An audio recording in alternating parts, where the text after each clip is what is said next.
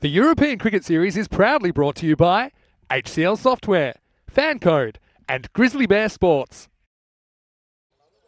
Good morning to you, wherever you're watching from around the world. Welcome to another big day in European cricket. The weekend has rolled around. The cricket does not stop. Saturday action, day 6 from the FanCode European Cricket Series, Portugal. We're looking forward to seeing 5 more matches today. In fact, we'll even be here tomorrow. This 12-day series does not take a break. So we are starting with match number 26, and that's a clash between Team Tigers Portugal and Gorka 11. A little bit earlier, Tyrone Peters had the two captains. Let's see what happened at the coin toss.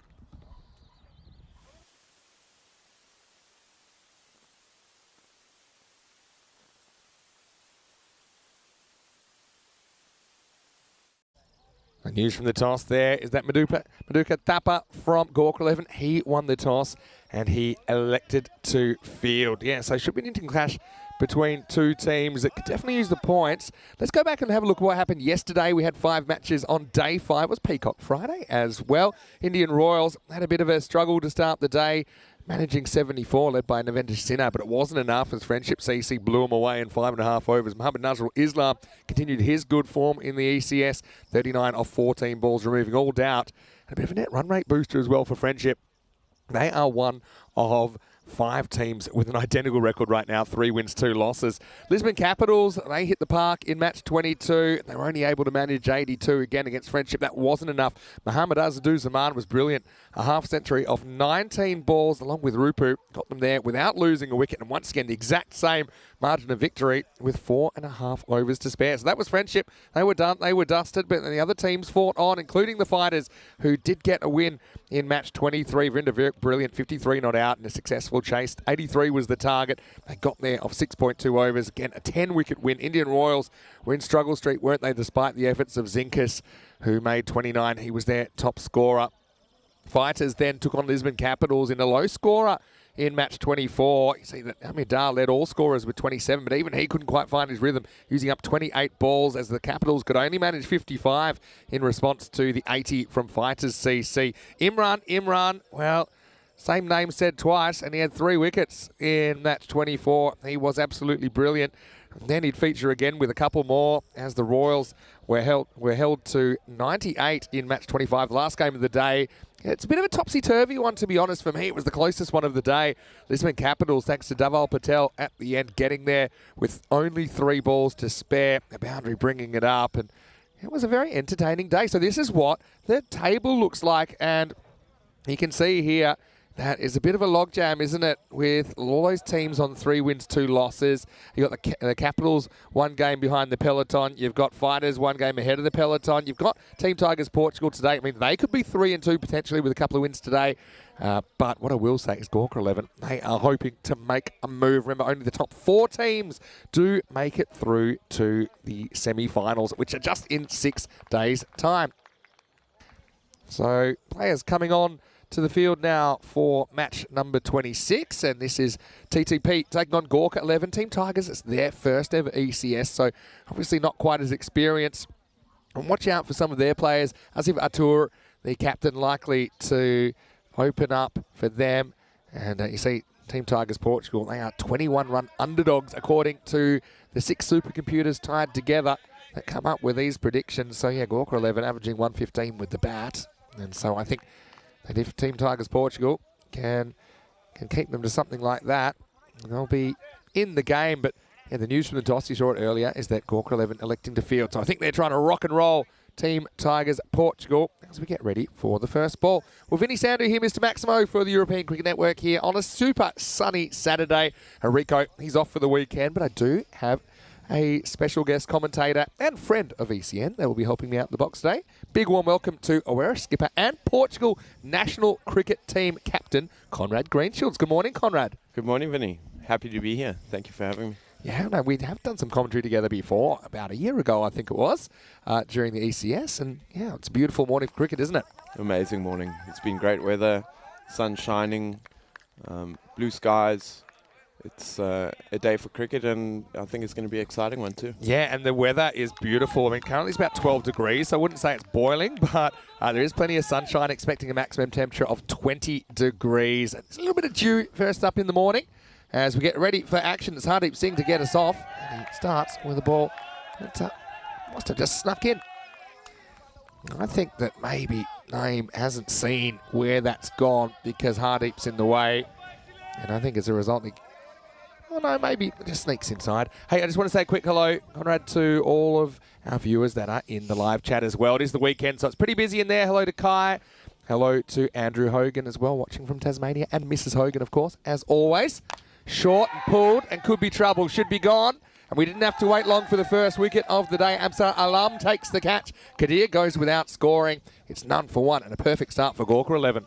Yeah, great start. Deep is a fantastic bowler. Always hits a back of a length, and looks like he rushed him a bit there. The Tigers, I mean, it's a great experience for them to be here, and I think they'll make the most of it. They enjoy every minute of it. Yeah, I don't think Kadir will enjoy that particular minute, but I think for the most part, again, that's how you get better by playing more experience and I suppose better teams. The Team Tigers Portugal up against it here, but we know this format does throw up a few surprises. Just going back to the chat, I want to say hello to Bruno Cavalieri, a.k.a. Diesel, who's in the chat right now. Good morning to you, Bruno. Also want to say hello to Kroom and to Marnus and to everybody else. Drop us a line. Say hello. Let us know how your weekend is going. Andrew Hogan saying 12 degrees. It's hotter here in Tassie. I bet it is. And he says it's Saturday night and he's on fire in Australia. Well, yeah, Saturday night in some places. What better way to spend your Saturday night than tuning into a bit of ECS cricket, hey? I love it, especially in Australia. That makes me happy to hear. It's a good time zone. You've played some cricket in Australia, haven't you? I did, yes, in Perth and Sydney. I love Australia. It's a second home. My family are all there, so yeah, it's a good place. Well, this is going to be Ator. I mentioned him in the introduction that he's an important player. It wasn't opening, but he might as well have been. He comes out after just 2 balls, facing Hardeep. This one sneaks down the leg side. It'll be a wide. It'll be the first run for the day. Some swing, some don't. I mean, you're a swing bowler by trade. You know that feeling, don't you? Yeah, the ball can sometimes play with you. You can hoop one, and the next ball just carries on straight. So it's a bit of a mind blow, but Deep trying to bring that one in there. It looked. I mean, he's a great bowler. His height, his outswing when he's got full rhythm is one of the best in the country. Yeah, so these are the two I think that need to make most of the runs for TTP, with Mohamed Omar Farouk at the non-strikers then hasn't faced yet. This one doesn't really swing either. It's a nice little clip off the pads, and that's going to be 4. Yeah, great shot, nice balance, and just flicked him. Anything that beats an inner ring here, it's difficult to stop, especially in the power play. Yeah, definitely. I just am blown away. I never remembered this field being that fast. I mean, it is super fast. I don't think I've ever seen it faster. It's hard underneath. It's kind of like a clay underneath the grass, isn't it? And because the whole field, or the pitch is the highest bit of the field, everything else slopes down to all the boundaries. So it's like playing on an upside-down bowl, isn't it? That's what we call it, the upside-down salad bowl. Yeah. Anyway, here's Hardeep with the comeback ball. Little dab, nice shot with the third man's in place. No easy stops, but he is able to stop that one. So yeah, any questions you've got for Conrad? He'll be here all day. So I want to say hello to Sundori, hello to Steve as well, to Giri Singh as well. One of your teammates at Werash. Yep, a.k.a. DJ. Yeah, Involver. Yeah, that's it. I'm liking it. Anyway, getting into our work here. And I hope Rico enjoys his weekend off. He was talking about a couple of things that he was looking forward to getting up to, maybe catching up on a few things as well. I'm sure he'll be lurking from time to time. This one does a bit. And this is a newly laid pitch. Tell me a little bit about the surface here, because it's the first time we've seen ECS cricket on it. Yeah, so this pitch was basically laid, 5 days before the tournament. We spent the whole day taking the old pitch off. What a nightmare.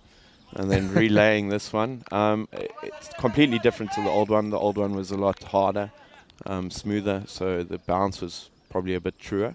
Here's Hardeep. Last ball, the first over on the stumps, but hacked away. Farouk's off the mark as we get to the end of the first over. The score is 7 for 1. But we'll come back to that in a second, but I do want to just quickly remind everyone that next weekend, in exactly 7 days' time, we'll have the ECI Portugal, which is a 3-way international series, a great way of capping off our time here And you can see there's quite a few good players. Talking about the Portugal squad, obviously you'll be leading that squad. Tell us about a couple of players in there. Yeah, very happy. The squad is growing from where we were 2 years ago. So a lot of new faces there, some old faces. Suman has come in. Miguel Machado, I think everyone has seen, has really put his name up there. I think the depth that we have, Parveen Singh's making a debut too. Yeah. And then we're going with some the old stalwarts, Najam, Amir Zaib. There's Nipu.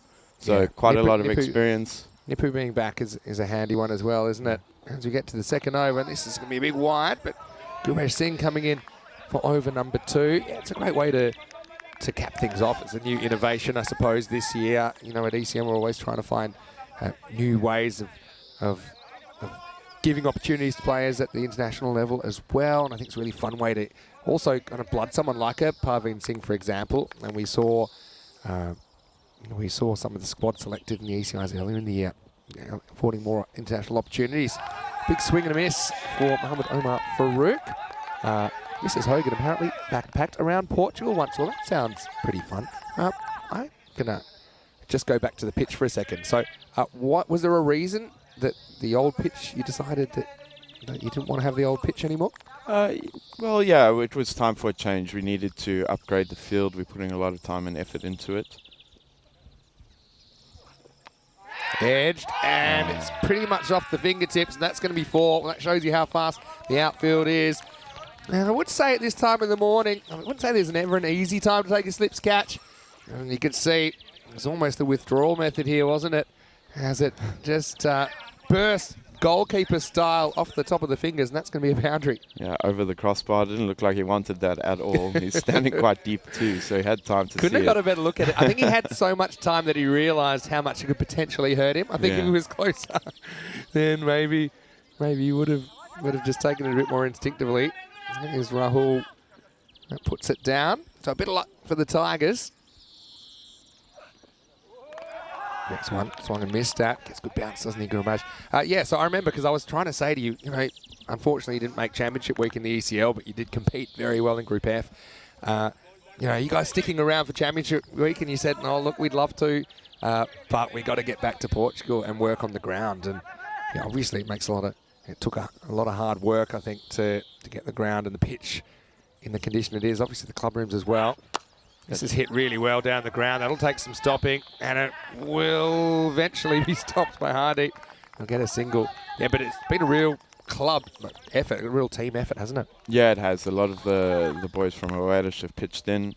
To relay a pitch, it took us probably about 11 and a half hours, and it was, 28 degrees, which sounds, not so bad, but out here in the farmlands, you bake. Yeah, absolutely. Yeah, good-looking shot. Certainly getting a bit of bat on ball, especially when it's pitched up, and that's going to race away to the boundary. And so it's just a class shot. Attaur is something about him, isn't it? And it just shows you don't have to slog to get runs on this pitch, because we're seeing a lot of 4s. I just think there's no easy stops. And you can see it's a very, very limp-looking Maduka Tapa that went after that ball. Yeah, the old boy's looking a little stiff there. The field, it's something that we talk about in Oeiras too. It's probably one of the hardest fields to field on because of how hard it is, and the bumps. And the ball's just on you, isn't it? It's quick. On you really quick. Very quick. I always think cricket's funny because the higher level up you go, the easier the fields are to play on. Yeah. And I think it should be like golf, where you make it harder. I want to see Glenn Maxwell try and stop some of these. Yeah, cricketers can be a bit precious sometimes. As we get to the end of the second over, the score is 17 for 1. But the pitch I think is playing well. I like that it does a bit. I think that some artificial surfaces are a little bit benign for the bowlers, but I do like the occasional one will bounce a bit more, the occasional one will stay a bit low, and it's a bit more like a regular turf pitch. Looking at the table, a bit of a logjam, isn't there, with only 4 teams able to make the semi-finals, which are just a few days away. These kind of games are important for Gorka. Also, their net run rate among the worst of the teams on 3 and 2. So I think, as you know from the ECL as well, it's not just winning games; it's margins that matter in this format, isn't it? Yep. Here's Hardeep coming back in over number 3. Starts with a wide down the leg side. Speaking of the ECL, how was that experience for you? I know you've been to Carlton before leading the Portuguese national side, but first time Awarerush have made the Champions League? Yeah, it was a great experience. The guys loved it. We were very proud to be there to represent Portugal. We fought hard during the year, and I think we showed what we have. I think we dropped the ball quite a few times, which cost us a few games, but overall very proud of the boys. Big swing and a miss this time, and Farouk can't catch up with it. Yeah, I think you guys did great. I mean, it's a brutal competition. I think what I realised with this format is you had no time to really settle. You had to bring it straight away with only 4 matches, and then, of course, the finals. You're in this cutthroat 3 versus 4 against CIYMS. A lot of people were saying that who won that game would go a long way in the tournament, and obviously CIYMS of Ireland won it, ended up finishing 3rd. I don't know, if you'd won that game, who knows how deep you could have run. And this is skied in the air, and the bowler is going to drop it eventually. Well, he had it for a long time there, Hardeep, but just couldn't keep it in the mitts. Yeah, he sets very high standards for himself. I thought that was a given. His hands are like buckets. Probably just overran it a little bit. Yeah, didn't get as close to the middle of the hands as I thought originally. But yeah, he's got giant hands. He looks like a golf ball coming down in his hands. But never easy to turn and run with the flight of the ball. So, a life for Mamadou Farouk. Again, the ball on that length. I really do like this pitch. I think that it kind of rears up on the batter, especially if you've got a bit of pace. Yeah, it is a really good pitch. When we laid it, I was one of the first to say that I think there'll be a bit more in it for the bowlers this year. The previous pitch was, pretty much a road. Pretty flat, yeah. So you could just play through the line, whereas this one kicks off. It will, nip a bit off the seam if there's a cutter. Oh, and there you see it right there. I always like the fact he just goes for a little run, just showing he's not hurt, but then the reality sets in and he is hurt. That one really squared him up. Right, cricketers are tough. I'm not saying I don't like football. It's a good game. We welcome everyone from Cow Corner that's tuning in as well. Great camera work by the guys at Swing Productions. Yeah, cricketers, they just shake it off, get on with it, don't they? Anyway, I want to say a quick hello to Durlav, who's saying good morning. Also, Kate is tuning in from the Netherlands. Enjoyed watching Taj Muhammad bowl yesterday. It was a phenomenal pacer. Yeah, thanks, Kate. Let us know where you're from in the Netherlands, maybe. Andrew Hogan says this ground reminds him of VFL Park, which is a ground they used to play World Series cricket on in the late 70s because they couldn't use the licensed cricket grounds, and it just drains from the middle. So it's for draining, it's really good. And Steve had another question about the pitch. So what's underneath the strip? Do you dig it out and lay a base, or maybe you can go into that a little bit more for us? Yeah, so we take the old pitch off, then we go and get some shale, which is pretty much crushed up stones. Nice ball, the 3rd over. Knocked away, they've got a single into the power play. It's 20 for 1 after 3. Yeah, so we lay the shale, then we whacker it, so big machine, and compress it as flat as you can. There's a lot of leveling and all the jargon that goes with it, and then we put an absorber mat on it. So that's basically the mat that will create the bounce. Yeah. And then we stretch all 3 of those, and then we put this one on, and it's about winching it, stretching it, trying to get it as tight as possible, and then nailing it in. Well, coming from Australia, I never realised how many different types of artificial surfaces there were. I always just assumed, because I saw a bunch of them around the capital city I lived in Perth, that it's just you just pour some concrete, stick it, nail a carpet over top, and that's it.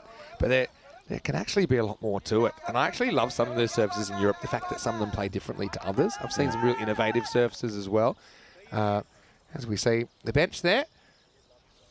And we're going to get ready for Amsar Alam bowling for the first time in this match in over number 4. Swing and a miss. Yeah, so I know that there's a pitch in Milan. It's one of my favourites. It has this Calcestra, which actually gets harder as it gets wetter. That's an interesting one. It's kind of what children's playgrounds, the kind of rubber that you'd see sometimes to absorb the impact there. Yeah, I think it's super interesting. And I think obviously they're just a lot harder, require a lot less maintenance. So if you were to play, if you did have a natural turf pitch, the kind of expertise that's required, the expense that you incur, and even that you wouldn't be able to play an ECS on it because you just could not do you have the hours in the day to prepare the pitch or other pitches, because we're playing 10 hours a day here. It wouldn't play very well at all. So I really like that artificial surfaces have been used for European cricket, because it's allowed us to play more cricket. Anyway, this is a little bit short. It's going to disappear. Going, and that is gone. Maximo Ataura gets things moving. And we're just going about run a ball pace before that, but that was a little bit of a Gundy ball, you'd have to say. It was dug in. He was able to get inside it and just turned it around the corner for 6. Yeah, good shot from Asif. He's one of the most enthusiastic cricketers in the country. Loves the game, loves his team. Always tries to lead by example. As you can see, he wore one from Junaid 2 days ago in the chest, and another one from deep. So fights hard. He's tough. I like it. Yeah, you got to be tough. And if you haven't played cricket before, you might be watching and probably wouldn't realise how hard that ball is. It is a rock that they play with. This one is a bit lucky, and how's this for some keeping? Just misses the leg stump by a whisker. And just one glove from Munjit behind the stumps. A few people talking about Australian football in the chat as well, because the season's just started there. And Andrew Hogan, watching from Tasmania, was talking about Hawthorn, which is a team based in Melbourne, near Melbourne. By just chance, I was watching a video of the 10 best after the siren goals this morning before I came to work. So, yeah, Hawthorn featured in that. I've got a question for you in a second, Conrad, as this is a bit of a top edge. Again, it's going to carry the fielder. This time won't be 6, but it will be 4. So Ataura is just taking on that short ball. I like that's courageous. And he has come up with 10 runs in 2 balls. Yeah, the bowling is a bit strange. I mean, if you're going to bowl short at the body, then maybe drop a fine leg. That's probably 2 catches if it's planned properly, but I don't think it's really that planned. Yeah, not the cleanest team I've ever seen, to be honest. Team Tigers Portugal. It looks a bit like my bedroom when I was about 13 years of age, but I know where everything is. I must admit, I used to take up a fair bit of the dressing rooms back in my day with all my equipment. This one's fuller. There's a better length. And just squeezed out. They get 1. They think of a second. Now they're going to take it on. Good throw, might be trouble. But the throw draws the keeper wide. So I guess it's good running because they made it. And it's the end of the 4th over. It's 32 for 1. So, yeah, when you were in Australia, did you get into the Australian football, the rugby league? Because, yeah, you played partly in Perth, which is an AFL state. And you played partly in New South Wales, which is very rugby league centric. Did you have teams you ended up going for, or you just kind of gave the whole thing a miss because it wouldn't have been winter when you were there, I'm guessing, right? No, it wouldn't have been winter. My brother played rugby in Perth, but yeah, I can't say I support any of the Australian teams. I have to stay loyal to the Boca, and but if I had to choose, it would be more union than AFL. And that's on the west of Australia. Yeah, rugby union, because the big South African population actually is actually becoming quite popular. Maduka Tapa is going to bowl now in over number 5. And Ataura had a nice little start here. He's compensating for Farouk that hasn't had much to speak of so far. And the first one's called wide. Yeah, Andrew Hogan's enjoying the cows. And big thank you. If you have any more questions for Conrad, he'll be with me for the day. So drop them in the chat. Yeah, Kai Bay is liking the hook shots. And Steve's there, really interesting stuff about the pitch. And yeah, a lot of hard work goes into it. This one sneaks in, I think.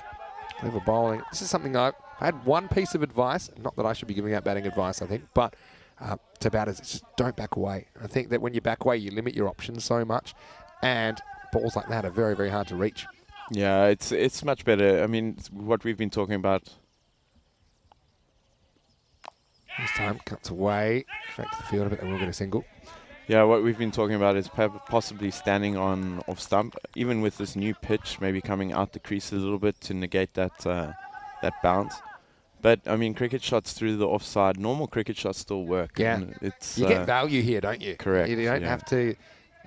It's fine to take risks, but you got to look at the other side of the equation. What are you gaining from that risk? Everyone loves the millionaire Damien Martin shot to back away and just caress it over cover. Well, you could just stand there and do that. He's absolutely nailed that. And that's probably only gone about 6 or 7 metres from the outfielder, but he had no hope. Ataura is turning it on so far on a Saturday morning here at Santarem. Beautiful shot. Just throws the hands at it. Perfect timing, pierces the gap. And like we said, as soon as it goes through that inner ring, it's gone. It's a bullet. Yeah, I'd like to get the physicists on this field to judge the acceleration, because normally we say it seems like it picks up speed off the bounce. Physically, that's normally impossible, but I think with the downslope, it might actually be the case here. what's actually happening, rather than the ball speeding up on the bounce, what it is, it's faster than you would imagine it would be, and that's why it seems like it's speeding up. It's just a phenomenon which rushes fielders, and a lot of them will be late on the ball here. Yeah, Andrew's saying lots of Zimbabwe peeps in WA too. Yeah, of course. And of course, a lot of Zimbabwe people in European cricket, such as our very own Sir Rob Kemming, who's taking a well-earned break after the ECL. Tapper slips as he bowls it. Again, this will take some stopping.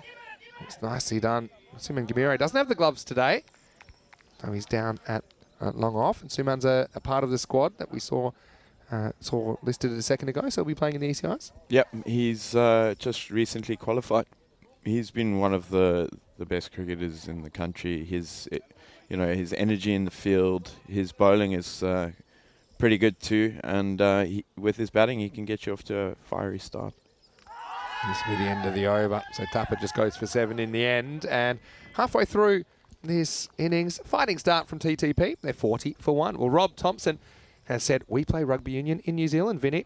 I am aware. There's a little team, I don't know if anyone's heard of them, called the All Blacks. You know, they're gaining in popularity now. They know the Springboks well. They do this cute little dance before the game. No, I've got to say, the haka is amazing. And even playing indoor cricket against New Zealand, they do the haka before the game. Oh, really? Yeah, I don't know. I can't imagine New Zealand test team doing the haka before the game. I will say, I can probably say this out loud. The New Zealand outdoor cricket team are known as gentlemen of the game, sportsmen, spirit of the game. I don't know if their indoor team are in the same class. I don't want to use the term cheap shots, but I suppose a lot more enclosed. The adrenaline creates a slightly different atmosphere in those games. I'd say we're no angels either, to be fair. But anyway, yeah, Rob, of course. It's rugby union. It's a game that's spreading all around the world. You look at rugby union as an Olympic sport. The fact they use rugby sevens as the vehicle to show the whole world, which includes a lot of non-rugby union playing countries or less kind of mainstream countries. That's why I think if cricket was to go to the Olympics, this has to be the format, not the T20. I think it just captures a lot more in a shorter period of time. Anyway, this is launched, it's high, and it's going to travel miles out of the ground. Mohamed Omar Farouk has been a bit quiet through the first half. He only put up single digits, but then he smokes the maximum out of the ground, just takes that off a length and gets most of it. Yeah, great shots. Tigers doing really nicely here. I think this is probably one of their strongest starts they've had in the tournament so far. 8.9 and over. I think if they get close to 100, they'd be happy. And the thing is, you just thought it might unravel for them with that early wicket, but it might have been a blessing in disguise. It's brought these two together, and they've handled it, and they didn't want to lose multiples. And I mentioned at the start, well, we see a little bit of byplay between the batter and the bowler there. But yeah, they didn't want to lose multiples. It could have unravelled, but I said these two are the ones that have to do most of the work. And the bowler just wasn't the most accurate throw ever. I'm glad he didn't miss the other way. But, I think the batter always had it. Oh, it was interesting. When he tapped his bat down, it bounced before the line, then flashes a thumbs up. I don't know who the thumbs up was to. Now charges and drives, gets 1. Yeah, rugby union is a great sport, as Matthew Hodgson says. And he's an island man. I'm a big fan of GAA sports as well, hurling and Gaelic football. I mean, I like a few different sports. I think most people know that. And so, yeah, so as far as Olympics go, I think most cricket people, they tend to think in a very cricket introspective way about, how it is an opportunity to play a T20 cricket game. And cricket people think T20 is super fast, but most non-cricket people think it's still pretty slow. This is going down the leg side. So, yeah, T10 format artificial pitches, I think would allow you to do it in places that aren't really cricket nations. So, like LA, for example. Yeah. Without having to build additional infrastructure. Yeah. I mean, I know I'm kind of addicted to the format like a lot of our viewers are, but I do think, why do they use rugby sevens and why is that successful? Because it is a compressed version, giving you kind of all the highlights compressed. And I also think it's a bit of an evener and allows more countries to take part, which I think is important. Yeah, I think you're right there. I think T10 Olympic sport would be amazing. Entertainment value, it's the same length if you think about it as a football game, hour and a half. Yes, exactly. And football is the most watched sport in the world. Most watched sport. Yeah. We're second, so a matter of time. I'm sure it will come, and like you said, it gives maybe the smaller countries a chance to show what they have. Exactly. Because 1 or 2 players can change a game. It can make a team competitive. This is smashed, and well, this one really illustrates my point. I mean, it was like he just put a bullet in a gun and shot it at Absar, and they say to get your body behind it. Well, if you do, you might have a slightly broken body. That was laced, and it brings up the 50 for TTP. It's 52 for 1 after 6. And now Farouk's up and going. So it's a very good partnership for Team Tigers Portugal. Yeah, very impressed. Very happy for them. Very new to the league. Last year was their first year. I think it was a big learning curve for them. But good to see they're competing with one of the giants of Portuguese cricket. Yeah, for sure. And cricket in Portugal, I know you've been involved for a few years now. You've qualified to play for the national team. You're currently leading the national team. But yeah, how has the landscape changed since you've been on the scene here in Portugal, as far as teams and things like that? Yeah, I think, well, first off, I think the European Cricket Series has to take some credit for it, if not all of it, because exposing the game here in Portugal was, through ECS. It brought a lot more teams out. We started with 5, now we're 18. We've divvied them up, so there's Division 1, Division 2. Yeah. So it's growing, the structure is getting there. We're bringing more players in. There's more talent being found. That's great to hear. Is Maduka Tapa, the captain, bring himself back? No infielder there, so it'll be a single. Yeah, and working hard in the schools. So we've got Santarem, the local school here. Oh, Paulo. hold on, interrupt this sentence because there we have an overthrow. In fact, we might have more than one overthrow. We might have a 3 here. Oh, they've chickened out of it. I would have thought that the second overthrow was easier than the first one. And that was the third one that they decided. No, that was the first overthrow. This one I think was the easier one. And then you can see there, I always love the byplay between the batters. Yeah, so 5 teams to 18 in a short period of time. That's a pretty dramatic percentage increase. Wow, this is Boldham. It's a slower ball. And I know he's trying to say this is high, but I got a feeling that because it's a slower ball, it's dipping. So let's just see it on the replay. Yeah, let's have a look. See, that's going down for me. Oh, it's been called. Okay, it's been called at square leg. So, yeah, I mean, look, when it goes past him, it's about belt high. So I think it's probably fair enough. We saw one of these yesterday that wasn't called. It probably, when we looked at it several times in slow motion, it probably was waist high. And I suppose that's the difference between the ECN regulations of waist height or above, or having to be above waist height. And it probably was waist height if you watched on the replay. And it's a tough one for the umpire because they umpire on instinct and they're told to call things that are about that high. Also, he's not the tallest batter. So I know it seems harsh on the bowler because it was super clever from Tapa.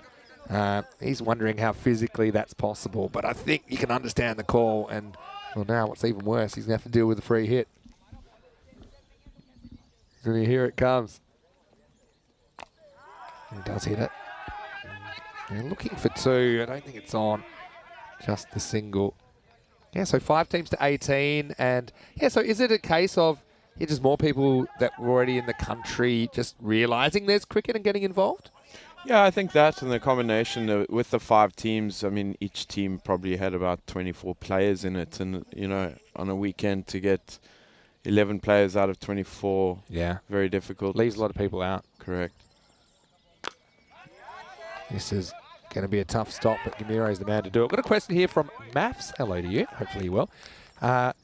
Asking how many born and bred Portuguese are playing cricket in Portugal. I know there's a couple of examples we've run into. Maybe you could tell us about some of their stories. Yeah, so Anthony Chambers is born and bred. The name doesn't say it, but he's purely Portuguese. Which Tapa here. This one's hit. Again, won't be more than a single, I imagine. Yeah, so there's, like I said, Anthony Chambers. We have our very own Diogo Martins. Yeah, Diogo is an absolute legend. Yeah. Chance we'll see him tomorrow because it's a Sunday game. Unfortunately not. The squad's been announced. We're trying to get our combinations right. Chance we'll see him off the field tomorrow. I hope so. Yeah. bit of support from old Diogo was great last year. Remember that Faf Stoneman, who's a brilliant fielder, dropped an absolute sitter. Twice. Of him. Yeah. I think you eventually took a catch, right? Yeah. So he did get the wicket. I think people don't necessarily realise how, I suppose, difficult it is to sell the game to locals if it's not in the mainstream. How's this? I tell you what, it's one thing when the bowler hits you. Can't say ever as a keeper necessarily went for this tactic. But he cops it from behind.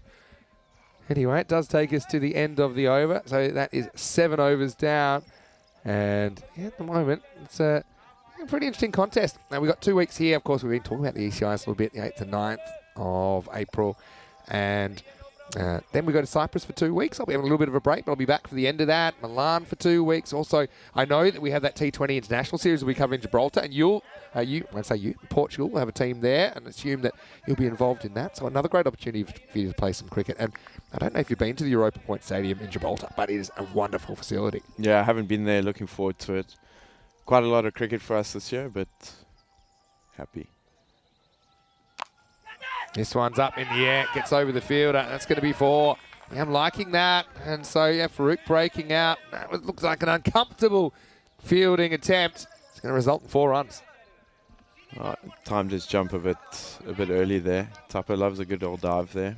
Yeah. Always throws his body on the line. Yeah, exactly. He does the right thing. Just couldn't quite get the timing right. So, I mean, there's a few examples of born and bred European players. But I suppose I use the example of football in Australia.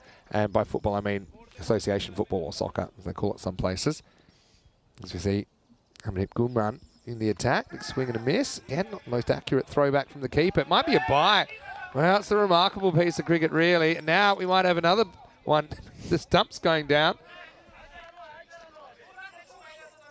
And so, again, this is just time for the Benny Hill music here, although it does finish with a nice direct hit from Suman. Even he can't save the play, though.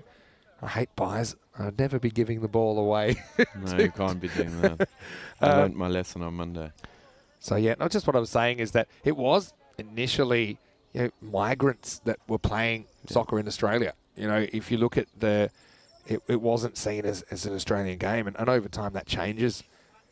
This is on a length and is absolutely pounded over mid-wicket. Well, what a shot that is. Maximo! Atura continues this good partnership. They came together with just 4 runs, or just no runs actually on the board, and they've built and built and built, and they're building a fairly competitive total. Very good shot from Asif. Like I said, he puts a lot of time and effort. He prides himself on his batting. He's got good chirp on the field too when you're in the middle there with him. That's useful. Yeah. Now misses out. Just a few have bounced a bit too much for these two at times. Yeah, so over time it does become a mainstream sport. So I think you have to be realistic where we're at in Europe. I mean, obviously you saw when we were in Spain for the ECL, I think 1,500 kids to 2,000 kids now have gone through learning about cricket. And yeah, cricket's a very difficult game to just pick up as an adult and play competitively. Just because the nature of it, you're not in the game as much if you're not batting or bowling. This is up, it's in the air. It's going to be a tough stop. Does the right thing, puts the kneecap on it, but that's not going to be enough. Poor Absar's been under attack out there. That's going to be another boundary to Atur. Yeah, something we noticed on Monday is that especially in the morning games, you got a bit of juice, so that ball does pick up a little bit more pace, especially on the outfield.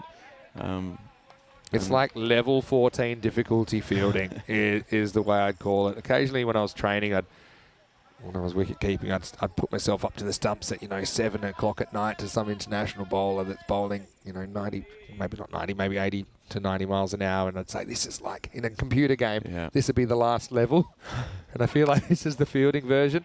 This one gets past Guman, it'll be the end of the over, and a pretty useful one for TTP. They get 15 off it, and at the end of 8, the score is 75 for 1. But yeah, I mean, it's going to be a generational thing. So I think that people, we have some great examples, but they are the exception at the moment to find native-born players that don't have a cricket background in their family, for example, that pick up the game. But there are some great stories. I mean, we've had one of the players from Yet Corfu, the Greek ECL team last year. He just taught himself to bowl during the pandemic, and he was a really handy left-arm spinner.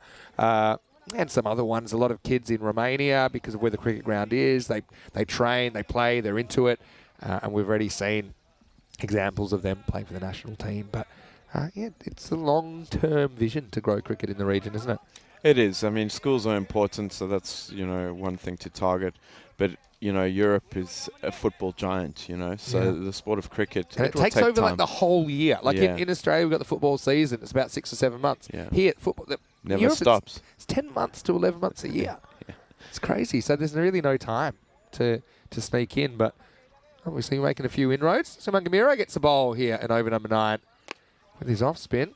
This is going to be another one. Oh, It's going to be well. I tell you what, that is not the zone of field at the moment. And poor Absar, well, it was Disney on ice brought to Portugal as he slid past it. And it's going to be 4 runs to TTP.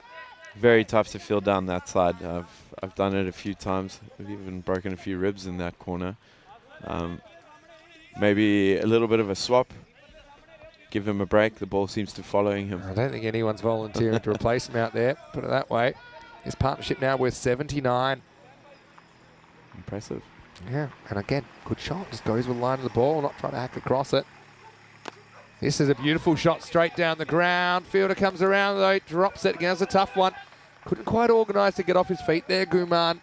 And so, Gorka, after a very strong start to the morning, they've let this partnership get out of control. Now it's up to 80. Yeah, like I said, I think if Tigers got to around 100, 110, they'd be very happy. You never know, the game of cricket. You said it. Gorka again, still be favourites here. This is a really good pick up and throw, but he can't hit the target. There's some interest for an overthrow, but he's having to make his case. And he didn't make it to Atahur. I was just looking, does Mohamed Omar Farouk have Suman Gamire's shirt on? I was just wondering. Maybe it's another Suman. Just thought it's a funny little moment. Gamire with the ball now. Steps across. It's good footwork, but he's put it straight to the man in the circle. So finally, the partnership is broken. And well, it's a good one. And Gamire again, probably a bit lucky this didn't get smacked away, but yeah, nice catch about shin high. So finally, we have a second wicket as Farouk goes for 26 and the score is 82 for 2. Yeah, good idea. Just lacked a little bit of elevation. I mean, the shot was there. The ball was short enough.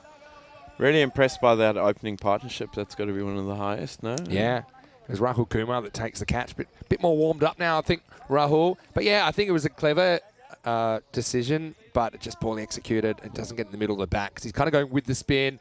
If you beat that man anywhere, sideways or over, or even under, you've probably got a boundary, but it didn't work out. But yeah, that second wicket partnership is worth 82 in the end. Tushar Shah comes to the crease at number 4. And this one's wide. Well taken behind the stumps. Manjit doing the duties.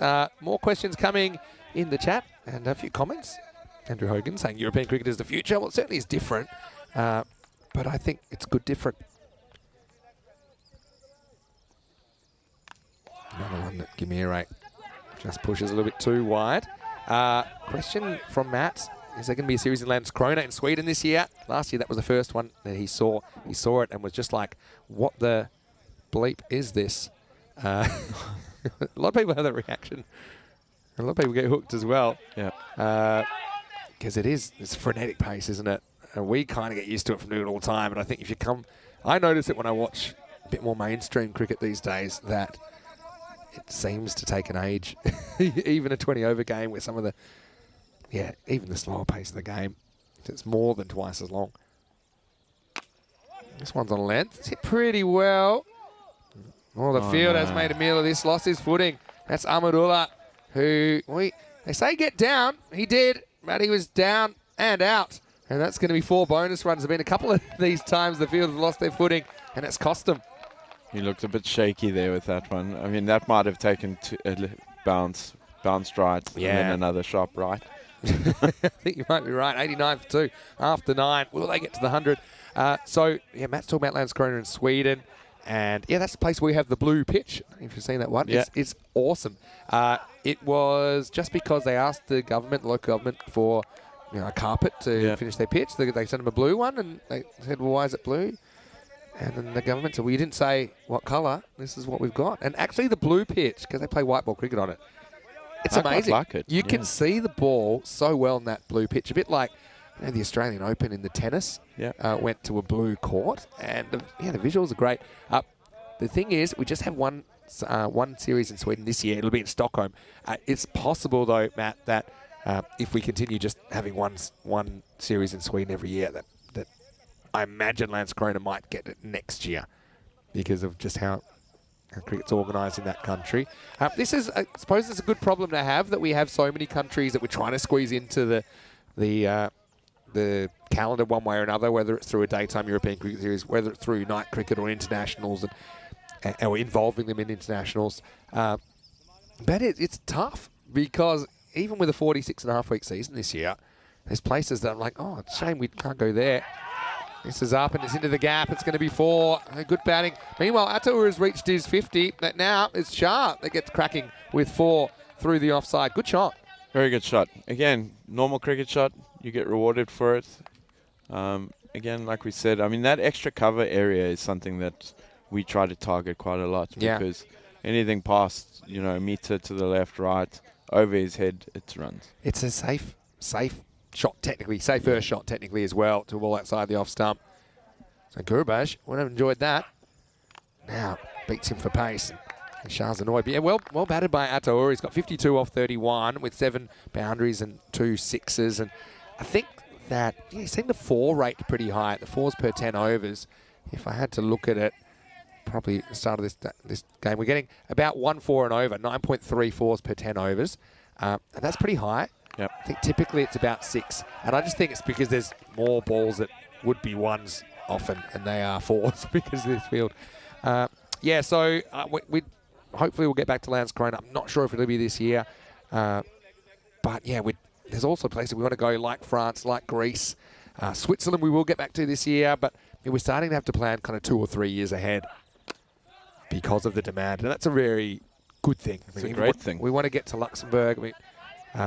Obviously, if we include more locations, some miss out, and it's difficult for those that have to miss out in a year. But we always try and make sure we get back there. So yeah, Matt's asking, is there anywhere new we're going this year? Well, it's not brand new, but we haven't been back for 3 years. We're going to St. Gallen in Switzerland. That's probably the one that sticks out. This is hit, and it's hit down to long on. Yeah, it's the last ball, so they're going to go for it. Nice pick up by Manjit. So Ataur will be run out in the end for 53, but he gets his team to a serviceable total. They're going to finish 95 for 3.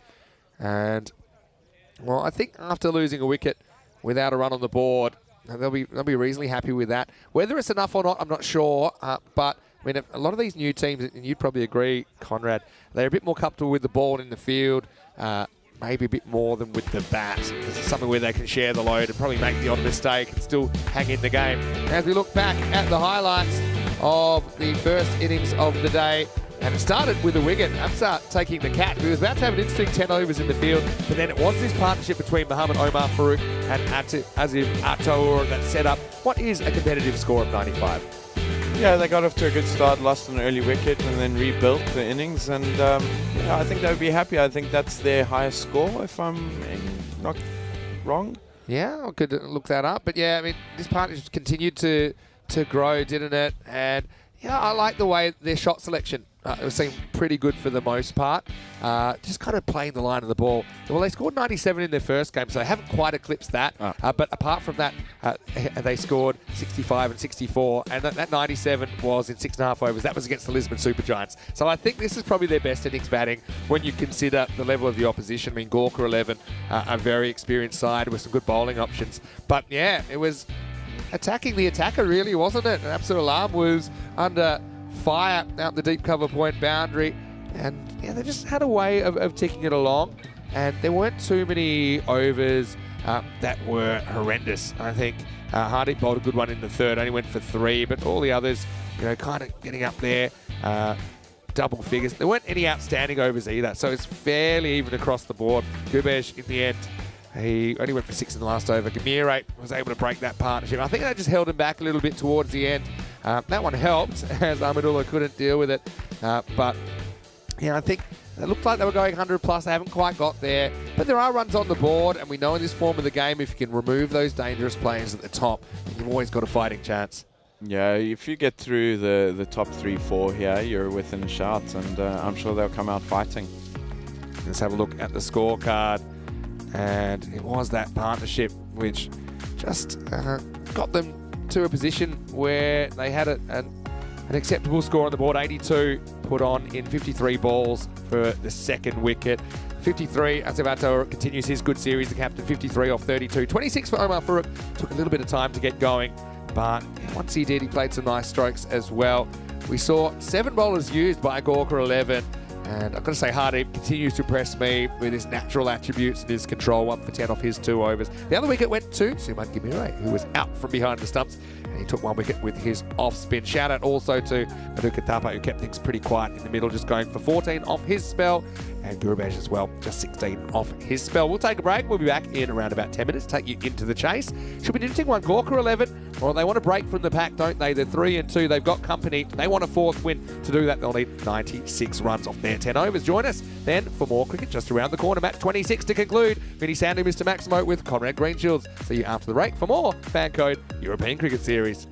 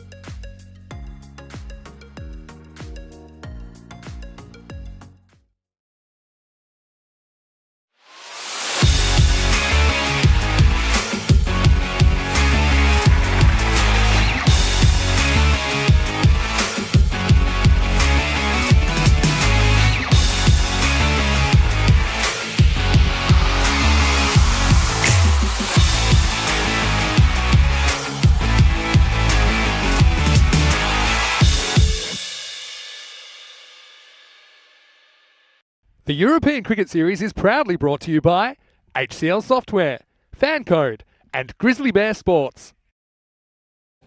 Hello and welcome back to the Santarem Cricket Ground in Portugal, affectionately known as the SCG, and we are getting ready for the second half of the first game of 5 today. Match 26 is the start of day 6 of this 12-day series. We'll have 2 weeks in total in Portugal because we have the 2-day ECI International T10 to finish our time here. So heading for the halfway point of this tournament at the end of the day, Gawker 11 taking on Team Tigers Portugal in match 26, halfway through this one. Gawker 11, they won the toss at the start of the day and they sent in Team Tigers Portugal, who've put 95 runs on the board. So Gawker 11, openers going out there now, requiring 96 for victory. Looks like Absar Alam is going to take the first ball, and Suman Gamirate, very experienced campaigner at the other end. So it's a good challenge for TTP to see if they can hold Gawker 11, remove some of these dangerous top order players, because if they don't, can't see this 95 holding up, but a real opportunity for them. And look, Team Tigers Portugal, they certainly started with a strong performance in their first game, but they were playing against Lisbon Super Giants, who are also new to the competition. So this is a chance to get a result against an established force in ECS cricket. Gawker 11 made plenty of finals. There's some of the Irish guys. It looks like it's Stoneman and Stoneman, which isn't some second-rate construction firm. That is in middle order for Irish, the ECL representatives from Portugal. Speaking of them, welcoming back my guest commentator today, and maybe over the next few days you'll hear a bit more of him in the box. Comrade Greenshields, also the Portuguese national team skipper, and well, we'll get cracking. And Amin Ulash starts off, and he starts off with a swing and a miss. And yeah, what a good opportunity for Team Tigers Portugal to show what they can do in the field. Yeah, I think they'll be up for the fight. They're going to come hard at Gawker, and I think it'll be entertaining. I see there's a change in the order, if I'm correct. Wasn't it Rahul opening? Yeah, so they've gone for Absar Alam at the top, and Gamirate. Gamirate is a natural choice, you'd imagine.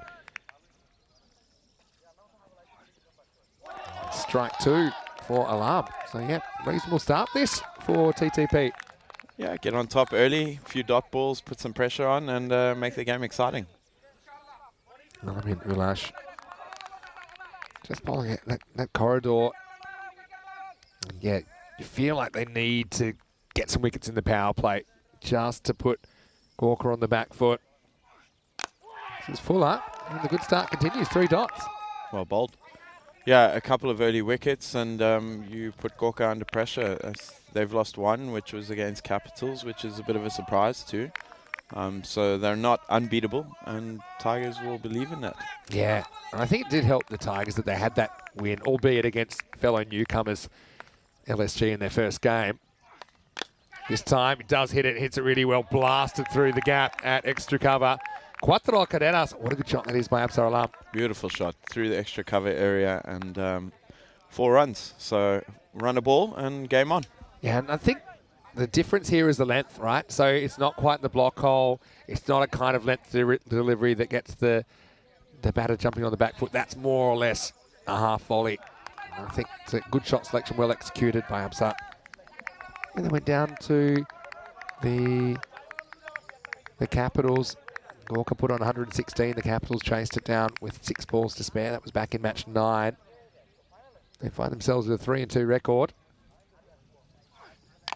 Now this is a little bit short, and it's top-edged. Hanging in the air and taken at the second attempt.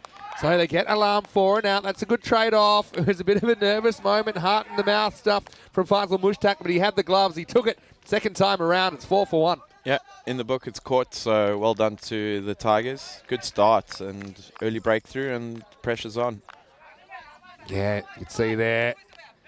And for all the technique in the world, when the ball pops out of your hands, you do tend to go into panic mode. But he did well to grasp it second time around. You do have to kind of keep your cool. And yeah, for me, if the ball ever did kind of rebound off my body, say if I was keeping it on the stumps or if it popped out of my gloves, I just keep thinking stay low, stay close to the ground. It gives you the most opportunity to kind of find it and catch it on the next opportunity. So yeah, well done to Alamin. He takes a wicket, and so yeah, Gawker 11 do lose the first one. A bit like Team Tigers Portugal did in the first over. And so, chance for Waleed Imran at number 3 for Gorka. Again, I like the lines he's bowling at the moment. I mean, it's something we have seen some teams struggling with, some bowlers struggling with in this series. At the end of a very good first over, it's 4 for 1 after 1. Yeah, great start. Good lines, like you said. The length was good too. He varied it very nicely too, and pressure on Gorka. Yeah, I mean, the challenge for the other bowlers will be to keep that standard up, I think. 53 matches since a Golden Ball. Now, top of my head, I don't think you've ever played in a Golden Ball match, am I right? I have not, no. I had the opportunity on day 1 with Marlow. Unfortunately missed the straight one. But yeah, not had the opportunity, but I wouldn't bet against it not happening here. Yeah, I mean, Indian Royals and Brothers 11 Portugal gave us one last year during the European Cricket Series in 2022. I'm trying to think of other Portuguese Golden Ball. Of course, you guys broke the streak and the night series last year. That's right. In late July. 405 matches, the longest streak we've ever had. Hopefully we don't have to wait that long. But yeah, 53 matches. And of course, it was only last week we had a Golden Ball. It's Hornchurch versus Bevan. Not sure if you caught that one. That was in Championship Week. 139, 139. Here's Mujibur Rahman bowling over number 2. Just a little bit of a dab. Gamire gets off the mark. So, hello to Chris Smith. He's had a long night at work, so glad you can join us. Oh, hello to Diesel as well, and anyone in the chat that would like to ask us any questions or throw some comments in. We love the interaction. It is Saturday. What would you normally be doing on a Saturday if you weren't playing or at the cricket? Conrad, that's my random question. You can tell me after this ball from Mujibur Rahman. Oh, surprises, Waleed. Good bumper there. Yeah. I don't know if it was pace or lack of pace that kind of does Waleed here. He seemed to be through the shot. And yeah, just kind of got up on the wrists maybe on the way down. You know what? Tell us a bit about Conrad outside of the cricket. What would you be getting up to if you can share it? Oh, Conrad's very relaxed outside cricket. I'm a fan of my own space. I enjoy being home. Got the dog, the cat. Oh, goes upstairs again. Well, this one could be a no ball. It is because, yeah, the first one I think was above the shoulder. This one definitely is above the shoulder. So, yeah, just getting a bit carried away with the short stuff from Rahman. And that could be costly because the free hit's coming up for Imran. Yeah, good call from the umpy. Not too sure on the 2 bounces in a row. Now we know this has to be fuller. You'd imagine so. It's wider. Oh, no, it's going to be the infamous Minimo, which is not what you want, especially with another free hit coming up. He tries to get the ball away. Look at that seam. That's some of that movement you were talking about in this pitch. There's definitely a bit in it off the surface. But, yeah, after that good first over, you feel like the pressure's been taken off here in the second. Yeah, that's a bit of a Gundy ball. Is that correct? It's a Gundy ball. Gundy ball. Yeah. And still a free hit, so could go from bad to worse. Hello to Charlie Hunt as well, saying, is that a young Conrad on comms? Yes, it is. Mr. It is Charlie. Conrad Greenshields. Hello to you, Charlie. Another free hit, goes for it. Doesn't really get it. Doesn't really matter if he catches it, but just needs to make sure it doesn't get away from him and go over the boundary. So, yeah, nice fielding. Good catching practice. Yeah, good take. He'll be confident if another one comes to him there. I'm going to say hello to Priya Sabu, who's watching from Austria. Priya played in the ECIW just 1 week ago. It was awesome. We had some questions, actually, about this in the first innings. This is up, and it's out, but it's straight down the throat of the deep cover. Big moment, and he catches it. Well, 3 catches offered, 3 taken, 2 count. And Abdul Qadir takes that one. That's not an easy catch, and he gets lifted off his feet. I mean, Gamire's a big scalp. He's gone for 1. And Gorka, most of the runs have been due to extras so far. They're 12 for 2. Yeah, great catch. Pressure. Suman's a big wicket, and he took it very nicely, to be fair. Good technique. Pinkies together, little fingers together. A little bit of luck as well, I think, that he judges it right. You can see he's relieved. And so, yeah, Gamire, the next man to go. So, yeah, very, very impressive performance so far from Team Tigers Portugal. Big underdogs, of course, their first series against the Gorka side, which they have been right up there in the domestic scene for a while.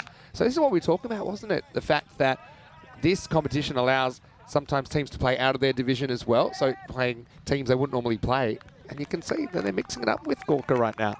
Yeah, it can only benefit the game of cricket in Portugal. I mean, the more these teams play against each other, the better they'll get, you know.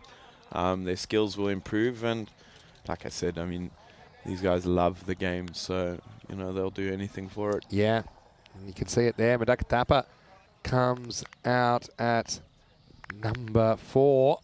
Responsibility on the captain. He goes straight away, and he goes large. Maximo! Again, this is the length which, I suppose it's drivable, but you can't take anything away from the shot. Tapa goes big, and a steadier for Gawker 11. No, it was there to be hit, still had to be hit, so a good start from Tapa.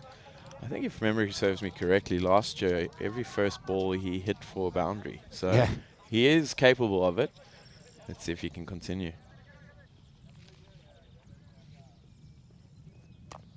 This is just worked away. Will be 1.5. I don't think they'll get the 2, so just a single. Yeah, Priya is a member of the Austrian women's team that we saw last week. They won the ECIW in Spain, 19 for 2 here after 2. She had a nice time in the series, 93 runs, including a best of 29 not out against Spain. Striking better than run a ball. So I want to say hello to you, Priya, and nice to see you tuning in. The community just keeps on growing, and ECIW cricket has been a great innovation this year. A demand has been there for it. Let's have a quick look at the table. Gawker trying to break out of that 6-point glut. And there's a few teams on that. They're hoping to make a run for the top 4, no doubt. So, yeah, the development of women's cricket, women's international T10 cricket this year, for me, it's been the highlight of the year. Edged and gone. So it is 3 now. Meduka Tapa has to go. And Alameen gets the reward again. Remember, he bowled that really tight first over. So that's 3 wickets in the power play. Team Tigers Portugal laying down the challenge. Yeah, it looks like Gawker playing with the batting lineup a little bit. It's always dangerous. You should never, you know, underestimate a team. And before you know it, you're 3 down, 7 left, and pressure on the batters coming in. I will say, though, I mean, the run rate is pretty much where it needs to be. It's just those 3 wickets. And looks like this is Rahul Kumar coming to the crease at number 5.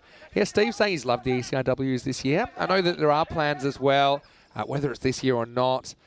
But we'd even love to have an ECCW, so the European Cricket Championship, or the Euros of cricket, of course. We have the men's that we've done on 2 occasions, with England 11 winning in 21 and Netherlands 11 winning in 22. It'll be held this year again in September, October, but we would love to do a women's version. But you know, watch this space. That'd be a great opportunity. It's just, again, it's inspiring to so many young girls that are playing the game. Like I know when we were at Costa del Sol last week, yeah, the girls were so excited to see women playing cricket and playing at a good level as well. So, yeah, stay tuned for more.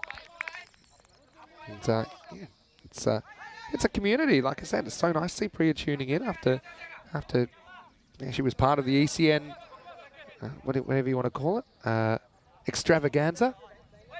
I will say the scheduling was a bit tough this time last week with the ECL final the night before, yeah. and we went to day games as well. So I did have to knock on Corey's door at 7:30 in the morning the next morning. But it did make us a lot, what's that word? A bit more circumspect in our celebrations at the end of the tournament compared to what it usually a couple of occasions before where we stay out a bit late.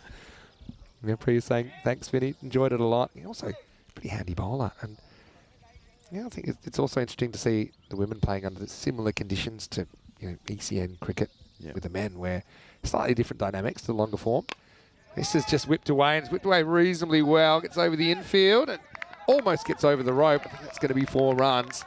So Wiley Dimran, again, he's been shaken up a couple of times. There's Shub directing traffic. And for the first time, really, Alamin gets taken down. Nice little whip away shot over mid-wicket. Yep, beautiful shot. No risk. No one out there. I see they're dropping him back now at Cal. I don't know. I think I'd encourage that shot because Alamin's been mostly outside the off stump, right? Yeah. So it's more risky. And this time, it's not like off the middle of the bats, hanging up in the air. But, yeah, they couldn't pull off the catch. Now, having to scramble for a second, was sliding into home plate, was Waleed. Almost takes out the wicket keeper's legs. And he will scramble back for 2. Good contest here. Great contest. It's a pity that guy just got moved back. The ball's landed in the exact spot he was standing prior. That's what I mean. I think I like, that's a great dive, by the way. I like encouraging batters to take risks. Yeah. Imran, still though, he's only run a ball pace. Now, drags this just over the field, and that's going to be 4 more. Well, it's a game of inches, isn't it? And Alamin Ulash bowls a really good spell. In the end, he takes 2 for 15. He's got his team in the contest, but he'll have to step aside as we get to the end of the power play. It is 30 for 3.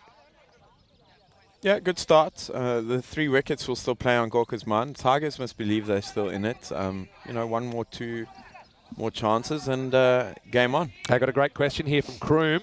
He's saying, can we find out Conrad's favourite and least favourite game you've played in? And I assume this is on ECN. Do you have a favourite, and do you have a least favourite, and do you want to share them? Take your time to think if you like as well. Favourite and least favourite. Okay. Is that including ECCs? Yeah, anything on ECN. I will probably take this time to remind you, which you probably don't need reminding. I don't think Irish have won a trophy on ECN. Is that true? Thank you, Vinny. Can I go out on a limb and say maybe the final against Marlow last year here in the ECS? Yeah, I would say least favourite was the final last year. Yeah. It was a bitter pill to swallow, especially after the start we had. So least favourite. Favourite, it will sound weird. My favourite game was actually against Spain in the ECC when Cameron ripped through us and we were 15 for 4. But then we showed a lot of fight, which I was very proud of. Old Miggy Stoneman stepped up to the plate. Yep. So I think everyone had written us off and thought we were going to be rolled for nothing. Yeah. And then we got, within 20 of them. Yeah. So it was that's one of my favorites. It's not always a win that turns out to be a favorite. It's a performance. That's interesting that you say that. I mean, for me, I would have thought maybe you'd go for the time that you beat Spain by 5 runs. So you probably say that's a good choice as well. That's more personal towards Corey, though. So. Corey's grumpy face and the fact that he had a camera on him at the very end where he had a clipboard. Don't know if the clipboard went. He went for the kind of, to his credit, shaking hands, but he was grumpy, wasn't he? Yeah, his handshake was a bit rough. He was meant to commentate the next game. Oh, well, typical Corey went and hid in a corner, right? Let's just say he didn't. I often think, and obviously some of our crew, not coming from a cricket background, our camera crew, the camera in your face when you get out. Yeah. I think that would have been annoying. This is nicely worked away with the angle from Walid Imran. Bakor just getting a bit too straight. This one goes to the boundary. He's just got to watch out with that back foot because he's pretty wide there. But in the end, the batter didn't need any help. He whacks away for 4. Yeah, so I think that what's that like when you get out, especially when you're disappointed and you have the camera in your face? I always wonder how people handle that. You just don't think about it? I just don't think about it. I think I'm more into what's happened, to cause me going there. So in your own mind. Goes around the wicket. Just chip down the ground. Bit of work for the outfielder, but just keep it to 1. I think it'd be great to see, when you're out in cricket, I guess it's not as big a deal in T10. Admittedly, I haven't played a lot of T10. But obviously, when it's a Saturday game, you get 1 innings for the day and you've really geared up for it. You might get a bad decision or you might play a bad shot.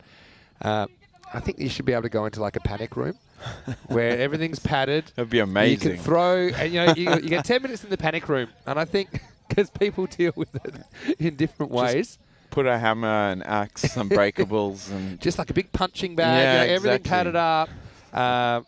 You can throw stuff around. There's nothing breakable. Oh, this is a false shot. Hang in the air. Just try to turn that away to leg. It's a bit of a leading edge. Does result in a single. Yeah, because some of the injuries that you see, I think Devon Conway missed a World Cup final punching his bat. Yeah. That was pretty soft way to break a finger, to be honest. But I've heard of Mitch Marsh missed a whole season,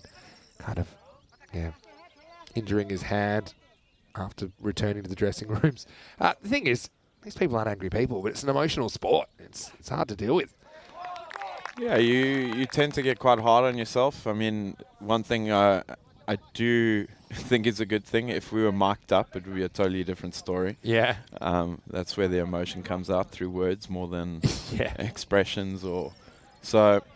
But, it's like a game of golf. You go, you can hit a perfect shot, and then the next one, you can change quickly.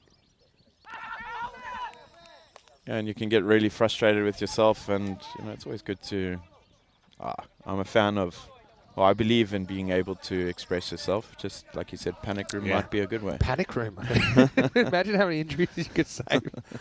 I just like to have, maybe a camera in the panic room. If we could probably. Big Brother. Yeah, you'd be able to sell the rights to that footage. Abu just pushes it wide. He just struggled for control here. This was always the question, wasn't it? I mean, they had Alamin really dealing up front. 2 for 15 he took, but can the rest of the bowling unit keep it below this rate and continue to take wickets and take chances? But yeah, I just think it's really exciting what's happened with ECN, and even if you look at the coverage now compared to 2-3 years ago, obviously it's always improving. This one's a little bit straight, and it's going to be 4 rolling down the hill. So Imran, after getting shaken up, he's dealing it out now, isn't he? He moves to 20 in pretty quick time. That also takes us to the end of the over. Bakor goes for 13, and after 4 overs, it's 43 for 3.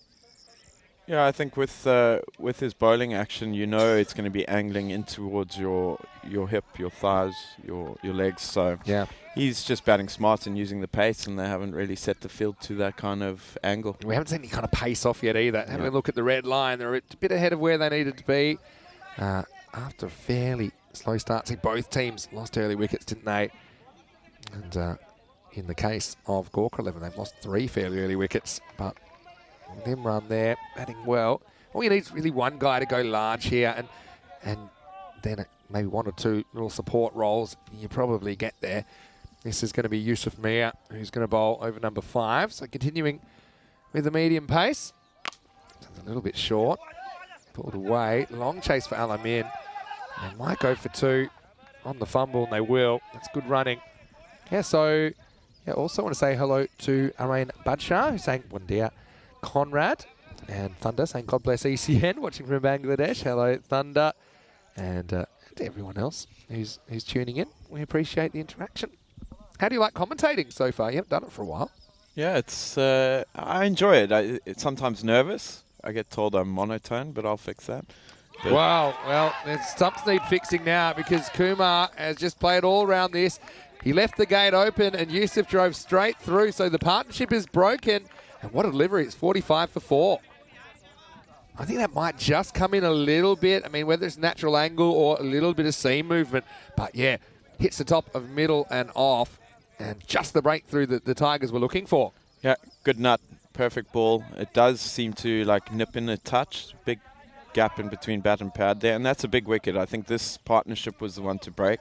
If they had to get Waleed now, Tigers were within a sniff here. Yeah, and so also breaks the right-hand, left-hand combination. We know that can, I suppose, cause bowlers to have some problems with their control, making the adjustments. Yeah, I don't think you're monotone. I think you're a bit of a natural. Obviously, got a lot of good cricket knowledge, and in fact, we've actually played in the same competition. I don't think at the same time, but back in Australia. Yeah.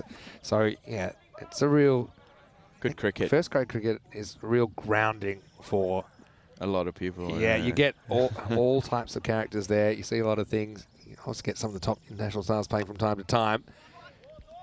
This one is worked away. This looks like Manjit Singh, who's coming out, the keeper, at number 6. So yeah, while Conrad's here, he'll be here today, and I'm having a little bit of time off from Monday. Rico will be back. I think we'll get to spend some time with Rico as well in the commentary box. Look forward to that. Last time I was in the commentary box with Rico was in Miranda 2 years ago. Ah, right. This is low full toss. Yeah, grabs his hair for some reason. Again, it was always probably going to be 2 there. That's good running. So, Waleed Imran is trying to just steady the ship here. But the run rate required has never really moved too much from about 9s the whole time. Yeah, they're keeping it tight. I mean, there hasn't been an explosive over that's gone for 20 plus, so keeping their heads in it.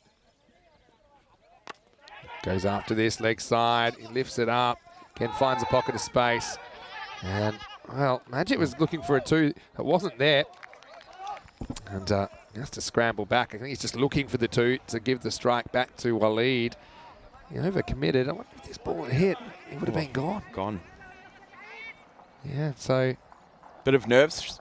creeping in there from Manjit. Yeah, perhaps. I mean, strategically, I can see what he's thinking, but it just wasn't there. Now, pretty intelligently, just keeping it ticking, as he will retain the strike as we get to the halfway point. The 50's up as well for Gawker 11. 50 for 4 after 5. Yeah, so I love that we've had so much cricket in Portugal. Obviously, you guys are wonderful hosts. We've had, I think this is now our 4th European Cricket Series at this venue, the Santarem Cricket Ground. Yeah. And also we've had, I'm going to say, 2 night series. We had one in Miranda de Corvo in early 2021, and we had one last year, kind of about halfway through the year, right? So 6 series in Portugal. I mean, yeah, you guys are right up there in places we visited. There must be a reason, hey? Yeah, I think we get on well with everyone here. We always try and make it the best experience for you guys too, and for the cricket itself. We appreciate it. Here's Mohammad Omar Farouk, ties up the batter. First up.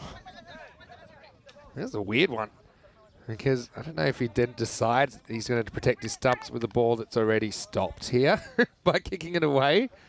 I suppose that's fine, because it was kind of rolling slowly back towards the Nutmegged himself. Yeah, it did, didn't he? Anyway, got to keep it tight. These are important overs. Trying to stay in the contest, Tigers. And you can see, Manjit, there's no real urgency to hit boundaries. I think he's happy just to get out the way at the moment, hand the strike back to Imran. Yeah, I've got to say, you guys always look after us so well. We are very thankful for that. I mean, we also love that every time we come, there's some improvement to the ground. This time, obviously, it's the patio and the kind of the off-field areas look pretty good as well. This is hanging in the air. It's probably going to go all the way, and it does. Great catch. Only one problem, and he's gone well outside the rope. So Imran gets the ball, which is just short, turned around the corner. Well, there's no better catching practice than this, but the result is maximal, 6 runs to Gawker. Yeah, I don't think he had a single clue on where that boundary line was. Good catch, though. Good practice. And now it's a wicket. He's chopped on. Well, it's going to be a 6 and out for Walid Imran, who goes and tries to fetch that from well outside the off stump, and as Mohammad Omar Farouk with a breakthrough. That's the one they wanted, Conrad. It's 57 for 5. Yeah, I think that's a game changer. Now the pressure coming in on the batter coming in. Like I said, Walid is a big wicket, and I think if I'm correct, yeah, they're a bit short of batters now. Where do you think this is going? Yeah, I think it could be going to the wire, but I just have a feeling that if somebody can still click for Gawker and go bang, bang, bang, but there's risk associated with that as well, so that can backfire. I don't see the game drifting. I see probably Hardeep coming out playing shots, and if he gets away with it, they could still finish this ahead of time.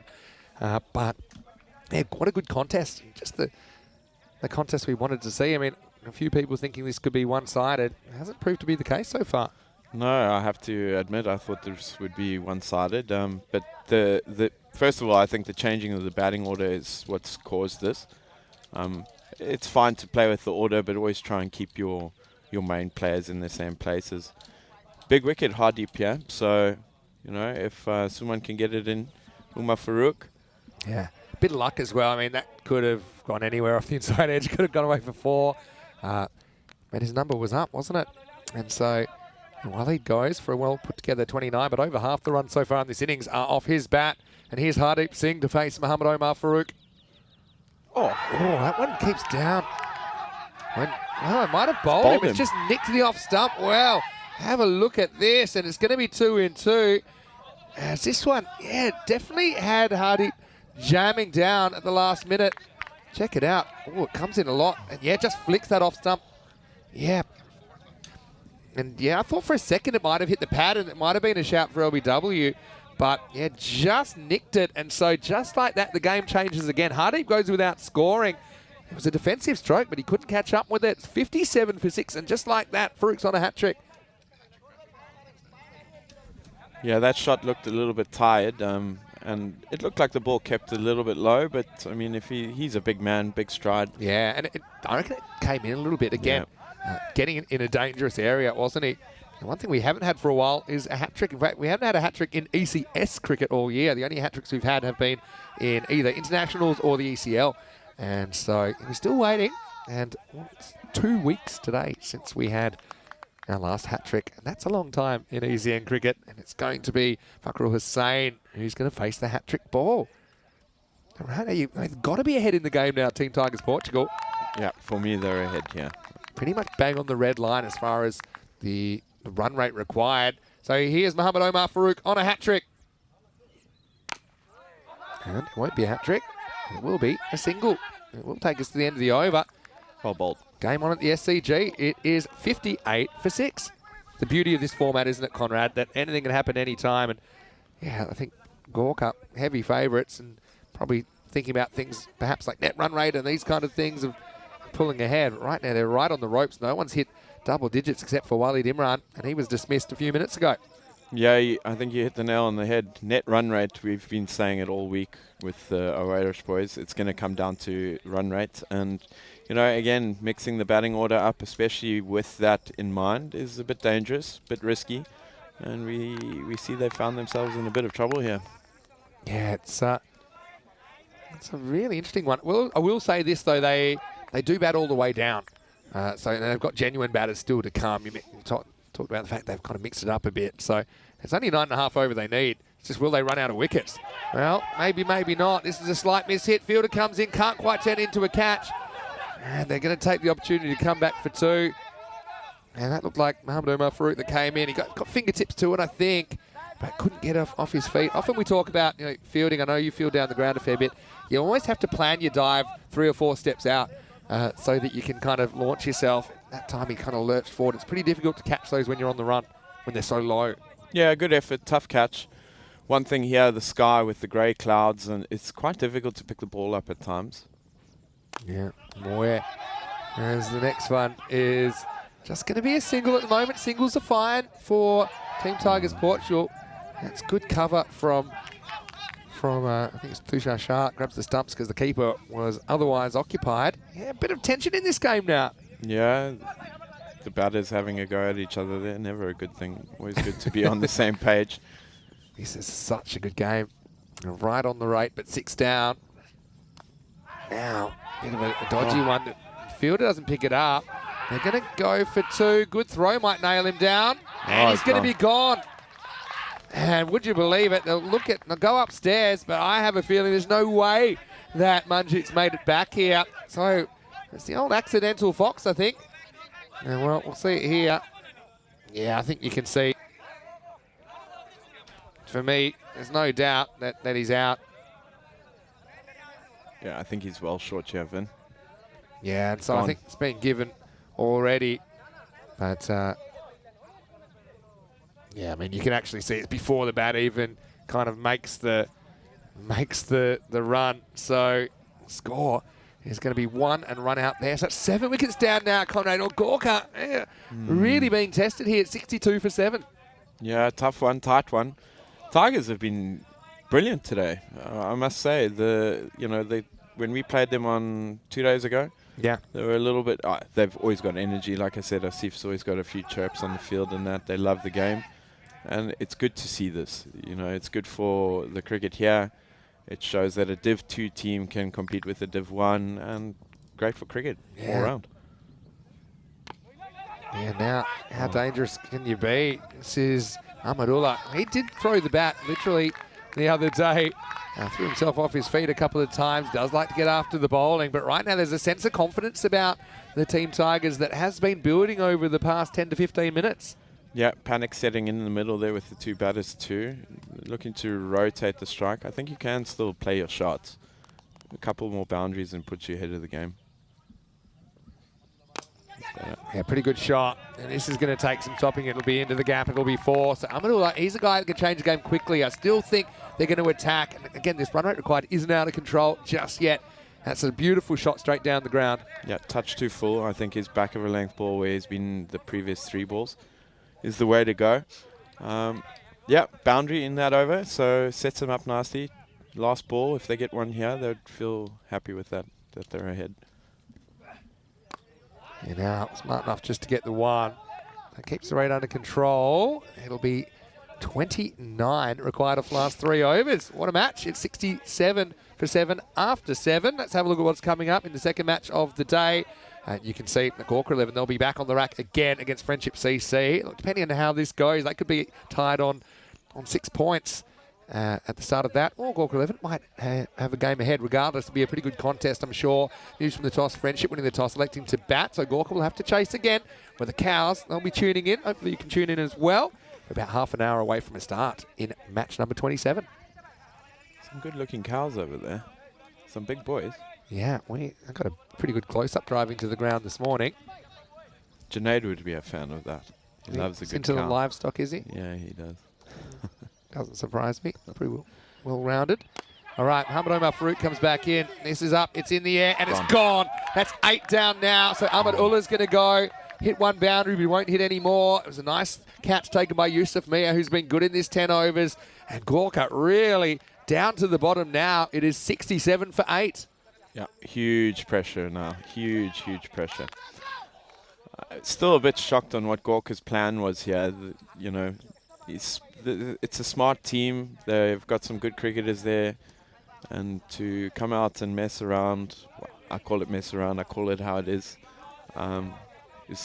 going to probably cost them a chance in the knockouts. Well, potentially. I mean, that's the thing.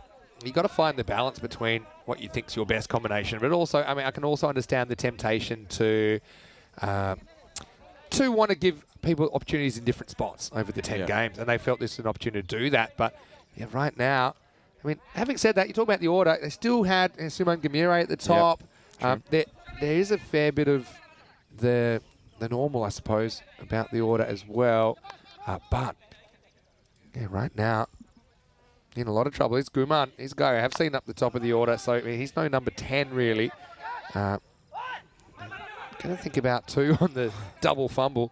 But yeah, it's like you're now tightrope walking without a net, because normally if these guys were batting up the top, you'd go, yeah, okay, they're very capable of doing this. Look at the rate, it's not that much. But that 1 or 2 wickets and the game's over now. So Omar Farouk's been brilliant to go with his innings. He's amazing. In the first half, it's been 3 for 9. Time. It's a really good stop, and they're the stops that matter. That saves 3 runs. Outstanding work. Great fielding. Skipper. The skipper, Azim Atoura. So, yeah, both the batters that were the protagonists in the first innings combining. Omar Farouk with the ball, and Azim Atoura with a very good stop. Edge, and this is going to be 4. Well, there's the luck factor as Muhammad Omar Farouk crouches in disbelief. Guman gets the boundary. Good ball. Nothing you can do about that. He's won the battle, but in the scorebook it's 4. It's highly frustrating when that happens. Yeah. Nothing worse. Well, we talk about the small boundaries. That's one thing in ECN cricket, but I think also it creates a lot more wickets and wicket-taking opportunities as well. It's something people maybe don't realise because batters are encouraged to go for everything. So 23 or 14. We got a cliffhanger here. There goes leg side, gets a fair piece, and fielder is going to make the stop again. Great. When you're 8 down, you also can't afford to take some of these dodgy 2s that you might normally risk a run out on, because you are flying pretty close to the sun as far as getting bowled out.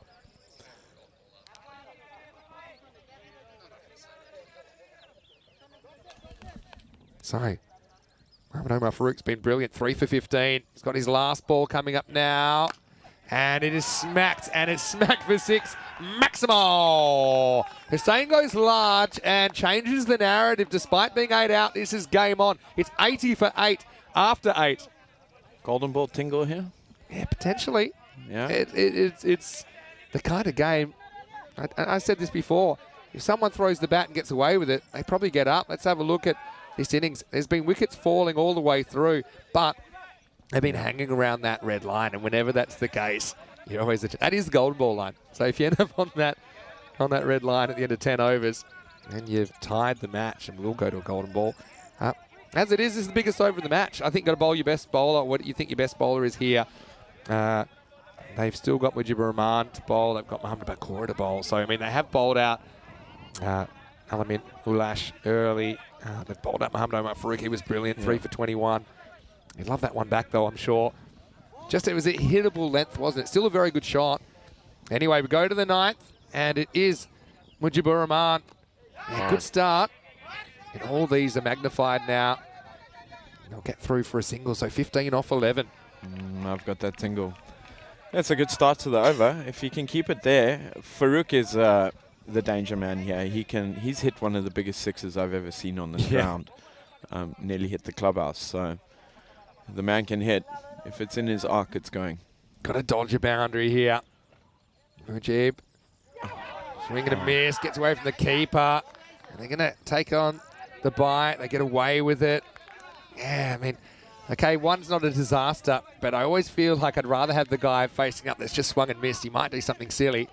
You might be able to get him out. Remember, if you're Team Tigers Portugal here, you're just 2 balls away from winning this cricket match. Correct. I think every fielder is going to be on it here. This ball is, it's going. Guman swings, hits it straight down to long off, Got and him. it's caught. Well, that's a great catch by Alamin Ulash. He's been brilliant throughout this 10 overs, and that's 9 out now. Could this be a boil over to start the weekend? Again, it's that kind of challenge length. If he gets that in the middle, it probably disappears out of the ground, but it was low on the bat. Alamin does the rest, and just like that, it's 9 wickets down now. It is 82 for 9. Brilliant from the Tigers. Love it. I love to see it. Love a good upset. It was not an easy catch. It's not over yet, though. It was not an easy catch. It's far from over. Yeah. Here's Gurbaj Singh coming out at number 11. He will be facing up, don't forget. You know, there's sometimes a bit of a push in 10-over cricket that maybe there should only be 6 wickets in hand or something like that, just to give the fielding team a bit more of a chance and to force people to be a bit more careful. But this is the exact reason that I love having 10 wickets in hand. Yeah. Because if you get a 10th wicket thriller, and yeah, it's quite the sight. So, 14 still to win. And Gurbaj looks pretty comfortable. Get down. Get down. I don't think they take on the 2 anyway. As Fakrul Hussain is probably thinking, okay, I can actually tie the game with 2 swings here. But also, you feel that forces him to be a little bit more selective with what he goes after now, with a wicket losing the game now for Gorka. Umpire clothesline attempted by Naeem. I think he's just swinging, Vinny. You think so? I reckon he's just going for it. 13 off 8. So imagine if a ball goes up here, it's going to be all kinds of pressure. What a game to start our Super Saturday. He does swing, and he gets it, but how much? It's going into the gap. It's going to be 4. Well, he didn't quite get the middle on it, but he did get it into the middle of the gap. So this thriller continues. That takes it down to single digit required, 9 off 7. Strange field. There's a deep square, no cow, long on. I would have that cow back because that's Farouk's Surely go-to. Surely you're looking 1 here. I mean, at boundary, you wouldn't turn it down, but you don't have to take a crazy risk. So he swings for the fences, and he gets this one. Even better, Maximo gets him into the nervous 90s, and it is nervous because that's 93 for 9. But what it does do, it puts the number 11 on strike to start the 10th over. Great hitting there from Hussain. Lots of pressure and look cool as a cucumber. Number 11 on strike here. What do? First ball, just go and run? I think that you're bringing the field in here. I think that you don't want to sit on your hands and think you had a chance. So I'm definitely bringing in more infielders. I'm trying. Well, you got to put yourself in the number 11's shoes. Gurbaj Singh, he's just trying to get out the way. Yeah. I can't see him playing an expansive shot, and that's what they're doing. It's actually quite clever cricket. I think that Asif Antur is a pretty good captain. So have a look at all those infielders. They don't want to let him off strike. They know if they can pull off a run out here, they win the game. Yeah. So it's going to be Mohamed Bakor. He struggled a bit with his control issues as well earlier on. Doesn't want to give away an extra. Here we go, 3 to win off the last over. And he starts with a wide. Oh, no. Oh, well. Remember, if we do get a tie, we'll go to a golden ball. We've had 6 of them this year already. We haven't had one for just over 2 weeks, but that's over 50 games in the ECN universe. Again, perfect ball here. That's what I'm thinking if I'm the bowler. Bowl him out and win the game. You can be a hero, Bakor. Swing and a miss. Oh, It's no. missed by the keeper. They're going to go. The bowler's end. Oh, he gets home. That's criminal that you can get a run there. I mean, how has that happened? That'll tie the cricket match. How can you get a run here? It's just regulation. The keeper doesn't watch it in, maybe swings on him a bit. The bowler doesn't get back to the stumps. And now we are all tied up at 90. I think that makes it 95-95. Oh, wow. Again, if he gets out, it's a golden ball. Top of off. Any score wins it for Gorka. They go. They run him out, run him out. What are you throwing for?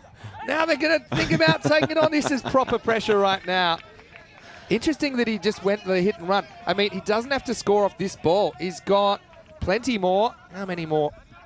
Four more chances to win the game. So he could even block one or two. And when they brought the field right in here. Don't have any outfielders. Is he swinging? Surely they can't mess this up, Gorka. Any run wins it. Oh, It's going to be a wide and it's game over. Well, what a cricket match. Oh, and you got to feel for Team Tigers Portugal. In the end, they got so close, but Bakor couldn't find the radar. Again, they'll have to get the grief counsellor in, but Gorka have a scare, but they do take the 2 points away from match 26. And, well, that one was very ECN, Conrad. Good game. Love it. That's why we love T10 cricket. Yeah, got off to a good start. Good shot through the covers over extra there. But then the wickets started coming. Yeah, I mean, it was a brilliant start, really. But that was a real blink and you'll miss it moment, wasn't it? And you start to look at you start overanalyzing a bit of the innings as well when it comes down to just a couple of runs like that. But I will say there are a lot of positives to take out of this for Team Tigers, even though they didn't take the points. Yeah, I think they can be very proud of their performance. I don't think many people gave them a hope to compete with Gorka, and look, they took it down to the final over. Yeah, Lots of pressure. They did. They just kind of pieced together the chase, didn't they? I mean, Walid Imran was important, 29 off 16, and he was throwing himself around as well, wasn't he? Watch him sliding in. And yeah, they had to work really hard for their runs. That's something that was pretty obvious to me. They did get the danger men at the top, like Suman Gamira, for example, that went for just a single. But so yeah, really good bowling as well. I mean, that one completely did Rahul Kumar neck and crop. He went for just 5. I wouldn't say panic set in, but certainly the tide turned, didn't it? And when Walid Imran chopped on, they needed someone else to stand up, and the wickets kept falling. They needed someone in the lower order to pull him out of the mess. In the end, it would be Fakrul Hussain with 2 Maximos and a 4 in his 21 off 9. If it wasn't for him, I don't think they get there.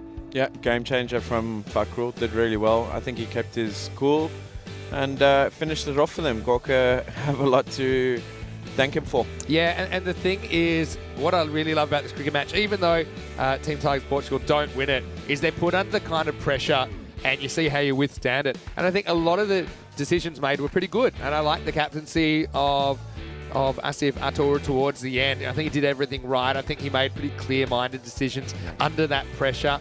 But then the other thing is, I think some of the other players will probably be better for that moment, even if they weren't quite able to execute. But I think it'll make them a better cricket team. This is towards the end where we saw the 4 and then the 6, which made it just 3 off the last over. And there was all kinds of craziness. I don't know how you get a run there. I mean, again, if you can force a run out there, then you win the game. Yeah. But they took the calculated gamble, Gorka, to take it on. And Fakrul would ultimately watch the winning run past him as a wide broke the tie. Brilliant way to start the day. The Team Tigers Portugal, we'll see them a little bit later, but Gorka we'll see them straight away in match 27, starting in about 15 minutes' time. And the news from the toss, Friendship winning the toss, elected to bat. So Gorka will have to chase again, see what they do with their batting lineup. Azam Johnny comes into the side for Gorka. Friendship, CC, I've got to say that Ashraful Rupu and Muhammad Asaduzaman have been brilliant at the top of the order of late. 29 for Walid Imran. It was important after he had to deal with some short stuff early. 21 late in the piece, though. Fakrul Hussain, he was the ultimate hero for Gorka 11 as they do steal the points back. And yeah, 12 extras didn't help. Team Tigers Portugal, look, a lot of bowlers that contributed. Alamin Ulash was brilliant early, 2 for him. Mujibur Rahman, 2 wickets as well. 3 for Omar Farouk was brilliant. But yeah, ultimately, they just weren't able to hold on. Entertaining cricket match, Conrad, but Gorka 11, they do take the 2 points in the end. Yeah, great game. Loved it. I think Gorka 11, lucky to scrape through. Like I said, the Tigers should feel very proud of their performance. And again, like I said, the net run rate's going to play a part, so it didn't help them that much there. They scraped over the line. Well, we didn't get our golden ball, Conrad, but we still got 4 more chances today. Join us in around about 15 minutes, take you into the second of 5 matches today. Until then, it's Vinny Sandu here, Mr. Maximo, with Conrad Greenshields. Back after the break with more FanCode European Cricket Series.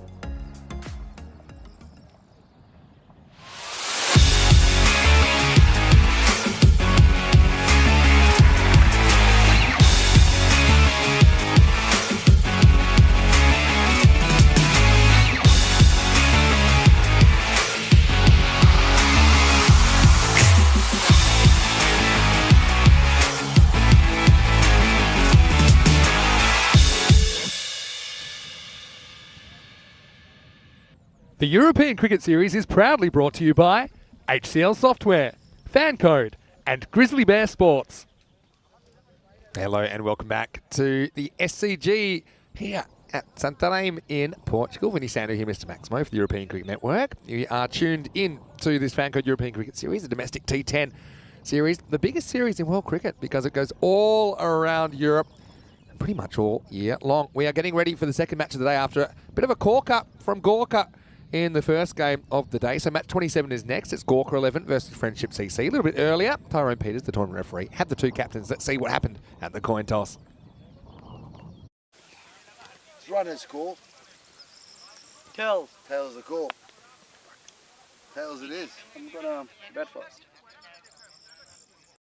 Jez Rana winning the toss for Friendship CC. Some pretty fancy footwork as well. Was that Fred Astaire or was that Tyrone Peters out there? Nutmegs himself with the coin, but it falls the way of Friendship CC, so they will bat first. And so, yeah, I think it's a good toss to win. I think Gorka were a little bit suspect on the chase in the last game, weren't they? Although they snuck in the end. I also think Friendship CC has some very good openers. Ashraful Rupu and Mohammad Asadu Zaman. Got the captain, Imtiaz Rana at 3. And Jayad Alam will be a weapon with the ball as well as the bat. Solid keeper in Rakibul Hassan as well. For Gorka 11, though, let's see how they rejig their order. They were pretty thankful, I think, for Fakrul Hussein's contribution in the last game. And according to the bat versus ball wall, 8-1 favourites over Friendship CC. But Friendship CC, they've taken some big scalps here in Portugal. One man that knows that all too well is the Awera skipper and Portuguese national skipper, Conrad Greenshields. Conrad, welcome back. And yeah, this should be a really good game. Yeah, Friendship CC, very good team. They were in the final of the league last year against us. Put us under the pump, and it was a good game. And yeah, they're a team that's just come out of nowhere and started competing straight off the bat. Yeah, they've got some dynamic players, don't they? And I think it starts with their openers. Mohamed Saman cracked a half century yesterday. I think Rupu also. I like the way these two complement each other when they're out there. They've got a mix of technique and aggression. I think they've got the mix pretty much right. Having said that, I think Gorka, they had the scare in the first game, pushed the very last over in the last wicket in the chase against Team Tigers Portugal, but they did get the points, and so they'll feel this is an opportunity to kind of go 2 games clear of that middle pack. Friendship also with 3 wins so far in the series, so yeah, I think it's all to play for. And Hardip's a very difficult bowler to play earlier on. I think he's getting the most out of this track as well. He bowls with good bounce and good movement. Yeah, he bowls a very good length, very hard to get under, so it changes the game in that point of view. I think timing of him is crucial. It's just wait for the ball and punch it. We'll see the table in a few moments' time once the game gets underway. But essentially, Friendship are 3 and 2, and Gorka are 4 and 2. So if Friendship can win this, they go to the same record as Gorka. Gorka's net run rate isn't particularly good. In fact, I think that they have the 5th best net run rate in the competition, despite being 3rd on the table. As we get ready to make a start. And Asadu Zaman pushes the first one down too long off for 1. Yeah, so all these games, especially between what I'd call these kind of semi-final contenders, genuine contenders, these are the results essentially. I think they'll determine what that top 4 looks like in a few days' time. Yeah, a big game this. I think Friendship will be backing themselves. They've just watched Gorka scrape through against Tigers, which is known as one of the weaker teams. So Friendship will take some of that confidence and no doubt let them know about it in the middle too. Yeah, well, a bit of that good-natured stuff. I don't mind it. Paolo Buchamatsa on the field for the first time umpiring. Been impressed? Yeah, he was telling me how much he enjoys umpiring as well, and obviously Paolo and yourself actually done a bit of umpiring. That's part of the community, I suppose, of being in a developing cricket country. Is you have to be a bit of a Swiss Army knife and have a few different roles. How did you enjoy umpiring? I know you did a fair bit of it in the Night Series last year. I actually enjoy it. I prefer it. I like being out in the middle. Get a great view of stuff close up, don't you? This is an up and under job, and it's not going to get over Gamire. He's going to take the catch with room to spare, so it's a big wicket first up. Rupu goes without scoring, and it's 1 for 1. Yeah, huge wicket that, so they'll be super chuffed with that. Good catch from Suman, backtracking. Yeah. Backing track. Yeah, well, I don't know what his karaoke skills are like, but I know that his catching skills are spot on, whether he's got the gloves on or whether he doesn't. So yeah, Rupu, not a bad shot to try on, but it's difficult, I think, a bowler like Hardeep who's just on you. And so he didn't quite time that. See him just repeating the shot. It's disappointment for Ashraful, but he's going to have to go at 1 for 1. I want to say a quick good morning to a few people that are in the chat right now. John Gray's joined us. James Stewart watching from Estonia. He's dropping in with a cuppa. I hope everyone's enjoying the show. He missed a pretty good one in the last couple of overs of the last game. Maybe rewind it when you get a chance, James. Also want to say hello to Ivan. He said he's just back from a very wet 5K that he's been running in the UK. He's totally soaked. Well, I can tell you, you can get your sunshine here in Portugal today, Ivan. Hello to Shrug as well. He's watching from Jersey. And I want to ask Shrug, what did you think of Jersey's run in Championship Week? Tell me, did you catch any of it? They really did themselves proud. A bit unlucky not to make the top 4 in the end.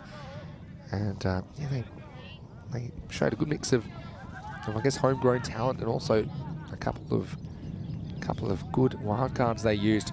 Anyway, it's Mohammad Nazrul Islam, big hitter, coming out at 3.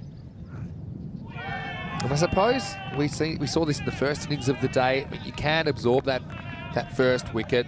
It'll bring another recognised batter to the crease quickly. And if they survive this period, they can still bat more or less the 10 overs and get you to a healthy score. Yeah, Nazrul is he hits the ball a long way. Against us, he turned it on.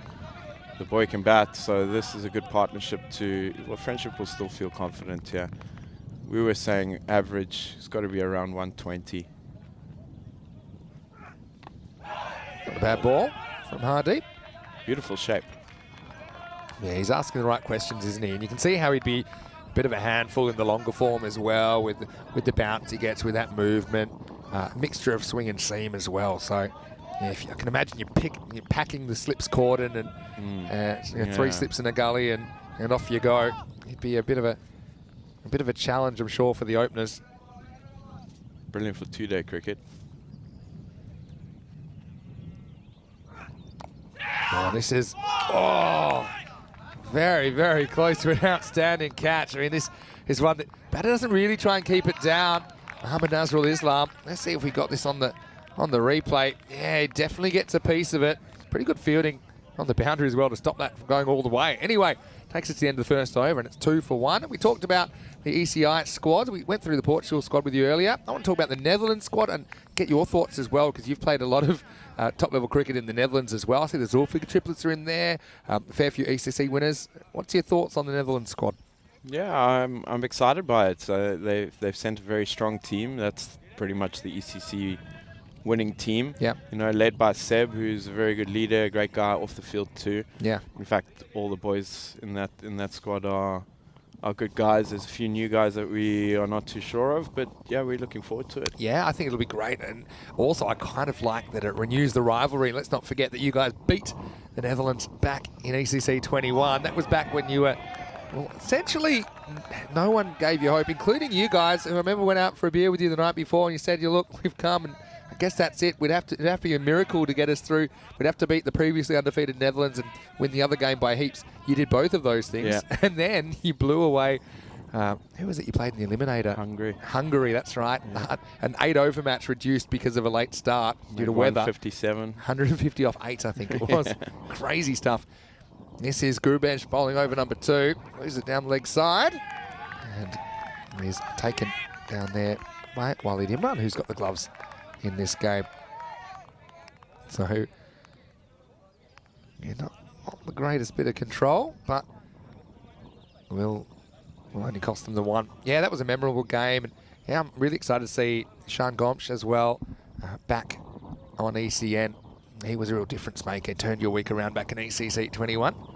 Good player. And then, yeah, you took a big fish as well with your win over Spain last year. That would end up Spain would win that group and go all the way to the last 3 in Europe. And it must be exciting to have that, I suppose, next level up in this format, because you do play a fair bit of it now with ECN cricket. And yeah, T20 International, obviously, it's the format that'll take countries forward ultimately on the kind of ICC stage.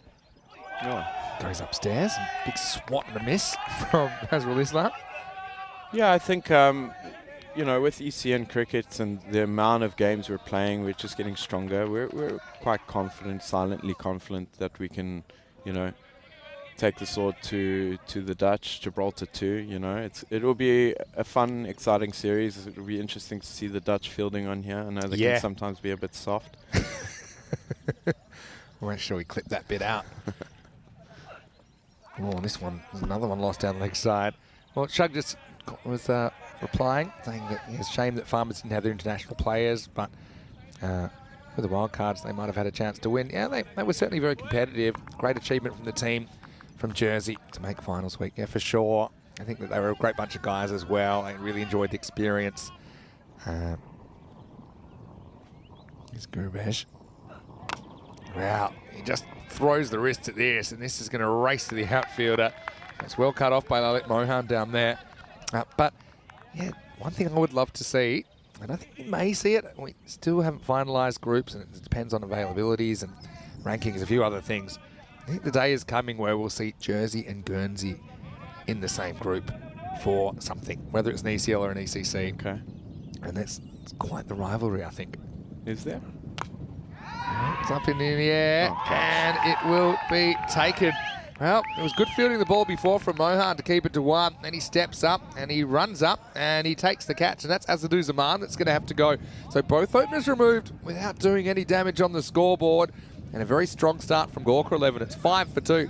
Great captaincy too. So the previous ball to Najrul, they've had him down at cow. They've brought him in, and he's chipped it straight to him. And I think actually the first wicket they had a long off and brought him in and got caught off mid-off. Sometimes so it's like, now you're doing a bit of captaining. You'd know the feeling of sometimes you feel like a genius, and other times you feel like you don't have any of the answers. Yeah. So this is the keeper, Mohammed Rakibul Hassan, who's coming in at number 4.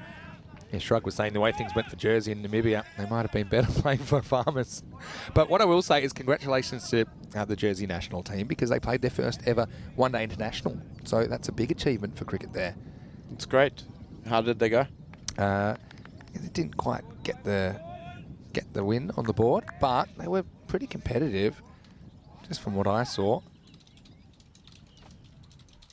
Good team, Jersey. I think the Farmers team has always been competitive. I played against them last year in the ECL. Good fiery cricket team. Yeah, they are. I always enjoy watching them. This has just worked away from Rakibul Hassan. Yeah, so one thing I liked about that Jersey came out in it was their first game, and they had to take on Namibia, which isn't easy. Namibia a little bit more experience at that level as we get to the end of the second over. It's 5 for 2. Just quickly, let's go back to the table right here, and you can see why this is an important game. Because Gawker 11 pull away from those teams on 6 points, and one of those teams is Friendship CC. And ultimately, the Lisbon Capitals, one game behind that. They're a chance, I suppose, if they put something together. But for me, you've got 6 real clear front runners for those 4 positions. And so, yeah, matches between those 6 teams I think will be pretty important. Yeah, Jersey in their first ever one-day international were tested. This is in the air, and it's going to come our way. It's going to be 4, and just inside the boundary. Yeah, I like this about Mohamed Nazrul Islam, because he's got this kind of free swing of the bat. He doesn't always go leg side. He kind of just elevates straight and gets the boundary. No, he's a good batsman. He's got a solid base. He's one of the batters that watches the ball all the way onto the bat and then selects the shot. So, dangerous man. He sure is. But, yeah, they took on Canada, I think, in their first game, Jersey. And he made over 200, but couldn't quite chase down the target of 239. They went down to Namibia. And then, actually, they're playing right now against Papua New Guinea. Okay. And they're 146 for 2 with about a third of the innings to go. So, I mean, they'll feel that that's a winnable game. They also get to play United States. They get to play UAE. So, it's all great experience. Amazing. Here's Hardy back for a second over. Now swinger. It's up and... Oh, great effort from Gamire. He went goalkeeper style. It was off the top of the fingers. I don't even understand how, even if he caught it, I'm not sure he could have stayed in the field of play, but it's also a very good shot. It's down the bottom of the bat, but has enough power. Just check this out. I think he probably would have tried to throw it back in. It's a 7.5 from the Lithuanian judges, but the result is 6 runs. Yeah, good effort, good shot, good cricket all round. I think someone was looking for the tap back there. Just maybe needs a extra sole or two, get a bit taller. Not the tallest of men. I also want to mention that Kroom has said in the chat that Farmers are sorting friendly with Hornchurch in the UK this season after they met in the finals. And yeah, that's one thing I really like, the fact we're bringing people together. As this is a little bit short, puts him on the back foot, doesn't really time it, but gets a single. Yes, I actually heard this as a bit of a running theme, that connections were being made between teams that would never have played each other before. Yeah. And we're not talking international cricket, we're talking at a club level. So Hornchurch are wanting to essentially set up a rematch with Dreux. They want to have. Oh, really? They want to either go to France or they want Dreux to come over to England. I just think that'd be great. And they even made some talk about signing Nabi. They said we want him playing for our team because he was quite incredible, wasn't he? He was phenomenal. It was. I don't think I've ever seen hitting like that. It was crazy. It was mental. And we just kept saying. I mean, I must admit, Group D, I never do this, but I wrote Forfeiture in. I said these guys, of any group, they are a lock. Yeah, they are a lock to make it through. After a day and a half, I hadn't changed my mind. One just comes back towards the pad. Don't know if there's any bat in it or not. Has been given a run. So that is the end of the third over. It's 17 for 2 off 3 and a pretty quiet power play for Friendship CC. Yeah, so one thing that was then quite funny was I got so many messages from some of the Forfeiture players, the Scottish club, after the final saying, see, Vinny, I told you these guys were the real deal. I had so many messages from the guys saying, see, it wasn't a fluke what they did in Group D. And I would have thought, yeah, Dreux are a side we have seen 3 times in the ECL. You always think they've got that one mercurial performance in there, maybe 1 or 2 over the format, like they did at Tunbridge Wells last year, the English club, where they got a world record, our record power playing 82 off 3 overs. But for them to do it so consistently, to have that confidence and to back it up with the ball in the field, I just think it was phenomenal. Brilliant for European cricket to keep it on the continent, right? Yeah, true. You don't want the trophy swimming if you're a player from the continent. No but seas. you know, it's a really exciting one for next year. And you know, there is some talk. I can put the scoop in now. Some of our loyal viewers that are tuning in on a Saturday morning. None of this is confirmed, but there is a chance, because there are still some nations that aren't able to compete in ECL because, okay, we've gone from 8 to 15 to 21 to 30 to 31, but there are now just a minority of nations that are in the European zone, if you like, that don't participate. And obviously they want to. Yeah. So we want to find a way to get them in. Now we're hitting logistical difficulties, but I think we may see next year not 6 groups of 5, but we might see 7 groups of 5. Oh, wow. In ECL 24. As this is a pull shot that he gets plenty of. Up and away. Maximo. Mohammad Nazrul Islam doing what he does best. Hitting big. That was a little bit short from Mohan. He went and fetched it from the outside the off stump and got it out of the ground. Yeah, he's a big boy and he can hit a long, long ball. That's, what, probably about 90 meters, that shot? Yeah, it sprung off the bat, didn't it? Now he's drawn forward, but this isn't out of the middle. It's hanging for a long time. Hardik takes the catch and he flings it away. So 6 and out for Mohammad Nazrul Islam. And Mohan gets sweet revenge as Friendship lose a 3rd batter. And that's the top 3 back in the dressing room. The score is 25 for 3. Yeah, good catch. When it goes to deep, you might as well start walking. He doesn't drop many. Those hands are huge. Confident. Yeah. Good cricketer. He's the package, isn't he, really? Yeah. The ball in the field. So Friendship struggling after winning the toss and electing to bat with the top 3. They would have wanted plenty more production out of them. Still, there's time to turn things around. Nazrul Islam goes for 19. This is Alamin that comes to the crease now at number 5, Mohammad Alamin. So, yeah, there is some discussion about trying to include other nations that want to be part of it, because obviously we're trying to develop cricket across the board. There are some countries, obviously, if you're not federated with the ICC, you know, we can't really include those nations at the moment. So there are some countries that aren't quite at that level yet, but everyone that is kind of has accreditation, we want to give them the opportunity to be involved not only in the ECL in 2024, but also the ECC, the international.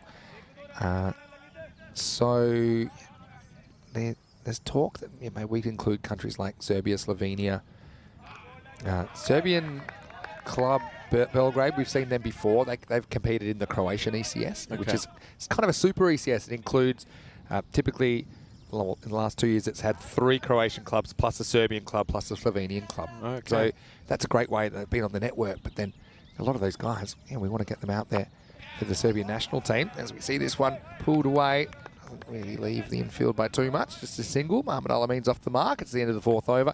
It's 26 for 3.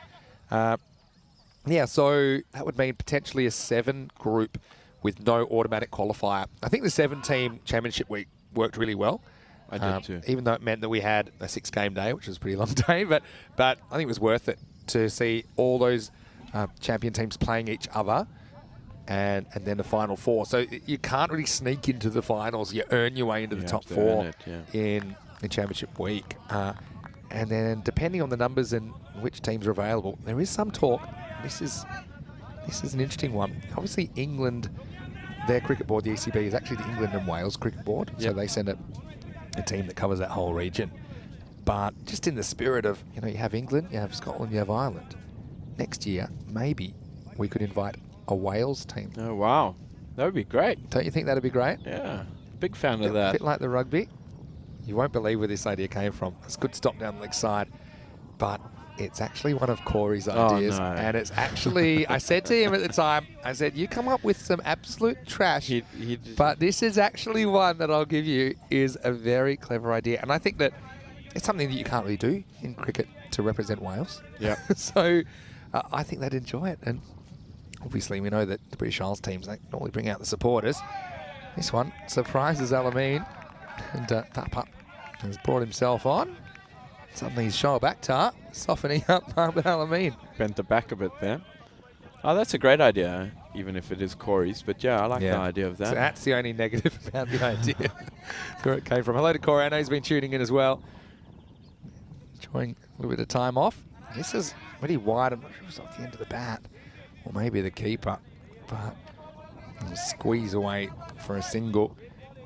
Yeah, so wouldn't that be cool? And then potentially even the ECC, then you'd have Wales and think about the rugby and the rivalry and I think it. So you have the 6 nations there, right? Yeah. Pretty much. Yeah, you would. Yeah. Slightly slower one from Tapa. Worked off the back foot for a single. So anyway, let us know. That's the scoop. I don't mind doing this only because it's Saturday. I'm giving the scoop to our viewers. There's nothing official about this yet. These are just ideas. It would mean the tournament would be around about, well, it would be 3 days longer. So it would be 4.5 weeks instead of 4 weeks.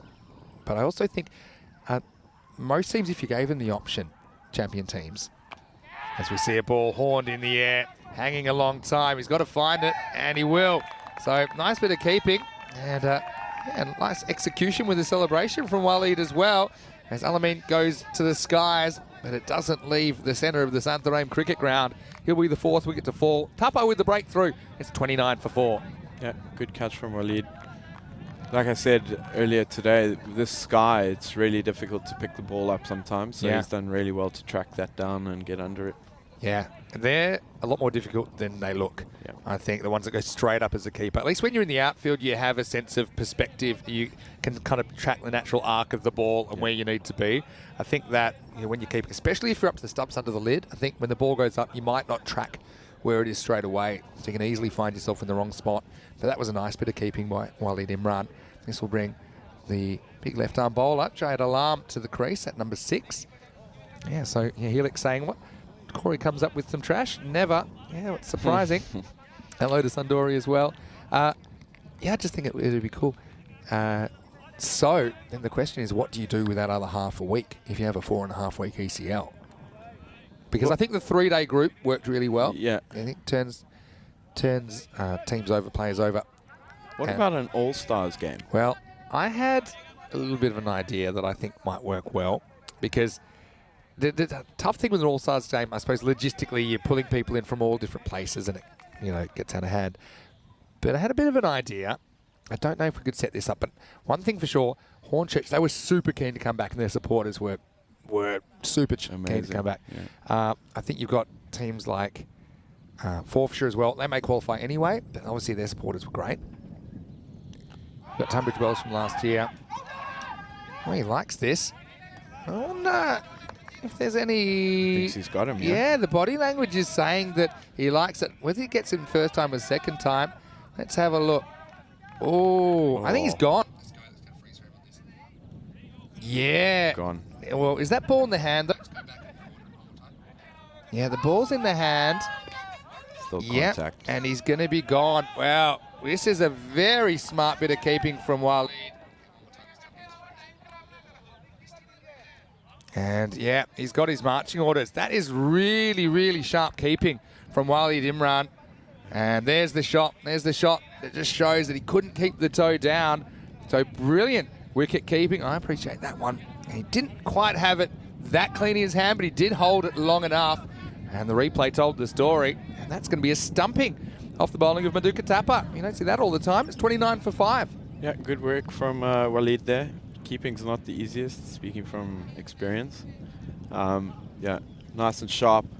And Tapa's got his second. Yeah, they certainly brought their A game here in the second match of the day, even if they almost let the first one get away, Gorka. Yeah, so my idea would be maybe we have an invitational, and depending on if Forfarshire qualify or not, maybe if they don't qualify through Scotland, you could have Hornchurch, Forfarshire, and Dreux, because they've all got history. Yeah. You know, and I put them to... and you have a three-way series over 2 like days.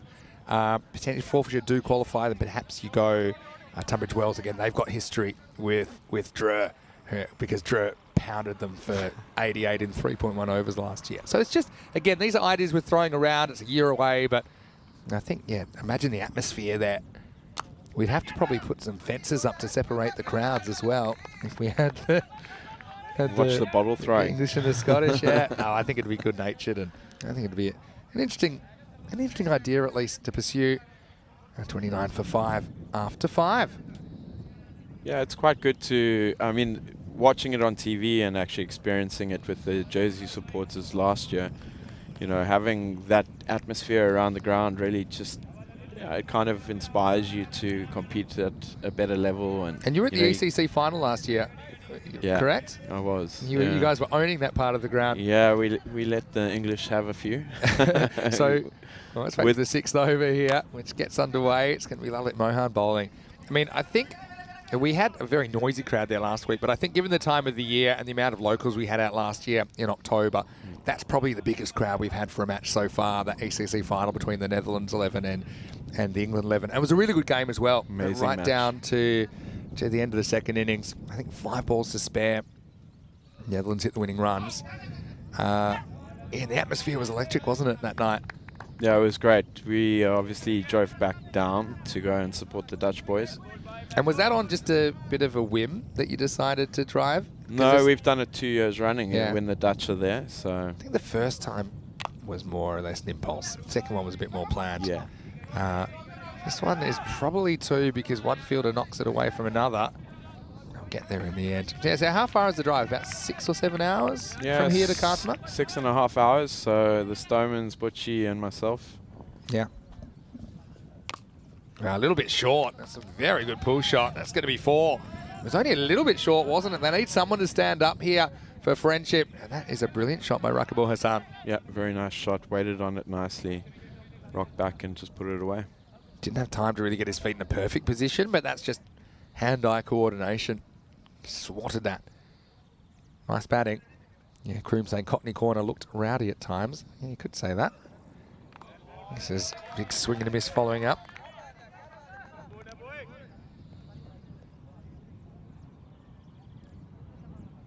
Rakibul Hassan follows up with a bit of an air swing. Now, just gets across the touch and tries to dab it. Fielded. Pass. Manjeet doesn't have the gloves this game, but makes a good stop.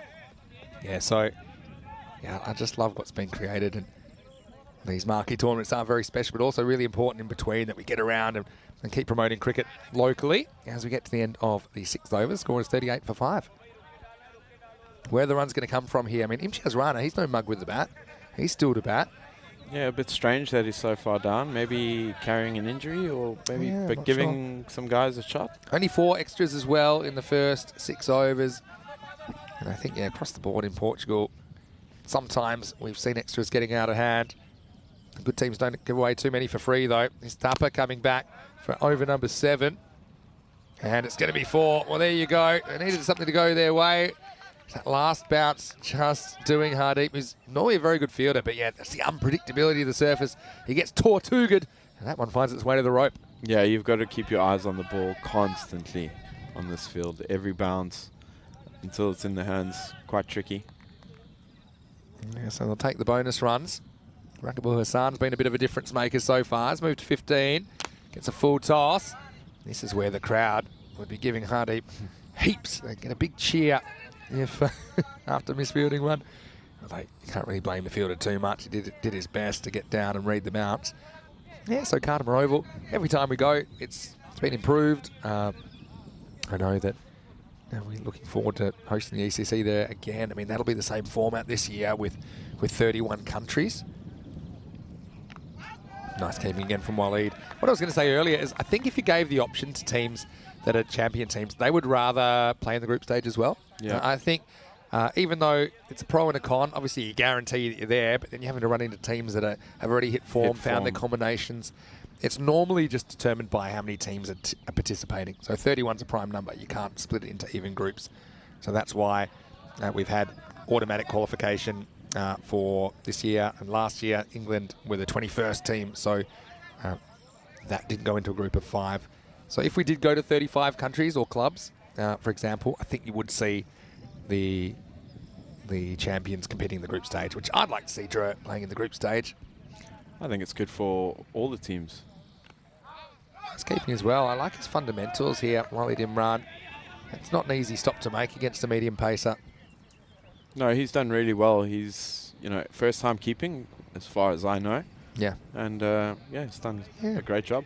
Well, obviously, they've got Kimira in their side, and he's the one normally takes the gloves, but, I mean, he's also been pretty effective as a spin bowler, hasn't he? So, gives it some opportunities to some other players to show what they can do with that position. A little bit short, and this one is going to run away to the boundary. Well, waiting for the signal here. I think this is what's been given leg byes. Thought maybe it was off the gloves.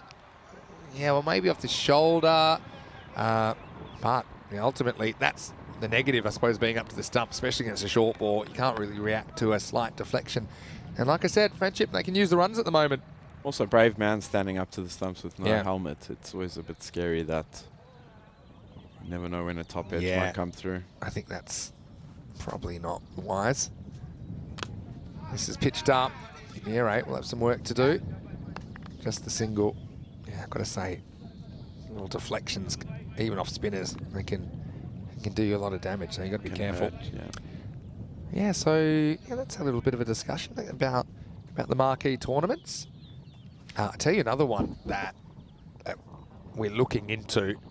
I think we talked about this off air a little bit. We get to the end of the 7th over after this ball, which is pulled away, and it's caught. Well, that's a brilliant catch, isn't it? Rahul Kumar, he went low, he went to his right. Rakibul Hassan had been fighting his way to 16, but he doesn't get this away from the fielder. Rahul was prowling, takes a very good catch. So Tapa will finish with a wicket, and the score after 7 is 49 for 6. Yeah, well bowled by Tapa, 3 for 10 after 2. He always has this knack of picking up wickets. He's reliable, isn't he? He's a competitor. This is what's coming up on the ECN over the next few weeks. We have 2 weeks here in Portugal, finishing with the ECIs. We have Cyprus for a couple of weeks. I know that Rico will be there. Putting a big stint, Rico, at the moment. He certainly has earned his weekend. We'll have Nish from Cyprus, who is a brilliant commentator we'll have back after he's been busy doing his Masters. So he'll be doing Cyprus for the most part. I'll be there for the end. Then we'll have a couple of weeks in Milan, where Rico will finally take a break for a couple of weeks. I'll be joined by Danny Hudacek for that series. Then we go to Austria, Bulgaria, and plenty more locations.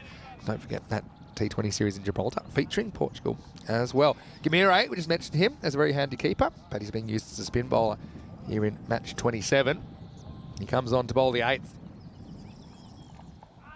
This one loses it down the leg side for a wide +1. That'll be 2 to the total and re-bowled. Yeah, so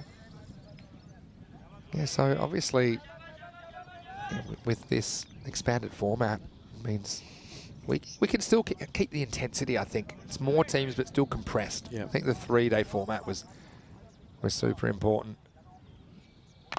Like you said, you had to hit the ground running, you know. You had no time to settle. And sometimes we see teams that are from, let's say, more established cricket nations, like England, for example, taking a couple of days to get into it, and then hitting their straps and then coming good on the finals day on the Friday, on the 5th day. But, yeah, well, we saw Hornchurch. They had to do it the hard way this time. They came from 4th in their group.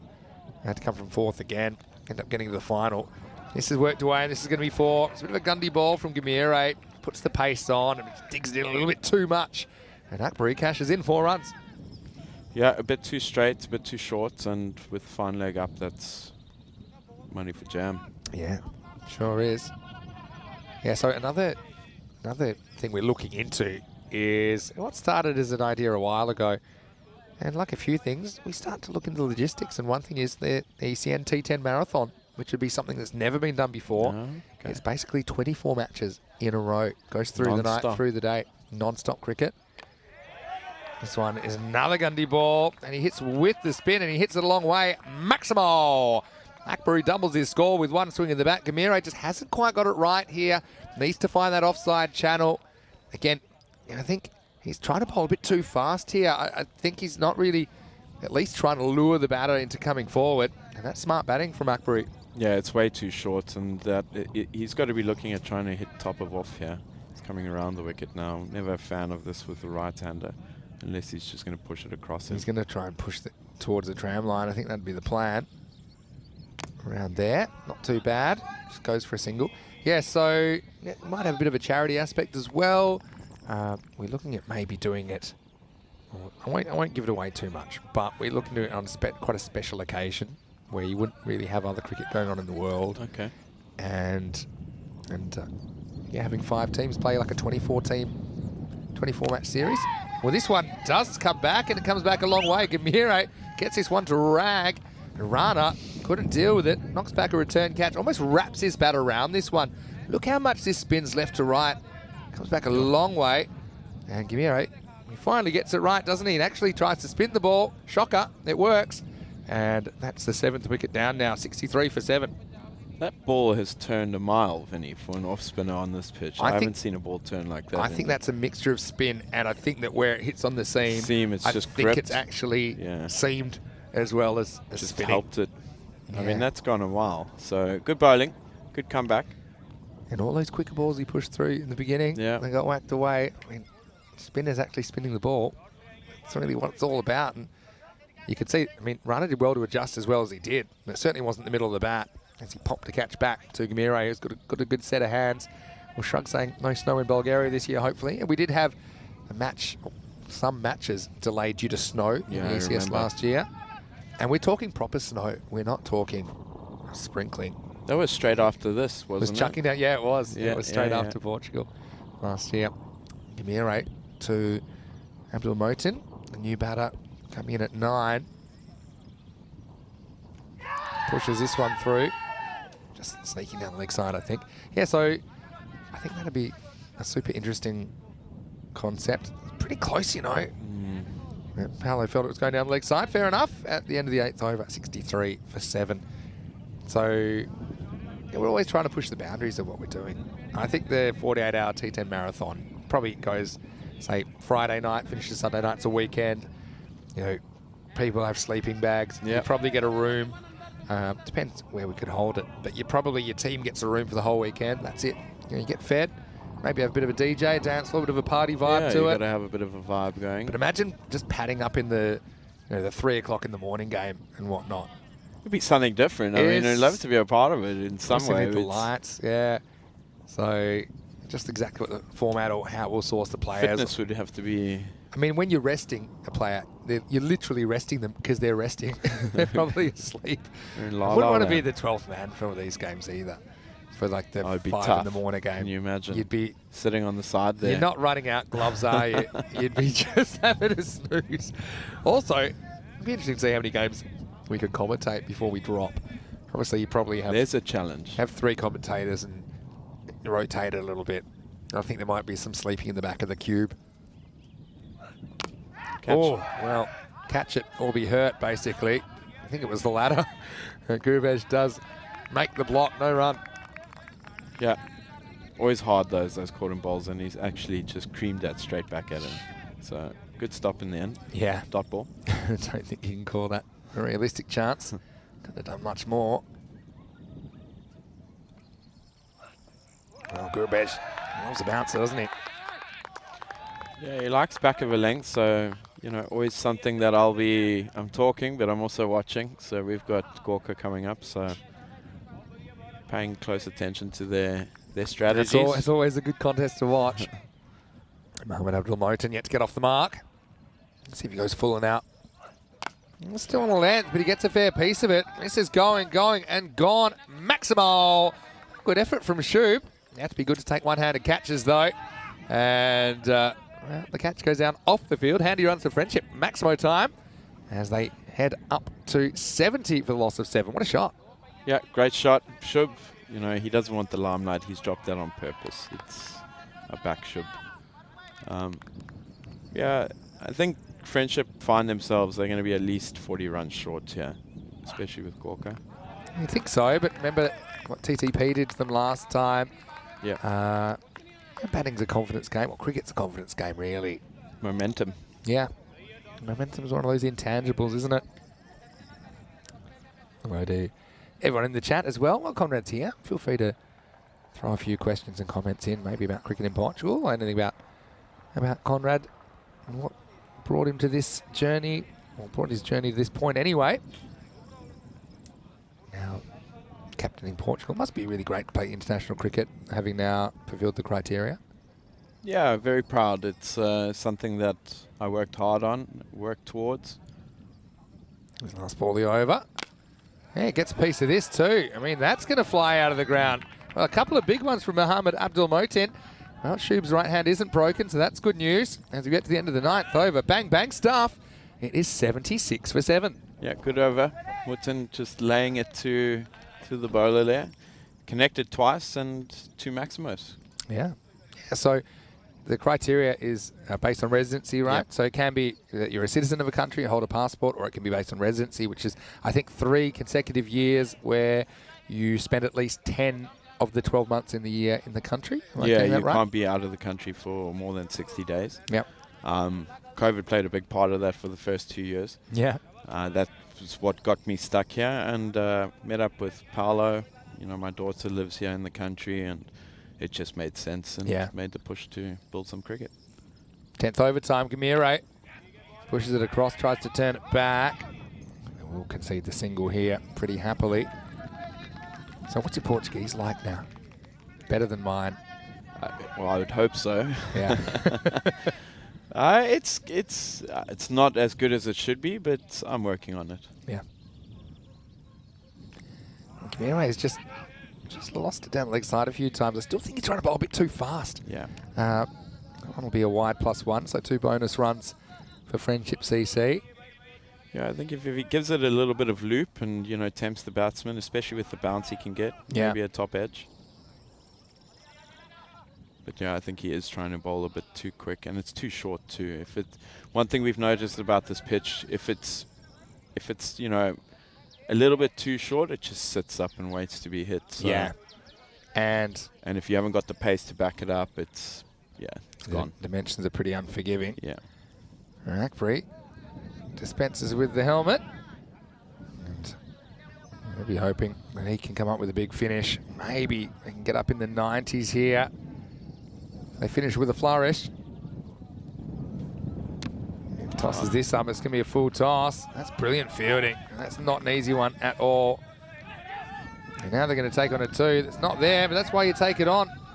And they will get the 2 in the end. That was Rahul Kumar. We did well initially, then he airmailed it over the keeper, Walid Imran. The result's 2 runs. Yeah, good cricketer, Rahul. The throw a little bit wayward. But yeah, he's a great cricketer. He's actually in Netherlands playing there now with VRA. So he's spending the season there with them. Again, short and quicker and dispensed with from Akbury, who goes large.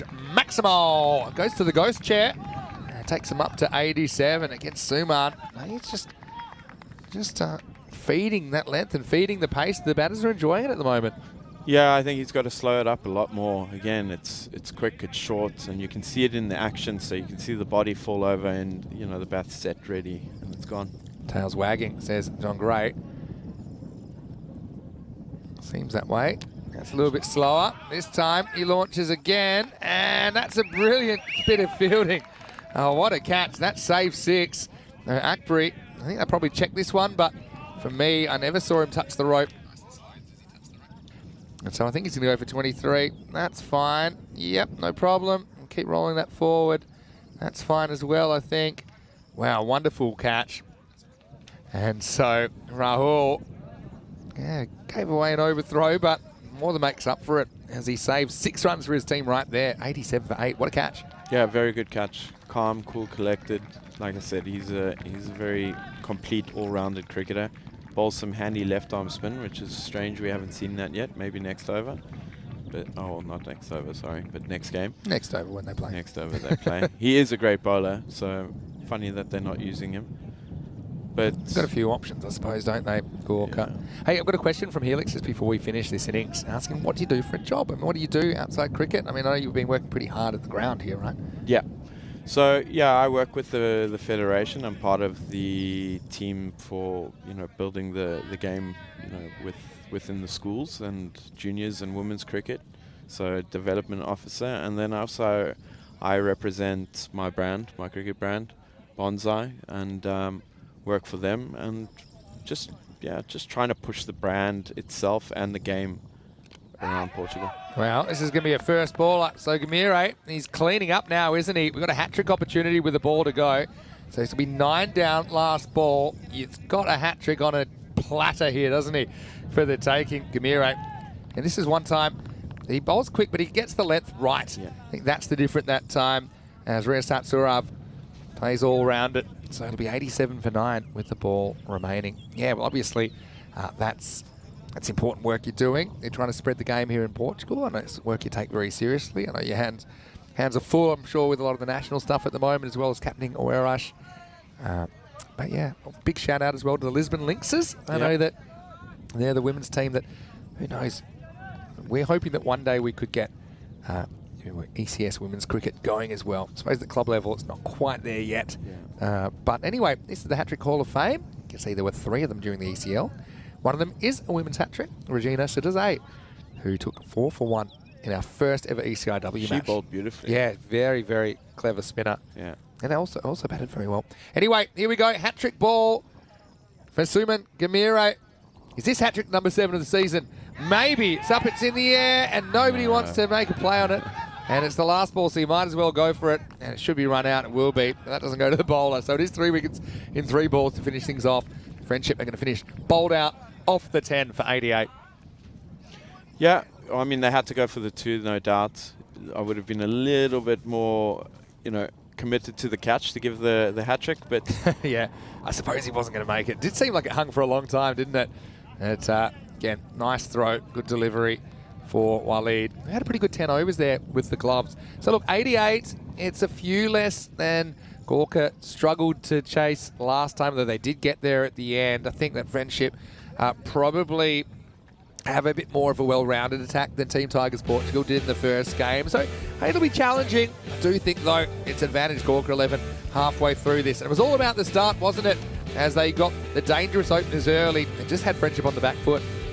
Yeah, good catch from Suman there. And then, we spoke about this earlier. They had the guy deep long on and then brought him in and claimed him inside the ring. Then Nazrul came out, started to, extend the arms. Good effort there from Suman. Just unlucky, not tall enough. Yeah, so a few more bombs being hit, and then, the wickets kept tumbling. There was a good catch here. I think this is the one that swung the momentum back into Gorka's favour. Yeah, it seemed that way, didn't it?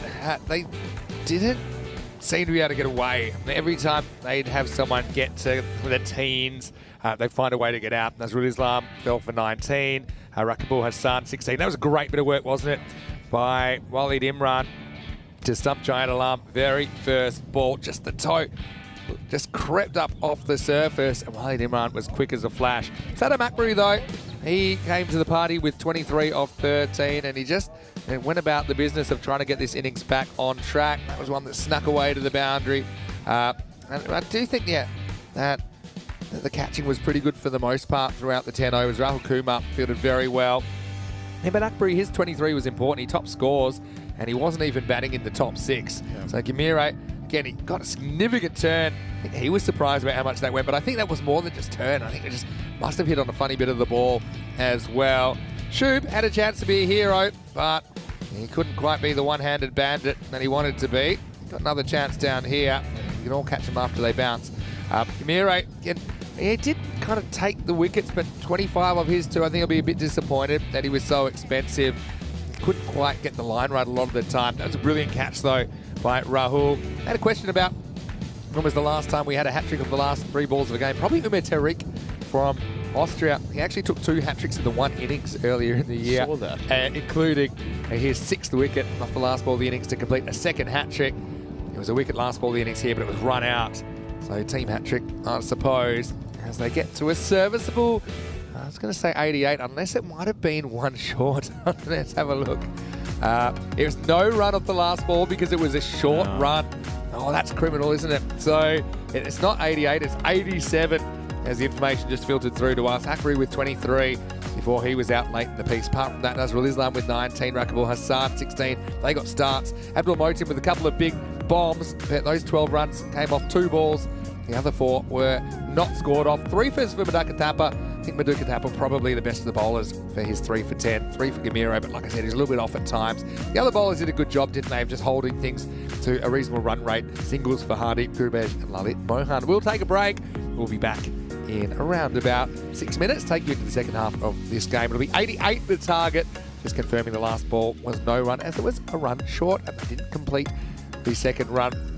Mini Sandu here, Mr. Maximo with Conrad Greenshield. See you after the break for more FanCode ECS Portugal.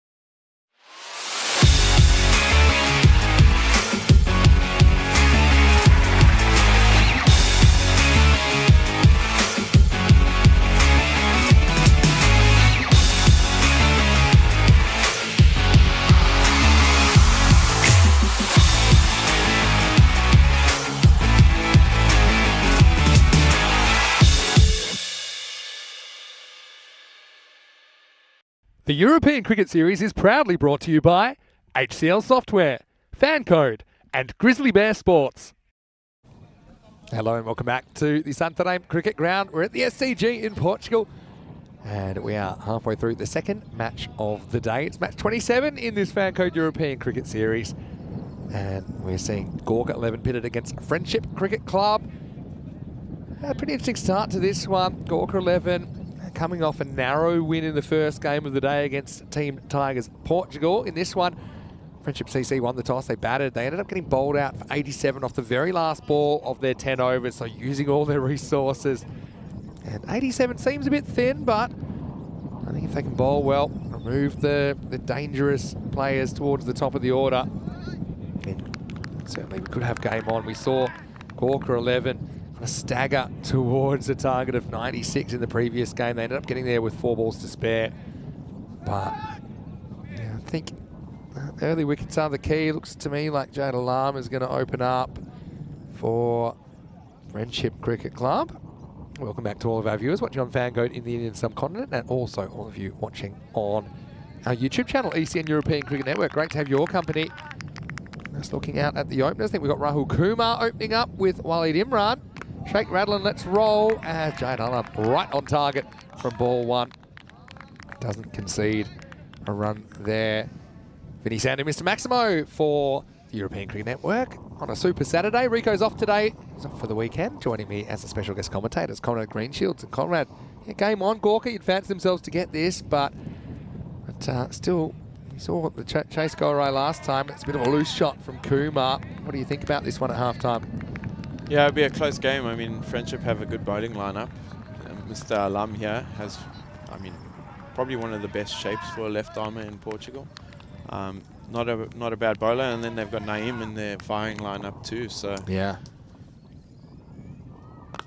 again, right on target. They take it on, and I think you see the difference there, the lack of hesitation. I mean, you've played a lot of this cricket now, a lot of high-level cricket. How important is communication, and what are some of the things that batters can do to make sure they're running between the wickets better? Oh, I mean, running in between the wickets is crucial, and we always try and run the first as hard as possible. It's about trusting your partner. If they say yes and go, they know your ability, so they're, you're not going to throw your mate under the bridge. So just trust and go. Yeah. Obviously, playing a lot of indoor cricket, or action cricket as they call it in some parts of the world. I did. There's a bit of bat in this. I think that's the only thing that saves him. Yeah, it just seemed like a squeeze of bat and pad together. Otherwise, it was pretty close. Good call. Paolo Pichamatsa, again, talking about earlier how much he enjoys umpiring, and again, gets it exactly right there.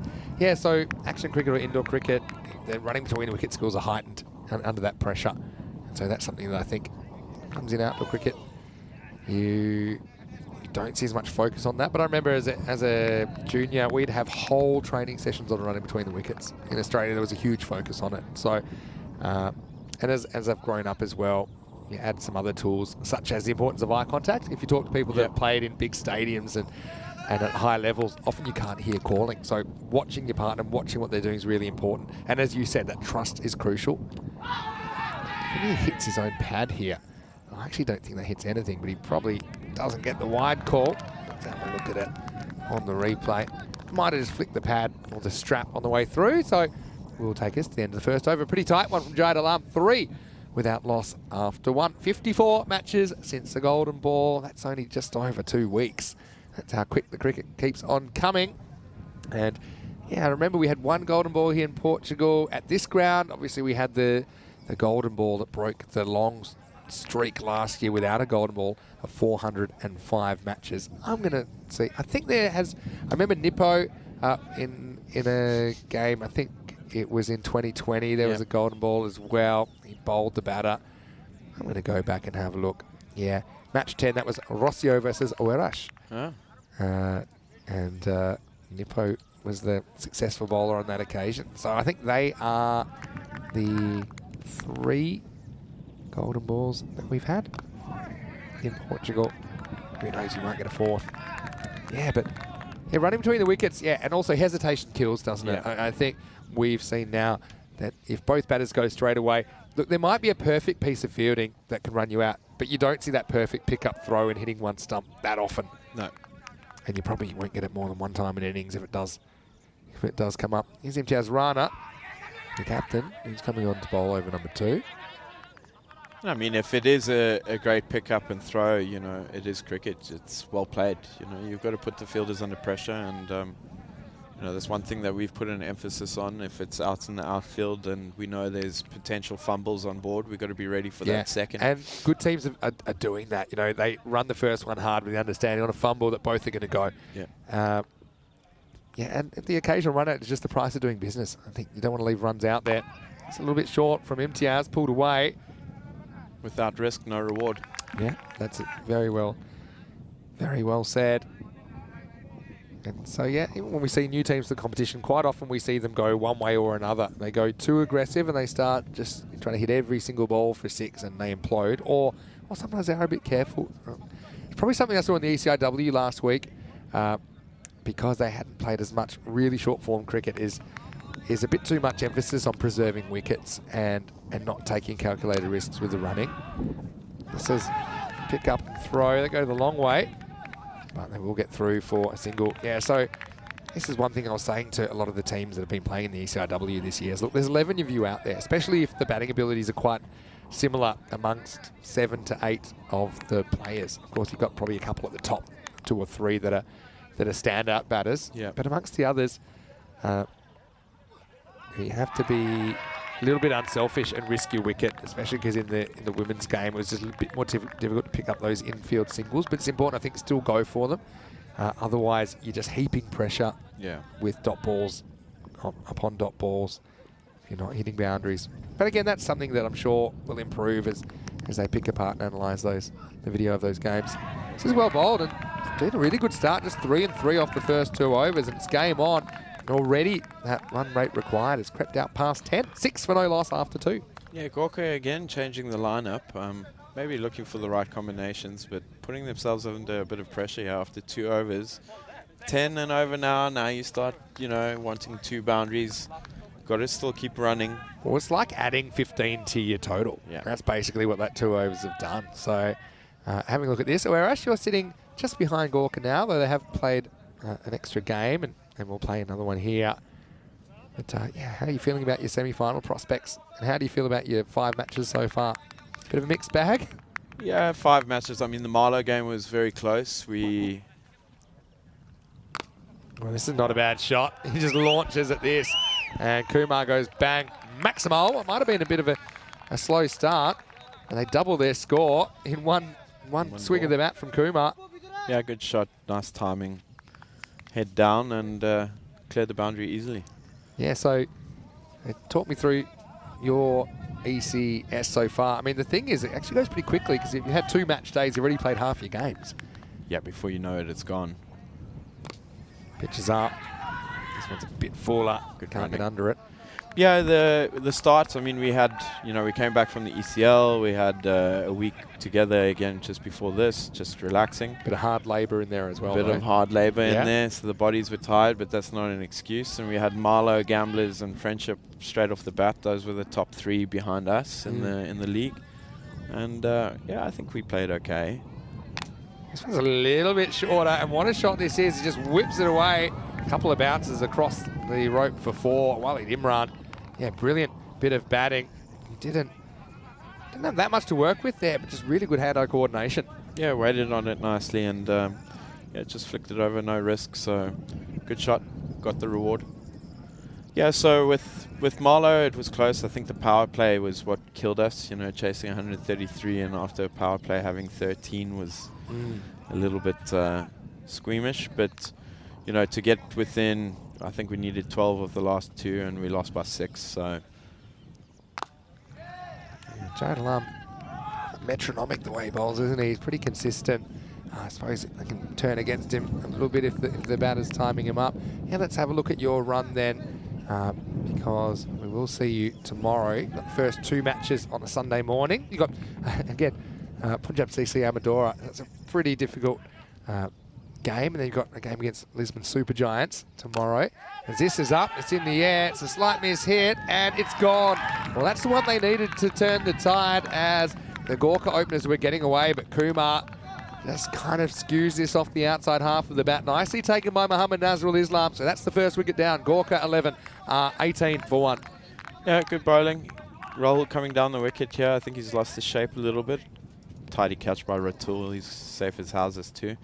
And yeah, Friendship making a game of it. Yeah, for sure. Got to keep moving the line.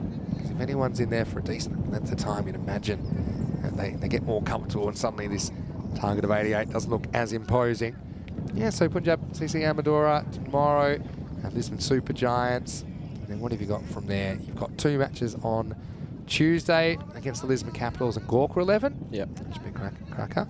And you finish with a single match on Thursday against the Indian Royals. So, yeah, all to play for. If you play well, you'd fancy yourselves to be in the semi-final. And I suppose the position doesn't matter as much in this format with no double chance. It's just a matter of being in that top 4, hey? Yeah, that's it. It's just getting into the top 4. Obviously, you know, up at the top where Marlow are now gives you maybe possibly a easier run into the final. But, you know, all the teams are so close. So knockout cricket changes everything. Yeah, that's right. And so, yeah, just think that if you have that double chance first and second, it's a bit of breathing room. Yeah, it gives you a bit of breathing room that you don't think any teams will have come finals day on Friday. This is a full toss, which is just knocked to the infield. That will take us to the end of the power play. And yeah, Farouk Ahmed coming out at 3. He'll retain the strike as we get to the end of the 3rd over. The score is 19 for 1. Yeah, so ticking along nicely there. I don't think they'll be too worried at this stage. You know, 1 big over can just change it for them. They do still have Naeem in their back pocket. So, you know, maybe holding him back for the later overs there in case he gets close. Yeah, that's true. But now looks like we're going to get Imtiaz Rana bowling himself out. He only conceded 3 in his first over. So yeah, the over-by-over scores so far in this innings, we've had 3, 3, and 13. So let's see if that big over was a blip or a trend as we start the 4th. Lost down the leg side. I've not seen Ahmed before. Is he an import? Yeah, well, Farouk is the guy. Obviously, they're giving him a chance in the top 3. But yeah, we've seen him playing in Sweden before. Okay. Yeah. Shot. This is up and it's lifted very well. I think they're checking this is 4 or 6. My instinct was it was 4, but we'll check it out in the replay. Yeah, Farouk. He's a pretty compact left-hander. This one just landed inside, yeah, so it will be 4 runs. Yeah, he's played his cricket for the Stockholm Tigers in Sweden. And yeah, he's made some good contributions over there, averaging 40 in 10 matches back in 2022. So, a nice opportunity for him. I'm not quite sure what his connection is with Gorka 11, but I always quite like it when, again, friendships are being made. And Farouk Ahmed is another guy who's played some cricket for Sweden. So, is he international for Sweden too? Yeah, has played for Sweden in the past. Now, he plays and misses at 1. There's a big appeal. Imtiaz is appealing to anyone who'll listen, but it's not given. Not sure where the square leg's going to give that out. It's appealing to the wrong umpire, yeah. It's one of my favourite things when I see this, because yeah, Farouk has actually played at the ECC for Sweden as well. But yeah, it's almost a bit like when your mum says no, ask your dad. Yeah. There's a bit of that about it. This is a good one, that. This is smacked away through the point region, but it'll just be a single. Yeah, so yeah, I have actually seen back in the early days. I mean, ECN cricket back in 2020, it was the Wild West. I have seen an appeal for caught behind from the keeper standing back. The bowlers and umpire said no, so he turned to the square leg umpire, who then gave it out. No. And the most amazing thing was the batter just tucked his bat under his arm and said walked. Nothing. Good man. Those are the days. I mean, we've come a long way in a fairly short period of time. Runner. Swing and a miss. Okay, it's just inside the tram line. Bowling nicely, Runner. It's good line. He's been consistent. He's a real leader, isn't he? Good guy. Loves the game of cricket. Promotes it a lot in his community. You know, has led this team really well, and like I said, took them to the league final. Yeah. So Comes in again with 2 to come. Still be 2 to come after that. A few clouds coming over. Don't think we'll get any rain, but just gives us a little bit of relief from the sun at the moment, and sometimes getting the players' eyes. been pretty warm the last few days Yeah. too. And we've been blessed with good weather so far. No full toss, and almost carries to the fielder. Does well, like the effort there. Gets up and off his feet. Can't turn it into a chance. It goes down as a single. Yeah, good effort from Santarem. Lovely guy. Good cricketer, loves the game too. Very friendly. You know, it's something that makes you really happy is when you come on a Sunday and you playing against the guys, but you still got that camaraderie off the field. Bonded by the love for the game, no doubt about that. This is a good finish, and runner only goes for 10 in the end. Good spell from him. And Gorka at the end of 4. They're 26 for 1. I was going to say we've been blessed with good weather ever since the start of the ECL. And actually, the last week in Malta was pretty good, although we had a few flash flooding issues there in the middle of our first ECS of the year. Just having a look, it's an interesting one. You can see how Friendship did accelerate after a pretty lousy start. And again, pretty slow start to this innings as well. So they still fancy themselves to be able to do this. But yeah, that run rate required has crept over the 10 and over, 10.33 and over required off the last 6. Yeah, so we lost a few days to weather in Malta, but since the start of the ECL, we haven't lost any games. We had 1 no result. We still had some cricket played in that match. Amazing. And yeah, I remember last year we were here around about the same time, maybe 1 or 2 weeks earlier, but yeah, we had some issues with Freezing. rain. Yeah, Rain. but it's been lovely. Yeah. Then we head to Cyprus next, and the weather's normally pretty good there. So it's just like a long year of summer for you. And I think we're 3 days away from our anniversary of being able to put up on the screen that match 5 has been delayed due to snow. And I remember that pitch in Bulgaria, when the covers came off, they had to chip the ice off the wicket in the morning. Should have left it on a length, made it quicker. And then also, we had wild horses running across the field at one point. Oh, that's always Just special. just a regular day on ECN. Have you ever been to Bulgaria? No, not yet. Check it out. I will. Oh, there's a few It's got a places. different vibe about it, Really? but it's amazing. You start to... things you kind of take for granted in today's global connected society, like, you know, being able to use your card and whatnot. Not always. Okay, so this is Mohammad Azaduzaman. Comes on, gets knocked away for 1. Got some any tips on where to go there from your experiences? In the city's a pretty good night. Try some Bulgarian food. I had the tarator, which is this kind of like cucumber and yogurt cold soup. Oh, okay. I recommend that. Healthy? Yeah, guess so. Really, anywhere's good. The cost of living there is not particularly high, which makes your money go a bit further. This is a good effort again. It's going to be 4. Well, I like the effort. And the third person does pick it up. Unfortunately, that's our official Shub that does the fielding. But again, yeah, I don't mind this. The ball gets through, but the fielders are prepared to throw their body at it. Yeah, once you see guys diving on this field, you know they're fully committed because it's like jumping on concrete, and with a few bumps there, you know, you lose some skin. Bit of a pressure reliever. Farouk now gets something on the hip. He turns, and this time he just gets a single. And that 1 boundary and over just kind of keeps him on track at this 10 and over required rate. Yeah, I don't think they'll be too stressed at this stage. I mean, 1 more 2 wickets might set the panic, but we watched them, you know, keep their cool and keep their calm, and ended the game with the Tigers last game, so they should be confident. Pitched up, pretty well bowled. Azaduzaman. His accuracy is a bit of a hallmark of his bowling. I like the way that Akbari goes to throw as they look to run, and he stops saying, "What, you really going to run on this?" And they decide not to. Is that some mock fielding then? Yeah. No, just more of a, what's the word?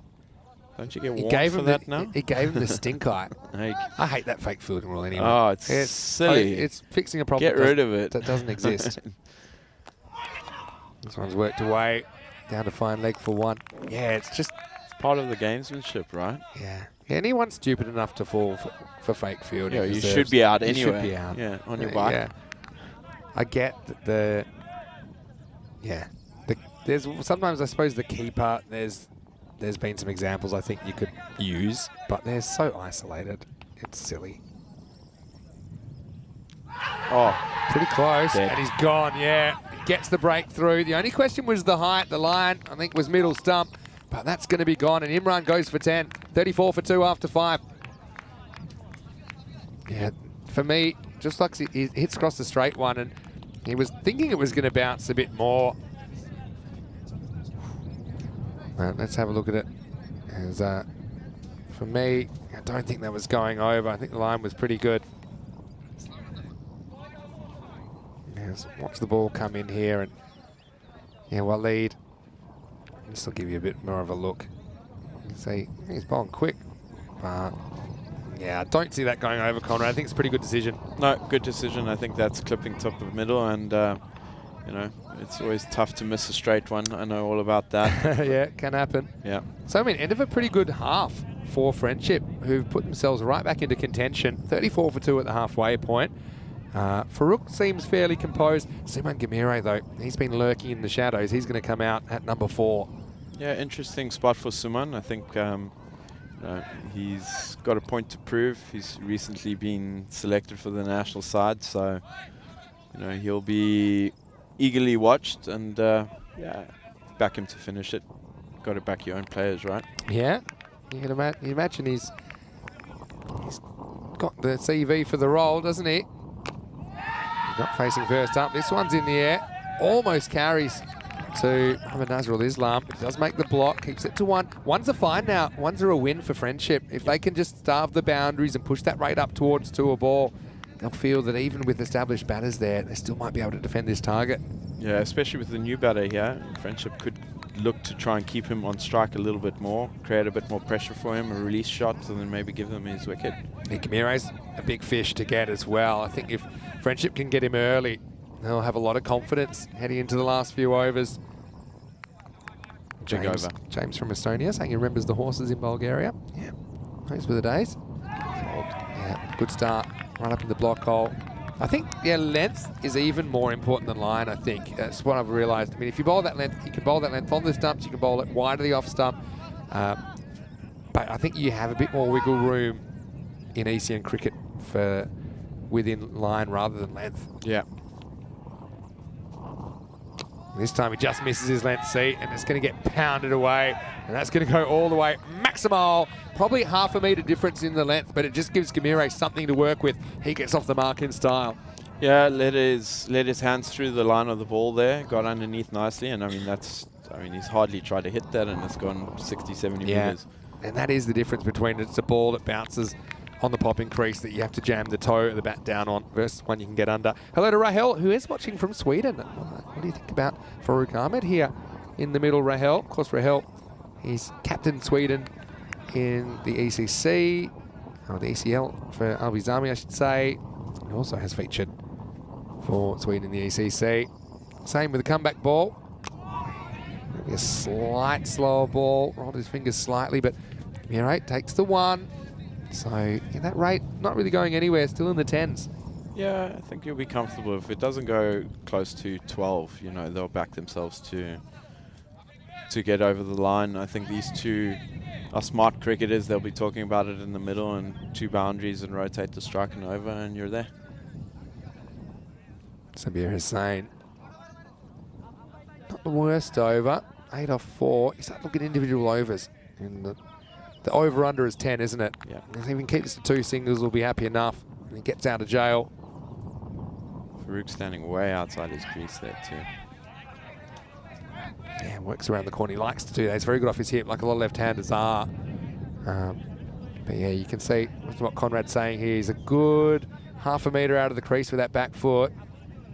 So, obviously, when you're not too troubled by the pace and you're confident you get a good look at the ball, you probably taking the LBW a little bit more out of the equation. You're just basically trying to get more balls that are drivable. Yeah. Yeah, he's just trying to get closer to the pitch of the ball there. Yeah. And especially with the pace, if you see a batter that far out, I mean, it's a little bit of a sign that he's not rating the the pace that much. That's true. 43 for 2 after 6. So this could be another one that goes down to the wire with 45 required off the last 4 overs. Yeah, close game. Golden ball tingle again. I mean, 2 in a row. Yeah, I mean, could be. A bit too early, but You just feel like there'll be one over where in the next 3 overs where one team gets the ascendancy. Either a big over that goes for multiple boundaries, maybe a 15 to 20 run over, versus an over where perhaps Friendship can grab a couple of wickets and keep it down to 6 or less. This is why I think it's important. Yeah, your bowling options, I think I'm more thinking to bowl guys I know can keep it tight now and maybe gamble down the stretch. You've got to keep the game alive and try and get ahead as far as you can. This is going to be Mohammad Asaduzzaman. I think he's a pretty good choice to come on in the 7th. And Farouk Ahmed, he's cruised to 14. He'll be facing up. yeah, I think you've got to pick a batter now. His 6th over. Both of these two could go. You've got the batters in the hut. There we go. Ray loses his shape here, but he's going to get away with it. This is going to run down the hill. 6. And that gone all the way well. Talk about your luck factor. Maximal Farouk does not get this at all. He's not in control. One hand comes off the bat. It's about 180 degrees from where he was aiming, but it's effective. 6 runs. Yeah, good shot in the end. 6 in the book. So, you know, if you didn't have the replays, you'd be proud of that. Yeah. He's just lost his shape completely. His head's up in the sky. That's a potential derailer, isn't it? Yeah. Because it takes the rate required back down to around the 10, where I think Orca are pretty comfortable. Now, this goes more or less where he wants it. Just a single. Anyways, yeah, talk about the over-under being, say, 10 or 11 for the bowls at this stage. Well, that's 7 off 2, so Asaduzzaman's walking the tightrope for the rest of the over. Yeah, he'll do well to keep them under 10. Yeah, this has got to be, you know, you'll be happy to walk away out of this over with 11, 12. Yeah, and keep her up to the stumps. Kind of forces the batter. It doesn't force him, but it's probably advisable to then stay back in your crease. So, yeah, just kind of makes for a bit of a claustrophobic effect for the batter. Gamire gets his opportunity. Just pushes. Happy to take the 1. Yeah, so yeah, keeper being up to the stumps obviously something that I employed a lot. I just noticed because you're then putting the batter back in their crease. Number 1, they didn't really like it. They were always kind of a bit worried about overcommitting forward and maybe getting stumped. And that also meant you get a few more LBWs because just balls on the pads. There was less distance to the stumps. This time he goes up and he might go to the fielder. What a catch! Brilliant catching from Jayed Alam. He threw himself to the left. And Farouk, who batted well for 21, took on the field and lost. Jayed Alam with potentially match-turning catch. The 50 came up during the over, but at a cost now of a 3rd wicket. Brilliant fielding from Friendship CC, 51 for 3. Yeah, crucial catch. Well done. I mean, pressure catch too. Farouk was ticking along nicely there. So, you know, wickets always slow the rate too. You've got Deep, who's walking in now. Last game, I think, if memory serves me correctly, was a first baller, so he's on a pair. Look at this. I love this, and you'll appreciate how he protects the ball. Yeah. You see how he uses his the hand that isn't holding the ball to cushion his fall, and that means that ball stays safe. So he doesn't have the ball banging into the ground. That's a very, very good catch technically by Jayed Alam, and that was travelling. You've got to kind of have soft hands when you're fielding, but I think in this form of the game, considering how close you are in the outfield, you also have to be strong enough in your hands to make sure that ball doesn't burst through. And that was very, very well done. Asaduzzaman with the breakthrough. And here's Hardeep. Yeah, you're right. Is this where you're a keeper and you're letting him know he's on a pair? Yeah, probably, if I'd been paying enough attention the first game, he was bowled by Mohammad Omar Farouk for a golden. I would... Just a little whisper in the ear there? Yeah, I would just be in his ear going, you know, Mommy's coming watching. off a golden duck. Now, he's pretty non-fussed by that because he just whips it away. And, well, he might do this. Oh, this is... Well, That's it may be a boundary stop. It may not be. Because he grabs it. I just have a feeling his last step might have been on the rope or outside before he touches it. Yeah. Yeah, see, I actually think that it's okay. And the reason is... I think that he re-establishes himself in the field of play. So if this foot is okay, then that's okay. So I actually think there he's in. And then what happens next? Does he throw it away in time? Yeah, he's still in. Okay. He's thrown it away. So I actually think this is fine. I know he goes outside the field initially, but as long as he then gets back in, then it's fine. And now it's been given as not a boundary. This one won't be so lucky because this is blasted down the ground for 4. Cricket's a cruel game. That was phenomenal fielding. Well, Great stop. I think it's been given 6. Oh, That surprises me because I know he goes outside the field, but you're allowed to as long as that you are back in, unless I'm missing something. So isn't yeah. it off the, if you've taken the catch and then run out, you can jump back in, but you can't come from out of field? Yes, your first point of contact, you need to come from the field or be in the field. Yeah. I thought he did. So 61 for 3 after 7. Maybe some of the rule buffs can look up the exact rule there.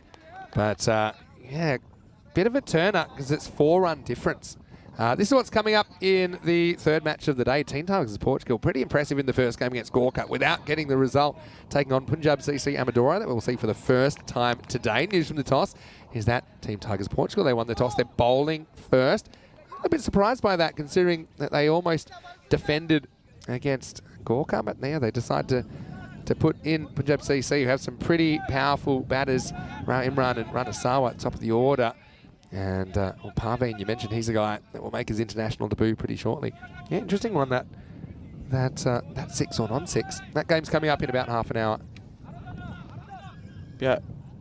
I mean, we'll have to, like you said, maybe the guys in the chat there can get back to us on that. The other thing is, I mean, it's hard to tell. Maybe the officials felt that he was touching the rope at some point when he was holding the ball. But benefit the benefit to of the doubt, fielder? the benefit goes to the fielder on those. Yeah. Anyway, let's get on to over number 8. Yeah, it starts with Sarav bowling and Gamir 8, working a 4. Now, you feel like Gorka can control this chase. Still, there could be another twist left in this one. Yeah, smart batting. Like we said, it's the salad bowl, so it runs down. So any kind of bat in between the gaps. If it goes through the inner ring, you're guaranteed 4 pretty much. That's right. Now making a late charge here. Bringing it down to almost a runner ball, so, you know, they'll back themselves to finish this. Goes after it, slices, gets away with it. This is the luck factor. That could easily go to a fielder. Instead, it's just a single. Yeah, a little bit risky. They've got what now? 5 off the 2 balls here. You know, Deep can hit a long ball here, so he could try and finish this over, pretty much. He goes for it, goes up, and this is dropped over the boundary by Rupu Maximo. That hurts, and that's been the twilight zone for Friendship in the last few minutes. This one, again, even if he pulled it back, I feel like it keeps the game a bit more alive, but he wasn't really balanced. He was still on the move, and he taps it over for 6.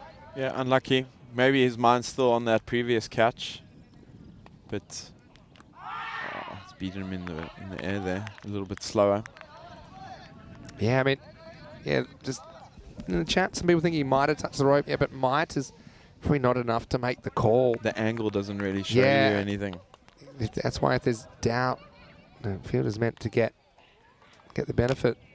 As this is hit, and it's hit well down the ground and out of here. Maximo Gorka, they've certainly lived dangerously today. I wouldn't say they've played perfect cricket, but they might have a perfect record through the first 2 games. Yeah, that's the backbreaker. Deep was always going to take them on, especially the offie with his long levers. He's a big man. See, if I had a little word to Hardeep, this is normally how it works out. I think batters were averaging about 20 points more when I'd said something to them versus if they hadn't. Yeah. You almost guarantee the next ball goes for 6.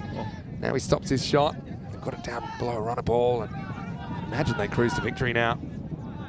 Yeah, unless something, you know, drastically changes here, I think this game's in the bag. Suman will just keep ticking it and give the strike to Hardeep, and he'll just, end of the over, so he's on strike. Yeah, what's it needed now? We're on 8. Yeah, 9 needed. 9 so for the win off 2 overs. Need to have an outstanding over now, don't you? It's going to be tough. Maiden. They've pulled ahead of the rate. I mean, they're pretty much bang on it. But that over, or in fact, last 2 overs, 18 and 18. And there's 36 of the runs right there. You look at the other 6 overs. Yeah. And they've only gone for 43. I think Friendship had their top line up at the top to try and, you know, get stuck into the middle order. Oh, wow, he just How's popped that this shot? up and he almost turns into a ridiculous catch. In the end, it's going to be 4. And that just kind of sums it up at the moment. Friendship, not too friendly with the fielding at the moment. I mean, I like the effort there. It probably feels like it's worth going for this. And again, can't quite make the stop either. Akpreet's given everything, but the result will be 4 runs and they're almost there. It was almost like a French cricket shot. No, feet not moving and just flicking it with the wrist around the corner. Easy game for some people. I'm going into the laws to try and find out. Now, is this a little helicopter shot? And it's away from the fielder. In fact, that will tie the scores. He had a play on that, but he couldn't quite pull it back. And so, Gorka 11, they're going to do this with some time to spare. Yeah, helicopter shot there. Timed nicely. Put into the gap. And again, you know, that bounce might have sidestepped the fielder there, but pretty much game over here now. Now, this one will do it. So they're going to do it with an over and a half to spare. And Gorka 11, they went a bit off script in both of their chases, didn't they? But they got it done. And these are important wins because remember, these 2 teams, they started the day with identical records. But now Gorka, they've pulled ahead. Friendship, we will get to see them a little bit later in the day as well. They will take on Punjab CC Amadora in the 4th match of the day. Also, we'll see them take on Team Tigers Portugal in the 5th match of the day. But right now, it's a win for Gorka 11. And like I said, it wasn't according to plan, but it was effective. They take the points in match number 27. Yeah, all in all, good day for Gorka, 2 from 2. They started off nicely, nice confident shot over long on from Rahul there. Waleed came back up and he continued from where he left off in the first game and just kept that momentum going. Here we have a little Sky, Ratul getting back and comfortable catch. The skipper Rana coming into ball, and Farouk also had a nice little innings there. Yeah, you know, he did. And yeah, Farouk just kind of kept them ticking along. The rate never got completely out of control. I think at most it was about 11. That was a ball that didn't bounce as much as the batter thought. Waleed Imran had to go. And yeah, it was just a case where if they could have put probably 10 more runs on the board. He felt like they could have built a bit more pressure. But they had that get out of jail shot, didn't they? Farouk edging a 6. And then this one was disappearing. That was until Jayad Alam popped up. So they just hung in there. This is the controversial one. He's out, but then he's in. Yep. And I felt that he did really well. Again, I think that they're technically... I think those 4 runs would have been handy anyway. We'll query that one. I mean, maybe they did feel that he steps on the rope and one of those steps when he was in contact with the ball, but probably doesn't come back to bite them at all because, you know, despite their best efforts, they end up going down with an over and a half to spare, which I suppose in this form of the game is quite a significant margin. Yeah, good for their run rates. I think Friendship will go back to the drawing board. Maybe, you know, bowling the spinner towards deep is a little bit of a mismatch there. That's maybe where it changed the game. Yeah, so this is what's coming up next. Team Tigers Portugal against Punjab CC Amadora. Interesting that Team Tigers Portugal captain Azif Ataur has sent in Punjab CC. So, again, they're going to have some big hitters up front that TTP are going to have to get hold of. That is going to be starting in around about 20 minutes right here on the European Cricket Network. Both teams, I'm sure, wanting a win. And Punjab CC, they're another team that start the day with a 3-2 record. So they'll be hoping to do a bit of a number on the Tigers. 32 off 9, Hardeep Singh. Well, we might have chirped him before he went in, but it backfired because he scored 32 off 9. And a nice return with the bat from him. Just the one wide inning, so they didn't give too many away for free. Gamire was just steady, wasn't he? 13 off 7. Farouk had his role as well. Just getting the innings on track, he scored 21 off 13. But all top 5 reached double figures. So a bit of a team effort from the batting unit. 2 for 26, Asadu Zaman took the wickets. I've got to say that Imtiaz Rana was brilliant, though, with a fairly new ball, only going for 10. So, well, 2 matches you've been here, Conrad. 2 very entertaining matches. And we'll see you get a match 3, right? Looking forward to it. Yeah, so we'll be back in around about 20 minutes, take you into match 28, and we'll see what Punjab CC Amadora are bringing to the table. Their first appearance on day 6 Well, get into your weekend with us here at ECN. Vinny Sandu, Mr. Maximo, Conrad Greenshields with me. Back soon with more FanCode European Cricket Series.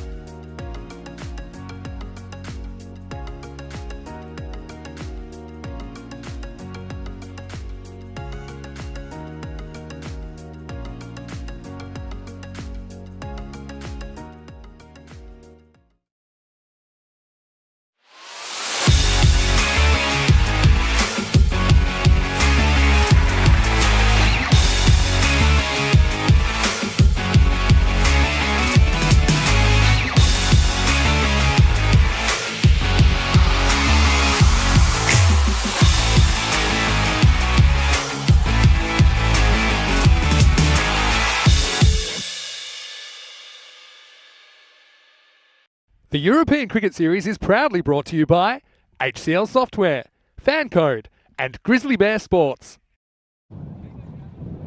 Hello and welcome back to the Santarem Cricket Ground. We are 2 matches into our 5-match program here. Super Saturday of action. The weekend's rolled around, but the cricket just keeps on coming. Coming up in our next match, we have match number 28. This is between Team Tigers Portugal and Punjab CC Amadora. A little bit earlier on, Tyrone Peters, the tournament referee, had the 2 captains for the coin toss. Let's see who won it. Imran to call. And that is a head. Head. We like to ball first. So you saw the news from the toss was that Team Tigers Portugal, they won the toss and sent in Punjab CC Amadora. I can say that it's a little bit surprising, but ECS cricket is full of surprises. So calculated gamble by Asif Atouri has captained well today though. Almost hung on against Gawker 11 in the first game of the day, but they went in a last over finish. So Team Tigers Portugal without any points here. They do have one win earlier in this series, and that was against Lisbon Super Giants. Punjab CC Amadora, they're one of a bunch of teams that started the day on 3-2, and with only 4 semi-final places up for grabs, then you feel like this is the kind of game they shouldn't be dropping. Right, Imran leads Punjab CC Amadora, and he's likely to lead them at the top of the order as well. Ranasawa, again, very, very good player. National team experience, and if those two open the batting, it will certainly pack a punch. And I suppose, yeah, the gamble when you do send in a strong opposition side, you want to get those early wickets. So the Team Tigers Portugal, they've got some pretty good opening bowlers. You look at Alamin Ulash, I think he bowled really well in the last game. Mohamed Omar Farouk is another guy who will get 2 decent overs out of. I think they just struggled across the board to maintain that standard, and that's why we weren't quite able to defend that score of 95 in the first game of the day. Vinny Sandu here, Mr. Maximo for the European Cricket Network. My very special, he's not really a guest, he's proved himself, I think, in the booth. It's Conrad Greenshields, the Portuguese captain and Irish captain. And yeah, Conrad, what do you think about the decision from Team Tigers Portugal to send in Punjab CC Amadora in this one? I think it's a brave step. We know Punjab have some serious firepower. You know, maybe they back themselves to restrict them. 1 or 2 quick wickets and put them under pressure. Yeah, it's a calculated gamble, I suppose. I think Punjab would have batted anywhere. That's what I think. Some batting practice. I just think the fact that they did get 95 on the board and almost defended it against the strong Gawker 11 side in the first game today, I probably would have batted, but I suppose that's why they never let me be captain. So, got to say, I'm a big fan of the font of the letters. It's slightly unusual. Slightly a bit of a tail at the end of it. Exotic, yeah, I got to say. Nice. Something different. It's a bit of the Aladdin about that. Ah, for yeah. me. Yeah, the flying carpet. Anyway, they're going to go for Parveen Singh at the top of the order. Interesting. I thought maybe they'd go kind of all in with Rao Imran and Ranasawa. But they have gone for Parveen at the top, and he's out there with Osama Zahid. So a slightly different opening combination. It is going to be Alamin Ulash to get us going. Here we go in match 28. A pretty good ball first up. Ulash has been impressive with the new ball, hasn't he? Yeah, he's got some nice shape. Good start. Parveen hanging on the back foot there, nice and full, and getting it to swing. Yeah. Parveen can let loose sometimes. Yeah. I've seen some amazing innings from him. Interesting that they have sent him out there to open, so a lot of confidence in him. And he's knocked over. Oh, that is an outstanding bit of bowling from Alamin Ulash. He swings it in, and Parveen swings away. Not a shot he'll want to look back at. It's 1 for 1. Right, that was a terrible shot. He's just seen the first ball swinging in, so come out of the crease a little bit, and he's just opened the leg, and it's gone through the gate. It has a classic can't block 2 in a row about it. I think he respected the first one, so none for 1. And yeah, Alamin continues his strong start. This is what we talked about with Team Tigers Portugal, again, mixing it with some of the big teams and holding their own. I think they'll have a lot of confidence they'll take back into their league cricket this season as well.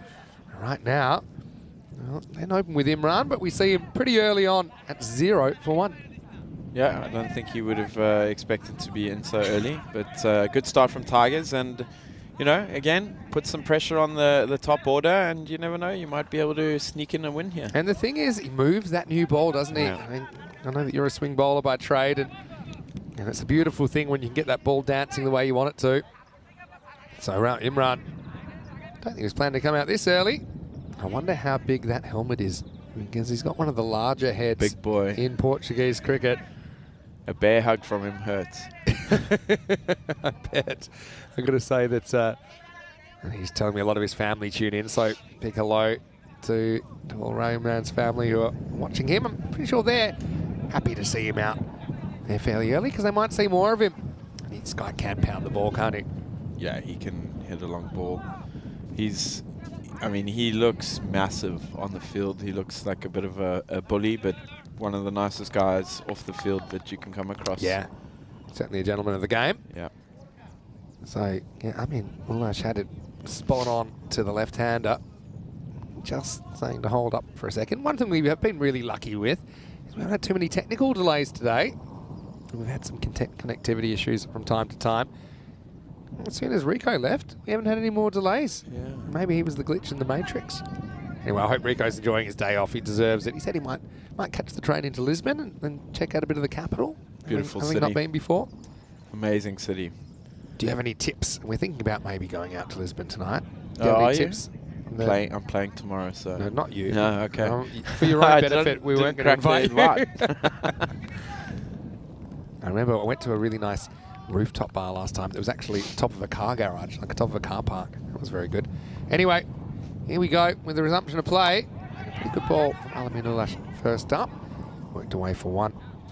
Yeah, I'd have to look it up and see what it was called, but it just looked like nothing. It looked like it's a multi-level parking garage, but level 6. It was just this really funky bar. Bumping. Yeah, it's the kind of city, Lisbon, where it's got some vibrancy to it, doesn't it? Yeah, very much so. I mean, you can find anything and everything in Lisbon.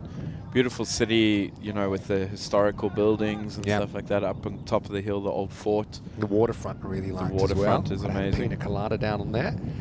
This is whipped away. This is Zahid. He wants to go with a hit. He sent back. Imran knew that he was never going to make it. So yeah, always itchy to get off the mark.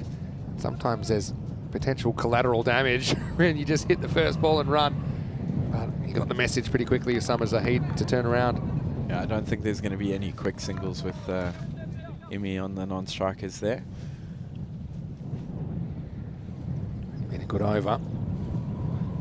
Pitched up, hit, and he's almost pulled that out. He's thrown it for 4. Well, he might. They could have possibly got 3. Imran's going to come back. Just have a look at this.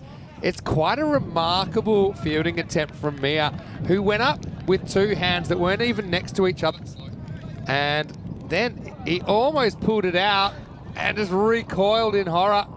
When it got away, it was like one of those people in those wind machines where the cash is blowing around, and he was just grabbing at what he could. But in the end, it'll be a long 2 for Zahid.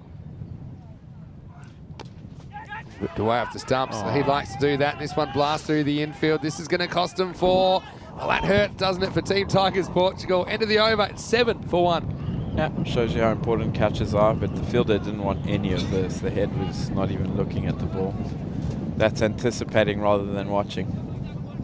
So, and we've gone through these teams a couple of times today. We went through Portugal earlier, then Netherlands, and I'm going to talk a bit about the Gibraltar team because we have seen a fair bit of them lately on ECN. Avinash Pai is a very good cricketer. I think Avinash Pai and Louis Bruce did some very good things in the Valletta Cup last year for Gibraltar. You also got the experience of Ian Latton, who's a pretty technically correct player. You've got the power of Kenroy Nesta, or K-Ness, in there as well. Plenty more players to watch. That's a 3-way series next weekend right here on ECN. Rao gets a full toss and it's very well cut off around the boundary. So they will get a single. So yeah, looking forward to the ECI, which is a great addition to the calendar. A fair few of our European Cricket Series will finish with a 2-day European Cricket International Tournament. Great idea. Yeah. Logistically, it's quite challenging, but I think already we're seeing that it's just another addition which is getting people more excited about European cricket, and of course giving more international opportunities to players on the domestic scene. Yeah, how nice of it is it to have the Dutch coming over to the various countries and playing and competing in it, and you nailed it before. We're talking about the conditions. This is well bowl, swing and a miss. This is Yusuf Mia, who almost pulled off a remarkable catch in the last over. He's getting a bowl. Yeah, let's get the Dutch fielders, a very good fielding side, get him out here on the... I don't really know what to describe it. It reminds me a bit of a trampoline. Like a big, hard trampoline, but that's harder. Yeah, get him out here and let's see what the fielding's like and see how many fingers they've got left at the end of the week. You know those balls that you get where they've got the bumps all around it? Yeah. It's like fielding like that. Yeah, I can't remember what they're called. We used to train with them a fair bit. Exactly. It's about not knowing where it's going, and it's just purely reflex at times. Of course, they'll be hitting a few balls that people are going to have to field as well. Don't forget that. For sure. This is up in the air, thick outside edge, and well fielded. I think he does this. Now they'll come back for 2, but I got to say, this is Jamil Rajan down there. And I don't think he expected to find himself in this situation. They see he grabs it, he stays in, he's fine there. Does he let go of it in time? Yeah, I think so. It's just that foot there. Does it touch the rope? I don't think from this distance you could say. So he gets credited with a good stop. Now Snapple jumps a bit on Zahid. He moves to double figures with that one. In fact, he doesn't because they won't run. So it's the end of 2 overs. It's 12 for 1. Yeah, you see off a good length, the ball does some funny things. It either nips in, out, it can pop on you. Yeah. Maybe the cross seam is a play. Have a look at this because Punjab CC and Medora, they are 3 and 2. Same record as you. So slowly those 3 and 2 records have evaporated as teams have played today. See, Friendship have gone to 3 and 3. We've seen Gorka go to 5 and 2, winning both their games so far. Fighters won a close one last night. That was important. So, I mean, 5 or 6 doesn't go into 4. Only 4 semi-finalists will be decided at the end of match 55. This is a big over. Alamin Ulash needs another breakthrough. It won't be this time. It's a miss hit just for no run. The other team I think will be interesting is Gibraltar, because Gibraltar's home ground is now AstroTurf. Yeah, and I've heard. It's a great field, but again, you don't get too many Tortugas there. You know, just straight up and down. It's a bit bouncy, I'll give you that, but it's kind of predictable bounce. Yeah. Whereas this is the opposite of that. Big swing and a miss. That's good areas from Ulash. Can't quite get that edge at the moment. Very well bowled, top of off. Unlucky to miss the timber there. That's missed by an eyelash. Yeah, you're exactly right. He's loving it though. This is what I love to see, those smiles on the faces. I mean, everyone's enjoying the opportunity to show what they can do in front of the global audience. This is Cricket Live from Portugal. And now pops it back and almost carries back to the bowler. Unlucky there. Caught bowls are always very difficult. You never know what the speed is. This just pops on him. Does he get a hand to it? No, it drops. Falls short, but yeah, just needed to find a way to turn on the afterburners to get a bit closer to that. Surely a dive. Yeah, maybe. Especially with Imran Rao. You'd think so, but he's an important player himself. Alamin doesn't want to do himself an injury. Slow start for Imran, 3 off 7.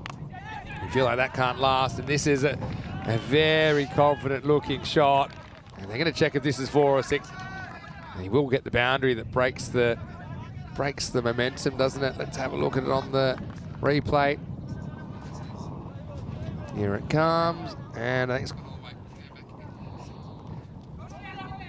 So Maximo Imran breaks out of his funk and moves to 9. It's just a little bit too short that time. Good shot though. Good shot. Still got to put them away, but yeah, a touch short. Go back to that top of offline, and Imran seemed to be a little less confident. Not so much on the front foot these days. This one is Fuller and works it away to mid-on. He will get the single this time. Still, I mean, they've only got the 1 wicket, but they have done pretty well at restricting, haven't they, Team Tigers Portugal? This is kind of what I was saying a little bit earlier on. I think typically new teams to competition in the field, there's a bit less fear, a bit more of a shared burden, I think, in the field and with the bowling. And so we see them competing with these top teams in this aspect of the game a little bit before they're batting, where it's a bit more individualistic and you're relying on guys to have the confidence to take on some of the better bowling.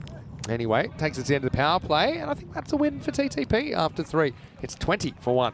Yeah, I think if you told them after 3 they would have Punjab 20-1, they would have taken that smiling. So good start for them. They've just got to keep it going. They had the same kind of start in the last game, but then, you know, slowly but surely kind of ran out of bowlers. Looks like we had, is that Kirill's up there? Give me a thumbs up from camera 2 if it is Kirill's. Or maybe that's Martin's. I'm trying to pick these fingers. Okay. I know that thumb. It looks a bit, I'm going to say it's Martin's thumb. It looked a bit too dainty to be Kirill's thumb. Yeah. Aren't they great? Ladylike. I mean, is that Kirill's thumb? Well, wow. Okay. Hey, so you've got to know the TV crew a bit here. Yeah. Spring Productions. They do a great job, don't they? Amazing. Very, very, very talented, very professional. Good people off the field. Yeah, and fun. And By the fun. way, this is in the air and it is hanging. Bermuda Triangle situation, and he might have knocked it through for the conversion. Have a look at this on the replay. I got a feeling that he assists this over. Just fell into a pocket of space. And yeah, let's check it out. Thanks to Spring Productions. Does he kick this, or is it just the natural slope of the field? Oh, it's off the fingertips, I Palmed think. it. 5 metre scrum. Yeah, knock on. Oh, that's a disappointing one for Bakor. He's having the greatest morning so far. He's still got time to turn that around. Zahid with the boundary. Change of angle from Yusuf Mia. And change of tactics as he bowls it straight at his head and then disappears for 4 more. That'll be a no ball. High five. And next ball is going to be a free hit as well. Yeah, I think this has just come out of the hand completely wrong, and still got to put those away. They're not the easiest balls to hit. Good shot. I mean, to have the confidence to go the hook, a lot of players would probably try to angle that down to third man and just get some bat on it, but he got a full-blooded hook shot out of it. So yeah, it's just been the issue, I think, for Team Tigers Portugal today is they've been really good in patches, but then they have had trouble maintaining that pressure throughout the whole 10 overs. Here's the free hit back over the wicket. And it'll be a thick edge, and it'll be fumbled, and it'll be a single. Yeah, the no balls, I mean, they can change games. We saw it in our game with when we were defending. Yeah. We thought we had the game in the bag, but then it started getting close with 2 no balls, and you know, it can completely reverse a game. Yeah, that's true. Extra delivery in a 10 over match is huge as well, isn't it? Well, not the greatest bit of foot fielding, but again, it will just be a single. Not only that, you're also giving the batter a free shot, and you know, there's no worry. You can just throw the hands at it, and if it pays off, it pays off. If it, you know, you edge it, it's still there. It can be quite costly. So full tosses is, you know, something that the team's got to try and not work on. And quite foolishly, I retired around the time that they brought in the free hit rule. So I haven't felt the drunk with power, immunity. It's quite a good feeling. Oh, I mean, I spent most balls frightened of getting out in my entire cricket career. I think I faced 3 no balls when the rule came in, and I got singles off all 3 of them, which was just ridiculous. Anyway, this is in the air, and it should be gone. It's dropped. Wow, Mujibur Rahman really should have done better. You can see he's frustrated. He went the crocodile style, I think, and that one got away. That's a dolly, and that's a big wicket. That's Imran too. Maybe a bit too calm and collected, and the crocodile hands were not snapping in time. Oh, the crocodile, as Corey Rutgers calls it. And not doing the job. And he couldn't have presented a more simple chance, really. Wow, Imran was half-hearted little poke. An optimistic LBW appeal to finish the over. As we get to the end of 4, the score is 34 for 1. So I've got a question for you, because one thing I noticed when you came to the ECL, the Champions League, just 2 or 3 weeks ago now with Oerash, is you guys had a real focus on your fielding to be a professional fielding unit. Obviously, you would agree with that. But how do you practice your fielding? What sort of things do you do to make your fielding as good as possible? Me personally, I mean, I always try and have a ball in my hands if I'm throwing it against the wall or doing whatever, just to get those reflexes going. Yeah. When we came to the ECL, we spent a week on this field actually practicing. Right. So, you know, like Kartama is an amazing field to field on. It's like playing on sponge. So we knew if we were good on this field, we would be, better on the Cartama field. Sure. And what are you doing? Are you practicing high balls? Is there any kind of anything innovative, or is it just like kind of the fundamentals and just that repetition? Yeah, high balls. We're doing a lot of boundary catches, working in teams. There's a lot of, you can change a game by plucking a ball out of the air and flicking it to your teammate. Yeah. The same as backing each other up, if it's going to long on and cow. Those two have to cross just in case there is a fumble. With this game being so quick and intense, we were talking about it earlier. You go for a second on a fumble. If your backup is there, you can still potentially get the run out. So looking at things like that. Oh, he's bowled him, and I said he needs to turn his day around. What better way to do it than that? Mohammed Bakor comes on in the 5th, and he rattles the thumps of Rao Imran, who was never quite himself while he was there. That's cricket. This one angles in the natural angle, and you can see Bakor. Well, that is cricket, because things can change very quickly, and he sends the Punjab skipper walking back. The score is 34 for 2. Yeah, gone down completely the wrong line there, head in the air, and well bowled. I mean, it's that old saying, you miss, I hit, and he's claimed another one. Yeah, that's one thing that I guess it's an old expression, but cricket's a great evener, and it goes both ways. I mean, Bakor hasn't really gone the way he's wanted today for the most part. But that's also what I like about this format, the fact that you can play 2 or even 3 matches in a day, and you just got to kind of keep your head in check, because you're going to have your ups, you'll have your downs, but that's a nice one. Remember, Bakor was the one trying to defend 3, and there were 2 wides and a bye in the first game of the day, which were the 3 winning runs for Gorka. Now Runner comes out, so it doesn't get a lot easier for TTP. Runner starts with a single. The Punjab Giants. Yeah, some big boys here. Good ball first up, and Runner just nudging it into the covers for a single. Zahid is doing quite well here, 20 off 12, so he's keeping with the rate they would be looking at. But again, I've said you've got to be looking at around 120 to be really competitive. Goes up with the angle, hasn't quite got it. Another chance, and this time it's been taken. So, Yusuf Mia in that position.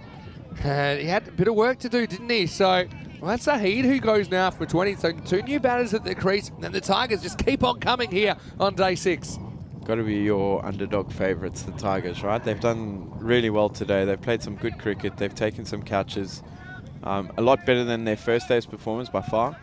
And Asif is looking quite positive there. He's a cute captain. Can I say that? I guess so.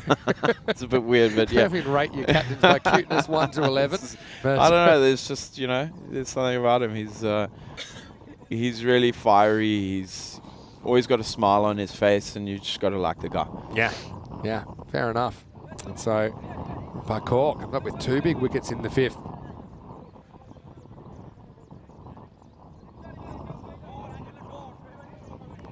But Abu, he's certainly changed the game in this over to get the 2 established batters. Adnan Ali comes out at number 5. And he wastes no time at all. He goes up, he goes over, he goes maximal. And as far as starts go, it doesn't get a lot more confident than that. No, not a bad start at all. I mean, that's why you got to love T10 cricket, right? Walk in there, Tigers think they're on top, and then the guy walks out, double step, bang, straight over your head for 6. Yeah, this game will change so fast, it'll make your head spin as we approach the halfway point. Still been a good over from Bakor. He gets this one into the stumps, and they take on the fielder, and they win thanks to the small fumble. 6-1, and last ball of the 5th to come from Bakor. Yeah, 10 and over here. I mean, if you're the Tigers, you're still happy. You're keeping them under 10. Big ball, this one. Goes for it, doesn't quite get it. Fielder's going back, Fielder's coming forward, and Fielder takes it. 3 times the charm. If it was volleyball, he uses all 3 touches, and that's Alamin Ulash. He just had to find it first. He was not sure, I think, if it was going to stay in the field of play. But that's a big wicket as well, because Runner is going to go for just a single. And 3 wickets fall in that 5th over to Bakor. It's 42 for 4. Yeah, beautiful over. Well bowled. good catching too, you know. They've held on to their catches, and that's a huge scalp. Rhino walking out there. I think the last game he played, he made a quick 550. So, you know, pressure on the middle order here that maybe haven't had a good knock in the middle just yet. And Also, Tigers, first game of the day for Punjab CC as well, right? So it's always a bit of getting the eye in, just adjusting. Whereas we know that Team Tigers already did have a game earlier on against Gorka. Yeah, very entertaining contest. New batter comes out. It's a guy that can pack a punch, Simranjit Singh, but he won't be facing because it was the end of the over as Muhammad Umar Farooq prepares to bolt. And he was brilliant with 3 wickets in the first game of the day. Likes to marshal the troops and make sure that everyone's where he wants them. knows what he wants. That's good from a bowler. Undeniably knows what he wants, to hit sixes. And that's exactly what he tries here, and that's exactly what he does. Maximo! And you just have to say that he's looking super confident. Even the way he hits this, doesn't even bother to see where it's going to land. He just knew that one had left the building. You just feel it out the bat. You don't even have to bother. Just take your guard and wait for the ball to be returned. I mean, good shot. I think you can see by that grip he favours the leg side, so maybe it was something a bit outside or off. It's very tight ball. Yeah. Those of our viewers that will be familiar with that. But yeah, kind of choking up the bat, squeezing that bat handle, and fairly open, looking to get deep in the crease and to lift something up into the leg side. This time though, he backs away and he still goes down the ground and out of here. Maximo. That was an even better shot, I think, because he backs away to give himself room, has to reach for it, still has enough bat to get it out of the ground. And the counter-attack is coming thick and fast from Adnan Ali. I mean, he's done amazingly to get to that. He's literally stretching. He's on the ground. Short arm jab, and it's gone over by like 10 meters. Strong boy. Yeah, sure is. Now goes again. This one is even further. Going, gone. Balle, balle, balle. Manos arriba, arbitro, porque esto es 6 carreras. Everyone missing Rico, that one's for you. You do that quite well, huh? Heard it a few times. Anyway, Farouk's probably not enjoying it as much. Oh, living by the sword, dying by the sword. One thing about ECN boundaries being smaller than, let's say, an average cricket field is it encourages batters to go for more shots. And I think that it'd be a boring game where that poke down the ground gets caught. You know what I mean? Yeah. Because you can see that's something that people don't realise as we get to the end of the 6th over. Score is 60 for 4. A lot of people saying, well, look, these guys are hitting the ball 20, 30, 40 metres over the boundary. Why are the boundaries so short? But I think that if you scientifically look at it, the dynamics are created by the fact that the batters can get away with more, so they'll try more. Yeah. And I think that's something that you understand once you've watched a fair bit of ECN cricket, rather than just watching maybe a game in isolation. And the other thing is the bowlers, they know it's harsh if an edge goes for 6 or a miss hit goes for 6, but I think the bowlers also know the batter coming at you forces you to think a bit more, but it also creates more wicket-taking opportunities because the batter's going to make more mistakes. Well, it's a little helicopter as Alameen running around the boundary, but he can't get there. Maximo! Well, the action coming quickly, and you can see this one inside out.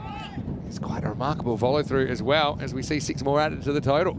I don't understand cricket sometimes. I mean, how is that even possible? It's a helicopter shot, and it's gone over extra cover. I love it. It's mental. In the old days, Good when you did stuff. that, they'd said it's wrong, but how can it be wrong when it feels so right?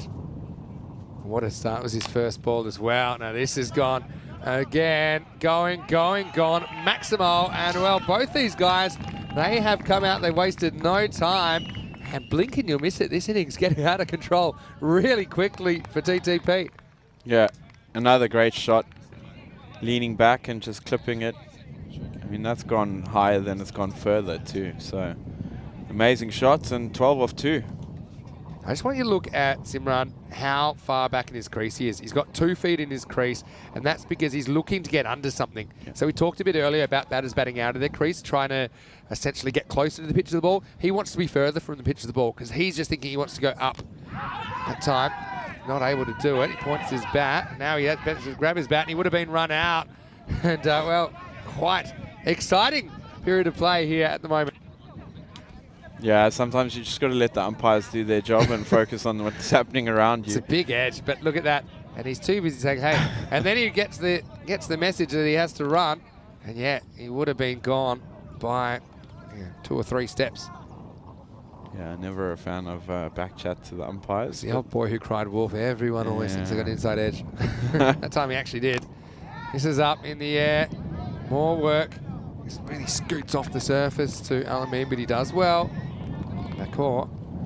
He'd give anything for a 4th wicket now, because this partnership has exploded to life. They came together at 42 for 4 at the halfway point, and they have put on 32 in just 10 balls. Yeah, great striking, putting the pressure back on the Tigers here, and you know they won't stop, but a wicket here can change that momentum again. Oh, shot. Really good shot, clipped away. That one wasn't quite where he wanted it. This is just going to be 4 runs. I thought for a second it might have been called a no ball, but I think it's just a boundary 4 signal.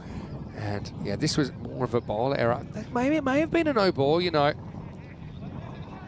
I think this is a no ball for a back foot. I'm sure he's been getting close the whole time.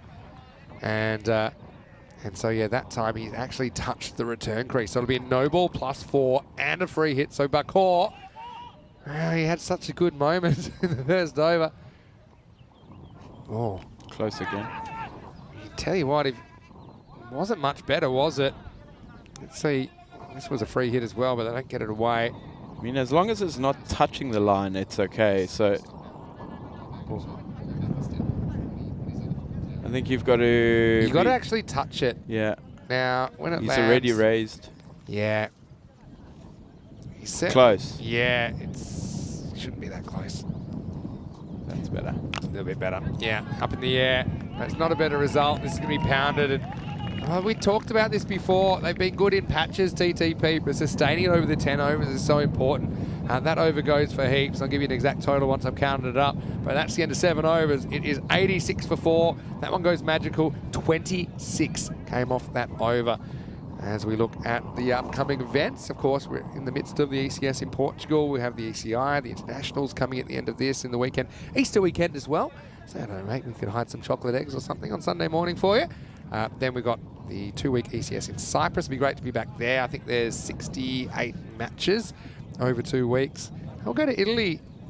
We'll have a couple of series in Italy this year. The first one's in Milan for 2 weeks. And, yeah, sandwiched in there as well. We've got the T20 internationals we'll be covering in Gibraltar, which Conrad, my colleague today, will be captaining Portugal in. Anyway, let's get back to the action. Mujura comes on, gets knocked down the ground for a single. Got to say, Conrad, that's one rule I think it's a bit outdated, the back foot no ball rule. I think it used to be that it didn't matter where your front foot was at all because it was all the back foot. The back foot had to be behind the bowling crease, which is actually behind the stumps. Oh, was it like that? Back in the 60s. Okay. And they changed the front foot rule, but they never changed the sideness of it, of the back foot rule. So for me, if I could change a rule, I think it just makes sense. It would be just that the front foot, there should be something that is a guideline inside the sideline and something behind the front line. Yeah. And I think then you're asking the umpire to watch 2 feet and then look up and look at the play. Most umpires, if they're honest with you, they won't look at the back foot. No. If there's a call like that, it often comes from off the field. Yeah, unless you see it, like that guy, he's challenging it. 100% like pushing the line every time, but normally you're not really looking at it. This is up and it's hit pretty well. That's out of here. Maximo, what a partnership this has been. In fact, that brings up the 50 partnership, and the 50 partnership comes up, I think, at 15 balls. So it's been brutal. Yeah, it's been brutal. That's a good word. Yeah, I was just thinking because it doesn't really make sense to me. Spinners will often have their back foot inside the sideline and they have their front foot outside the sideline, which is legal. Yeah. But it just doesn't seem to make a lot of sense. It's not fair, is it? It's, you know, what's the difference? You still have to have a rule for the sideness, if you like. But I just think if you just could watch the front foot, that would be just an stay easier way in to the do borders. Yeah, this is another brutal shot, which is going to go up and away. Maximo, have a look at this partnership. In fact, that's 4. Pardon me. Didn't quite go the distance, but he did find the gap. It was a bit more top edgy than I thought off the bat as it came down. And yep, you see that. Maybe just held up a little bit, but still a good result for Punjab CC Amadora. What's their field? Okay, so they're dropping the cow back there now. So who've they brought up? The third man. Yeah, with the pace like this, it's better to have the guys up in the front. Yeah, I think the way that these guys are hitting as well, they're not looking to get funky. They're hitting down the ground pretty often and pretty hard. Yeah, so that's just one I think. I don't know if we could bring it in, but I would like to see it experimented with because, okay, the guy, he's touching the return crease. He's not getting a huge advantage. Look at where his front foot is. His front foot is inside the line. So this is up in the air. Should be gone. It is gone. So they break the partnership, and that's a nice moment for Jamil Rajan, who's fielded pretty well in this innings, made an important stop earlier, and now he takes an important catch because Adnan Ali had raced to 42 off just 13 balls, but his 14th one will be his last here in match 28. It's 97 for 5. Yeah, good little cameo there, and third man being brought up, chasing the ball after cow, and results in a wicket. So, you know, good captaincy, bringing him up and gets the big fish. Is this Umar, if I'm right? Yeah, this man can hit a long ball too. Yeah, so it's just it's quite intimidating when you're standing on a field and 7-foot giants are walking in. Yeah, for sure. But I've got to say, nice fielding from Jamil. What an innings though. That was edge of your seat stuff from Adnan Ali. Came out from the very first ball. Yeah. He just looked completely confident. Attempted clothesline from Paolo Butchamatsa, the umpire. So it's been a pretty good over. I mean, yes, he's gone for a 6 and a 4 in this over, but he has taken the wicket. Mujibur Rahman bowling his first over here in the 8th. And right on cue, he lets me down. He goes full. He goes down the leg side. I don't think this has touched anything. It's going to be 5 wides. And so just like that, things changing. Check it out here on the replay. Nah. Yeah, it's almost there for height, but probably not. 5 wide is probably enough of a penalty. Yeah, pity about that last ball. That's ruined, you know, what was a good over. And he's still got to bowl it again. That's the thing. He does. He's hit down the ground, but not quite out in the middle. And it still gets there. So it goes from just 11 off the over. With 9 off the last ball, it goes magical. 20 come off the 8th. And the wicket not slowing things down too much. It's 106 for 5 off 8. Yeah, we know this Punjab side can bat deep, and they've got some big hitters. So, you know, you're happy to send one back into the shed, but like we said, another one comes walking in and can go from ball 1. And, you know, unfortunately that 5 wides is a game changer. And what could have been, you know, possibly 1 for 12 has gone for 1 for 20. It's a killer, isn't it? Well, first 4 overs, they scored 34. Second 4 overs, they score 72. So shows you how quick they've moved that line up. And suddenly they're on 130's pace. And I think they might be turning to Rajan here. He's actually done some pretty good things in the field. So they said, all right, grab the ball, see what you can do. But it won't be easy because Simran, who's facing up, he's a powerful striker of the cricket ball. He'll be fancying himself here. I don't think I've seen Rajan bowl today, so looks like an offie. Well, here he goes. We say it all happens in the 9th. Yeah, it goes up. He might have a wicket first up. Oh, well, I think that's a bit of a tactical error from Alaminu Lash, who probably could have got there on the full. Once it bounced, it got even harder to field, didn't it? So it's not like he got a big friendly hop. And so the result's going to be 4 runs. Just a bit of the deer in the headlights from a pretty good fielder, Alaminu Lash. Yeah, maybe he's lost it, but it's pretty much yorked him. So you can't say he didn't get there. Got to go for those. That's got to be in the hut. Don't think I've ever seen a straighter arm action than Rajan either. And this time he gets it, and he gets it even better. This is going, and gone. Maximal. So they turn to the spinner, but well, look in the bag. You won't find any cats because the cat's out of the bag. And right now, Punjab CC Amadora putting some big runs on the board at the end of the innings.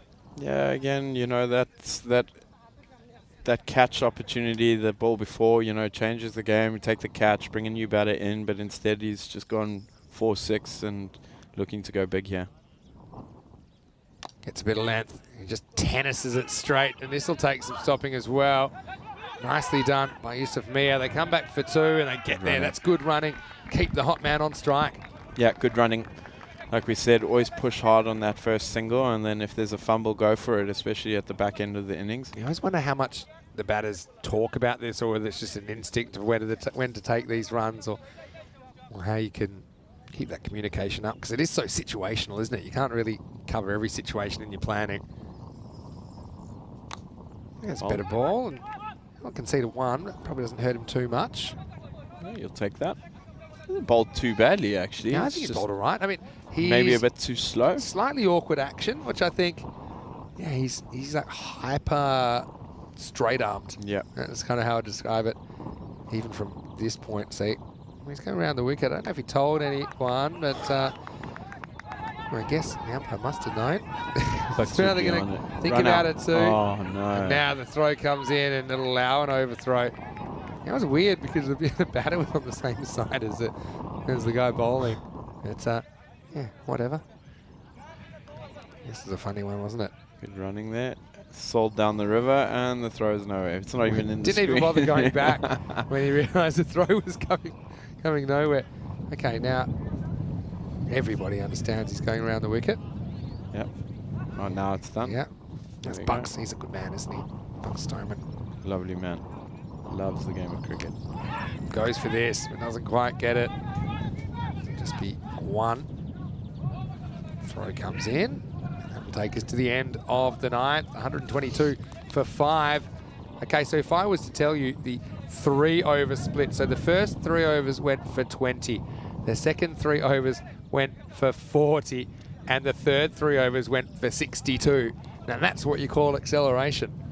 Yeah, I think they were just biding their time. Like I said, I think maybe the Tigers used their best bowlers up front to try and get into the middle order. But like we said, the Punjab boys can bat all the way down. Yeah. And that's despite losing those 3 wickets in the 1 over. In the 5th over, Mohammad Bakor took 3 wickets. And then his next over went off the rails a bit and conceded 26. Okay, so Mujibur Rahman has been used as a bit of a death bowler this time. He did go for 20 in the 8th, but he keeps his spot, I think perhaps due to a lack of options. Here we go, over number 10. First one's in the slot, it's hit, and it is 6. I'm pretty sure it's gone all the way. Maximo. Well, it hurts. Yusuf Mia. Again, he threw everything at it, didn't he? But just have a look at this one. I think, despite this, whether he touches it or not, just look at the ball. The ball comes off his hands. And you can see it then takes a little deflection over the rope. 6 runs. Oh. Good effort, but yeah, things are just rolled against Team Tigers Portugal here.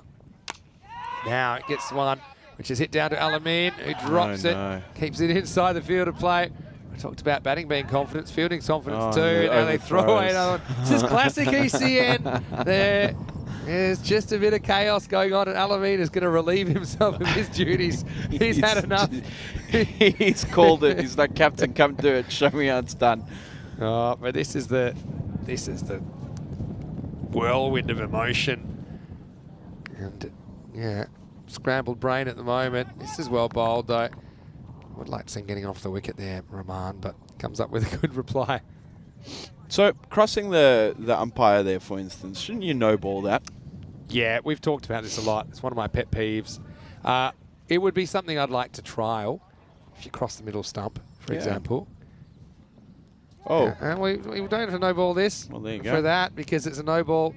That's a rare keeper on the full over the keeper's waist no ball. I think that's the second time he's done that as well. What I will say about the bowler running in front of the umpire is there's already a mechanism that we probably don't employ fully, which maybe we should see if that solves the problem first. Free hit. Goes for it. Mishits it. But what I would say is, really if the bowler runs on the protected area, now the reason that we'd crack down on it isn't so much because we're trying to protect the pitch. But it's because it's obscuring the umpire's view. Correct. So there should be a first warning, final warning, then you can't bowl anymore. Okay. So that is... You pull the bowler straight off. That's already in the rules. the laws of cricket, Yeah. which obviously are incorporated in our playing conditions. So I'd like to see that maybe done a bit more. This is up in the air hanging. Another opportunity put down. And they've pretty much had it, haven't they? Yeah. And Mia thinks about throwing it as fast as he can. That one's a nasty one. I think it's got him off the end of the fingers. It'll be 2. Yeah, but if that doesn't work, I think the no ball thing solves a lot of problems because you don't have to make an LBW call or a caught behind call. You don't have to make a wide call. Yep. It actually gets the umpire out of jail because even if you're doing the warning systems, there's a lot of decisions they can't make. Anyway, this is going to be a good finish. Up and away, 140. Simran goes to 39 off just a dozen deliveries. Things have gotten out of control. It's a stage 5 alarm for the Team Tigers Portugal. They'll put back in the cage here, 140 off the 10 overs.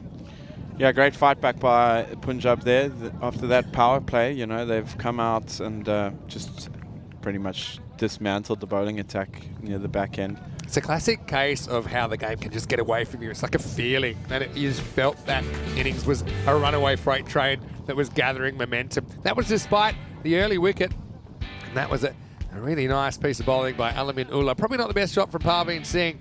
We'll get the right to reply with the ball, I'm sure, in the second innings. But yeah, although they didn't take another wicket in the power play, they did hold Punjab CC Amadora down to just 20 runs. And even at the halfway point, there were only 42 on the board. They had 4 wickets down. They were looking good, but that second half of the innings, 98 runs off those 5 overs, almost a magical pace. And really magical stuff for Punjab CC. You do feel have enough runs on the board. But yeah, I think Team Tigers Portugal, they've done some good things in the field, but obviously, you know, there were some key ones put down. They just could never get that momentum back. Yeah, the fielding let them down there in that innings. There were quite a few drop catches, some knocked over balls over the boundary line, and you know, they kept fighting. That's a good catch. Yeah. You know, he's got underneath it, but then after that, I think the wheels started falling off. Yeah, and, they did. They did. And look, again, no lack of effort. I mean, you can see that that one that was dropped but then caught at the third attempt from Alamin Ulash, but still, I think you got to hand it to the batters. I mean, I don't think it was all on the fielders. I think that the batters came out, and in particular, Adnan Ali and Simranjit Singh. I mean, between them, they had a combined total of 81 off just 26 balls. So that's Brilliant. over 3 a ball, and they came out and they were whacking it from the very first ball they faced. Brilliant batting. I mean, that's what you want in your T10 side, is the depth, and you know your guys have the license and the right to go from ball 1, and it paid off. And you know, that's a big total to try and chase down for the Tigers. Yeah, and that's why, you know, even though they lost Rao Imran for just 12, they lost Rana Sawa for just a single. This one pretty much summed it up for Team Tigers Portugal. Yeah, but the fact that you could have guys coming out number 5, number 6, even Umar Mohammed at number 7, 16 off 8 with a 4 and a 6, and they really were able to gather something. And yeah, like a rolling stone, gathering moss along the way. But yeah, it'll be a tough one for Team Tigers Portugal. Still, I'll be hoping to put something on with the bat in the second half. Look, only the 10 extras, which I think is probably about par for the course, but have a look at that damaging middle order. 42 or 14 for Adnan Ali. Simranjit Singh with 39 of 12, 16 not out for Umar Mohammed. After a little bit of a sedate start, Usama Zahid was getting out just as he got going. 20 off 13 for him, a dozen for Imran, who never hit his straps. But yeah, I mean, the bowling, case of the haves and have-nots, Conrad. Yeah, the bowling, like I said in the beginning, I think they used their top bowlers up front to try and restrict them. And I mean, the economy there, 7.5 from Amin and Mia, 9.5. You take that any day. Yeah. And then fell away, didn't it? McCourt took those 3 wickets. You thought, oh, okay, it's all turning around for him. But then the second over went off the rails for him as well. So 140 for 5, the final.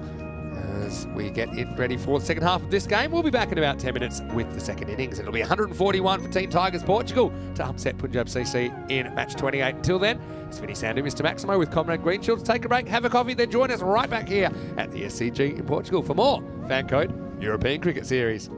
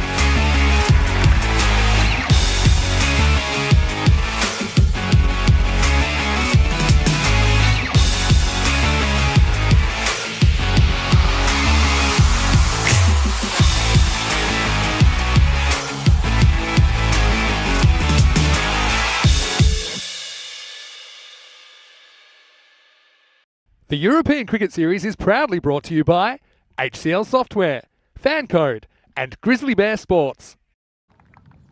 Hello and welcome back to the Santarem Cricket Ground, just north of Lisbon in Portugal. Vinny Sandy with you, Mr. Maximo for the European Cricket Network, as we get ready for the second innings of the third match of the day. So currently we're exactly halfway through the action on day 6.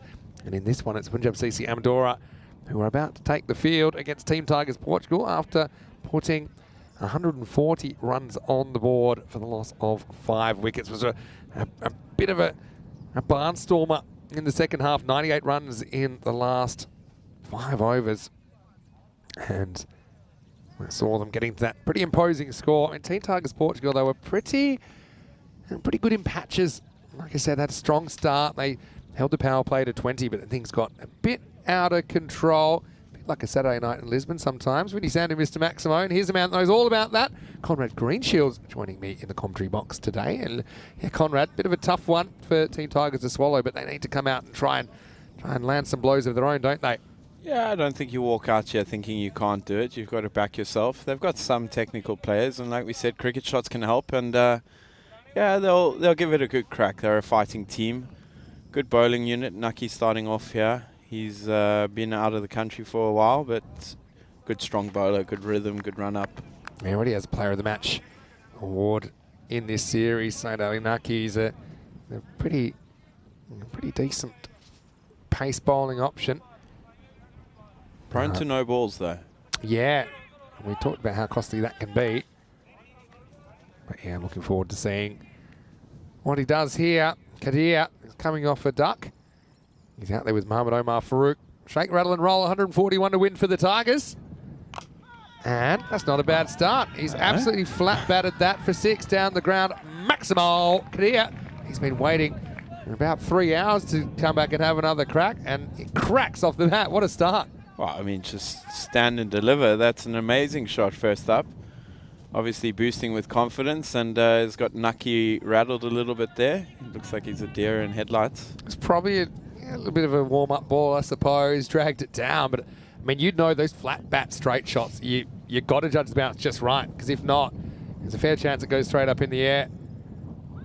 Now it goes over cover point. This won't go all the way, but it will go for 4. Just watch it race, and they want to get off to a good start, and Kadir providing it so far. Yeah, I think they've just come out here and said, let's just go full bore at it, and 10 off 2. You never know. Good 20, 25 off this over, and you're looking at 110 off 9. It's not too bad. Yeah, very good start. Ali Nucky kind of persisting with the same length, but I think he's got to get a bit fuller. And Kadir, I mentioned he started the day in pretty horrendous fashion. He was caught second ball for a duck off the bowling of Hardeep Singh. Now watches a wide go past and we'll sneak an extra one. So effectively 12 off the first 2 balls. Yeah, who's to say that Team Tigers Portugal can't do this? We've seen once batters are in, they can be pretty hard to dislodge. Love a good underdog story, and Nucky looks quite stiff. That run up in finishing the action, he looks a bit tight, so he's pulling it down a little bit. He'll come back though. Umar can also hit a nice ball, so yeah, Tigers off to a good start. This time he just throws the hands at it, and would you believe it, it goes straight to the infielder. So changes as good as a holiday. Kadir gets off the strike, almost like the intentional walk-in baseball, gives up a run, but then that goes straight to the fielder. And would you believe it, it's going to be 12 runs off the first 2, but then a wicket as Mohamed Omar Farouk goes very first ball. Yeah, it's the right shot. I mean, it was there to be hit. Unluckily, just picked out the fielder. Maybe could have gone a little bit harder at it over the top, or just roll the wrists and take the fall. Yeah, but that's the thing. There's Simran, who had a very good time with the bat. He holds the catch with minimum fuss. But yeah, when you've got essentially 7 infielders, normally you have 4 infielders later in the innings, but it just means that more of those balls hit about that pace and that height. They are going to go to fielders, especially in the offside. You can see a ring of kind of 4 in a line on that offside, just waiting for a shot like that. So, well, look, maybe not the worst to get Ataur out there. I think he batted really well earlier on. He was the standout. Once again, he's going to have to pull his team out of a bit of a hole. Yeah, coming off a nice 50. Is that his first in ECS, I think? Yeah, I believe so. So he'll be full of confidence and... The first one jumps a bit. This is what you were talking about. Just pops. Yeah, 53 against Gorka. And so his first 50 in ECN cricket. But we did see him before playing for Miranda Dragons back in the night series back in 2021. But he had a top score of 23 on that occasion. And we only saw him featuring in 6 matches. But yeah, I like his leadership as well. And captained the team very well this morning. He kind of made all the right moves as that run chase was getting tight. I like the way he brought the infield in when the number 11's on strike, Gurbej. Yeah, I just think, unfortunately, the bowler Bakora wasn't able to keep it on target. Yeah, he marshalled the troops really nicely, and like you said, he did the right field changes. He backed himself. You know, you've got to try and back your bowler as much as possible too, and sometimes it goes wrong. So. Lesson learnt, and they'll bounce back. Around the corner, they'll just get a single here. There's a great thing about a tournament like this is that you know, these newer teams, it's a new experience for them. It's great for them. They're on TV, their friends, their family, they're backing them. You know, they'll go back, they'll sit back and watch the games and see where they went wrong, and you know, they're it's always a great trying to tool. improve. It's a learning tool, 100%, isn't it? Yeah. I mean, yeah, back when I was a kid, you might get the old camcorder out, and even then it's pretty limited. And this isn't limited because Kadir, he's not too bothered about what's happened at the other end. He's faced 3 balls. They've all gone to the boundary or over. And the first over, pretty expensive for Syed Ali Naki. It's 18 for 1 after 1. Perfect start. That's what you want. You know, Kadir's just come out guns blazing. 14 off 3. Amazing strike rates. And, you know, if I was the other batter, I'd be rotating the strike, give him another crack at the 5. Yeah, well, 2 5s there. 55 matches since the golden ball. If Corey's watching, single 15, double 20 to check that one out. You ever seen any of the darts? Have you ever got into that? I know it's not a huge one in South Africa. Yeah, I mean, darts. I love the atmosphere it creates. Yeah. The crowd is something special. It still boggles my mind the crowd sit there. It's got to do something with the beers and you and I feel like we'd have a good time if we went to watch the darts. I have been once. I went back in Australia a few years ago, quite a while ago now. Ranasawa comes out, gets this one lifting past the bat of Asif Hataur. I think Asif can probably read the room here and just get a 1 and hand over to Kadir, who's handled the steepling bounce pretty well so far.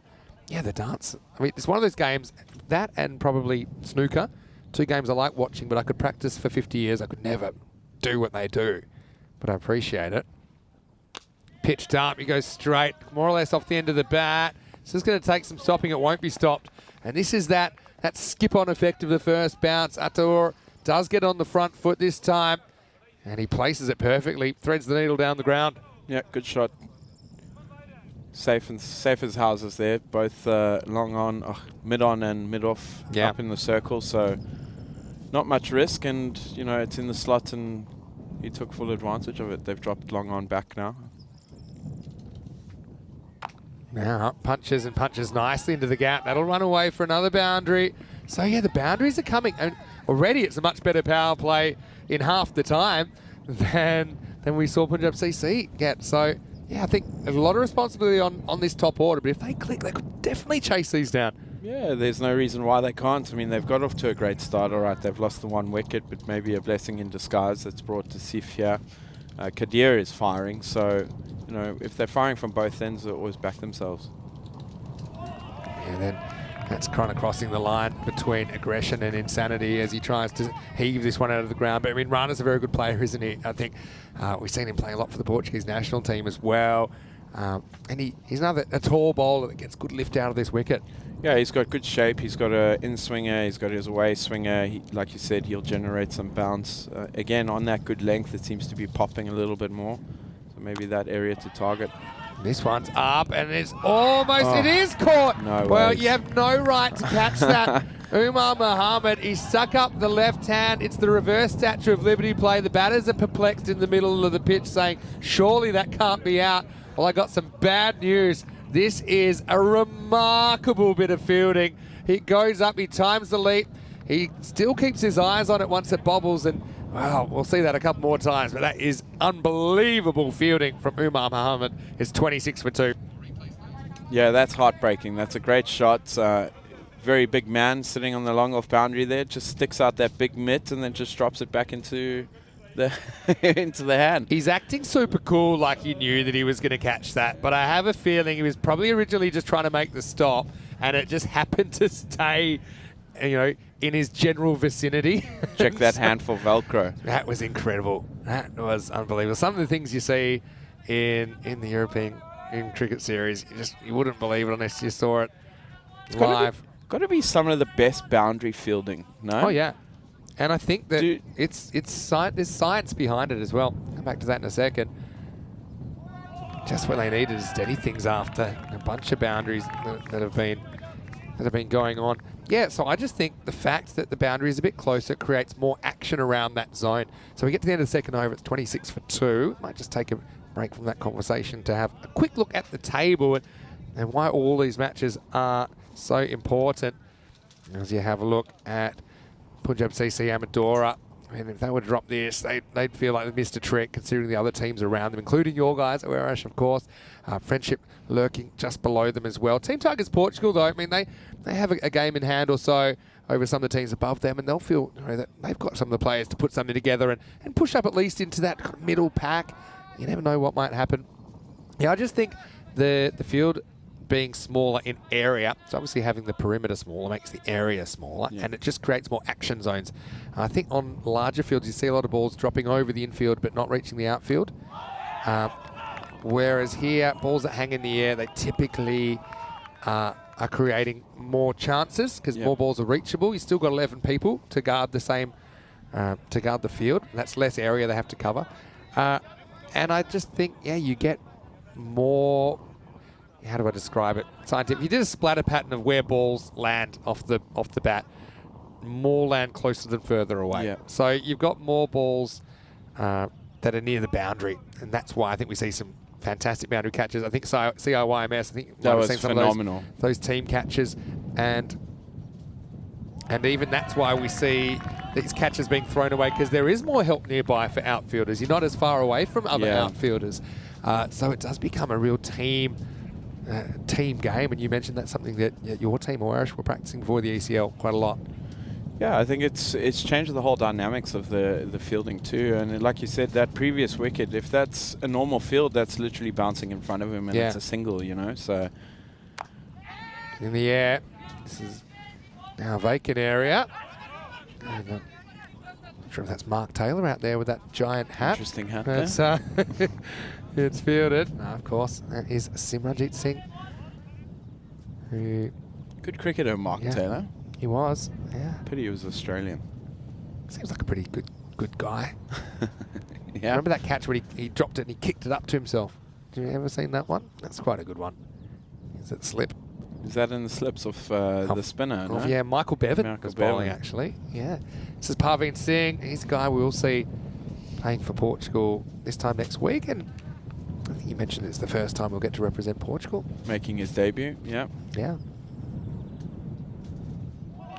Swing and a miss. Kadir hasn't had too much of the strike. What he has had, he's done a bit with. Is that because he just fulfilled the criteria, or is it just because of his performances and he's worked his way up into the conversation? Oh, it's a combination of both. Obviously, the criteria is the main thing, but also his performances. He's really strong in the field. He gives you that left arm option with the ball and the bat. That's just worked the way down to fine. Yeah, this is a really good bit of batting because once the ball pitches outside leg stump, you can't be LBW. So he gets across and he actually uses the pace. So often we see batters kind of tied up and that kind of ball just hits them in the pads and they can't do much with it. But he actually is able to get a bit of a swing on it. A nice little leg glance. So Kadir still motoring. I think there's a lot of pressure on him. Tushar Shah has joined him now at the crease. Last ball of the power coming up from Parveen. Oh, this Oh. one gets big on him. That's sconned him. I think that's Oh, check him. gone. Yeah, back of the helmet. Oh, It's actually lodged. in the hat. It's lodged under this backwards cap. Just have a look at this. What's that? This is quite unbelievable. Look there. Oh. And that it can be such a nasty spot. Not a Yeah. fan of the backwards cap with the helmet on, I'm Wow. afraid. It might have saved his life on that occasion as we get Could to have. the end of the True. third over. It's 32 for 2. Might be a new design coming up. Wow. I mean, that was a pretty good comeback from Parveen, wasn't it? As we get to the end of the power play. Well, and I think for sure the fact he's got the helmet on has saved him a serious injury there. And I think they're just checking out if he's all right.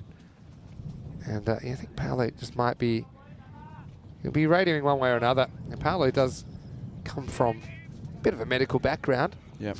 They probably have to switch ends as well. And so it'll definitely knock you. Have you taken a few head blows before, Conrad? Playing cricket or other sports? Probably the worst I've ever had is in Australia, in Sydney. I got clipped in the head a couple of times. As soon as they find out you're South African, they Yeah. seem to... Was this on the cricket field or just in a bar nearby? No, it was on the cricket field. I'm a lover, not a fighter.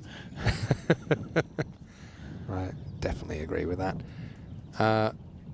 Anyway, Kadir's seen the whole spectrum so far in the 3 overs, but now he watches as Tushar, he just slashes this away for a single.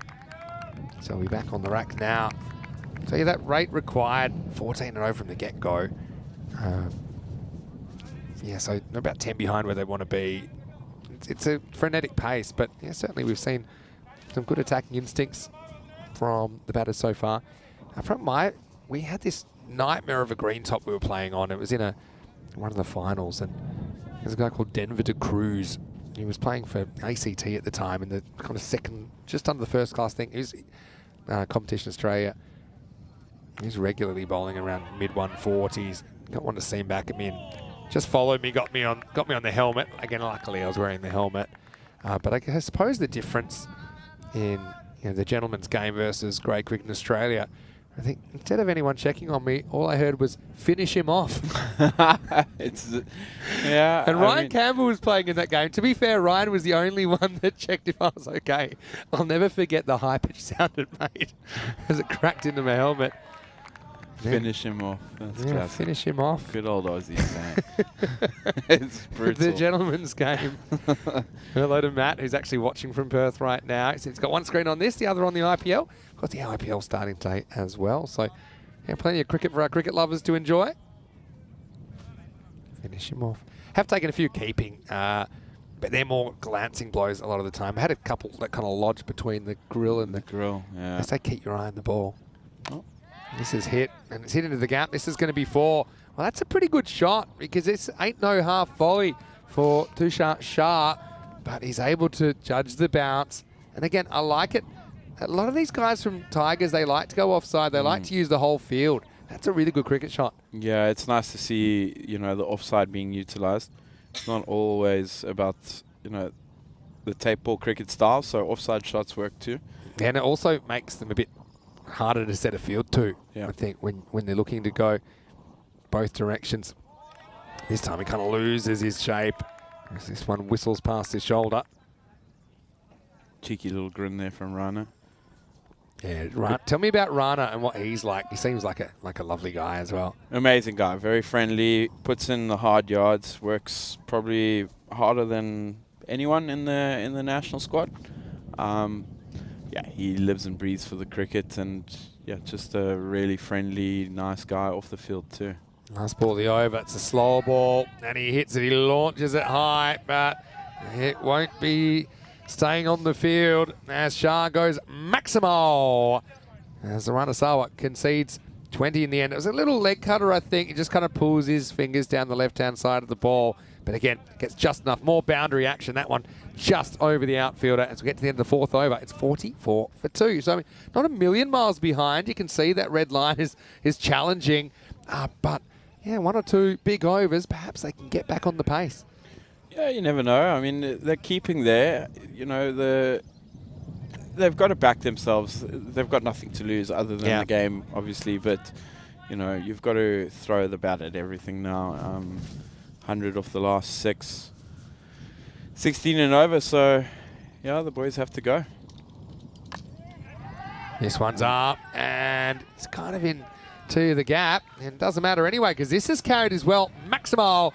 Oh, it's a funny one because Kadir, he's been shaken up a little bit, but, you know, he hasn't had too much of the strike. When he has had it, he's been destructive, and he's been really good with these cross-bat strokes, not just square of the wicket, but down the ground. He's handling the extra bounce well. Umar Mohammed's come on to bowl over number 5, and he goes again. This one, a bit more of a top edge, but this one's going to fly out of the ground. Maximo, and it's game on. The 50s come up. That makes it 56, and the Tigers, well, they're not going anywhere at the moment, Conrad.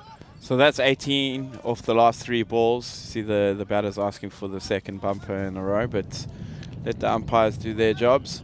But yeah, momentum swing. It's all about momentum in T10, and you know we've got, what's this, 12 of the first 2. I don't think Kadir is going to change anything. 320 strike rate. He's just going to go at everything here. It's a remarkable innings, isn't it? At the moment, Kadir has faced 10 balls, 3 sixes, 3 fours, and 1 headshot.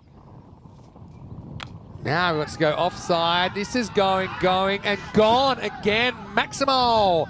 Oh, just like that, they are ahead of the rate, and they've smashed through the red ceiling.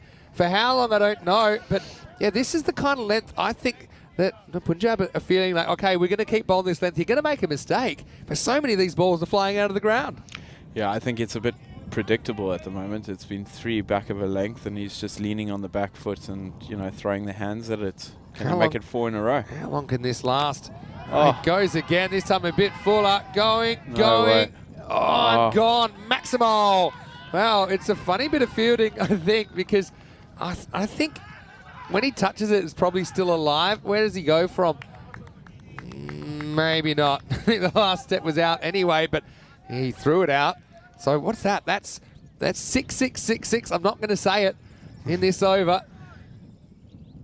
And now goes again. That's going to be, it's going to be gone. Can you believe it? There were 5 sixes on the spin, and that was there to hit. It would have been his 50, but he couldn't get it out of the middle. And so Ranjit has the right of reply, and he holds on to the catch. Well, that was exciting. A bit like my teenage romance. It was fun while it lasted, but it was gone too soon as Kadir goes down swinging for 44, and the score is 68 for 3. Yeah, great knock from Kadir there. I thought he was going to pull it off, to be fair. After that ball hit the bat, I thought it was gone, but good catch. That broke a run of 5 consecutive sixes in the innings, so they get 30 in 5 balls. I mean, this will test the Tigers for depth. Masood Mir comes to the crease. What a show that was. And to be honest, that was there. I thought he hit it pretty well, but it didn't quite middle it. And you got to say it was an important catch. And holding on to that makes a big difference. We saw that Tigers, they had a few drop catches in this phase of the game that ended up coming back to bite them. So important. I think Umar is going to take a nice long breath here. He's quite relieved to see the end of Kadir. Tore him apart there. Big 5th ball, yeah. It's still a magical over. Not a bad start. This is Masood Mir. He gets off the mark and retains the strike. We're at the end of the 5th over. The score is 69 for 3. Question from Miguel Stoneman in the chat, and it's one we can read out. He's asking Conrad, what is your favourite cricket moment? It can be the one that involves you, or it can be one maybe that you've seen in another match. Favourite cricket moment? I mean, I've had so many. It's hard to think of it. You're an old soul now. Yeah, getting along there. Only 33, so just be careful. But favourite cricketing moments, I would have to say the England-New Zealand final. To watch that was something special. 2019. It was. I think it was just a great advert for cricket. It was phenomenal, close. Yeah, had that drama, that unscriptable kind of drama with the 4 overthrows. Yeah. Old Stokesy cheating. So. Sometimes you hit him, even when you don't mean to. So I have a theory on that game. So yeah, we're talking about the 2019 final in the 50 over World Cup. The Men's World Cup, where it was tied, then it went to a Super Over, it was still tied, and then they chose it on amount of boundaries. which is a weird way. Strange, right? Yeah, and it seems like the kind of rule that someone's written thinking it'll probably never happen. You know, like when they say, "Oh, toss a coin," like one at a time for finals qualifications. In the Football World Cup, for example, it goes to points, then goal difference, then goals for, then when they played each other, and then if that was a draw, it often says toss of a coin. I'm just thinking this toss of a coin. I think it's been done before as well. Don't like it. I don't like it. No, it's by chance. Well, that's so funny that you mentioned that game because that was my inspiration for the Golden Ball. Oh, really? Yep. So that situation was that I think it was Guptill that hit it, and he needed 2, and 1 wasn't enough. Yeah. So it came down at Joss Butler gathered the ball. If he gathers the ball, they win the World Cup. If he drops it, they lose the World Cup. Yeah. Like literally, I think he was run out by about a metre in the end. It was a bad throw too, you know. So Yeah, the it wasn't pressure, it wasn't an easy throw. drama until the end. Yeah, so that was the inspiration for the Golden Ball. This is up in the air. Fielder comes around and snaffles it. So it's going to be a wicket for Adnan Ali. He's having a pretty good game, to say the least. And that was a fairly rudimentary take for the captain, Imran. He just skated around the infield. And he removes Tushar for a dozen. The score is 72 for 4. Yeah, so that's what kind of got me thinking that was a pretty 50-50 contest. I remember thinking for that last ball, I'm thinking, well, who is ahead? And for me, I couldn't really split it. I said, So difficult. but, you know, and that's why I thought that's a pretty good way to break a tie because it's quick. You're not going to end up with another tie because that was the issue with the Super Over. Yeah. It ended up another tie. And they go, oh, let's do another Super Over. But then that could be tied again. They were losing light. And I have a bit of a theory as well about this 2019 World Cup. I have a feeling that in about 30 years or 40 years, all the players who will be a bit older by then, I think that retrospectively they will share the World Cup. You think so? I think so. You think the English would do that? I don't think it'll be up to them. Or maybe in a generation. It doesn't take anything away from them. They're still winners. No, they won it, But I just think that New Zealand were just as entitled to that World Cup as England. I mean, we've spoken about it. If it hits the bat, you know, generally if it hasn't gone over the boundary, the runners are not going to run, right? Yeah, I would. yeah. If it's hit my bat, I'm not going to run. Just quickly, it's a no ball for height. They decide that that's waist height. We have seen them being pretty strict on those. So a free hit coming up for Rahi to deal with. And he misses. Yeah, you're right. But it's a hard... whenever you change a rule, there's all sorts of unforeseen complications. Yeah. Okay, so sometimes when it hits the batter, there was no one backing up anyway. So they would have got runs anyway. Then there sometimes might be a judgment call if it has the ball flicked the batter or not, you know. But yeah, it's one of those funny ones. We're all cricketers. We know that, you know, we can pick up the line of a ball. If you're running and you know it's coming down, you can time that bat lunge. Yeah. You know, if it's I'm close. lying if I'd say I have never done it myself. You know what I mean? So, Sure. you know, it's hit the bat, maybe call it dead, and...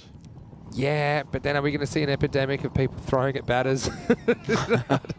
You know, like, I would say it was strange timing. I tell you what is a rule that should be changed is that the overthrow rule. At the moment, you only get runs that you've crossed for at the point of the throw, whereas I don't think the overthrow rule ever anticipated throws coming from the outfield. So normally when you throw from the outfield, they haven't crossed, but their run's on. I mean, they're attempting the run. Often it's to get the strike back. And technically, if you look at that, it should have actually been a 5, not a 6. So because at the point of the throw, and no one picked this up till way later, they hadn't crossed at the point of the throw. And so technically, Stokes should have had the strike back under the current laws. But I just think that law should be changed to any runs in progress at the time of the throw. Is counted. Yeah, is counted +4. Okay. Because it kind of removes the incentive to go for that 2. You know, suddenly the 4 overthrows are going to put the wrong guy back on strike because it's a 2. If you know cricket, you know it's 2 + 4. Yeah. Right. Anyway, we get to the end of the 6th over. The score is 75 for 4. Good discussion here with Conrad Greenshields, the Portuguese national captain, saying that his favourite moment in cricket was that 2019 50 over World Cup. It was a good World Cup as well. Very I good. remember I was playing at the time. I think I was playing In the World Cup? Not at the World Cup, No. but we were playing at, it was the National Championships of Indoor Cricket, and I was in Queensland playing at the time. And I remember watching a fair bit of it. I remember one of our teammates accidentally started a fire in the pub. That's one I remember. I think it was the first game. I also remember we were going to miss the finals, and we needed a team to lose for us to make the finals and sneak into the 4. Same format as this, our typical format with a double chance. And I remember we bought 4 cartons of beer thinking there's no way this team could mess up this game. And 4 cartons down later, you were... no, well, we had them ready to go. But then there was a big upset. We were still in the tournament and ended up winning from 4th. And I still think, it was in Adelaide actually, so not Queensland. There are still 4 cartons of beer that have not been drunk because we never found them again. You never found them? Well, then the celebrations kicked off. Anyway, it's all kicking off here for Mia. He gets 4 runs and takes TTP up to 80, and they have just fallen off the pace a bit, predictably so, with some of those wickets. It's a nice cricket shot through the covers. Yeah, we've seen some beautiful shots through the covers. Like we said, it's not all on the leg side. You know, you get value for money here with your shots. So I'll tell you my World Cup moment, which is probably the most excited I've been. And it's the 99 World Cup semi-final between Australia and South Africa. So one of my, look, I've got a lot of South African friends. I've played a lot in South Africa as well. You know, but cried. I take kind of guilty pleasure in watching South Africa crash and burn and finding ways to lose it. There's a catch for you. Well, it's going to be a one-hand stunner as Umar Mohammed around the wicket, induced the edge, and we've seen some pretty remarkable one-handed catches in this innings. This is the classic Statue of Liberty play. Up went the hand, and it stuck. So Masood is going to have to go for 6, and the score is 80 for 5. What about this catching today, Conrad? Yeah, some speckies being taken today. So I think he's like overrun it and had to backtrack a little bit, but still got the mitt to it. And Ali is having such a good game. I mean, he came out and he smacked the ball like crazy. And then he came on, chipped in with a wicket, and now taking a blinder. Takes a blinder. And that's not an easy catch in these conditions as well. It is blowing around. You can see the shirt of the bowler, Umar Mohammed. He's enjoying it. Well, you give one and you get one, because Umar Mohammed, he took that left-handed catch down at long off, which was pretty stupendous. And now you see Ali giving one back to him. And this one full straight. Yeah, that 1999 one where well, basically the ball was rolled down the pitch. I remember it was about 2 o'clock in the morning, and I couldn't believe it. As we get to the end of the 7th over, and the score is 81 for 5. This is what's coming up in the 4th match of 5 today. Punjab CC Amadora are going to continue. They are taking on Friendship CC. This should be a good one. Both teams on 3 wins. Yeah, good game this. This is the top of the log clash. This will be important, especially for us too, already, so I'll be watching that cleanly. 2 good teams. Yeah, see Adnan. Starts in around about 35 minutes, but yeah, 2 good teams for sure, and 2 teams that could be fighting for the semi-final spot. And Friendship, especially after things didn't really go as they planned earlier on today against Squawker 11, they'll feel that's a must-win to take something away from day 6. Yeah, so let me tell you my favourite ways South Africa have crashed out of the World Cup. Because life's not fair. Sometimes people go, that's not fair. And then one of our colleagues that we used to work with, conspiracy theory. They would say, life's not fair. Being a cricket supporter for South Africa is not fair. When you first came back in the 92 World Cup, super excited. Yeah. First time I'd seen South Africa play in my lifetime. And the pre-Duckworth-Lewis rain rules were an absolute joke. Robbed. It went from, what was it, 23 off 19 to 22 off 1 ball. Ridiculous. And that's pretty hard to do.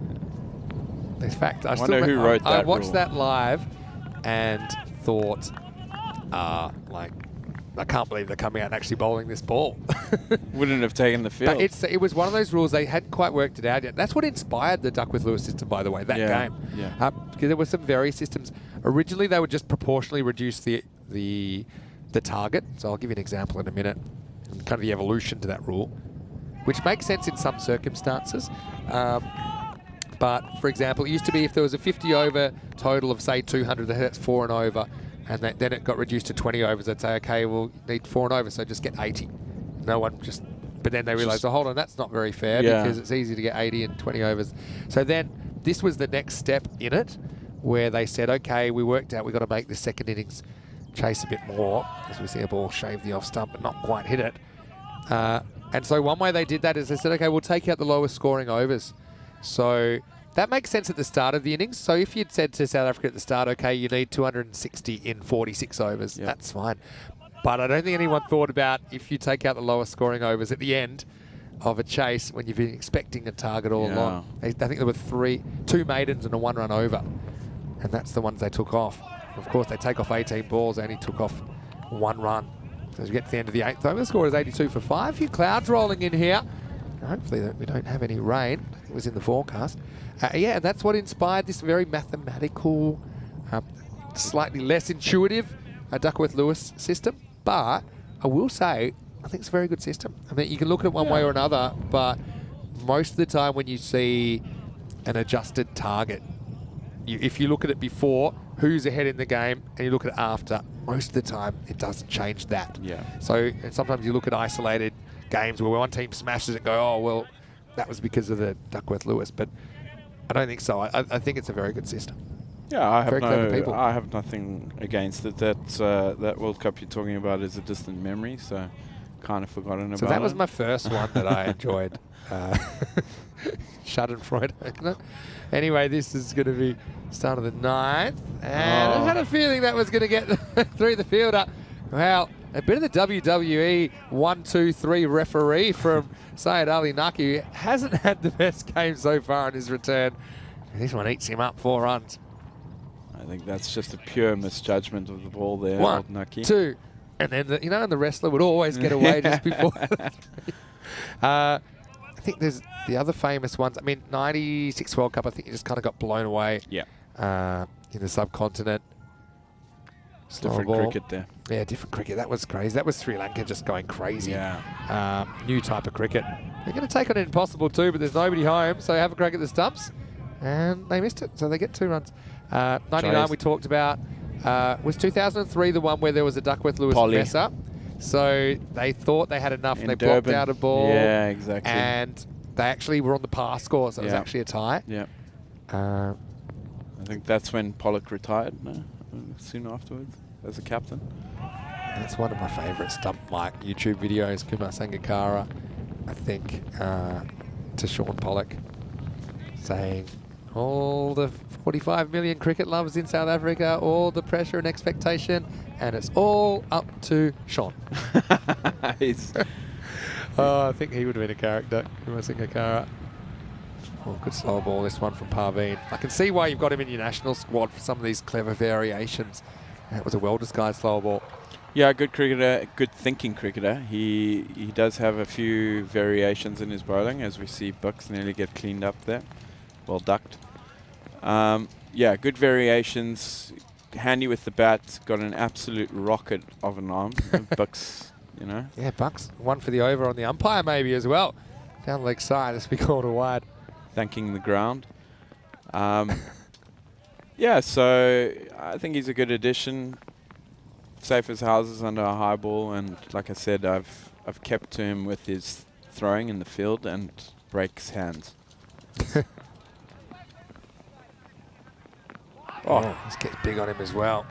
He's gone. It's got a little bit of the glove on the way through, so Parveen. Yeah, you can see why he's so dangerous, because he's got that slower ball and you can start playing for it a little bit. This one just rose on him and just flicks the gloves, I think. The Rahi on the way through. And so that will be another wicket. It's a 6-1 down. It's 90 for 6. Yeah, good surprise bumper there. He's thrown in a few slow ones, pushed across and then gone straight at the lid there and clipped the glove, and good take from the keeper. Yeah, a little bit of the rain coming now. Just a light shower, making things a bit uncomfortable for the players at the moment. Like I said, there wasn't any rain in the forecast, but I remember from here last year, you do get the odd surprise shower that can sweep through. I think we're getting one of those at the moment. Yeah, and it can be quite chilly, so bit unlucky for the end of the game here. The boys will be happy to get off the field and into the dry, but good over from Parveen so far. He'll be looking to go straight and full here, I reckon. Steve Cook brought up an England-Pakistan example of a rain-reduced match. I'm not so sure about that one. This is the last ball for Parveen in this match. It almost causes a run out. And in the end, they do back it up. So just one off the last ball, and it's 91 for 6. I've got to say, TTP, pretty good batting performance from them. I know it was mostly Kadir that was doing the damage with his 44 off 13. But, I mean, they're probably going to put more or less 100 against a pretty good cricket team. And so I hope that gives them a lot of confidence. All the bowlers getting amongst the wickets so far in the first 9. Umar Mohammed with 2 for. But, yeah, we've seen some pretty good fielding and good catching. And I think that might be one of the key differences between these two teams. I think that Punjab CC have held a higher proportion of the opportunities. Is Ranjit Singh getting a bowl in over number 10? Yeah, the Tigers will be happy with their performance today. I think, you know, no one would have expected them to get over 180 for the day in 2 games, you know, so they've done themselves proud. It's a lot better than what they have been previously. Has he nicked that? And he has too. Yeah, he has. So Rahman's going to go now. And that's a wicket for Ranjit Singh, who did some good things on the boundary earlier and just digs it in. I think in Punjab CC, they've enjoyed the extra bounce that their pacers are getting. So Ranjit getting a roll as the 6th bowler rather than go back to Syed Ali Naki, and he does the business. It's 92 for 7.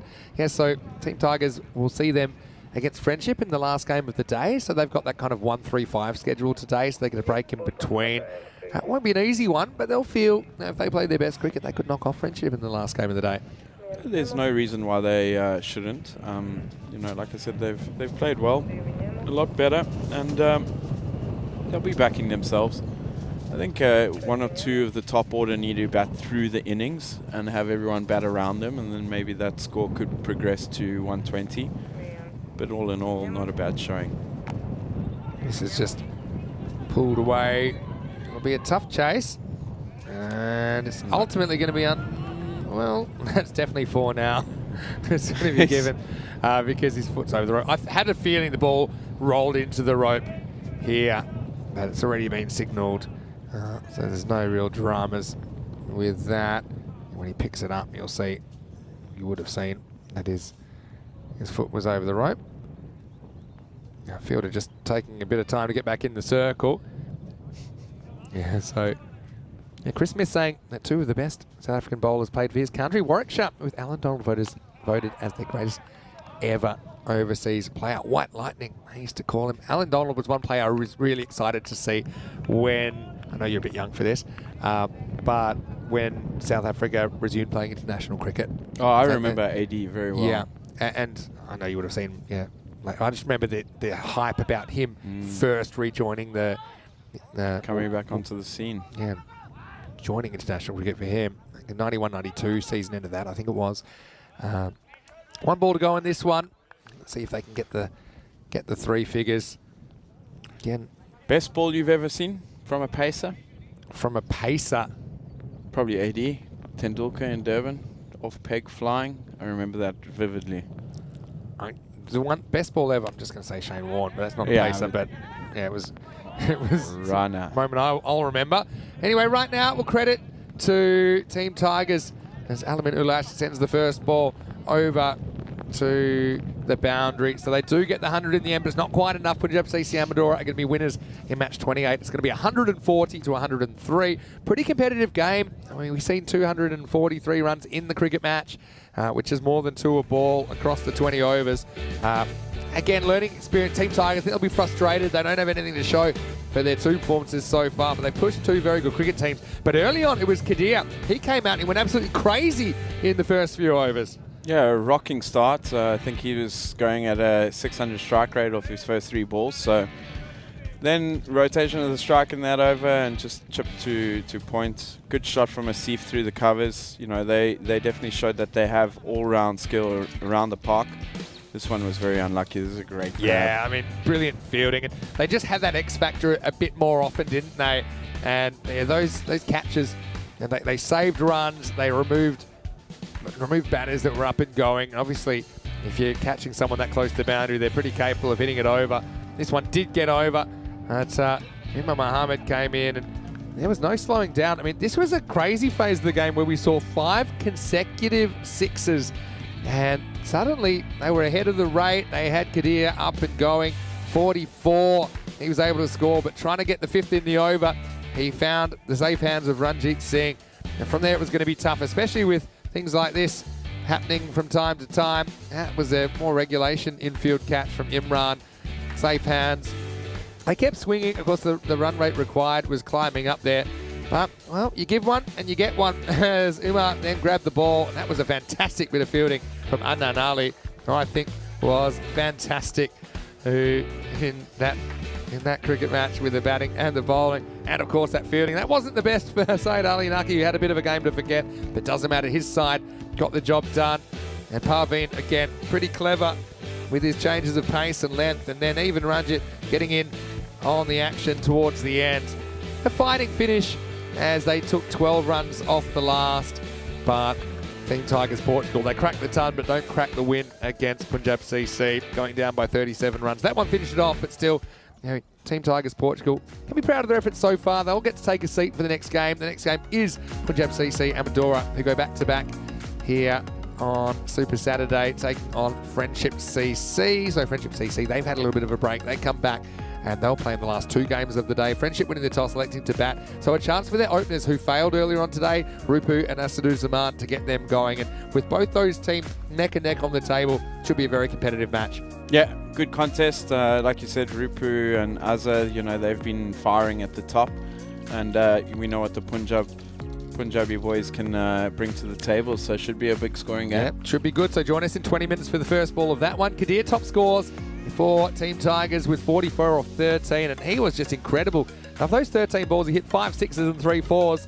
The 13th one was the unlucky one, though, wasn't it? 12 for Tushar Shah was the next best contributor for TTP. If we look at the bowling figures, 6 bowlers take wickets, 2 for 31. Umar Mohammed, probably a bit expensive for me. I think Parveen has to be the best of the bowlers. Him and probably Adnan Ali with that 1 for 7. Adnan has to be player of the match, because don't forget, in the first innings, he scored 42 or 14. Isn't it funny how sometimes when you bat well, you tend to bowl well when you're a rounder, and vice versa? And he really put on a show, even pulled off that one-hand catch as well. Well, we'll take a break here. We'll be back in around about 15 minutes for the 4th match of the day. Punjab CC against Friendship CC, and I think that there are 2 teams that will really be going full bore at each other. The rain has stopped. The cricket will not stop. We'll be back very, very shortly for more cricket. Vinny Sandu, Mr. Maximo, with Conrad Greenshields, my guest commentator for the day on day 6. We'll see you shortly for more cricket on ECN. You're watching the FanCode European Cricket Series.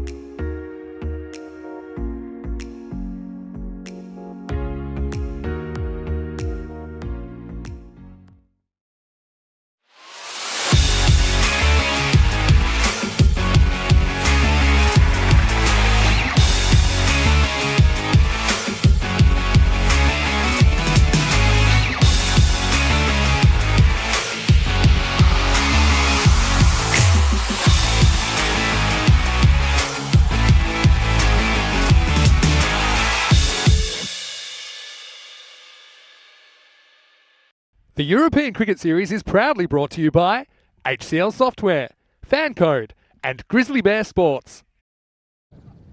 Hello and welcome back to the SCG Santarem Cricket Ground just north of Lisbon in Portugal. Vinny Sander with you, Mr. Maximo, for the European Cricket Network here on a Saturday afternoon, where we're getting ready for some more cricket. 3 matches down already on Saturday, day 6 of action here in the FanCode European Cricket Series. We are heading into match 29 now. This is a match between Punjab CC, Amadora and Friendship CC. A little bit earlier, Tyrone Peters, the T10 referee, had the 2 captains for the coin toss. Let's see what happened. Run, that's a call. Tails. Tails is a call. It's a head. I mean, it's a tail. Sorry, it's a tail. Tail? It's tail. I'm gonna bet first. Well, Tyrone Peters, he has done it several hundred times. Had a few problems distinguishing heads from tails. When the dust did settle, it was Friendship CC, their captain, Imtiaz Rana, winning the toss and electing to bat. Let's have a look at the 2 teams in this one. Certainly a strong batting lineup. I don't mind the decision to bat first. Ashraful Rupu and Muhammad Azaduzaman, 2 very strong openers. Imtiaz batted himself a long way down the order in that last game, but I think the issue will be getting that big score on the board. Punjab CC Amadora, they've got some strong hitters as well. Didn't really fire in the top order, but it was Adnan Ali. He's listed at 10. I don't think he'll bat 10, considering how well he batted last time, along with Simranjit Singh. That blasted them to 140, and that was enough to hold up. 111 to 98, the expected scores on the bat versus ball wall, so showing that Punjab CC 13-run favourites. But Friendship, they're a team that never shy away from a challenge. We heard Conrad Greenshields earlier saying that they made it all the way to the final of the league here in Portugal last year, and they've made progress really quickly. And so, yeah, looking forward to seeing these 2 teams go up and at 'em in the 4th game of the day. You can see there's Malik, who's coming on to do the umpiring. So he's still pretty breezy. You saw that at the toss. The wind had picked up. We had a slight shower. It wasn't in the forecast, but it's blown over now. And just brightening up a little bit as the Friendship openers head out, as well as the fielding side for Punjab CC. Vinny Sander, Mr. Maximo, joining me once again. A guy who always brightens up my day, whether he's playing or, in this case, next to me in the comedy box, Conrad Greenshields. Welcome back, and this should be a pretty interesting game coming up. Yeah, I think we're in for a cracker here. Opening up with Rana, Azza on striker end, and Rupu, who I rate very highly as a good cricketer, good batsman, on the non-strikers. So I think we're up for some fireworks here. Yeah, and Friendship CC, we did see them earlier in the day. They were essentially bowled out for 87 in the 10 overs, but yeah, one thing that I noticed is that the 2 openers weren't able to fire. Muhammad Asaduzaman 1 off 2 and Rupu 0 off 2. So a very different side, I think, if those 2 batters fire. Yeah, they're quite reliant on their top 3, top 4, especially with Ratul coming in at 3. Yeah. I think they'll target Rana here. They like the pace of Rana. I think playing straight against Rana is the way to go here, and they're both very good straight. Yeah, I think you have to be able to conquer the bounce that Rana will get. Not just Rana, but some of the other bowlers as well. Asaduzaman is facing up. Let's crack on with match number 29, I should say. And Asaduzaman has a bit of a penchant for getting hit in the body. This is no exception. The first ball is going to be 1, and he is off the mark. Yeah, again, that good length ball, it seems to be popping, so that's a rib tickler. Those are always uncomfortable, and Rana's off to a good start.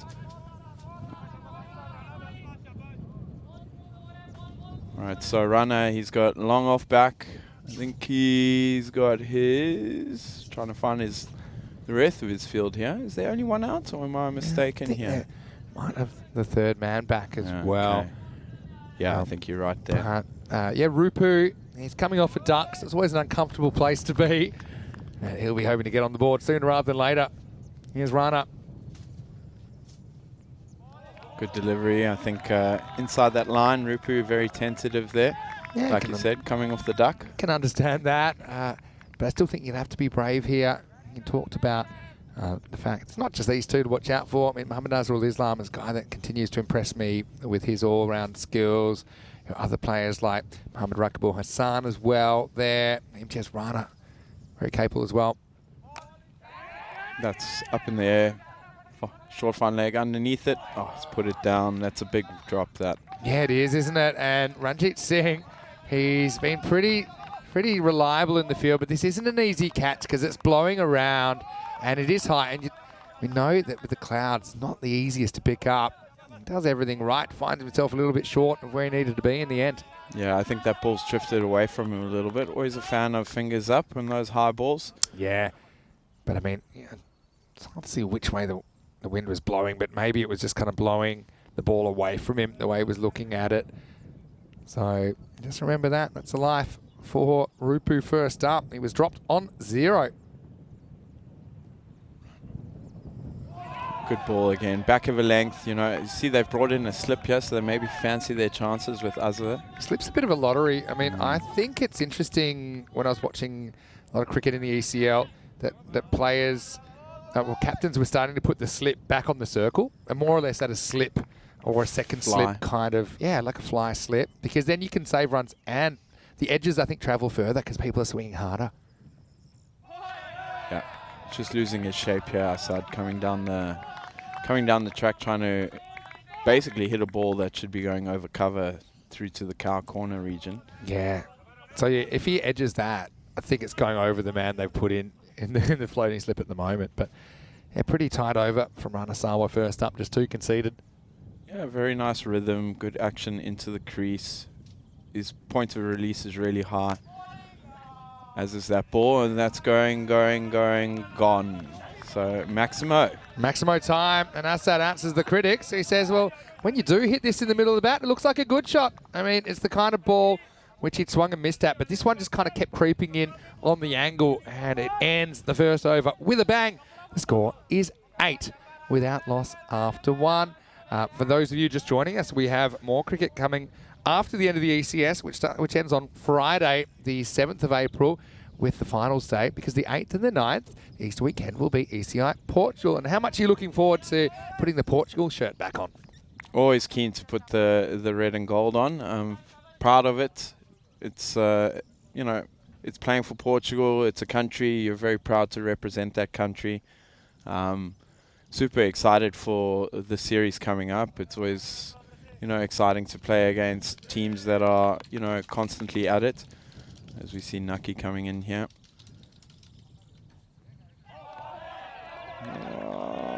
I've seen those called. Yeah, I think it might just sneak in, and it deviates away from the right-hander when it passes the crease. Yeah, it's borderline, but I think it just sneaks in.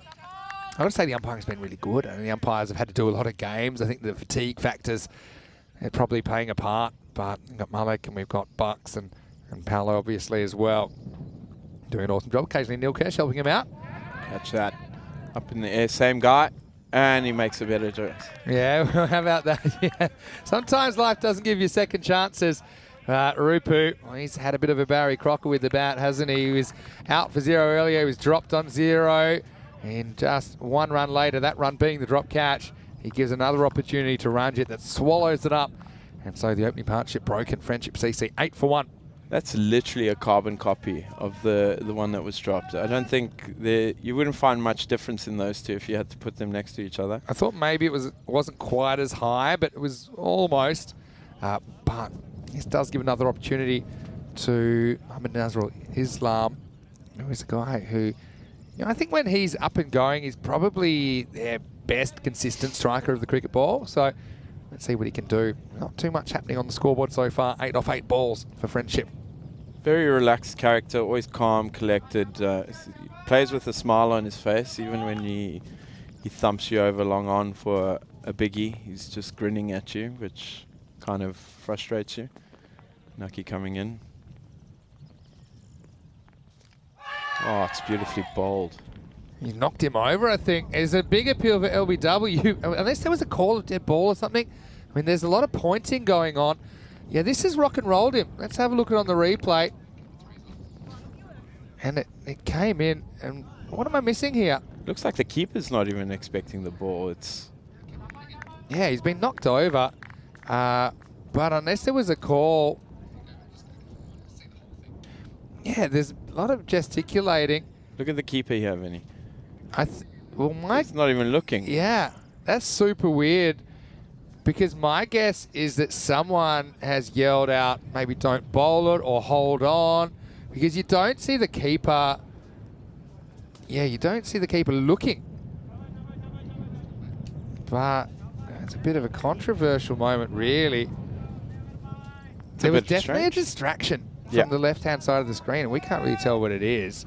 Let's see what happens here. I think what's done him here and why he's walking is because he hasn't pulled away. He's actually played at the ball. Yeah, that's true. But I mean, when you look at the footage of the, I mean, it wasn't enough to make the umpires call dead ball. And they've been pretty good on that this whole tournament. So I'm just waiting for the confirmation. But I'm just saying that a new batter's walking out there, Giant Alarm. So, talk about your bad luck. Suddenly, Said Ali Nucky, his day's turned around. He's on a hat-trick. That was a strange one. I can't say I've seen that before. No. And to be honest, as a keeper, if I was straight, I might have just probably said, yeah, hold up. Let's, it's not out. But I guess that's the keeper's prerogative.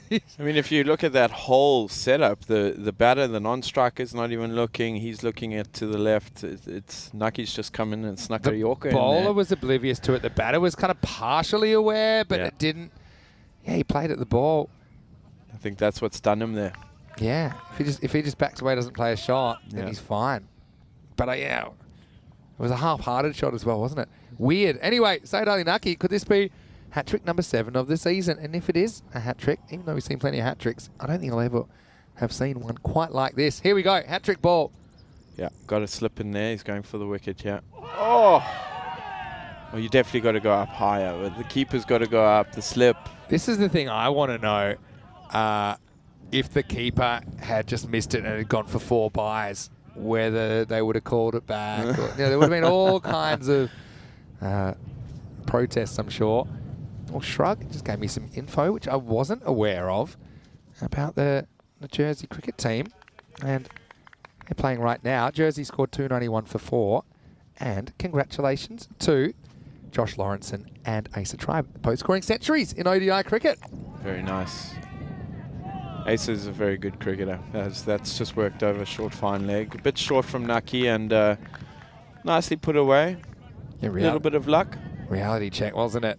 It was a fine leg back, it's a chance, but tell you what, he's had plenty of the ball, Ranjit, hasn't he? That time he has to chase it 4 runs. Yeah, just looking up the scorecard. That's great. They were kind of the finishers, we were calling them, because for Farmers, they did a really good job. They kind of turned Farmers' series around with a win over American University of Malta in match 4 of that group. But yeah, 114 for Josh Lawrence and batting 3, and Asa Tribe 115 not out. So a very good effort. They both faced plenty of balls. Good partnership by the sounds of it. Yeah, Looks so of it. They came in at 41 for 2. They put on 232. Nice. For the 3rd wicket, and that was against Papua New Guinea. So the way things are looking, there's plenty of cricket still to play. Papua New Guinea needing 7 and over for the last 20 overs with 3 wickets down. So potentially that could be Jersey's first win in ODI cricket. Let's have a look right back here in Portugal. We've got 2 teams separated by just 2 points. Friendship CC could join Punjab CC Amadora with a 4-3 record if they can win. And we just talked about all day how this is quite a clustered middle of the table. And with just the 4 semi-final spots up for grabs, it's pretty important, I think, to win these kind of contests if you're going to make it. Yeah, very, very tight. I think last year was the same. There was plenty of teams fighting for those knockout spots. It just shows you how competitive the level is here. And yeah, it's going to come down to run rate, I'm afraid. And the teams that are, there or thereabouts have to start thinking about that a little bit more as we see runner coming in. Oh. It's an unforgiving game for bowlers, but I think one of the reasons that the wides are so strict is because you want to encourage bowlers to bowl at the batter, not to always bowl around, and that one swings a bit too much. Maybe grabs a little bit of the tram line on the way through. So, yeah, congratulations to Asa and Josh. It was lovely to meet them. Second time I've met Asa. Oh, a bit of tail inside there. You see that, Finny? Yeah, definitely. Bit of hoop coming in from Rana. And sometimes with swing bowling, he's got more or less what looks like an in-swing action there. The seam up and it went. Yeah, nice seam position. You can see it in his wrist, actually. It breaks to move it in. as Assad comes standing out of his crease to try and negate that swing. So let's see what Rana comes back with. Yeah. 2 full, 2 straight. And it's going to be just over. Oh, there you go. This is amazing. It would have been fine if he'd hit it clean. It bounces, and he thinks there's no way it's going to stay inside the field, but it does. Then instead of slapping it, he wraps his hand around it and essentially puts it back over his head. Look at this. And just try and do that again. It would have, you know what? He could have actually jumped there and slapped it back in, because his first point of contact was inside the field, but I don't think he thought that far ahead, and also I don't think he knew where the ball had gone. Yeah, I think he lost it there. Oh, and that's poor. That must be the left hand. I mean, you want to try and back the fielder, but one-handed stops. You got to get your body behind it. You say that, but look how much this side spins on him. So I mean, maybe a little bit hard. But unfortunately for Osama Ali, this is an actual perfect view. I'm not sure if you got it on the replay, but it just skipped to his left to right. And so, results boundary with 2 fairly unusual boundaries in this over so far. Yeah, putting pressure back on Rana here. He's got to fight back into the back half of his over here. Too short again. Do you think that sometimes the bowlers get a bit carried away with the short stuff? I mean, I know it can make you look like a big man sometimes, but even like this, he's not totally in control of this hook shot, but it's just so hard to protect that quarter of the ground. Yeah, I think certain bowlers have got to try and understand what their attributes are, and if you're a little bit slower and you drop it short, it's easier to pick up, and good batters are going to sit and eat that all day. Yeah, gets enough of it. Assad. Still standing deep outside his crease. Yeah, so maybe that's encouraging the bowler runner someone to dig it in. Couple to come here in the third. Goes for it, and it's gone over, and a big over here that's gone to 24 now. So Rana losing his shape a little bit here. I think he's a little bit under the pump. He's been bowling away, in, short. Maybe just trying to keep it going back to the simple basics and hit the line. It's interesting because some bowlers swing it quite predictably from the hand. I think it's a weapon that he's got, that he has a fair bit of natural variation. But I think Asaduzzaman also, he's throwing the hands at the ball. He's not really in control of that shot. He's had a bit of luck, but at the moment, it's the innings that Friendship need. Last ball of the power play coming up. Oh, how's that missed? Slow ball. Well bowled. Just misses by a whisker. We get to the end of the third over. It's 29 for 2. See running the fingers over the seam there, and it's gripping, it's turning, even with the bit of moisture in the air and on the field with the rain we've had, it still grips. So something in there for some turners, some spinners, you never know. I'm not sure if Punjab have any tweakers in their arsenal. Yeah, that's one thing we haven't seen a lot of is slow bowling. Yeah. Some countries we see more, some we see less, but I think the importance of slow bowling options can't be underestimated. In this format, just to disrupt the rhythm, I think. I do think good players seem to make more errors against spin bowling than faster bowling. But anyway, we'll head into the middle overs. And Said Ali Naki will bowl his second. He took 2 for 4 in his first. And so... fighting hard from his previous over. That's straight down. One bounce should be. Yeah. Good stop. You talked about it's like one of those balls with all the bumps that you use in fielding practice. That is a bit of that in this field. And Mosharaf was talking about a game that we were talking about earlier. We're talking about setting targets in rain-affected games, and he was talking about the England-South Africa in 1992. We talked about that, and that's what gave rise to the Duckworth-Lewis system, which I agree with Steve. He says might never be a perfect way to set a target, but Duckworth-Lewis-Stern is the best at the moment. Yeah. I agree with that. And I don't think it can get much better. Anyway, it doesn't get much better than this for Asaduzzaman, who just drives it. Yeah, again, you don't have to try and hit the ball that hard. This is more or less just a push, an orthodox shot. He gets it inside out and gets it away from the outfielder, 4 runs. Yeah, very good shot. He's using his feet a lot. He's standing outside the crease, trying to get to the pitch of the ball. And then on top of that, coming down at the bowler, which is, is there just to unsettle the rhythm. They're moving long off a little bit wider, but just good cricket shots, and he's taking it to them. Yeah, he is. Stand alone. Yeah, especially with Rupu not clicking here on day 6 just yet. More responsibility for Assad, who's on 27. So that one's worked down to cow corner. It should just be a single. I just should also mention that I made a purchase in between these games. I know we don't have the camera set up in the commentary cube right now because of the fact that it came from Gibraltar and everything is rusted. But I'm wearing my Santarem Cricket Ground hoodie, which I just purchased. Looks good on you. I'm liking it. In fact, Yeah, I good realised you're colour. wearing the exact same Yeah, one. A little bit of a copycat there, Vin. When we get a black one in, I'd like a black one too. I've got the grey one at the moment. The big SCG logo. I'm liking it. Yeah, a lot of work and time put into the ground, and it's paying off. Mia and Emma, Butchie, Auntie Fats, Uncle Sandy, you know, a lot of blood, sweat and tears put here, and it's nice to see someone appreciating it. I'm going to take this wherever I go. Good. I might actually do a bit more shopping before I leave. Oh, we would like that. I've seen your bank. Won't be much left. Well, this is going to be a little French cut. It's perfectly positioned between the fielders as Guzman gets that little bit of luck. And you know this, you need that bit of luck on your side, don't you, in this format? So gets 4 unintentionally.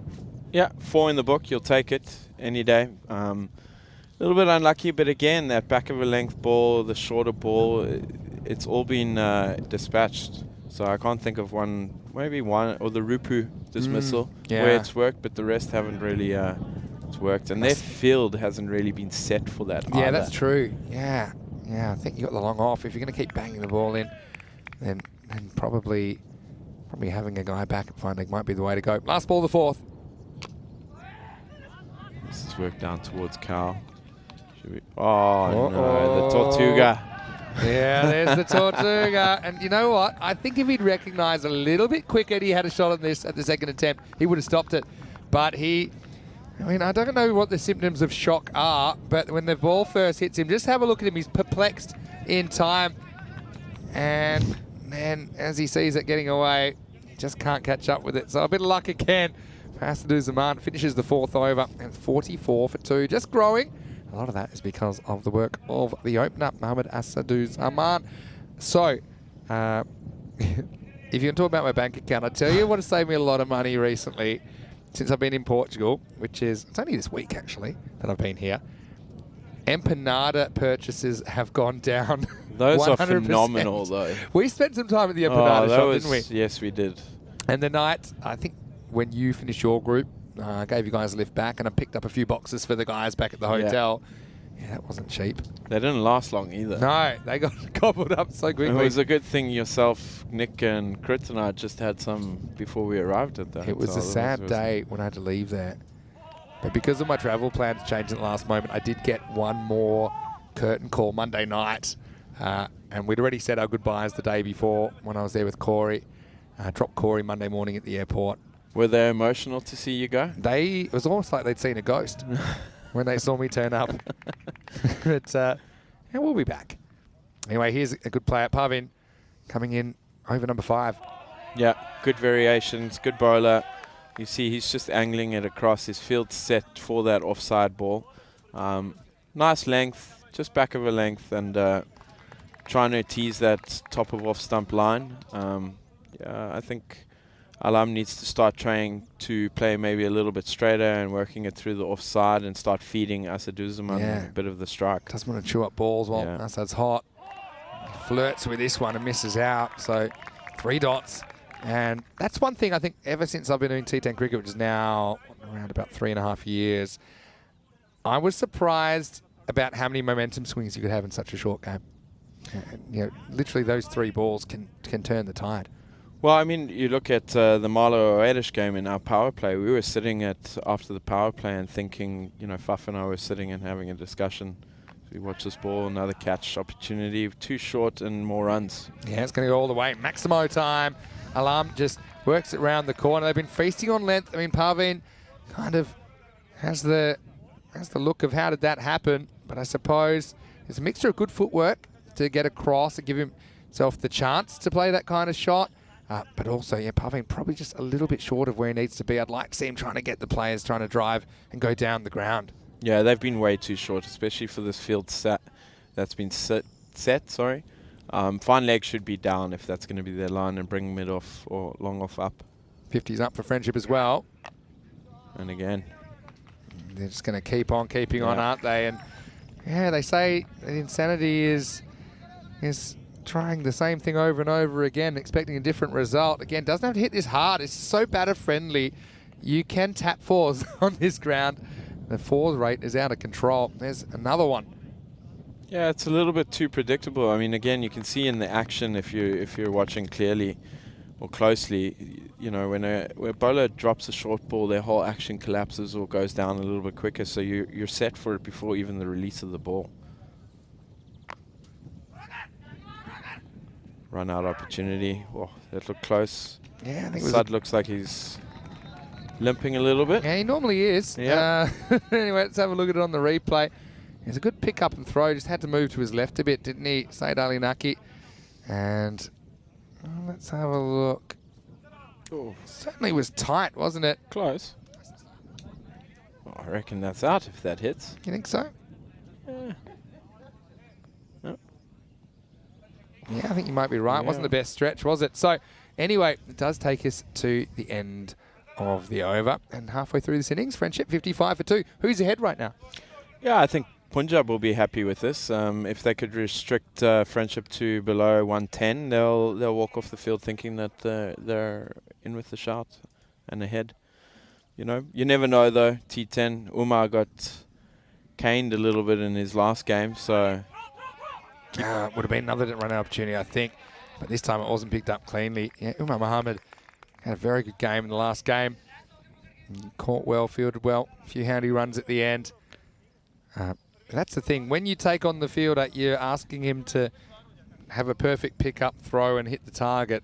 You don't often coordinate all those three things, especially on this field, which can be a bit tricky to field the ball cleanly.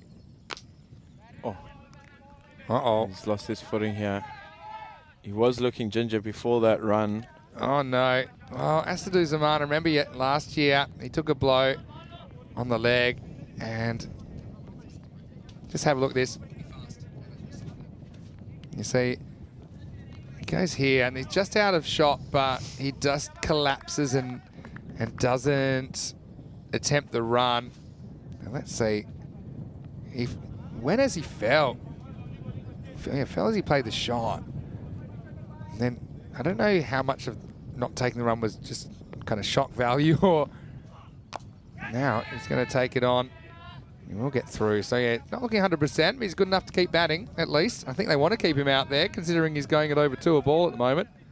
Well, it's that, you know, you've got that old saying where, especially in Africa, a wounded leopard is at its most dangerous, you know. So Yeah. maybe he's Beware the wounded just going to batter. stand and deliver now. They're fearless. Oh, is that off the bat? Well, we're about to find out, because it's going to go to the boundary. And leg buys. Well, Brush a the pad. lot of the time these do trick you. You think they're off the bat.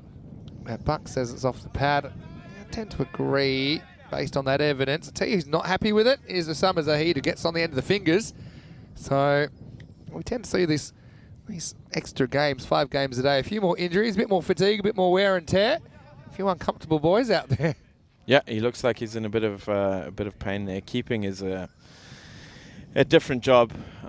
Pete, and you did it recently. I haven't seen too much of your keeping. I actually think you did a pretty good job in the ECL. And we won't talk about the first day here, because I know that probably wasn't your most polished performance. But I will say, people would say, oh, how's he in pain there? Because he's got big gloves on and all these things. But when you get the ball on the end of the fingers, it pushes the whole finger into your hand. Compression. Yeah, it's really pain. rough. Affects those knuckles. Yeah.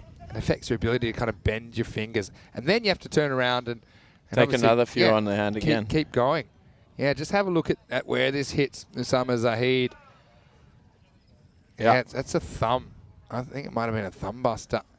Yeah, off come the gloves. And I have a feeling that he might give up the gloves here. And just looking at some of the options they've got, none of them stick out to me. It's going to go to runner. Yeah, Rana. It's fun. You know, this is one thing. It's how I got my start keeping as well. I found I was super excited if for some reason the keeper was going to have to be changed, I'd want to be doing it, even though I was a bowler growing up until I was 18. So, yeah, tell me about Rana's keeping. Have you ever seen him do the job before? Yeah, he's done a bit of it in the league. I wouldn't say he's mind-blowing behind the stumps, but, you know, he's quite handy. He's got the big floppy hat. Got the big floppy hat there, Richie. The video game look around 99 where the keeper wears a big floppy hat. Tall man to be a keeper. I wonder if Zahid stays out there, just obviously because then he could still bat up the order. I think he's just gone off there and been replaced. Yeah, so 12th man, Shafqat Ali must be coming on. Interesting line around the wicket from Umar, a bit of a change from the previous game. Just firing it in at the leg stump. But again, fine leg and square leg up, so bit of a risk. But he's executing quite well. Yeah.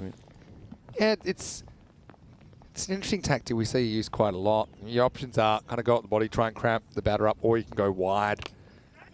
Asad Zaman right now feeling pretty comfortable. And he's probably saying, well, I'm not the most injured person in this game anymore, so I'm going to dance down, I'm going to take 4, and that one lifts him up into the 40s. Yeah, good shot. He's changed nothing from his style walking out from first ball. He's been going after everything.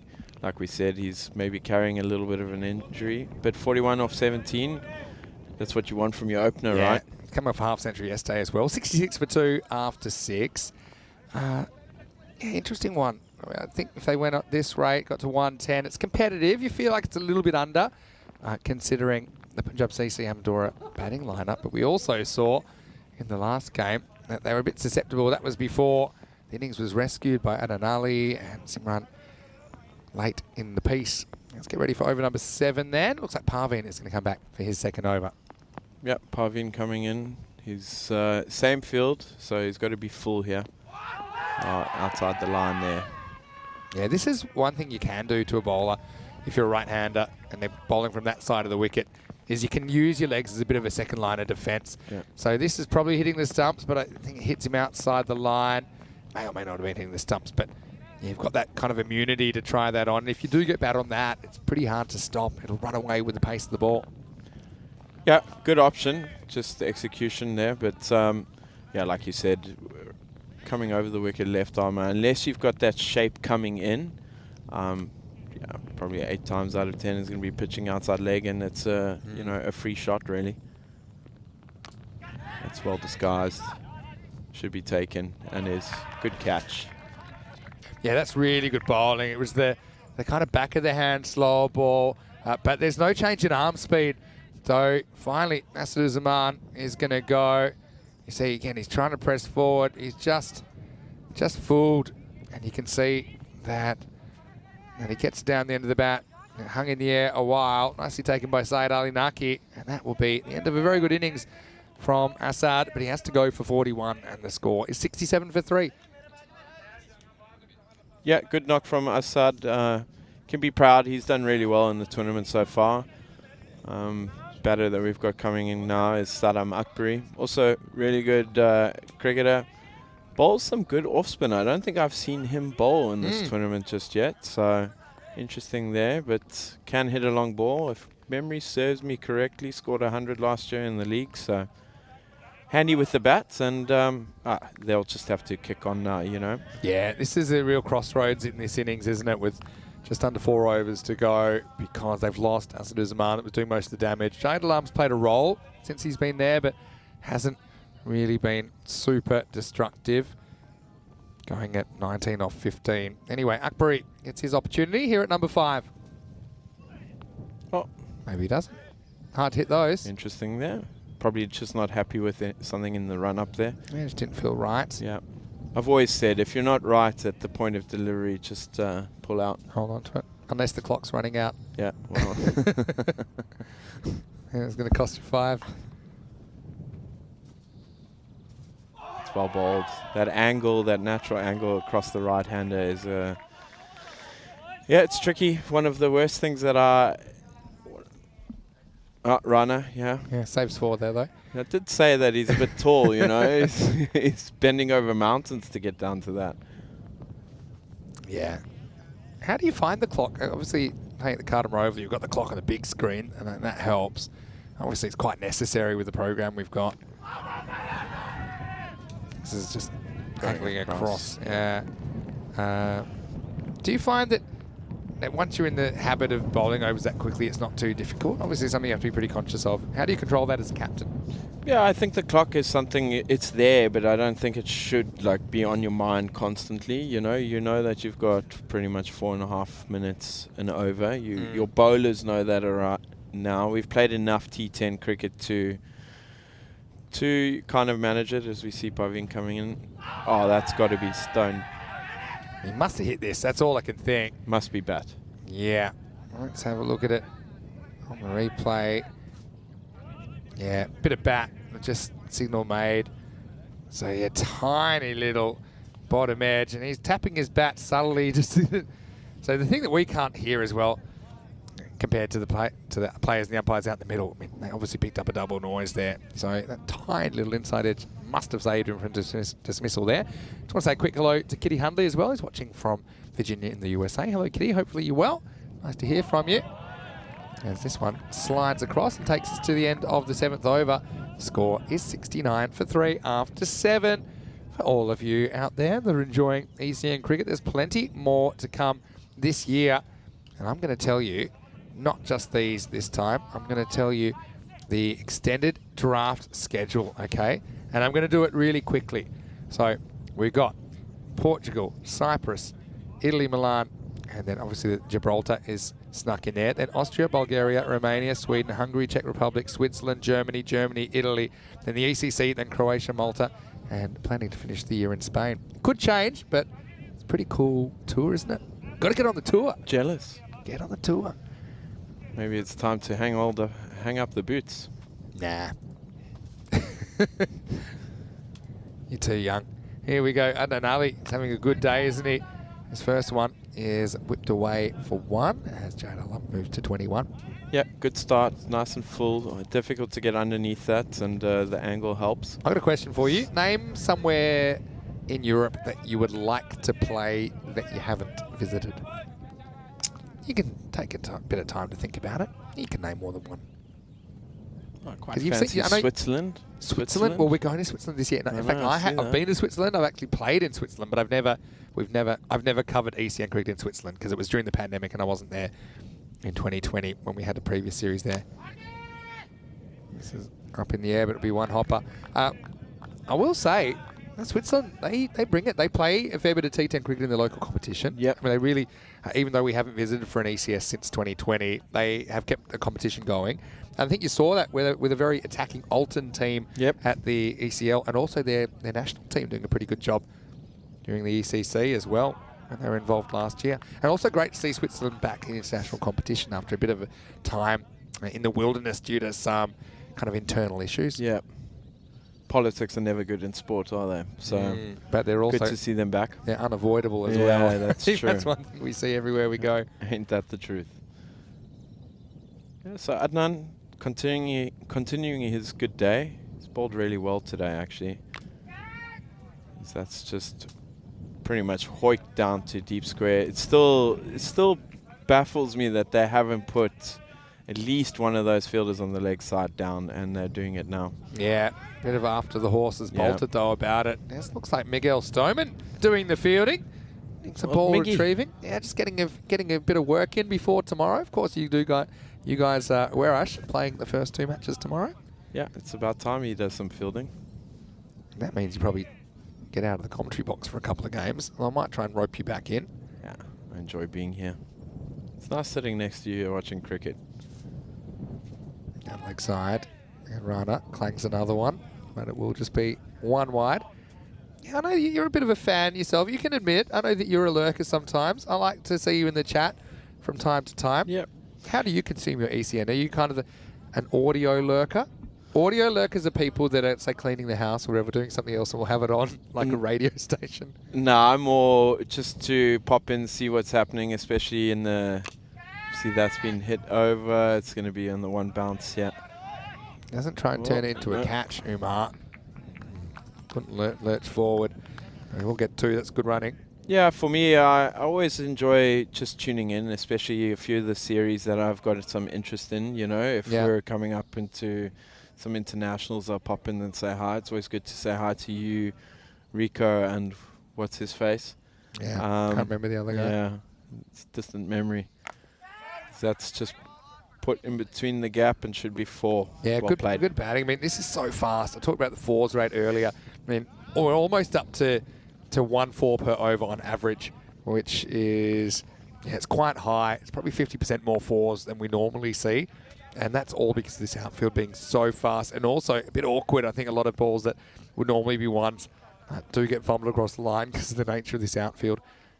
So, yeah, I'll put that to you after this ball. Where would you like to go? You've mentioned Switzerland. I'll give you another one as well, maybe. Well, this one. Outside the line, must be. Well, he's given him. So, well, I thought initially there might have been a little bit about on it, but let's check it out in the replay. Adnan goes for. He is having a good day. Yeah. Yeah, I think that the pad is bent. I think he goes with where the pad started. But it actually hits the flap or the what's the word? The flap of the pad. Yeah, the flap of the flap. pad. Yeah, this one will give us a good look. It's also shaping away a little. Yeah, it's an awkward one for the umpire to judge because it doesn't hit the pad in a normal way. So, I mean, he sees that he can't see the stumps, so he probably thinks it's probably in front of the stumps. So you can definitely understand that. It's not a million miles away. I think for me, it was just fractionally outside the line. But who knows, even on a replay, if there's any bit of the ball that's in line with the stump, it just goes down as an umpire's call. So, yeah, I suppose it probably wasn't the greatest shot, if you're going to be honest, from Jayed Alam. But he does make a pretty well put together 31 as he departs. It's the end of the 8th over. It's 83 for 4. Umar Mohammed comes on to bowl the 9th. Abdul Motin comes into bat, but he's not facing just yet. Yeah, so Saddam needs to take the responsibility here and start kicking off. 12 balls left. You've got to look at least 24 here. That's well bowled.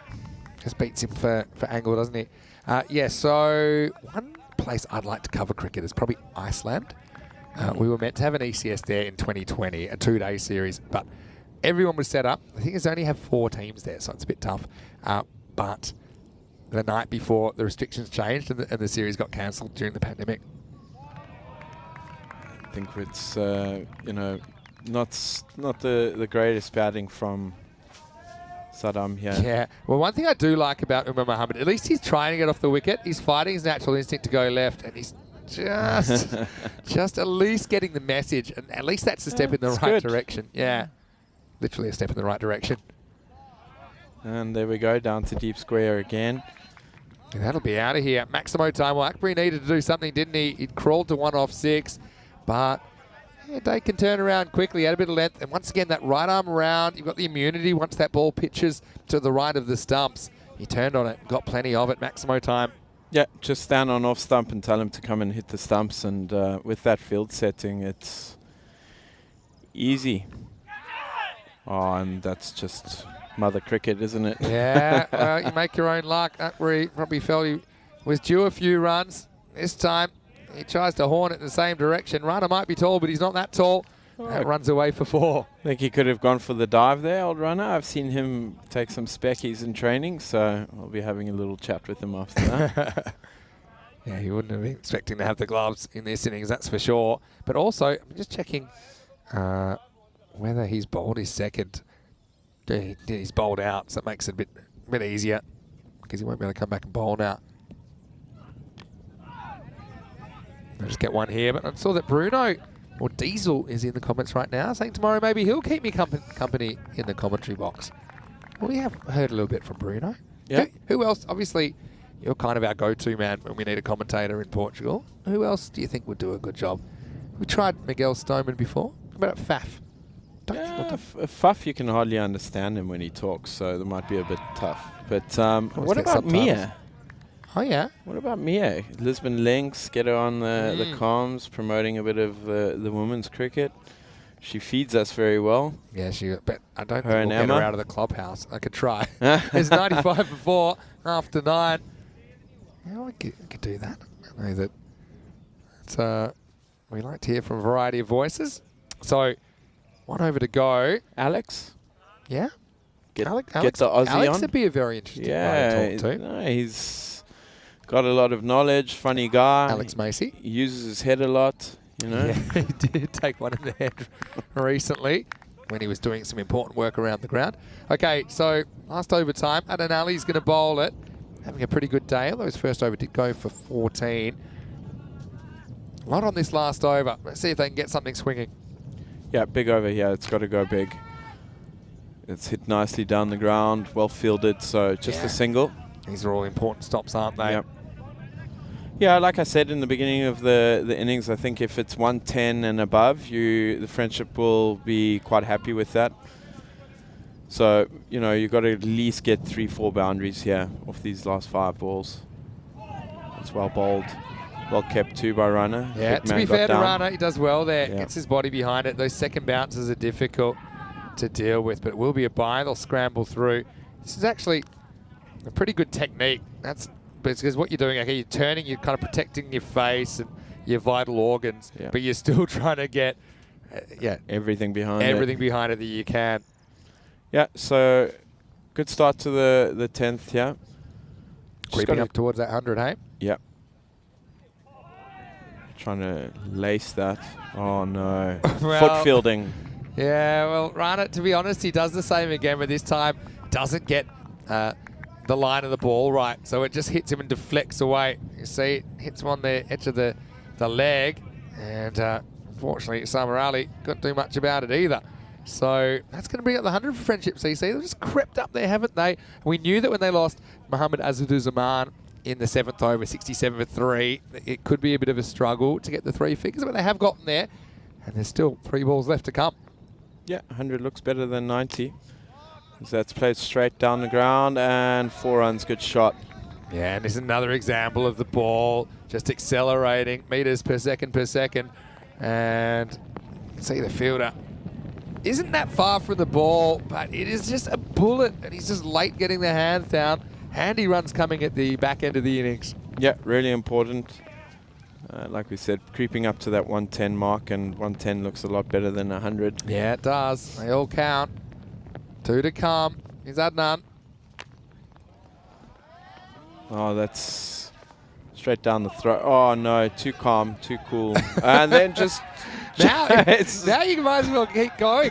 I think you can probably go for a third here. You have to. They will. Good throw will get him. And, let's see what happens here. We're throwing grenades in the trenches there from the boundary. Well, there's a couple of things going on. He did hold it for a while, and then he dropped it. And then as he went to throw, he had to pull out because his teammate that was intending to help was right in the line of the throw. But then I think that there's just some concern about how Rana breaks the stumps. So, yeah, you can see they realise, okay. And then when the throw was kind of aborted, it fell into no man's land. So they go 2. They say, look, it's the last over. Let's go for it. Did he knock over the bails? No, it's okay. Good. It's clean. Yeah, that's well done. Yeah, that was a bit of a funny one. I'm sure we'll see it in the highlights of how he almost took... Yeah, this is a great view of it. And then he just dropped it. And then there's a very frightened Parveen who thought, will I even make my international debut? But credit to the fielder who actually kind of realised at the last moment that he was about to throw it into his teammate's skull. Anyway, 107 plus this. Yeah, good ball. This has got to just take it off, take the bails off, end the game. Friendship, I mean, evenly matched, right? Yeah, I think so. 108. I mean, for me, it probably feels a little bit under, but it's been the kind of a day where, you know, apart with some exceptions, runs have been a bit hard to come by for a lot of batters. Not many have been getting in. Looking at the run rate before this game, it was 104 per 10 overs. So yeah, it's more or less on the money. Yeah. And we have come off a pretty low scoring day yesterday as well, where it was 94 per 10 overs. So yeah, I think it is pretty close to par. And across the whole tournament, the par score is 109. Well, they have 108 here, so 109 required. But yeah, it was funny early, wasn't it? Well, wasn't that funny if you're Ranjit Singh? Because he put that down. Mohamed Asaduzzaman, he was going about the business of righting the wrongs of this morning where he went out for just one. But unfortunately for Rupu, lightning did strike twice, but the second time it was gobbled up by Ranjit. Yeah, this one was a bit of a strange one. I think not many people knew what was going on there, but Ratul playing a shot and ultimately being the end of him. Then a couple of shots over short fine leg, you know, the boundary started flowing, and this one was good work from Naki, just unfortunately flicked it over his head, didn't know where it went. There's some weird boundaries in there. That was one of them. This one's a bit more regulation, just sliced over the offside. Yeah, it was kind of beg, borrow, or steal, wasn't it? There was some good runs there. Asaduzzaman with four fours on the trot at one point. But you know, they just seemed to find a way to keep going. I mean, the seventh over was the only over where there wasn't a boundary. So it showed you that they were always kind of ticking it. And you know, some were assisted like that. Umar Mohammed, he certainly had Mohamed Asaduzzaman down, but not quite out. Again, he's always struggling a little bit with the injuries to the leg. Now, this was a moment where Osama Zahid took one on the end of the fingers. He wasn't able to complete the innings wicket keeping. Instead, Ranasawa took over. But yeah, it was a clever bit of bowling from Parveen that ended up undoing Asaduzzaman, who went for 41 off 18. But it was a good knock, but that was the only over in the innings that didn't have a boundary. So just changing things slightly. But having said that, they do rebound after that over in the seventh to score 14, 12 and 13 off the last three overs. So even without Assad, they're able to get 39 off the last three and certainly put themselves in the position to win the game if they can bowl and field well enough. That was a bit of a borderline one. Bucks gave it a good think. He said, yeah, I'm satisfied. That's hitting in line. Fair enough in the end. That's the umpire's call. That's his job. But yeah, towards the end, just some good late hitting and I suppose a bit of luck as well with the 5 byes in the last over, helping them to this score of 108. Yeah, and we talk about momentum. So Friendship, you know, the ones carrying the momentum into the dugout, they'll go and have a nice team chat here. You know, I think they've got to aim at restricting. This was quite funny. This is a funny one. Lobbing a grenade. I mean, if they'd run from the get-go, they would have made 3. Yeah. But I think, you know, ball watching makes sense that you're ball watching a little bit. To be fair to Akbari, he then tries to turn it on. Rana, he's pretty happy that one went in the gloves. He finished off the dismissal without too many dramas. But then last ball, they were able to scramble 1 extra run, and that got them to that score of 108. So based on their first 28 matches, it's pretty much spot on the par score. 41 for Asaduzzaman. He was great, wasn't he? 8 fours and a 6. So it shows he did a lot of his work on the ground, but still scored at a very good scoring rate. Jayed Alam with 31. Took a little bit of time to get going, but still important runs from him. Apart from that, Akbari with the dozen was run out late in the piece. As we saw, 15 extras. And to be fair, though, only 3 were wides. I think that there were a couple of leg byes, and obviously the 4 byes in the last over didn't help either. And that saw Friendship CC 108 after winning the toss and electing to bat with the bowlers. 2 for 19, Said Ali Naki, nice return to form for him. I think Parveen Singh once again proving himself. He's a very tricky customer with his left armers in this form of the game. 1 for 12, and then Ali chipped in with a wicket as well. Conrad, nice job. Come back to us in around about 10 minutes to take you into the second half of this game. Quickly, who's ahead in this game? I'm going to go with Friendship. Okay, I'll go with Punjab CC. All right. And, well, we'll find out in the second innings. When we return, we'll be back with the chase. 109 for Punjab CC to get the points. And Friendship, they'd love desperately to take this one away. Vinny Sandy, Mr. Maximo with Conrad Greenshields. See you very shortly for more cricket on ECN. You're watching the FanCode European Cricket Series.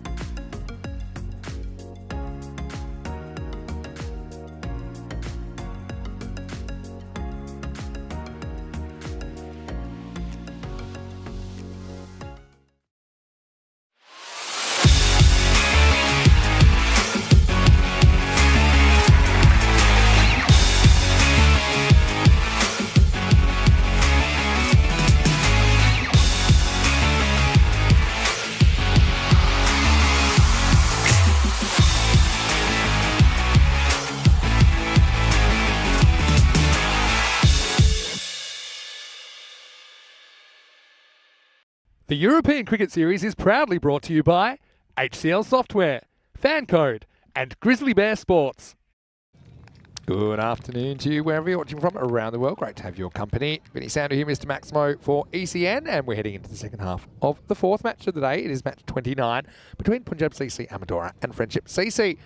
And yeah, just a little bit of a light shower sweeping through the ground in the innings break. It's nothing too serious, nothing that's going to hold things up, but it does make things a little bit uncomfortable, I think, for the players and umpires and everyone alike. Luckily, the cube is holding up at the moment. Punjab CC, they'll be chasing 109 for victory. Friendship CC winning the toss in match 29, electing to bat. They put 108 on the board. And that's mainly due to contributions from Mohammad Asaduzzaman, 41 off 18. Also Jade Alam with 31 runs and Sanam Akbari with 12 towards the end. Competitive kind of total without being, what I'd say, outstanding. But I think there's a lot of responsibility on some of the Punjab CC Amadora top order. Having said that, they do bat deep. I think we saw that with Adnan Ali and Simranjit Singh really coming in blasting from ball one. So I think they'll continue to follow their instincts. Can't be easy to catch in these conditions as well with slightly greasy ball, especially when it's new. It's got that lacquer on it. This is going to be Jayad Alam though. I just mentioned him with the bat, but he's got an important job to do with the ball as well. And he's, yeah, as mentioned by Portuguese skipper Conrad Greenshields, gets a good consistent shape. He's normally endangering the stumps.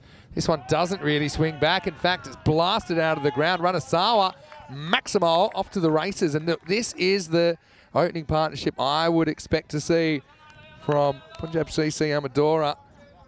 And what a start that is. That is absolutely smashed over cover. What a shot. And so, yeah, Jayad Alam doesn't get that natural shape back, and Morano, who didn't click in the last game, certainly clicked there. First ball, getting these two is critical for Friendship. Oh, this is close. I think it's just a little bit high. And so, it'll be an interesting one as I welcome Conrad Greenshields back into the commentary box. This one for me, what do you think? Just a little bit high? Yeah, looked a bit high. It's hit him on the number there. Just below the number, so yeah, good call. It was fine for line, but Jayad Alam, you mentioned, he does get that natural movement in. Let's see if he can get Rana before he can do any more damage. Taking the damage, this is hit pretty hard. It's going to skate past the boundary. Look how fast this field is. The scorers, they've been kept busy, haven't they? That's going to be 4 more to Rana. Marzi giving a good old wave there. Yeah, with a little bit of moisture on the deck now, on the surface, that ball's just going to skid through. Yeah, you can see the bowler, Jayad Alam, trying hard. It's not great for swing bowling as well when the ball gets wet. I think you kind of, you lose some of the aerodynamics that create the swing. The ball gets a bit waterlogged. Now another ball which is hit pretty hard. That's going to be 4 more. So Ranasawa off to the races with 14 in the first 4 balls. Yep, Rana has a point to prove after that first knock he had. He's come out guns blazing and it's paying off. Good shots. Taking apart one of their better bowlers too. So yeah, it's a hard place to be. He's kind of bowling that length, which yeah, it's a typical length to bowl early in the innings. You hope maybe for a nick. Maybe for a mistake, but Rana's come out and he's bossed it early. Yeah, big strong man coming around the wicket now. So I'd assume, yeah, no. He's trying something. I don't think it's plan A. Here's Jayad Alam. Yeah, down the leg side. Lucky to get away with that. Yeah. So this is the thing. It's just a change to be different. I don't think it's that strategic, except that you're trying to disrupt what's happening. So yeah, I think the fact that it's kind of angling into the wheelhouse of Ranasawa could be difficult. As another shower sweeps across the ground. I don't know where these are coming from. Yeah, just a low cloud should pass over, knowing this this area. He stretches for that one and just punches it through the covers. It's a brutal game sometimes, yeah, and T10. you know, I actually don't think it's that badly bowled by Jayad Alam, who He forces Rana to reach for it, but he's tall, he's powerful, he's got that reach, doesn't he? If he was a prize fighter, I think he'd be outreaching his opponent.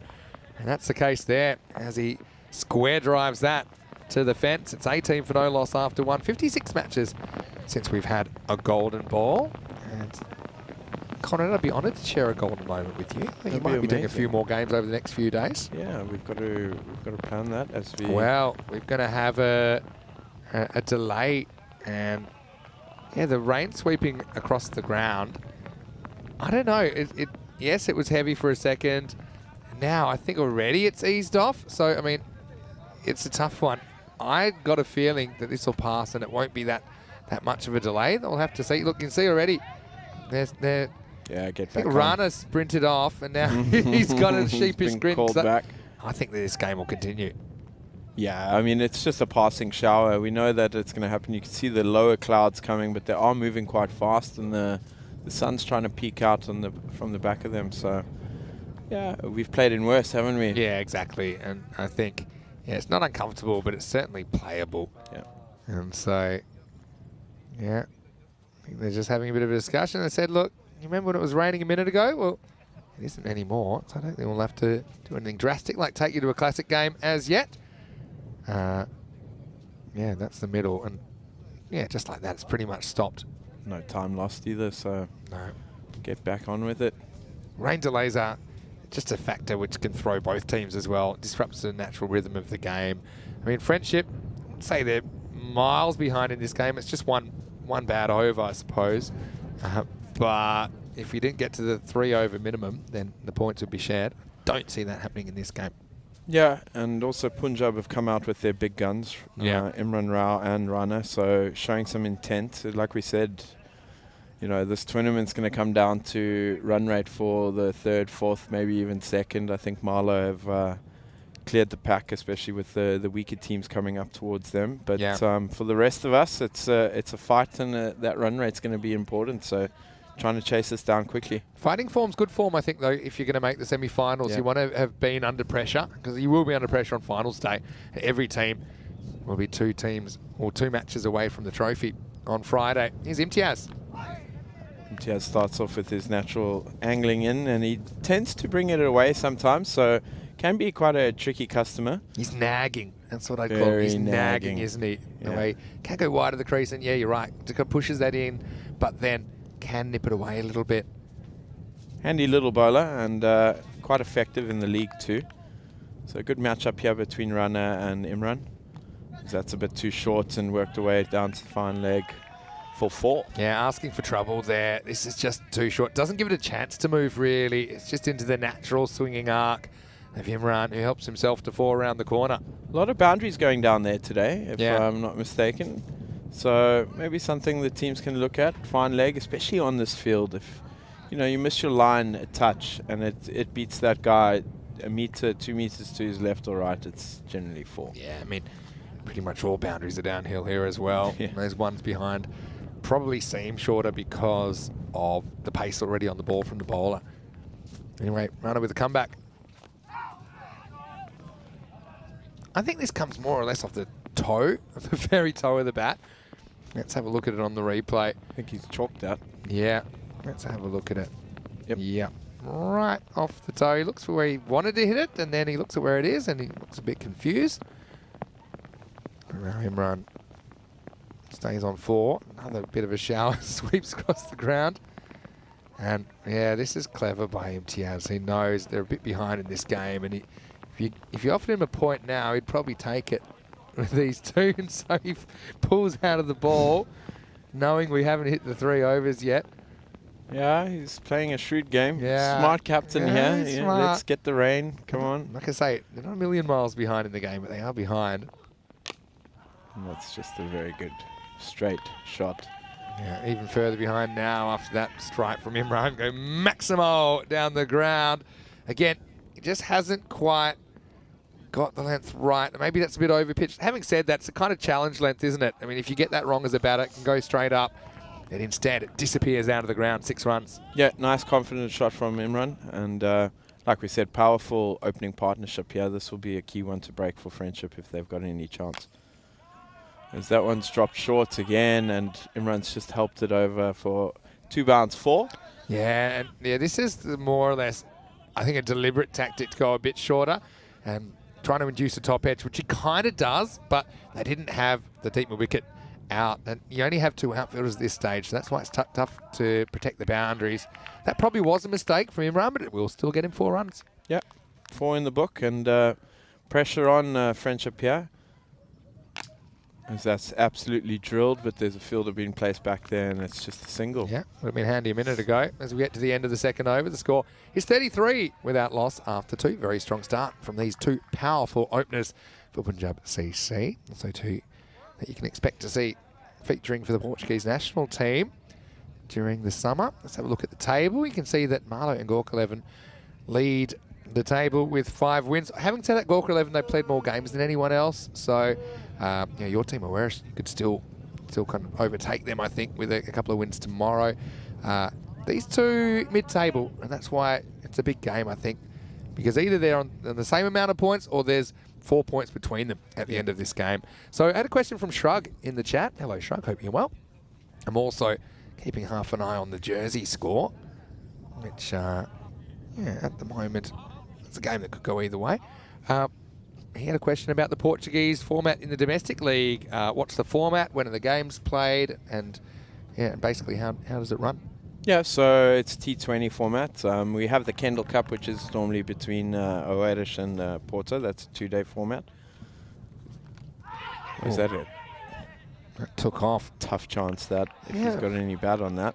I'm not sure there was an edge. Maybe there was a little one. Let's have a look on the replay. Yeah, it could have been. Could have been. It's, up to the stumps, that's almost impossible. Yeah, so Kendall Cup, so that's basically, so is that club-based, or I thought it might have been regional-based? It's regional-based, yeah. So that's between that competition's been going for 150 years. Yeah, so when I found out about that, I couldn't believe it. Yeah, longer than the Ashes. Is that right? Yep. Yeah, I remember we talked about it at the time, middle of last year.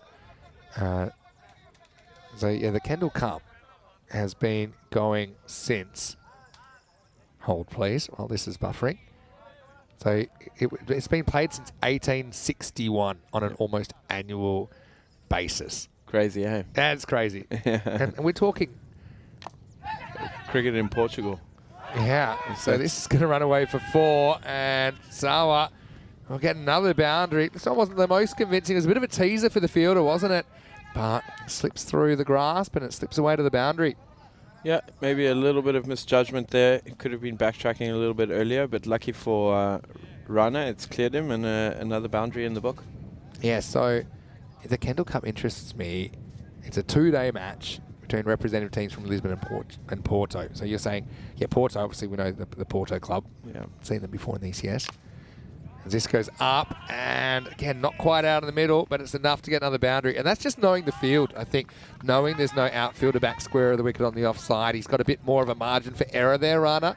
So, yeah, again, it's not the worst ball ever, but fairly low risk option for such a powerful player. Yeah, smart batting. He knows that the 2 outside the ring are on the leg side, so he's just opening up that offside and just carving it over the top. Even a miss hit, it's pretty much a safe shot. So smart batting. So I'm going to tell you something which you might not realise. Oh, this is whacked. And that's going to take some stopping. And it is stopped. Well done by Saurav. Keeps it to 1. So, yeah, if it started in 1861, well, I know that overarm bowling was only legalised in cricket in 1864. Oh, wow. So the first Kendall Cup was before we legalised overarm bowling. Yeah. Interesting. And overarm bowling was only legalised 13 years before the first Test match. So the cricket event originally was played by rolling the ball along the ground, essentially, on a lumpy bit of green. Anyway, it's 43 without loss after 3. And I remember reading about this once, that it actually was... So, the way we bowl in cricket is pretty weird when you think about it. Yeah. Like not keeping your natural. arms straight. It's just... There's no other sports where you do something weird like that in an overarm action.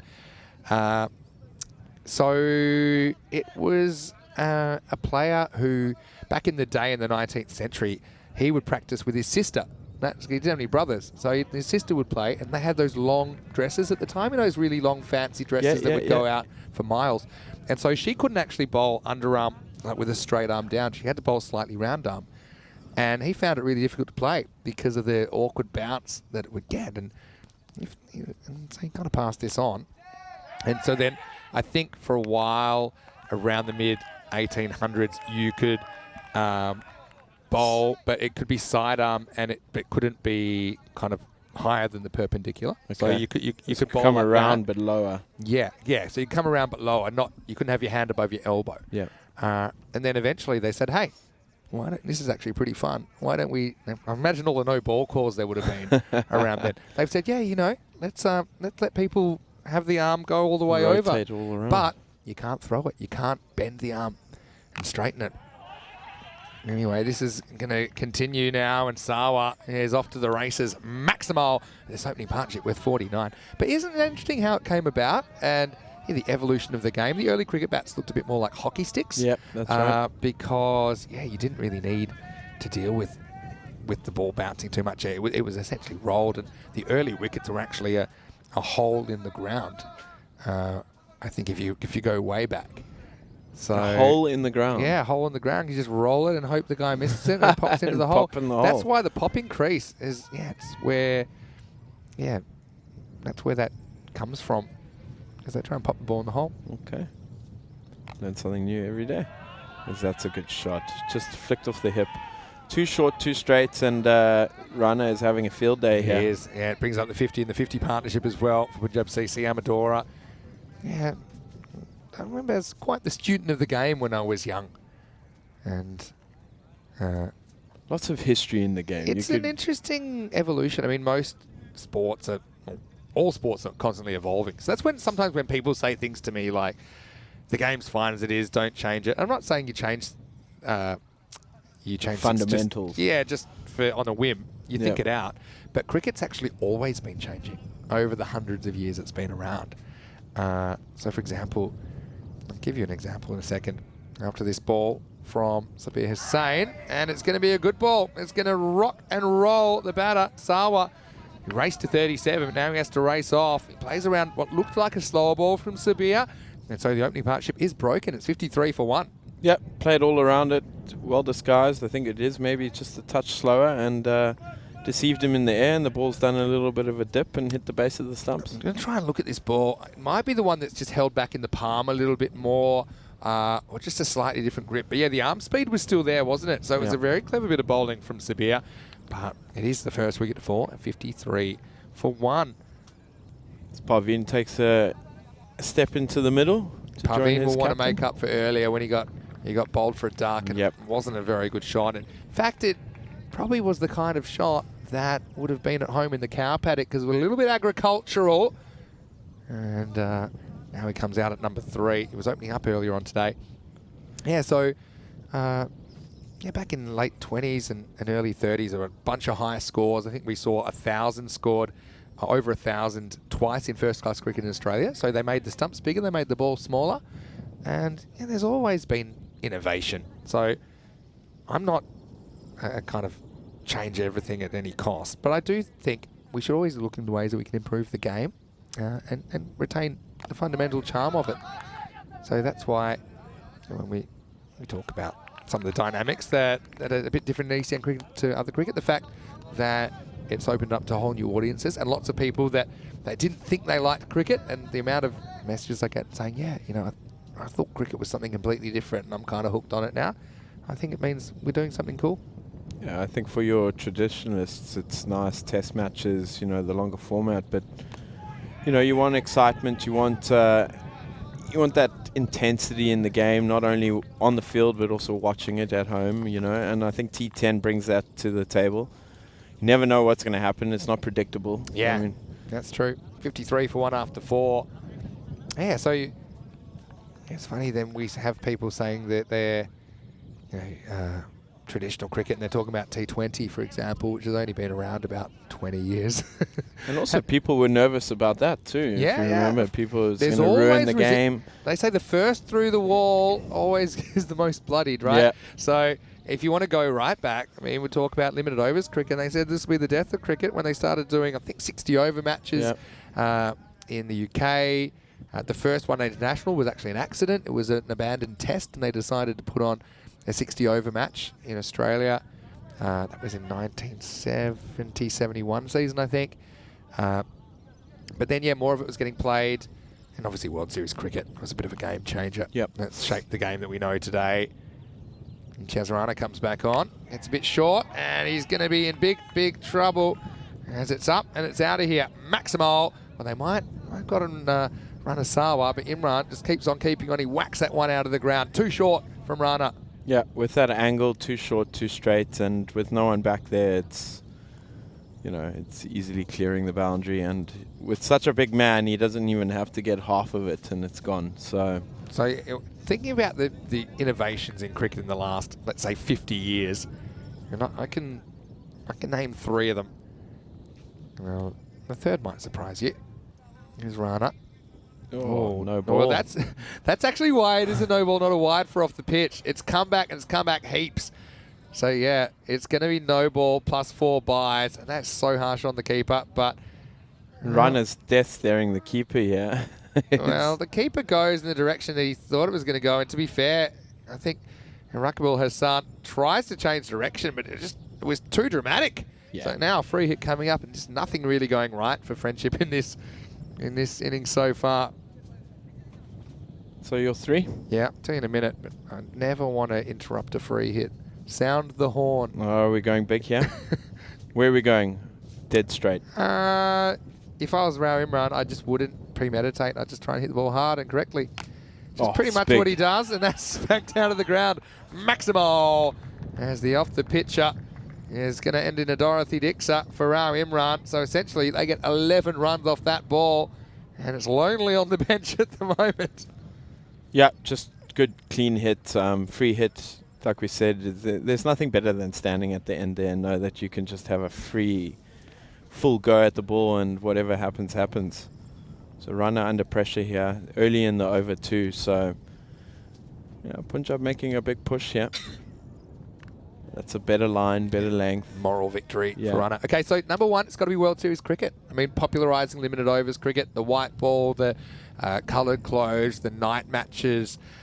We take it for granted today, but that was such a big breakaway at the time. That it was just a little bit before I was born, but reading up a lot, watching a lot of movies on it, and the research, obviously being Australian as well. As this one's up in the air and should be caught. It will be caught. So Imran's gone now. Well, still some work to do. 2 big fish gone. Rana gets the last laugh, but he wasn't laughing a moment ago. It was an expensive one for him, but he does get the breakthrough in the end. Rao Imran goes for 28. The score is 70 for 2. Yeah, good catch, comfortable. Well bowled. I think that one was a touch slower, so he's deceived him in the air. Good little knock from Imran, and yeah, they've kind of set themselves up. I mean, you're going to have to really botch it badly if you lose from here with the amount of wickets in hand and the run rate being... And exactly who they have to come as well. Yeah. I mean, they've got some guys that have been in some good form, but we've certainly seen teams bottle chasers from this position on occasion. Yeah, so World Series cricket for me, a game changer. It shaped cricket in Australia, but then that kind of permeated around the world. Still took some other countries a while to catch on to coloured clothing, for example, and even getting the games down to 50 overs. They kind of went from 60 to 55 to then 50 in England. They experimented a bit 40 over cricket as well, but 50 seemed to be the predominant length. Then, yeah, so the second one, predictably, the rise of T20 cricket and I suppose franchise cricket as an extension of that. And it's so funny because they did experiment with a few other formats that were shorter. Like offering 8 for a 6. I mean, Super 8s, 8 players, max zones, all these kinds of novelties. But the third format turned out to just be a proportional shortening. So with 5 bowlers still, I think you do need to try and keep things as simple as possible as well, especially if you're trying to draw in new audiences. And this will take us to the end of the 5th over at 71 for 2.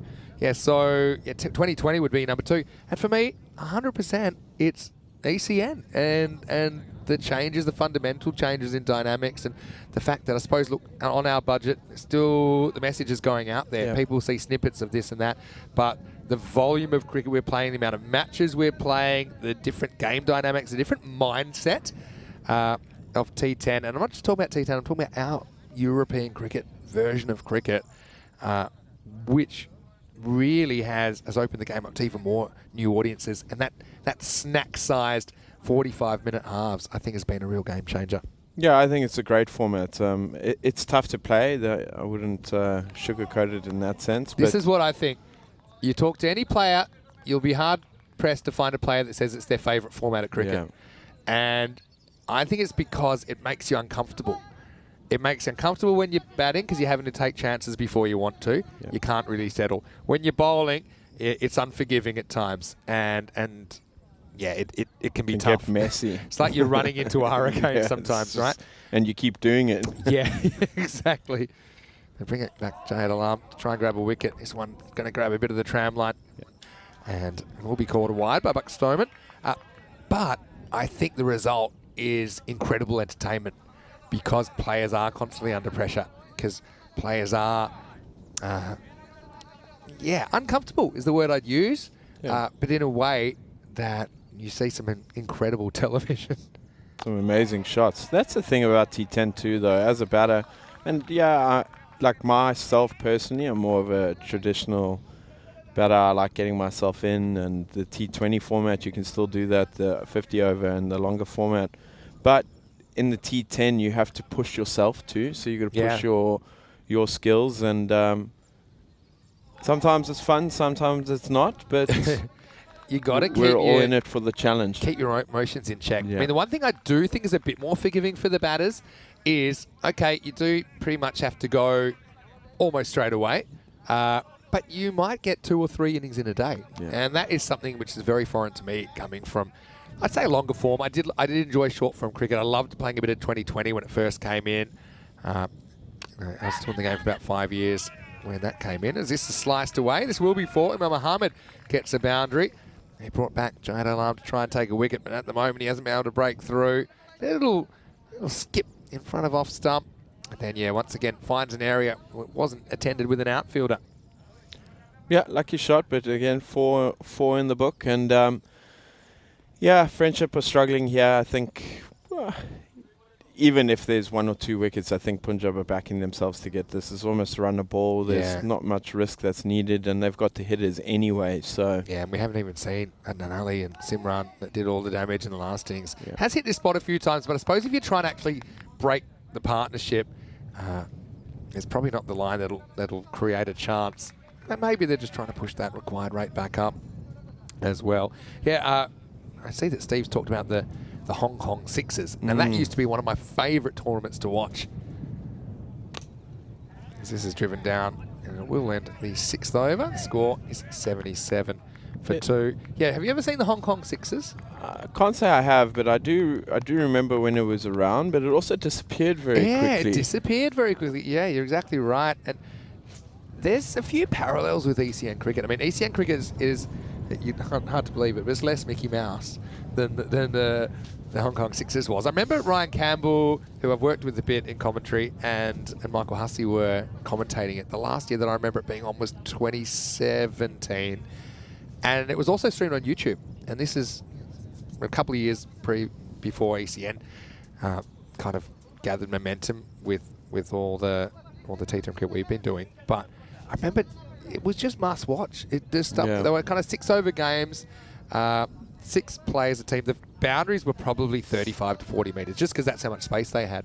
I think it was like halfway up a skyscraper, and the umpires just had these fanny packs of balls, and like every time it would fly out into some office building, they were prepared, and it was incredible. So look up the Hong Kong Sixers. That is a tournament I'd love to do. But I suppose one of the beauties of ECN cricket is it's still very competitive cricket, and I love that people are playing for their clubs and their countries. And this is a chance. Imtiaz should catch it, and he literally knocks his hat off. It went through the hands, and Oh, well, let's just say Rana hasn't had things going to plan during this innings. They bring on the spin up. Sorav, the chance comes, but the chance goes down. Yeah, that's a costly drop there. The ball's just literally taking the peak and taking it with it. Yeah, catches you have to take, especially in a game like this where you're behind the 8-ball a little bit. You know, we talk about momentum. You know, you get a new batter in. Pavin is north of 2. Yeah, well, in the words of Joe Cocker, you can leave your hat on. MTS Rana couldn't. Here's a man who's disappointed about it, Sorav. Yeah, but Pavin, he's looking around. That is a confidence game. He's yet to score a run here on day 6. And decides this is the way to go. And he gets into the gap and he gets 4.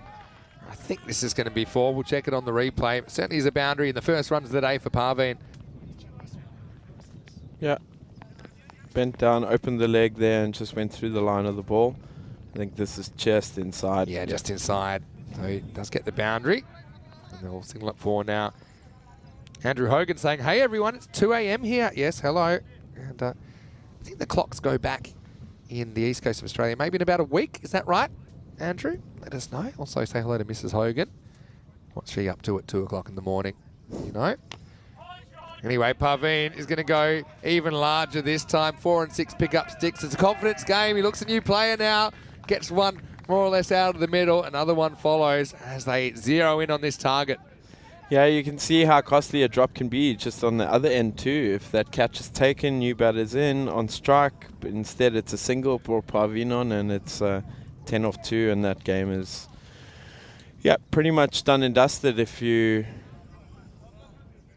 were a betting man, you wouldn't be going against Punjab here, as this has just worked down to deep square for a single. Smart batting. Bring Mohammed back on strike. It looks like he could moose a ball or 2. As there's a field change, they're dropping Cal down and bringing points up. I'm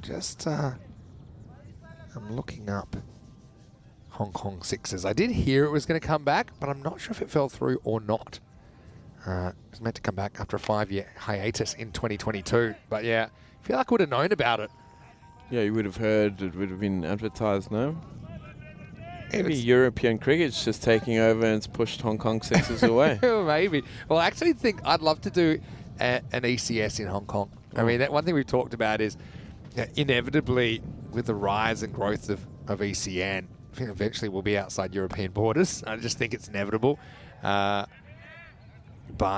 obviously, it's not something we intended when we started. Yeah. But get to the end of the over. It's going to be 91 for 2 after 7. Let's just take a quick look ahead to match 30, the last game of the day. Team Tigers Portugal taking on Friendship CC. So Friendship CC will have to back up and play again. Team Tigers Portugal, their 3rd match of the day. Same with Friendship. News from the toss. Friendship winning the toss and electing to bat. So another chance for their openers. I think Rupu, he loves some runs after a couple of cheap ones. Asaduzzaman hit some form in this game. But for Team Tigers Portugal, I mean, Kadir was on an absolute barnstormer, wasn't he, the last time we saw him at the crease. So I look forward to that. It's coming up in around about half an hour right here on the European Cricket Network. Andrew's just told me the clocks go back tonight. I suppose that's because it's April. And so, yeah, first Saturday night in April, the clocks go back. So ours went forward here in Europe a week ago. Yep. And so it will be a little bit closer together then, Andrew. Let's get cracking and over at number 8. It's not a great one to start off. It's going to go to the boundary. I'm going to check this for height. I think that Buck Stoneman thought that it was high. Yeah, that is kind of crouching there. I have a feeling that, it could go either way. What's your call, Conrad? It's a tough one. As a batter, you want that going your way. As a bowler, I do feel he's not in the upright stance, so maybe not. Yeah. Benefit of the doubt.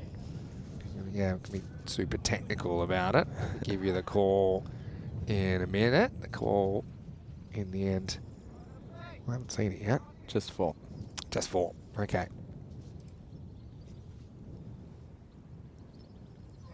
Yeah, big swing and a miss. Yeah, just 4 called. So yeah, it's probably the right call. Yeah, Hong Kong Sixers. Check it out. But yeah, but we would like to go somewhere else. I mean, it's tough because we're talking about in Europe, the demand for us to visit so many countries is super high. Yeah. So there's so many places in Europe we'd still like to go. I mentioned Iceland, we've never been to. Again, they've got some issues with not being recognised as yet as an ICC country.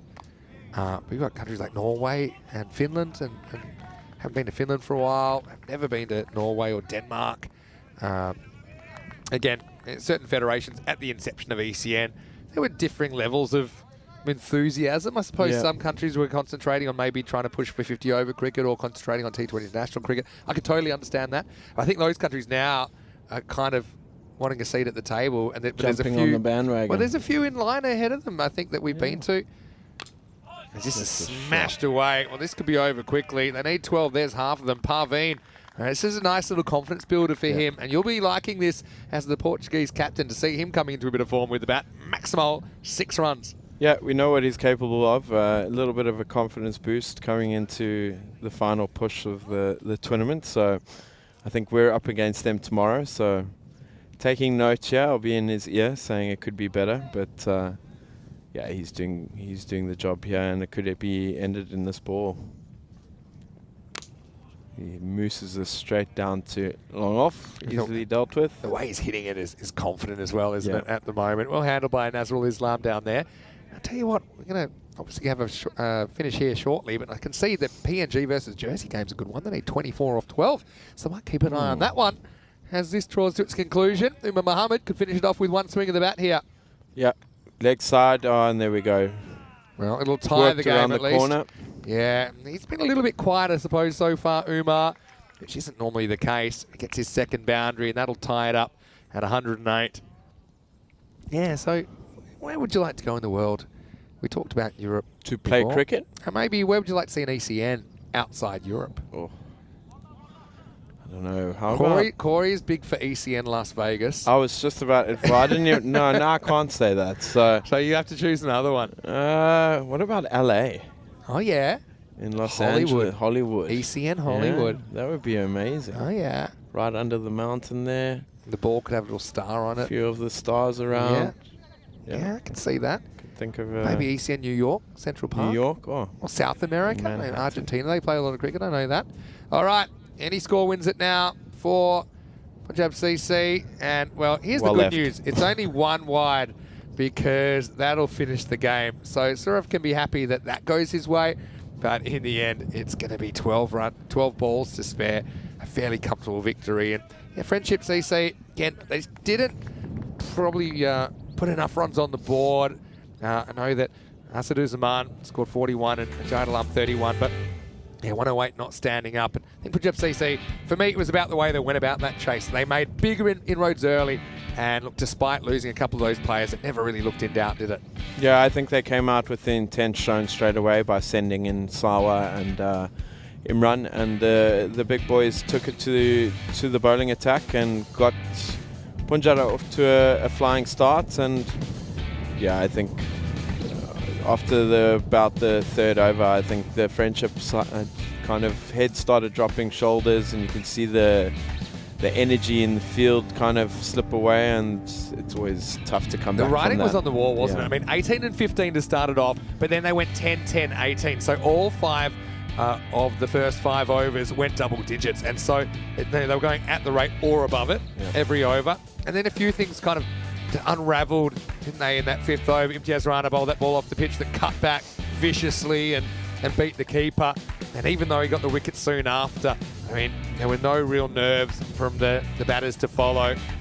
Parveen came out and struck a pretty tidy 25 off 11. I think he needed those runs. You'd see he was a bit nervy as he came out in the 3 position, but Umar Mohammed with 12. I mean, Punjab CC, they're a good cricket team, aren't they? You look at the guys that didn't bat. So we didn't even see Adnan Ali. We didn't see Simranjit Singh either. 2 of the chief protagonists in the previous game. And this weren't required. So, I mean, one thing you look at in T10 is you want depth in your batting, and I think they certainly have that. This is what's coming up in around about 20 minutes' time, the last game of the day. Saturday Night Cricket live from the SCG, and it'll be Friendship against Team Tigers Portugal. Friendship winning the toss and electing to bat. So another opportunity for their top order, in particular Ashful Rupu. I think he's a player that's too good to stay down for long. I'm sure he'll be opening up in match 30 when that gets underway. And watch out for Team Tigers Portugal in particular. I think that's as if Ator has been a key player for them, and Mohamed Omar Farouk as well. But Kadir, he stole the show earlier on, so stay tuned for that match very, very shortly. Looking at this one, in the end, it was pretty easy pickings for Punjab CC. Amadora, all top 4, reaching double figures, but it was about the start for me. Runner Samal was a star, wasn't he? 37 off 13. And Rao Imran, not too far behind him, 28 off 14. Parveen with the 25 not out. Umar Mohammed finishing things off. It was a wide. They finished off. And for those of you wondering why that wasn't a 5 wides, that is because as soon as that first wide is called, it finishes the cricket match. So anything that happened after that was irrelevant.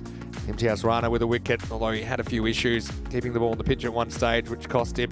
Sabir Hussain with 1 wicket as well. Got to say, I didn't mind the bowling of Riyasat Saurav as well. Created an opportunity. I think it's important to have a mix of bowling options.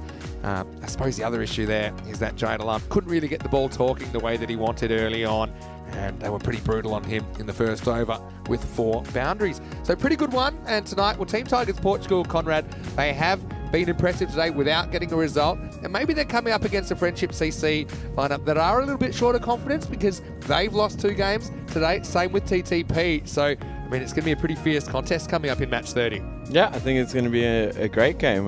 Friendship, you know, we were talking about momentum. Friendship just walked off the field, heads down a little bit. You know, they got to go into the middle and put some runs on the board, and Team Tigers have been sitting there watching it. They'll no doubt have been strategizing on what their attack is going to be towards the openers, and yeah, it should be interesting. Should be a good one. 20 minutes away from the first ball. Olive shrugged with the last word. He said he likes the idea of ECN Hong Kong. Just drop off Corey at mainland China. Anyway, well, the next episode of Banged Up Abroad coming your way, I'm sure, very shortly. But for now, it's Vinny Sandu, Mr. Maximo with Conrad Greenshields back in around about 15 minutes. Take you to the last game of the day. You're watching ECN, and this is the FanCode European Cricket Series.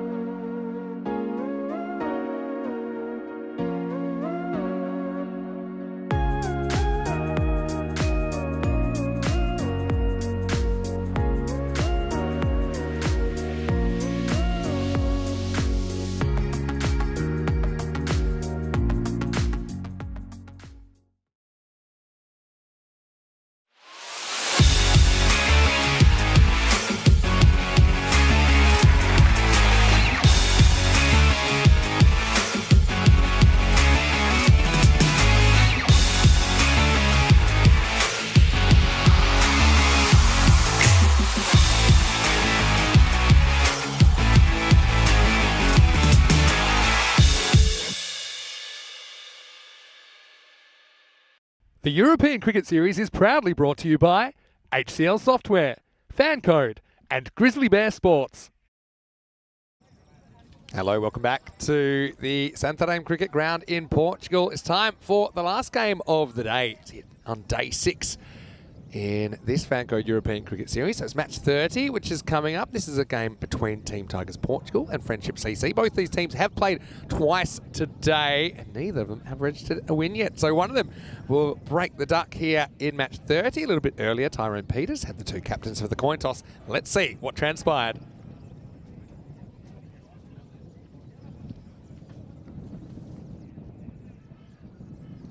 Well, apologies for that, but I can tell you that the news from the toss was that it was Friendship CC that won the toss and they elected to bat.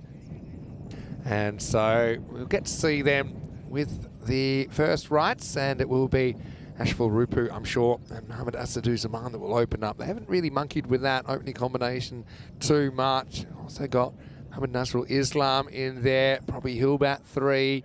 For Team Tigers Portugal, though, they were brilliant before. Abdul Qadir, he was fantastic, slamming the ball around. And then they've got a few options, don't they? I think Yusuf Mir is a pretty important player. I just think that he offers a lot with the ball and also in the field. Also, I wouldn't mind seeing a bit more of Jamil Rajan with the ball. I thought he was an interesting pace-off option they could turn to. Also, you got Al-Amin Ulash, who is a key bowler first up. We'll probably see him opening the bowling. 12-run favourites, Friendship CC. That kind of makes sense. Having said that, they have failed to register a win so far. They've slipped from a 3-2 record to a 3-4 record. Team Tigers Portugal, just the 1 win in their opening match against the Lisbon Supergiants. And they're averaging 91 with the bats. They need to find a few more runs from somewhere, you'd imagine. But yeah, Friendship CC, I think if they weren't to win this one, their semi-final aspirations take a bit of a dive.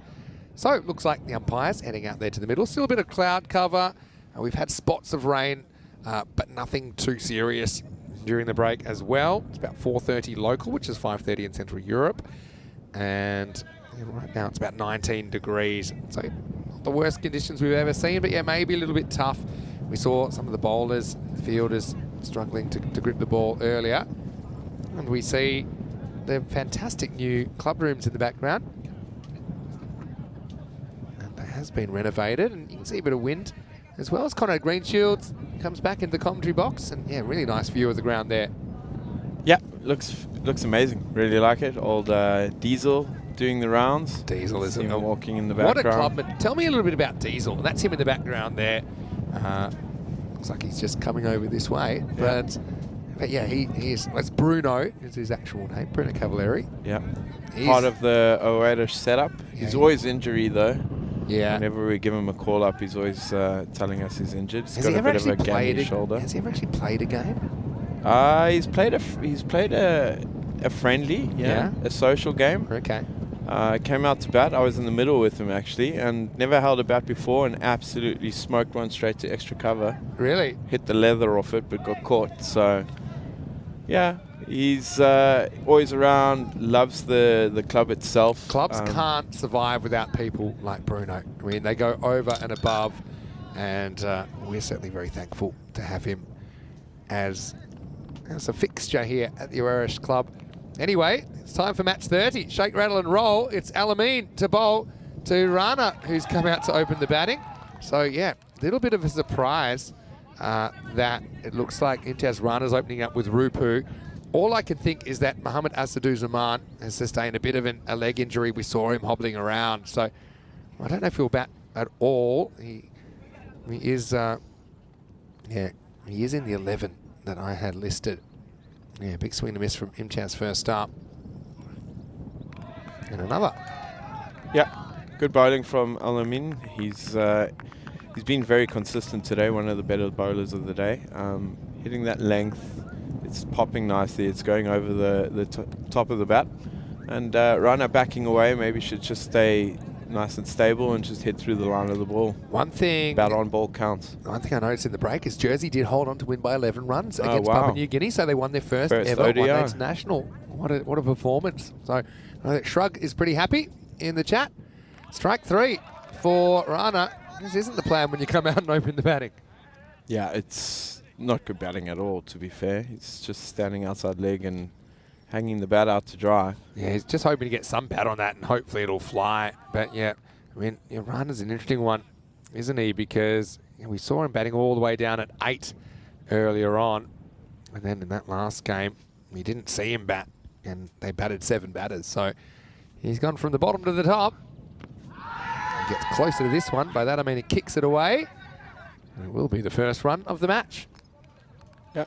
So leg by, change of strike, brings Rupu back on strike. Rupu will be looking to redeem himself after this Yeah, break. I think Alameen gets a bit greedy there. I mean, I would have stuck to what was working in that offside channel because now you've kind of let Rana off the hook. But yeah, Rupu, he's a guy who's had a bit of a shocker with the bat today, but we know he's a talented player. So yeah, pretty good battle. Umash has been good. Now he takes it on straight away. It's going to be a horror day, I'm sure, unless this is dropped.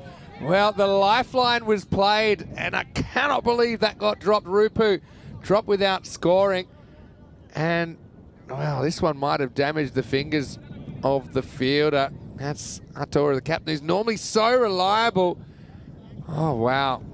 That one goes down, a nasty one for the fielder as well. But, I mean, Rupu, he's been dropped on 0.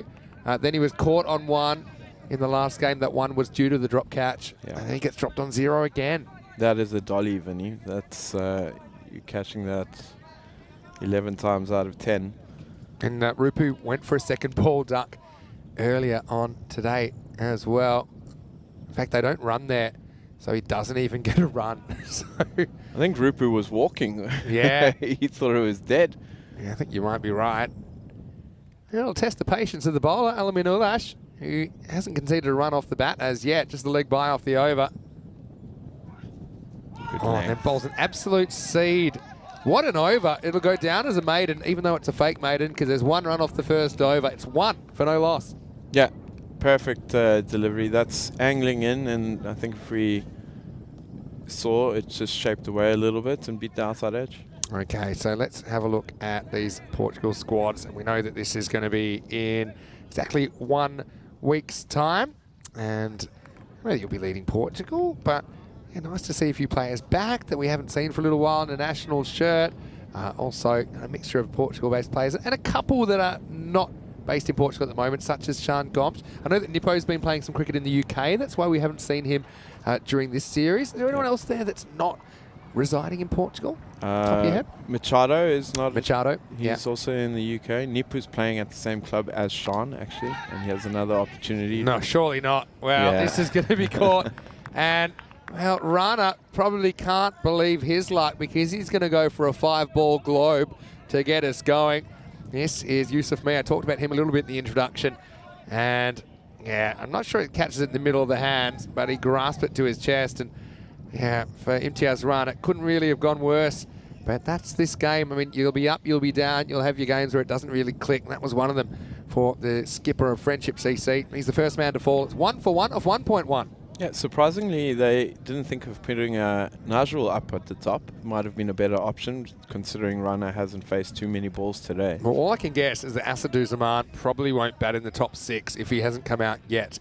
Or maybe it's just that they want him to bat for a limited amount of time, maybe the last over or 2. But they don't want him batting longer than that or potentially batting longer than that. Yeah, Nazrul Islam would have been a natural choice, I think, to go up the top. But by putting him Tiaz as a straight swap, then Nazrul gets to keep his number 3 position. But yeah, I would have thought that Nazrul as well, he'd be hoping for some runs. Scored 19 off 13 in the first game today and went for a first ball last time we saw him. He was bowled in a weird bit of cricket where I think the fielder had kind of yelled out to stop the play. I had a bit of a conversation with some of the players after that last game. I know the keeper wasn't watching, but Nazrul Islam kind of half played at it, got bowled, and was then sent on his way. So here he is. And he is going to smash this first one up high into the sky and all the way. Maximal. Well, that time he was watching, and he gets things moving for Friendship. Yeah, powerful player. It's surprising that he was kept back at number 3, but he's here now, and first ball, straight bomb. Yeah, what a shot. Warning shot fired. Yusuf Mir in the crosshairs. Wants to go again.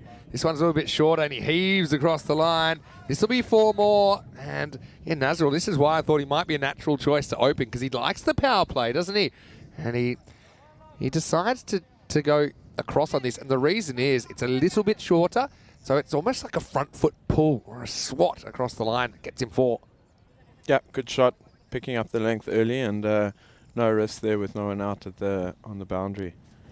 Got to find his line here. Yeah, what for Yusuf now? Mr. Runners He's drops. dropped him. That's a regulation edge, and Nazrul survives. And Nazrul Islam, he's got done by little movement. He's playing away from his body. I don't know where he's trying to hit that, but that's another dolly we've seen put down this time. It is Tushar Shah who's behind the stumps, who can't hold on. Yeah, that's 2 drops already. Rupu, you know, they've got Ratul out, so pretty much would have been into their top 3, and yeah, it's a bit disappointing, and then follows it up with a wide. A couple of bit of the wicket keeping today have come back to bite Team Tigers Portugal. I know Faisal Mushtaq had the gloves in the first game, did some good things, but then a crucial buy that he conceded late in the piece tied the scores. When the number 11 was able to scramble away from the strike, Gurbesh Singh. But yeah, Yusuf really should have had 2, and he still has to deal with Nazrul. Short and whacked away and all the way. Maximal, bad to worse to whatever's below that for Yusuf Mia, as Friendship CC have come out swinging in the power play.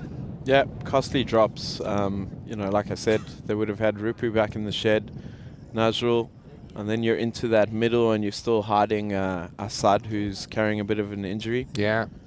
So, yeah, the guys, it comes down to practice, right? The more they play, the more they practice, the better the hand-eye coordination will be. That's right. Think about Nazrul. He's got a very good eye, and I think he's confident banging down the ground like the first ball, but also if he gets a bit of length, he's really good. He's got quick hands to whip across it. This one comes back towards him, and he's happy just to take the single and retain the strike. So things getting moving in the second over. It's 19 for 1. Yeah, pretty much even. I think Tigers will be a little bit disappointed. We saw in the previous games too that they, you know, bowled out their best bowlers straight off the bat, which maybe is something to think about. I see, you know, maybe keep them at the back end of the innings instead of giving the weaker bowlers the end part. As we look at the table there, Punjab on top. Yeah, I mean, they've gone to the top of the ladder, although they have played a few more matches. Don't forget Marlow, undefeated so far. And they've still got more matches to play. So, yeah, with 10 matches per team, that's going to creep up pretty quickly on us. Here's Alameen coming back for a second over. Nazrul plays it away for 1. Yeah, Kitty just saying in the chat, it's going to be an excellent series next week. The internationals with Portugal, Netherlands and Gibraltar. Some serious names on those 3 squads. And yeah, she's saying Mamma Mia. And that's how you do it. Well, Mia has had an interesting time for Team Tigers Portugal. But yeah, it's a case of, I think, you know, winning's a habit, losing's a habit, as they say. Team Tigers Portugal got in a bit of a winning position earlier, but couldn't quite finish off Gorka. That would have been a big scalp for them. This one pops from Alameen. It's knocked away for a single. His lengths have been superb today, I have to say. Yeah. He's been one of the trickier bowlers of the day, and he's quite consistent. And like I was saying, maybe kept him back at the back end of the innings to, you know, maybe keep that flow down that's been happening for the Tigers. I do see how they kind of gamble on him twice in the power play to try and get those early wickets, though. Just a bit of an update. I know that Asif Ator, who dropped that catch early, he's gone off the field with an injury.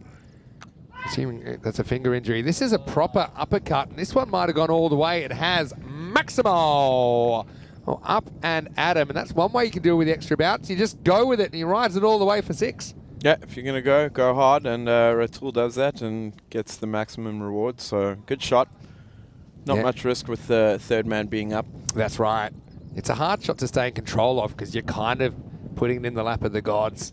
Because it's normally off the kind of outside half of the bat or the top half of the bat. But that one flew all the way.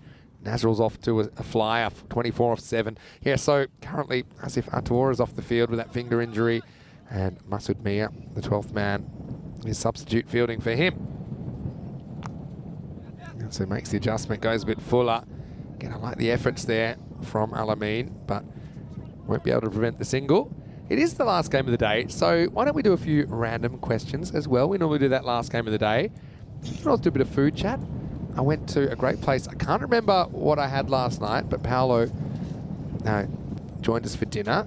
I think it was, I'm not even going to guess it, but they brought out this amazing kind of, it's just a big meat board, basically. Oh, it's beautiful, isn't it? It was You had very, the very pork good. belly, did you? It was a bit of everything, I think. Yum. Now this is high, and it's a big moment in the game. Rupu is going to get dropped again, and you can see the horror from Faisal Mushtaq, who doesn't have the gloves on this time. This one popped up, but it got away. And, well, in fact, Rupu has another life, dropped on 0, and now on 1. What a day he's having. Definitely having a lot of luck. The catching has not been the greatest from the Tigers. I think that's one thing that's let them down today. And another drop. Rupu's living on the edge, and it brings Ratul back on strike, and that's the one that's been bombing them. Well bowled. Yeah, so I'm just putting in the chat, get my typing right, but it would be nice to see some random questions in the chat. As we get to the end of the power play, and pretty even Stevens for me after that. It's 30 for 1 after 3.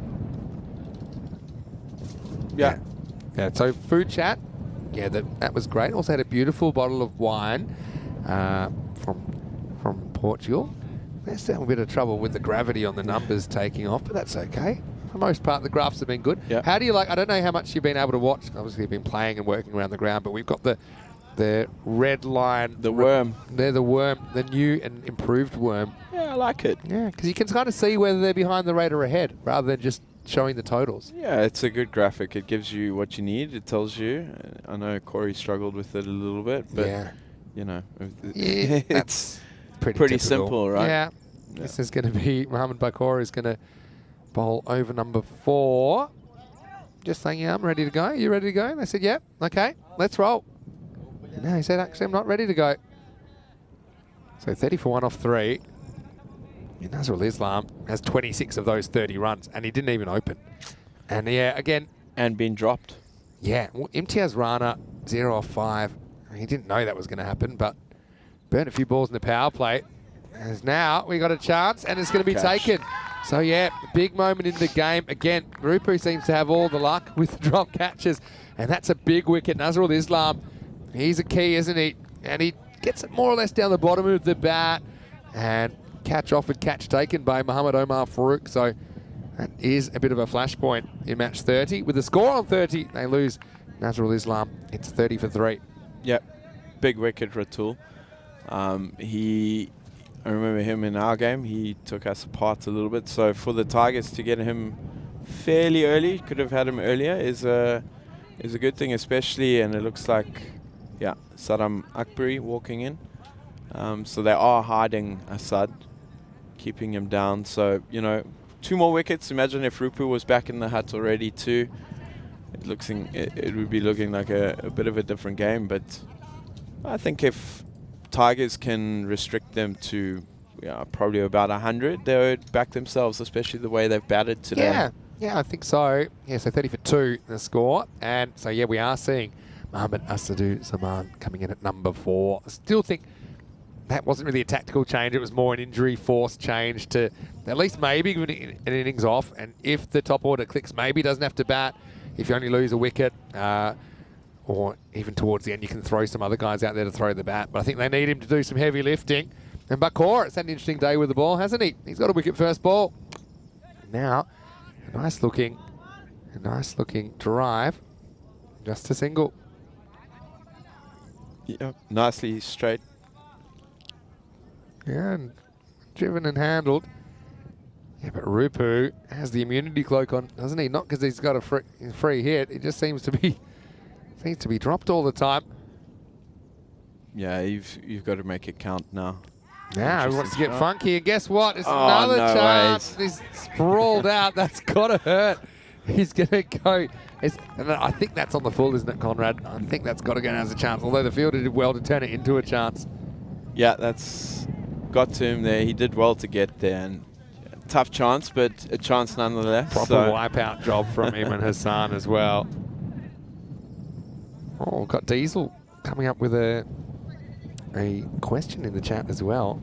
Asking Conrad, who is your favourite left-hand batsman and why? Good question. Favorite left-hand bat? Have a think about That's it. a good question. The next couple of balls. Don't want you to work too hard. Anyway, this one's up. It's in the air and it's out of the ground. Maximo! Asadou Zaman can't run. Doesn't have to if he hits him like that. 6 runs. Yeah, very good shot. He's just carried on from where he left off last innings. Seems to be moving okay-ish. Still a little bit tender on that left leg, but good shot. I'm going to say Brian Lara. I know it's an obvious one, but Brian Lara. Love his ridiculous back lift. The bat lift was, that was special, but I would have to say, you might be surprised by this, but Matthew Hayden. Okay. Yeah. I think him driving through the covers was something special. And didn't need to cut because he just pulled everything. pulled. How do you do that? And he did it so well. Yeah. Short and wide and called wide. Justin Langer was a very good left-hand bat. I played against him a little bit as well. Yeah. He actually coached me and then and also played against him a little bit. And he was one. He wasn't doing it to be a big dog, but would wear the green helmet for his club Scarborough with the tape on over the Australian over badge. the badge. Yeah. That's terrible. Well, I mean, what are you meant to do? You look at your Just favourite get a helmet. different helmet. Up in the air. He almost deliberately goes up in the air. Asadou Zaman, and he's going to get dropped now. Oh, the virus is real.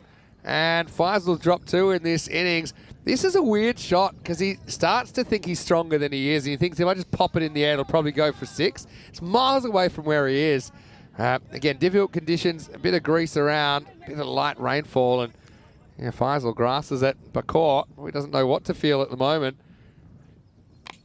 Now, something a bit more orthodox. Rupu gets a single. In the hands finally. Just have a look at Hamadou Zaman running here. It'll be the end of the over, 41 for 2. But, yeah, just look at number 7 down the bottom. Again, he's not exactly... Very ginger. Yeah, he's not moving that freely. It does take us to the end of the 4th over. Yeah, what if I told you that I played for Subiaco Sorry in the Perth competition, which I know you're pretty aware of it because you played for Melville, right? Yep. And I eventually got hold of a Western Australia yellow helmet, or the gold helmet. Okay. And then I was forced to put the... So I was kind of a fake, what's the word? Like a fake tape job. Oh, really? Or like it had the badge on there. But I mean, it was a comfortable helmet. Yeah, I can understand that, but there's certain... It's the same as the... When we did play at the Wacker on occasion, it was a great way to... I'm not going to say steal, because that's not the right word. But, you could borrow stuff from there, and people wouldn't miss it. Oh, really? A long-term borrow. I would borrow stuff. Yeah, I'd borrow stuff from teammates that were sponsored. Stuff they didn't want. I was like, yeah, I'll take some of that. Yeah, that's the best thing about that, right? That's the borrow Some economy. freebies. Yeah, you have to. Yeah, let's get a bit random here. Ask us some random questions. And thank you for that question about the left-handed batter. Andrew Hogan, his favourite is David Warner. Hello to Barry as well. He's asking for a poker game. Hello, Barry. Well, you would love the new renovations, Barry. Part of our blue crew. Mr. Outline. This is going to be a bouncer. It's also hooked in the air. Well, good luck catching this. It doesn't get there in the end. And, well, it takes a left turn at Albuquerque. And now, is anyone going to come back and field this ball? I mean, Asadou Zaman isn't running that well, so I'll just walk it 2 in the end. Yeah, Barry, you would especially love the extended deck, which means that when you leave the club rooms now, it's not immediately stairs. Yeah. You get a bit more of a flat surface. They were tricky back then. Yeah, they Claimed 1 or 2. some people struggled more than others. But yeah, Barry, great to see you. Oh, it gets a little bit of bat on this. Just a little bit's enough as Rupu, he probably feels golden at the moment. No one can touch him. He touches that one and sends it to the boundary for 4. Yeah, he's going to this little paddle scoop twice in a row now, and finally gets a little bit of bat on it, and it works, and it's 4 more runs. Let me see. Those drop catches are costly. Yeah, they really are. I mean, Rupi's a guy. I mean, he looks like he's never played cricket before today, but he's an amazing batter. It's a confidence game. And at some point he's going to turn, and you've given him the opportunity to turn by dropping him a couple of times. So now he's trying all the shots in the book and some that aren't. This might be a no ball because that's the second bouncer. Plus it's tapped behind the keeper for 4. So the wheel's falling off a little bit at the moment. That'll also bring up the 50 for friendship. That's a crazy shot. Gets some bat on it. Gets the free hit too for the next ball. Yeah, free so hit, no good work. problem. And got some more random questions. Shrug saying, random question, what 3 people from history, alive or dead, would you invite for dinner? This one always gets me. It'll take some time to think about. Who would you invite for dinner? In deep thought. Yeah. I think it would have to be, Political figures or kings or... Free hit. Cracked. It's still shortish. And now they're thinking of 2. Well, one of them's thinking of 2. And the other one is Azadu Zaman. Not going anywhere. This is an interesting one. Yeah, because if he's back in his crease standing up, it's borderline. It's close. Yeah. Testing umpire's patience there. Yeah. Wijiba just has to maybe find the block hole. Bangs it in again. Zaman doesn't really time it, gets 1. Who'd be a good dinner guest? It depends on what kind of dinner you're looking at. I've had this serious dinner, a fun dinner. I've had this question a few times, and I can never answer it well when I'm under pressure. But then I go home like, oh, yeah, that would have been a good person. French cart. Keeper has time to hold his head before fielding the ball, and that takes us to the end of the 5th over. Well, a few people tearing their hair out as we get to the end of 5. Friendship of 54 for 2. Yeah. They're still sticking around that 10 and over, so, Tigers will still be happy. I think if they had to get to 120, Tigers are walking away thinking they've, kind of been the creators of their own downfall with their drop catching. But, 2 more wickets. Asad's not running very strongly, You could always try and bring some fielders up to put him under a little bit more pressure, but he's not feeling the 100%. This one's worked down to a very square fine leg for a single. Still limping. So maybe something that they can do is just put the 1 or 2 fielders up just to try and draw his wicket. And Rupu just doesn't look like he's got any confidence at all. He's gone to the lapping around the corner. So get it nice and full and straight. Yeah, exactly. I think, you got to put him under pressure. He's not moving that freely. And he probably doesn't need to. Do that. And he's watching Rupu go crazy. And, well, Shub, that one's knocked the papers out of his hands. He's had a few issues in the field today, Shubes, or off the field. But Bakor, he's had the ultimate yo-yo day, hasn't he? He's been up, he's been down, he's been smashed around. And that one is 6. Yeah, good shot. A little bit too straight and not too full. Not full enough, sorry. So, yeah, Bakor, he's probably had a day you'd like to forget. Thought he was backing away there for a second. Yeah, well, he did a little bit. Now it's going to be 4. Well, that had Tortuga written all over it. And Jamil, who's made some good stops today, unfortunately, that wasn't one of them. And Rupu, well, I don't know what he's done. He might have kissed the Blarney Stone or something before this, but this is one that probably should be stopped. It's that last bounce. The last bounce definitely goes a bit sideways on him, and it goes for 4. Yeah, not low enough, unfortunately, there. His hands are by his knees, so, just got to get it a little bit lower, and get your body behind it. Oh, turned away, and that's going to go over the field. That's going to be 4 more. Well, this is the Rupu we thought we might see. It's been a while coming, but he moves to 29 in style. Yeah, he sets up for that shot very early.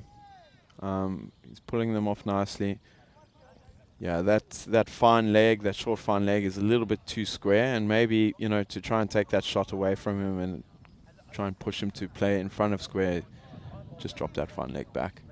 I'll tell you one person I think would be a good dinner guest, Hugh Jackman. You know Hugh Jackman? Yeah, Wolverine. Yeah. I just think, and also he likes a bit of cricket, so I feel like we could bond over that. How does he like cricket? Yeah, he loves cricket. He's even faced Shane Warne in the nets a few years ago. Oh, really? Yeah, and he did pretty well. He's burly, you know. Go look it up. Hugh Jackman facing Shane Warne in the nets in a tea break. And doing a pretty good job. He knows how to hold it. And Russell Crowe's a pretty good cricketer as well. And he's played in Malta before. Oh, I did not know that. Yeah, so he's a relative to the Crowe family, you know, Martin and Jeff Crowe.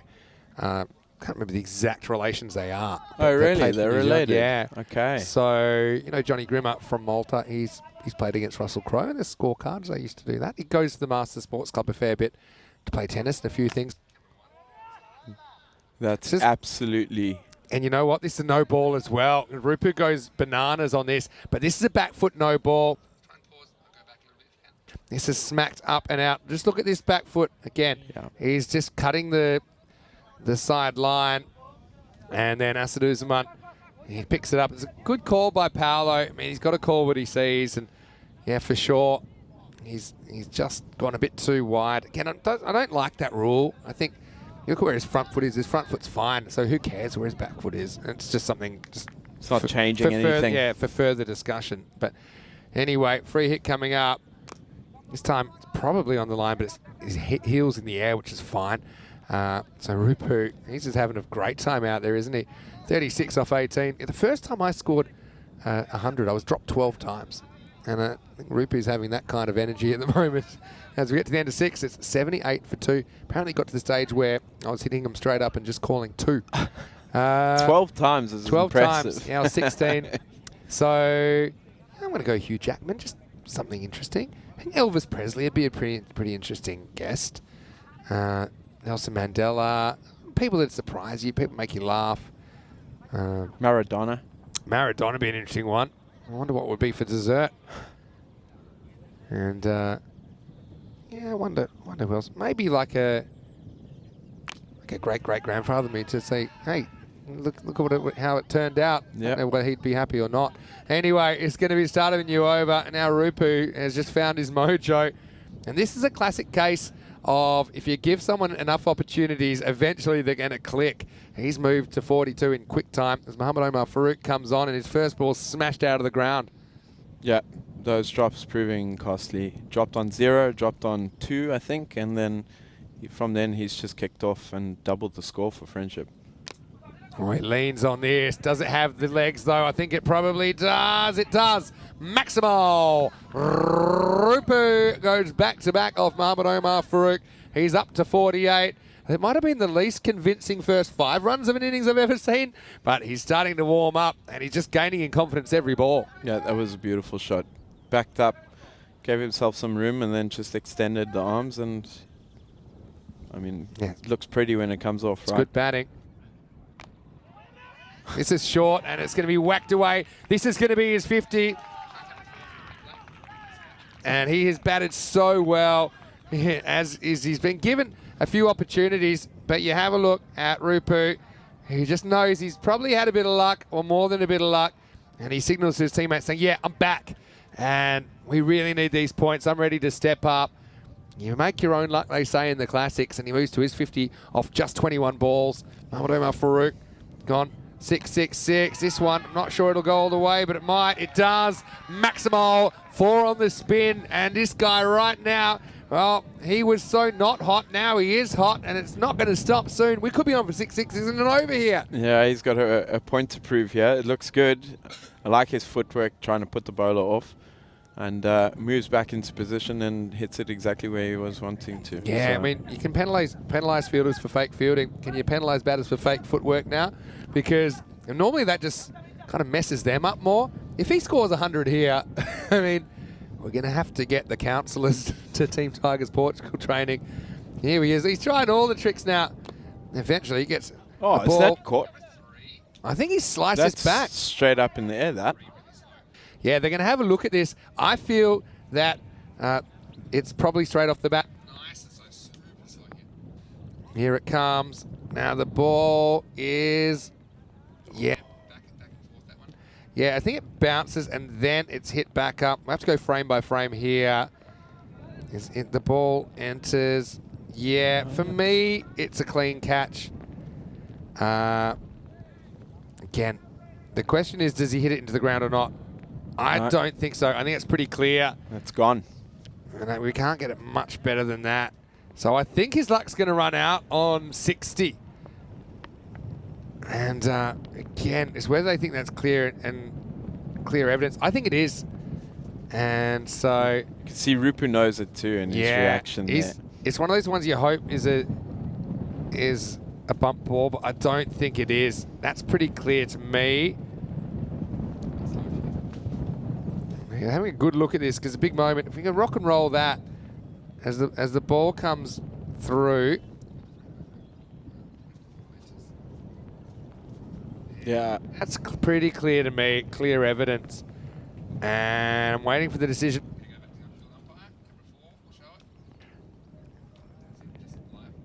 And yeah, well, this is a big moment, and yeah, he's gone. Yeah, and they take their time with that, but it's fair enough. And so, yeah, I mean, they take a few times. I mean, it's tough with how fast that ball came and went, and also, you know, that he was on the edge of the picture. But yeah, for me, there's no doubt it was out. So Rupu's going to go for 60. So it's once again we see 6-6-6-6 out in and over. But he leaves his team in great shape. In fact, the hundreds even come up now for Friendship CC. It is 102 for 3. Yeah, good catch in the end of that. We didn't see the catch itself, but yeah, Umar gets down, takes the catch, and finally puts Rupu back in the sheds. But not after, you know, leaking some extremely bad, heavy runs. So they're at 102 for 3 after 6.5.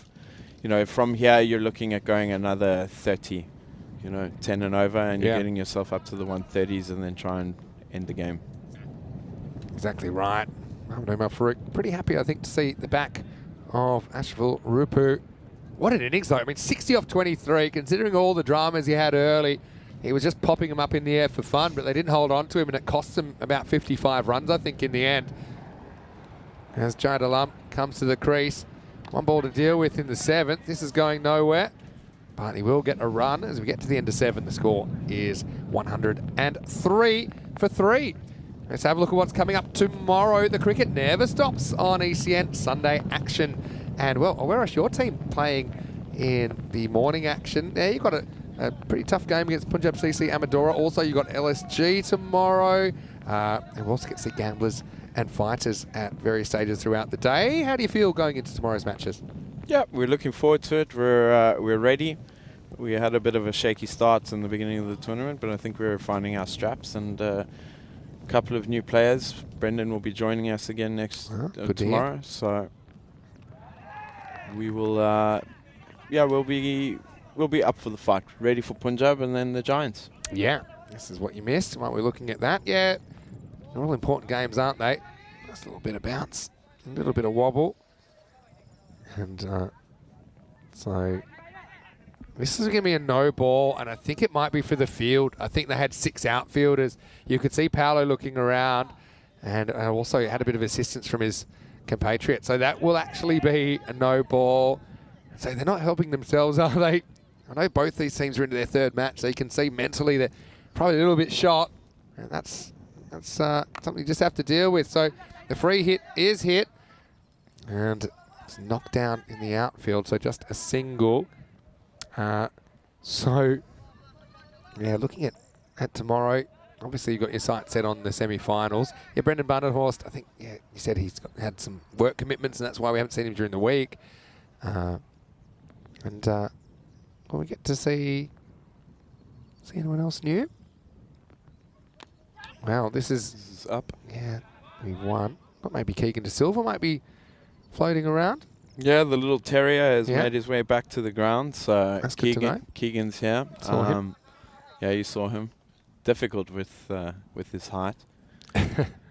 But Keegan's here, and then, you know, it's basically the strongest team that we'll bring to the table tomorrow. Down leg side, called wide. I'm trying to work out how Team Tigers Portugal can chase this down. Let's not forget that when they were chasing 141 for victory in the previous game, Kadir came out and he smashed 44 off 13. So, I mean, they've got the firepower to do it. I don't know if they've got the depth necessarily, but yeah, these are important balls to come in this innings as they try and keep it down to something reasonable. This is short and pulled away, well handled by Abdul Qadir, the man we were just talking about just then. And yeah, also, Shrug has alerted us to the clock at the moment. They've got a bowl. They might be okay here. They've got a bowl about an over and a half in tick under 5 minutes. Not sure if there's any adjustments to go on there that haven't quite kicked in yet. Bolt. Nice shape away there still late in the innings. I think they'll probably have a sneaky look at this, but I feel he was back here. Oh. Oh, I think he's just in. Shot that shows he's in. Yep. And so, close, but no cigar for the keeper. That doesn't help either, throwing the stumps down, although I guess that was a review. You might burgle 30 seconds back for that. Do they allocate that? Yeah, if so there's a review? Yeah, so it depends how long the review is, but so this is what I love about the clock, is more or less what you see is what you get. So if there's a review, or if there's even something like, if it takes too long to find a ball, an unusual amount of time, this is smacked away by Asaduzzaman into the gap. That'll be 4. So yeah, Yusuf Mia, it's had a bit of a rough one here, although he does have a wicket to his name. He's also gone for 27. Friendship up over 110. In fact, they're 112. Asaduzzaman, like I said, he's not running 100%, but he is hitting pretty well. Yeah, so that's why, you know, we can pretty much do it to the second. You know, if you're out of time, you're out of time. And so this is where wides and stuff really hurt you. This will be the end of the 8th over, so they've pretty much got 3 minutes to bowl the last. So they've got to get a real wriggle on, and it's 112 for 3. So if you're the batter and you're aware of that, you're just taking a little bit more time in the middle there just to have an extra little discussion. But you got to do it in a way subtly that the referee doesn't yeah. spot you as doing that, in which case they'll probably add the time back on. So yeah, you got to be subtle. Yeah, if for example, if you were to back away for no reason, they would at this just stage pretend they'd there's probably a fly in your eye. Yeah. Or, yeah. And also, you know, batters can also be penalised for time wasting. We've seen it not often, but occasionally. You know, batters can give away penalty runs for time wasting as well, because it comes under the unfair play law. Okay, got you. Anyway, yeah, 2 minutes 40, race against the clock. Well, that's an absolute bullet. That'll take some time to fetch, actually. Jawad Alam, he's got some power. I like this shot. I mean, he just kind of goes with the line of the ball. He gets the width, doesn't he, from Mujibur Rahman, and absolutely laces that for 4. Wrists, all in the wrists there, just full extension, and creams it 1 bounce 4 over point. Yeah, so we're now at about 25 seconds per ball as the required rate. Tough. And this one should be one that doesn't take too long. They might be okay. Yeah, I think they'll sneak in. But this is actually when where the boundaries. If you bowl a wide or two, Yeah. it hurts you. Because there's normally about a 20-second turnaround. You can see he's not wasting any time, Mujib. This one is up, it's in the air, and it's dropped. Well, it just burst through the hands of Muhammad Omar Farooq. He just lost that, kind of lost his composure, lost his balance slightly. The result's 4 more to Assad. Yeah, unfortunately never looked really that's nearly sconned him, Vinny. Yeah, didn't get the hands together, just stumbled at the last moment. So tough sky this to yeah, catch in, to be fair. It is, to get that depth perception. Nice shot forced away. This will take some stopping as well. Long barrier comes out. I know that Barry, who's watching, is a big fan of the long barrier. And where's he watching from? I think he's probably watching from Abu Dhabi, which is where he's moved to now. We miss you on the tour though, Barry. And still got a good sketch of him. Yeah. He's a fixture on the tour for a long time. This is up, it's in the air, won't carry. It just shows you when you're conscious about keeping to time, how quick you can bowl an over. And so they should be fine. He's literally bowled that in, what, 3 minutes 20? Yeah, what moment? We started this at about 2:40, so yeah, about 2 minutes so far. Last ball of it coming up. Now this has worked away, knee-high full toss, and that has disappeared. Maximal! All happens in the 9th, and Asaduzzaman, he didn't open, but he's still taking control, isn't he? He moves to 26, and with an over remaining, it's 129 for 3. So here's a question for you, Vinny. That clock is still ticking, or is it done now? So it was decided, again, just for simplicity, that if you deliver the last legal ball for the over before the clock runs out, you're okay. That's it. So it's not at the point of being ready for the 10th over. The original playing condition was to be ready for the 10th, but then what does ready mean? I mean, sometimes people were, it's just easy to do it that way. So think of it as a buzzer beater. We've had a couple of buzzer beaters where people come run in and as soon as they let the ball go, they'll be like, they've got in for time. But then if it's a wide, obviously, then you're in trouble. It's no good. All right, Hamid Omar Farouk comes out to bowl the 10th. Yeah, I think like a few things, it's a little bit of trial and error with getting these conditions just right. Because, look, no one likes time penalties, but it is super important to keep to time. I know there's other ways in other competitions they do things like, not allowed as many outfielders and things like that. But I think that it needs to be a deterrent in our cricket. And there are some times, for example, with the extra infielders, that sometimes you want to do that at the end of the game. You want extra infielders in. In some competitions, they'll make you field with 10 for as long as you're overtime. But, we really want it to not happen. There has to be a consequence. Yeah. And a strong one too. Yeah, it is. And it's obviously something that it should sneak up on you, because even here we don't have the huge clock like we do at the Cardamom Oval. But I mean, as a captain, the umpires throughout the innings they're updating you, letting you know how you're going, right? Yeah. Yeah, and like I said, the more games you play, it just becomes pretty much second nature as that's carved through. Yeah, what a shot from Jayed Alam. He'll get 4 here. What I like about this is he goes away from the fielder. He actually lets it get to him a little bit more and then unleashes the wrist. So it goes behind point into the gap and another boundary. They're going to be chasing something similar to what they were chasing before against Punjab, because they were chasing 141 on that occasion. This looks to be something similar. So to umpires now, do they say how much time is remaining, or do they tell you 1 minute behind? Or yeah, they just come to us and let us know. If we're on time, they won't say a thing. So, not hearing from the umpire is a good thing. Yeah, in that sense. True. And if you drop about a minute behind, they'll come to you and let you know you're a minute behind, and then you just marshal the troops and get through quicker. Before this last ball, I heard that you give fake news and you tell your team that they're behind when actually you're not behind. Is that true? I do too, yeah. Very clever. I like it. Okay, last ball. Seatbelts on. It's up. It's in the air. It should be caught. It's dropped, and that pretty much sums it up. And now Asaduzzaman will get a single. He's had enough. An angry throw away. I didn't see because it was too quick, but I got a feeling that might have been Faisal Mushtaq. He's had enough. So pretty much sick of the ball. Pretty sick of the ball coming at him. They're going to finish 137 for 3 off the 10 overs. Now look, it's a big chase, but it's a chase they're capable of pulling off if they can get off to a flyer. But it was a case of missed opportunities for the Tigers in this 10 overs, with a few catches going down. That one was taken. Ataur ended up leaving the field for a period of time with that finger injury. But yeah, Nazrul Islam, he looked really good when he was there, didn't he? He ended up putting together 26 off 10. Just got things moving after the captain backfired at the top of the order. Imtiaz Rana with a 5-ball dark.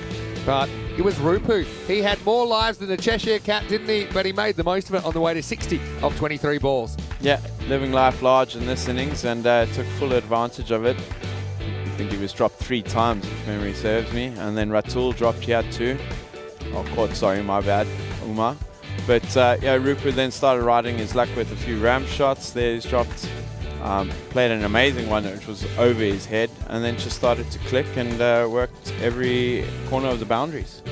Yeah, and look, these shots were incredible. They were all over the park as well. And that one had the confusion reins on it, and it beat Jamil, who's actually fielded pretty well today. But yeah, it's a case of close, but just not close enough, I think, for Team Tigers Portugal. And Rupu then turned on the highlights reel, didn't he, with some of his fancy footwork, cat in the hot tin roof kind of stuff. That one was just sliced back, and after further review, I think the correct decision was made. It was low down. It played the old poker face of thinking he might be able to get away saying it was a bump ball, but it wasn't.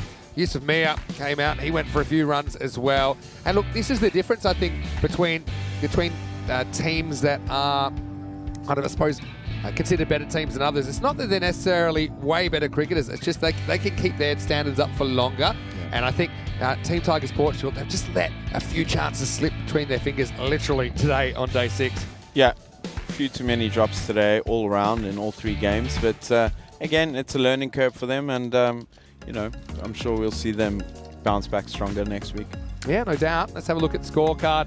MTS Rana threw himself up the top, but couldn't do too much with a 5-ball duck. But Rupu, like I said, gave opportunities early. They couldn't cash in. He ended up hurting them 60 off 23, including 6 big maximos. Muhammad Nazrul Islam, he got things moving with 26 off 10. Then Asadu Zaman, he followed up with 28 off 14. And Jad Alam with a nice little cameo at the end with 2 boundaries in his 15. As far as extras went, well, it wasn't so much the extras that hurt them, but definitely the drop catches did. I think that Alamins had a pretty good day with the ball. He had none for 11, including a fake maiden. Yusuf Mia with a wicket, Bakor with a wicket, and Amar Farouk with a wicket. But see, they were all pretty expensive, weren't they? So pretty rough one through the 10 overs. But what I will say is there was a time when they were chasing 141 against Punjab CC earlier in the day where we thought Team Tigers could have pulled it off. I do think they need their top order to click. I do think Kadir probably has to go large, but it should be a really interesting second half coming up. Join us. We'll be back in around about 7 or 8 minutes, take you through the second half of this. It'll be the last innings of the day as well. Keep the random questions coming in, and don't forget also to follow us on social media if you don't already at European Cricket. The highlights are coming all the time. Until then, it's Vinny Sandu, Mr. Maximo with Comrade Greenshields back in a few minutes with the final innings of the day on day 6. This is the ECN, and you're watching the FanCode European Cricket Series.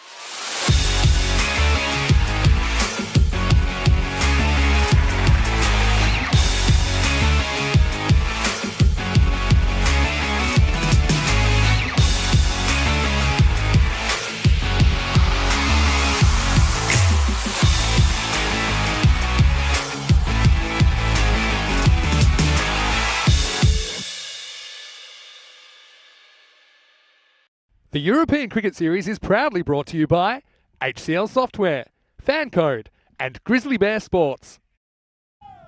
Hello and welcome back to the Santarem Cricket Ground in Portugal. Vinny Sandu with you, Mr. Maximo for the European Cricket Network. We're into the last innings of the day, and it is Team Tigers Portugal chasing their first points of the day. So Friendship CC, they've had a bit of a day to forget so far.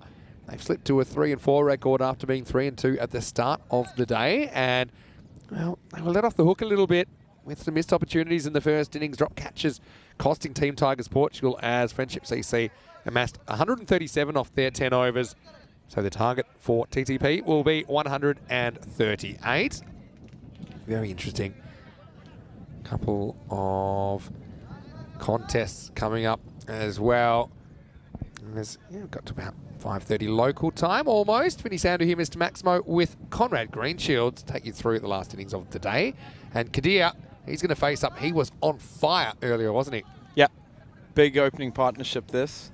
I think the Tigers will back themselves and give it a full tilt, so looking forward to it. Yeah, it should be good. Shake, rattle, let's roll. Jade Alarm. He bowls in first ball and he blasts the stumps over. Well, if you can't be good, be quick. Well, that was quick.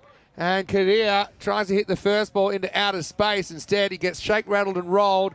Would you believe it? It's all or nothing for Kadir. He's a high-risk, high-return kind of player. That's the death rattle, and it's none for one. Yeah, big hoik across the line. Great nut first up. I remember, I think against the Oilers, she did the same to Krut in our first game. So he's got that nice in shape and cleans him up. Total disaster, really. You can afford to be a bit more careful, I think, first ball. I know it's T10, I know all those things, but I still think, you got to give yourself a chance. Look, if it's a bad ball, go after it short, but that one it's an in-swing which is going middle stump to middle stump. Too good. Yeah, Jade Alarm, credit to him, he gets it right, and we know that some bowlers have struggled with their control in this series, but typically he hasn't been one of them. If you're going to make a duck, I think the Golden Duck's the best duck you can make for your team, which sounds a bit weird, I know, but it just means you leave more deliveries for your teammates to try and build something. And so as if Ataur, who was struggling with a damaged finger in the fielding innings, he came back on the field, so he can bat 3. And here he is. This is just going down the leg side, but again, good movement. Oh no. You've got to run. Well, what's going on here? I think he's rubbing his leg here. He's got a proper dead leg here, but the keeper could have run him out. Misses the pad. That hurts. Knee. And then it's an interesting time to stop, and then he realizes that the keeper had the ball. And he actually didn't have the ball, but he was near the ball. Muhammad Omar Farouk's played some good innings in this series. Need to come up with one now, you'd imagine. Oh, another good in-swinger. I have no idea how this has gotten down to third man, but I think it jams down on it. I feel off like the toe? Yeah, maybe. Let's have a look. Oh, yeah, it's literally off the top of the sand shoe. Painful. What a start. Yeah, there's no protection there at all. That'll bruise. Carrying a few bruises on the toes from Junaid. He's in the hole. Just needs heads and shoulders because he's already got fingers and toes. Anyway, this is down the leg side. Called a wide. What a start to this innings. This form of cricket is crazy. All action all the time. Yep. He's trying a little bit too hard. He's just got to go back to that nice full length and swing it in. Try and get them through the gate here. The technique is... he's also rattled him on the kneecap, so that's in the back of his mind. Yeah, I'm sure you're right. This has worked away, and this one should get to the boundary. It does. So Ataur gets moving. He's a guy who has come up with some important contributions. In fact, both these two have at times. And yeah, with that early loss of Kadir, you feel like this could be the key partnership to at least keep them competitive in this 10 overs. Yeah, good shot, just going with the shape of the ball, and fine leg is a little bit too fine, and beats him to his left. That fine leg's more for, say, a top edge if there's a short delivery. You haven't seen too much of that from Jade Alarm. I don't think he's had to vary it too much because he's been zeroing in on the stumps and asking the right questions during this series. Just has slid a few too far into the pads at the moment. This time it's worked away for 1, but not really getting hurt in the scoreboard. Yeah, when you need this kind of total, it's about 14 and over from the get-go. Yeah, you need to try and stay on that pace because once you fall behind, it's really hard to catch up with that kind of total, isn't it? That's one thing I've learnt in this format is catching up is really difficult, especially if it starts pushing over 14, 15.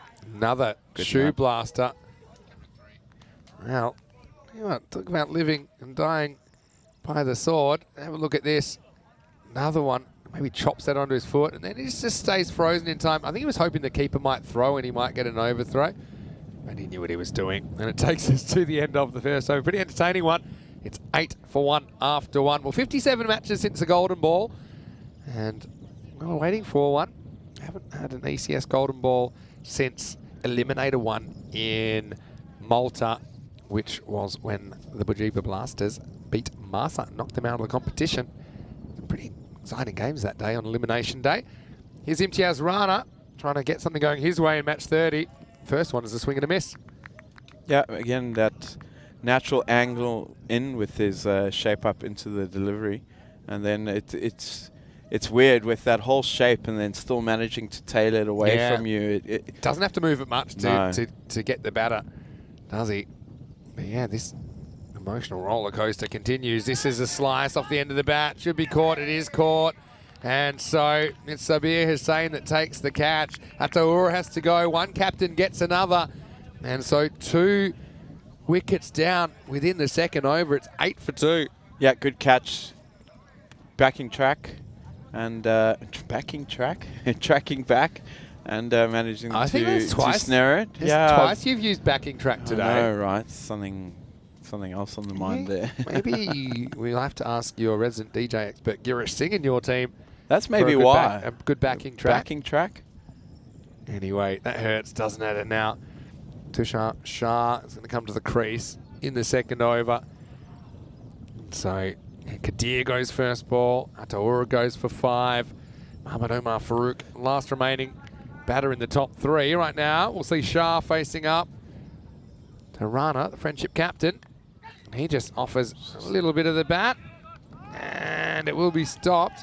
That was the classic long barrier method of laying the leg down. Doesn't work every time, but I suppose it means if it rolls, you've got it covered. I suppose the issue with this is occasionally it bobbles up over that barrier, but he did well to block it with whatever he could.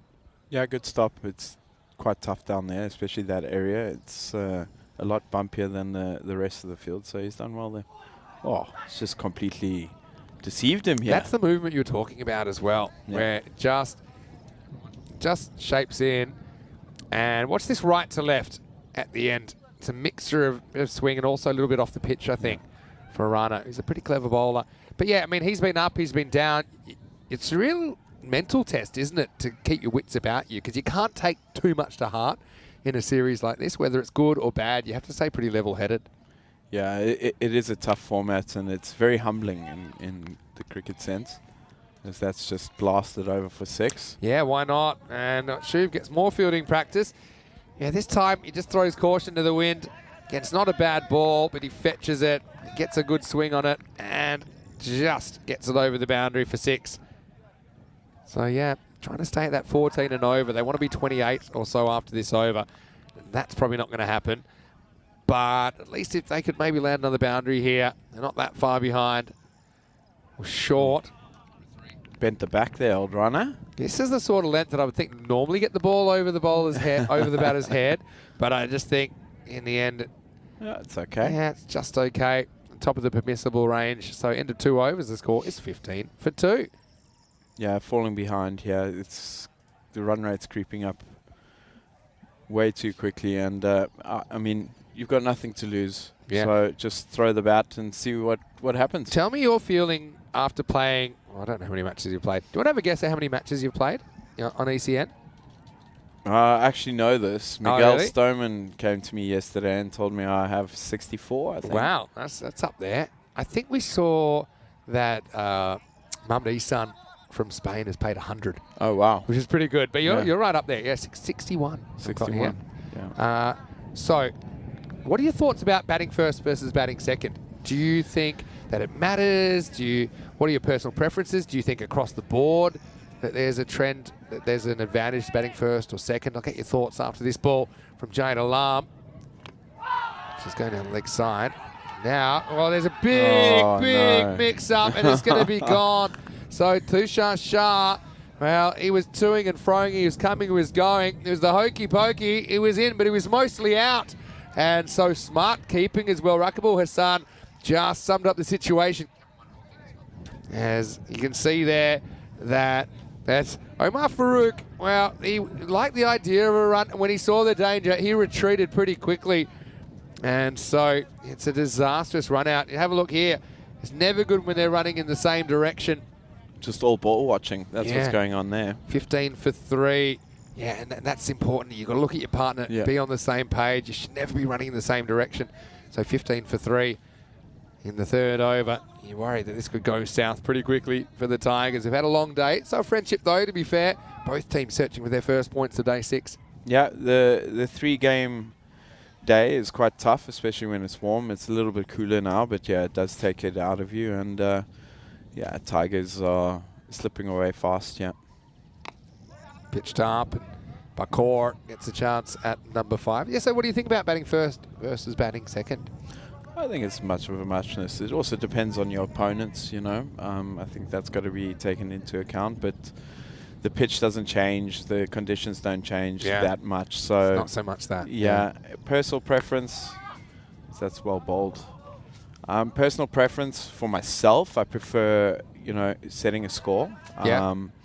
You know, that way you know what you're defending, runs on the board, but also not too phased whether we're chasing either. I mean, whatever you do, you've got to do it well. Yeah. That's the thing. I've kind of got a bit of a theory about it. As we see giant alarm coming in. And almost another run-out opportunity. This time they scramble home for a single. I think that at a professional level, you'll see teams, they quite like to chase. Because, again, the conditions don't really change that much, even on a turf pitch.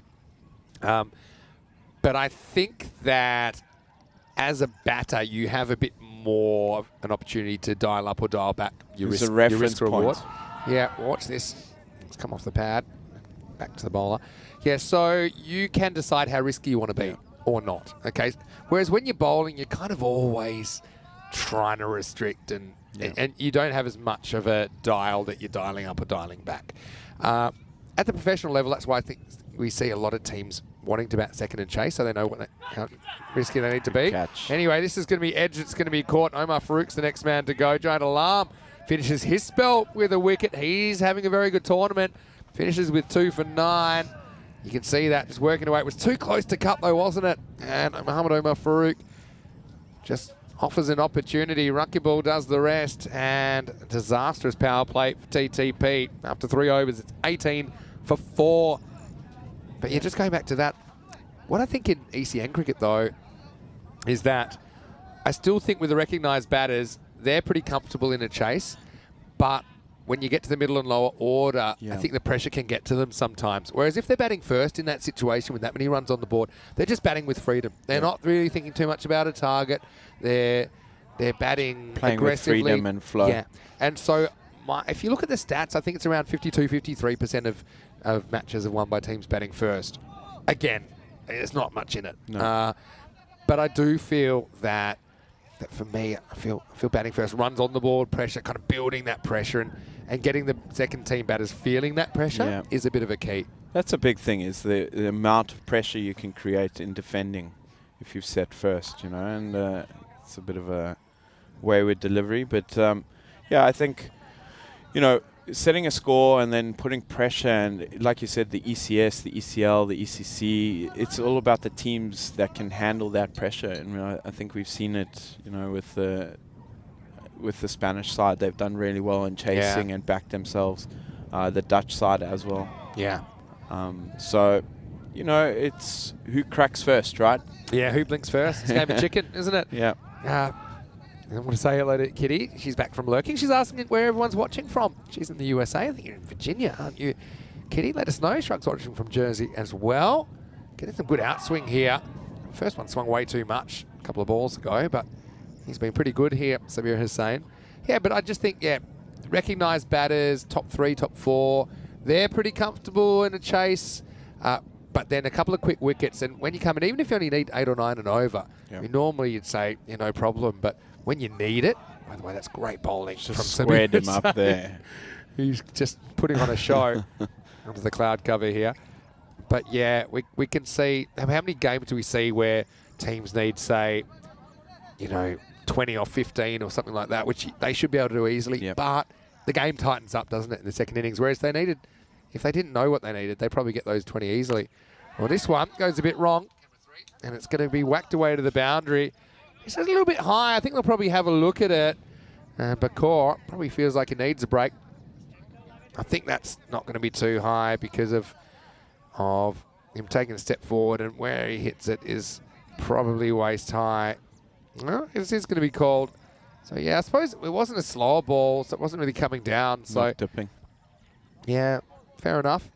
They probably could catch a break. Team Tigers. Free hit coming up. Oh. And that's one way to deal with it. Has this hit any bat or glove, or is that off the arm? Come off the chest, hasn't it? Yeah. That's got big on him. Bang. That's back shoulder. Thanks for coming. Advance at me. Yeah. They've still got a fairly hard ball in their hand. Free hit or no free hit. And it hurts. Anyway, back to the action. This is up. It's in the air. This one isn't catchable. It would have counted if it had been caught. I'll come back for two. I'll say hello to my giraffe. He said, if you like good beaches, come to where they live. And Kudzand in Holland. Holland has great beaches. I know you played a bit of cricket. Tell us about your cricket career and when you were in Holland, in the Netherlands. Yeah, when I was in Netherlands for the first time, it was with VCC, Voorburg Cricket Club. Beautiful club, beautiful ground. Home of Bas de Leede, the Prince of... Bas de Leede. Yeah, there's Vivian Kingma there too. So yeah, stayed there with Vivian and his folks. They hosted us, and yeah, the ground was right by the house, and you know, we did some of the caretaking and then played there, and just outside of Den Haag, and beautiful city, lots of history, and yeah, the beach, which I'm not going to try and pronounce. Well, I should try. Let's see. Scheveningen. Okay, that's good. Might be a touch off there, but yeah, so beautiful place. I'm going to have a go at Zuidvoort, which is like the beach area where I've been before. But yeah, that's one thing people don't realise about Netherlands. It has some really nice beaches. Nice and flat too. Yeah, exactly. Good for cycling. Exactly. Anyway, 29 for 4 after 4. Things getting real. They've gone past the point of no return with 18 plus required at the moment. And one thing we've been blessed with today is a fair few close contests. But you do feel at the moment, Team Tigers Portugal be hard pressed to get back in this one. First ball, it's a pretty good shot. This is a good way to get back in. Bakor, he's just always in the action, isn't he? And he punches this in front of the point. It's a pretty good cricket shot, and we talked about this outfield numerous times. Just watch this bounce and race away. And the fielder had no hope. 4 runs. Yeah, as soon as it skids along the ground with the wet surface, it's still a bit damp from the rain we've had earlier, but good shot. Had to wait for it and then put it in the gap. It's just so hard, this surface, even when it's a bit wet. I mean, the ground doesn't absorb any impact. That's why the ball doesn't lose pace. This one drilled down the ground, and this will be 4 as well. That's a tired-looking effort, isn't it? Yeah, that's unfortunate, but that will be another boundary. Well, I suppose it's fortunate if you're supporting the Tigers. And I just want to say a quick hello to Bajendri Adav, who's joined us as well. I'm going to ask everyone in the chat, how have you enjoyed Conrad today? Be honest, because he can't read it, only I can. Have you enjoyed Conrad filling in? I hope you have. And yeah, Conrad, it's great to have your cricket insights as well as get to know a bit more about you away from the cricket as well. Yeah. So now's the time for random questions. Like, for example... Person outside the field is a good person too, you know? Yeah. I think there's no doubt about that. Abdul Moten with some spin. It's a little bit short. Skied, probably running away for either 4 or 6. Let's call it 4. And once again, you can see once that bounces, it shoots on. It goes miles over the boundary. So Aminulash grabs another 4 runs. Again, doesn't get it where he wants it, but... yeah, luck's a fortune, and he gets a boundary. So how about music? You know, particular types of music, or what's your taste? Tell us. Let's learn about Conrad away from the cricket field. Like a bit of rock. I'm a big fan of Linkin Park. Yeah. Yeah. To be fair, if the song's good, I enjoy it. If it gets the juices flowing and you know the body moving, and it's yeah. But if I had to pick a genre, it'd be rock. Okay. More questions to follow. Pitched up on the stumps, hacks across it. Should be fielded, it is. How about, are you a good dancer or not? Terrible. Yeah, me too. Yeah, don't bother. Yeah. How about musical instruments? Do you ever play any musical instruments growing up? No, Or always had a rugby ball or a cricket bat in my hands.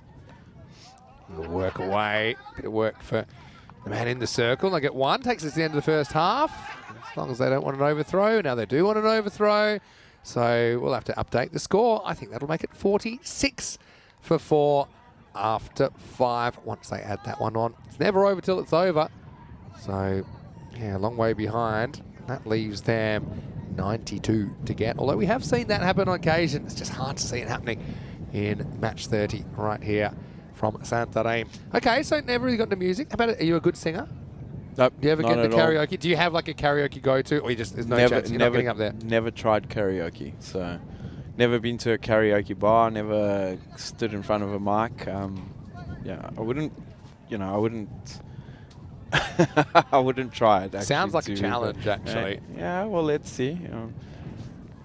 I mean, maybe after a few. Yeah, the I lungs. think after a few, we could probably twist your arm. Anyway, it's the start of a new over. As Resat Sorav gets worked away to the leg side. Hey, you want any random questions for Conrad? Now's a great time. Shrug saying, he said he's always enjoyed Conrad's insight. Enjoyed it last year, and he's enjoyed it again today. So Thank you, Shrug. yeah. Also going to be interesting to watch you on the field today. I know tomorrow, I should say, playing the first couple of matches. I don't know what kind of shape you'll be in. Might give you game 3 off and try and twist your arm on a Sunday. Of course, I'm going to be off Monday, Tuesday, and Wednesday, and I know you might be able to help out Rico a little bit for those days around your playing commitments. I know you play on Tuesday, I think the 1st and the 4th matches. Yep. But yeah, I'll be coming back, and I'll be finishing the Portugal series with the last day of round robin matches on Thursday, and then finals day in the ECS on Friday. Then we're going to the international Saturday, Sunday. You looking forward to the internationals? Yeah, absolutely. And like you, I can't wait to see the other 2 teams trying to field here. Yeah. Because you have to be courageous to field here. Yeah. And by no means is this the worst fielding ground in Europe. I mean, in Italy last year, I loved watching balls bounce in the infield and bounce over the outfielders. But it's different. I know you want to test yourself in all conditions. So Yeah, I mean, nothing should be absolutely perfect, and there's not much of a challenge. So it does challenge the fielders here as they run a 2, maybe a 3. Got to go if for you it. want. Had to go. They ran in too far. That's a little pet peeve of mine when batters run through the crease. Yeah. Someone's cost themselves runs. There's no reason to do it, really. Brings up to 50 as well for Team Tigers Portugal. Yeah, just have a look at 77, Bakor, who he's too busy adjusting his helmet. It wasn't that he ran through the crease at all. Surav's bowled a pretty good over. Probably means he's going to get smashed now. And it will be a boundary. And yeah, pretty good shot from Bakor, to be fair. They feel like consolation runs, but Team Tigers Portugal can use them anyway. As we get to the end of the 6th over, it's 55 for 4. Yeah, he's going along nicely. It's almost 200 strike rate, so doing his part in the chase, but maybe left it a little bit too late. So yeah, 55 for 4 after 6. I've got a challenge for maybe some of our live chatters, because we are planning to go into Lisbon to maybe have dinner tonight. Why don't you give us some suggestions? Use the power of the internet. I might get some from Paolo as well about where we might go. Because, yeah, we are a little bit out of the city, probably 45 minutes or so, right, from the city. So it's not easy to make the trip during the week. And even though we've got work tomorrow, I'm fairly Saturday confident. night in Lisbon. I'm fairly confident it won't get out of control. Yeah. But anyway, your famous last words. And luckily, Corey, he's safely tucked away in his home in the Netherlands. Over 7. And it starts with the ball, which is hit out to deep cover point and well taken. Catch. So, yeah, Ulash is the next man that's going to have to go. It was Resat Surav. He just finished a pretty good over. I think that's a slight slow ball as well from Sabir. Just holds it back. Nice catch low down. I like the way he brings his whole body down and to bring his eyes down and make it a bit easier to catch. So that's going to be all the 5s. 55 for 5. Not a bad innings, but Ulash is going to have to go for 11, and that brings Jamil Rajan to the crease. Yep. So Tigers are, at least they're going down fighting. They're not giving up. They're going to throw the bat at anything and everything that comes at them. But it just shows you, I think they've kind of dropped the ball literally in the first innings, dropping Rupu early. kind of changes the momentum, and all of a sudden they're looking at a target of 140. Exactly. You feel that one cost them. It's hard to put a finger on it, but because, okay, if they got him out, it's not like those runs disappear because someone else would have batted. Yep. But you just feel potentially cost them 30, 40 runs. Yep. You know, maybe they're keeping them down to about 100, 105, 110. Maybe they're in the game. And this one is rock and roll. Rajan, he didn't have the most fun time of his life here in match 30. Plays across this one. And really, Sabir Hussain is getting the ball to talk. He's straightening it down the line.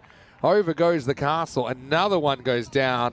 And it's 55 for 6. Look, it's a good ball. I think probably technically just a bit of an issue there. Trying to play across the ball. That's fairly straight.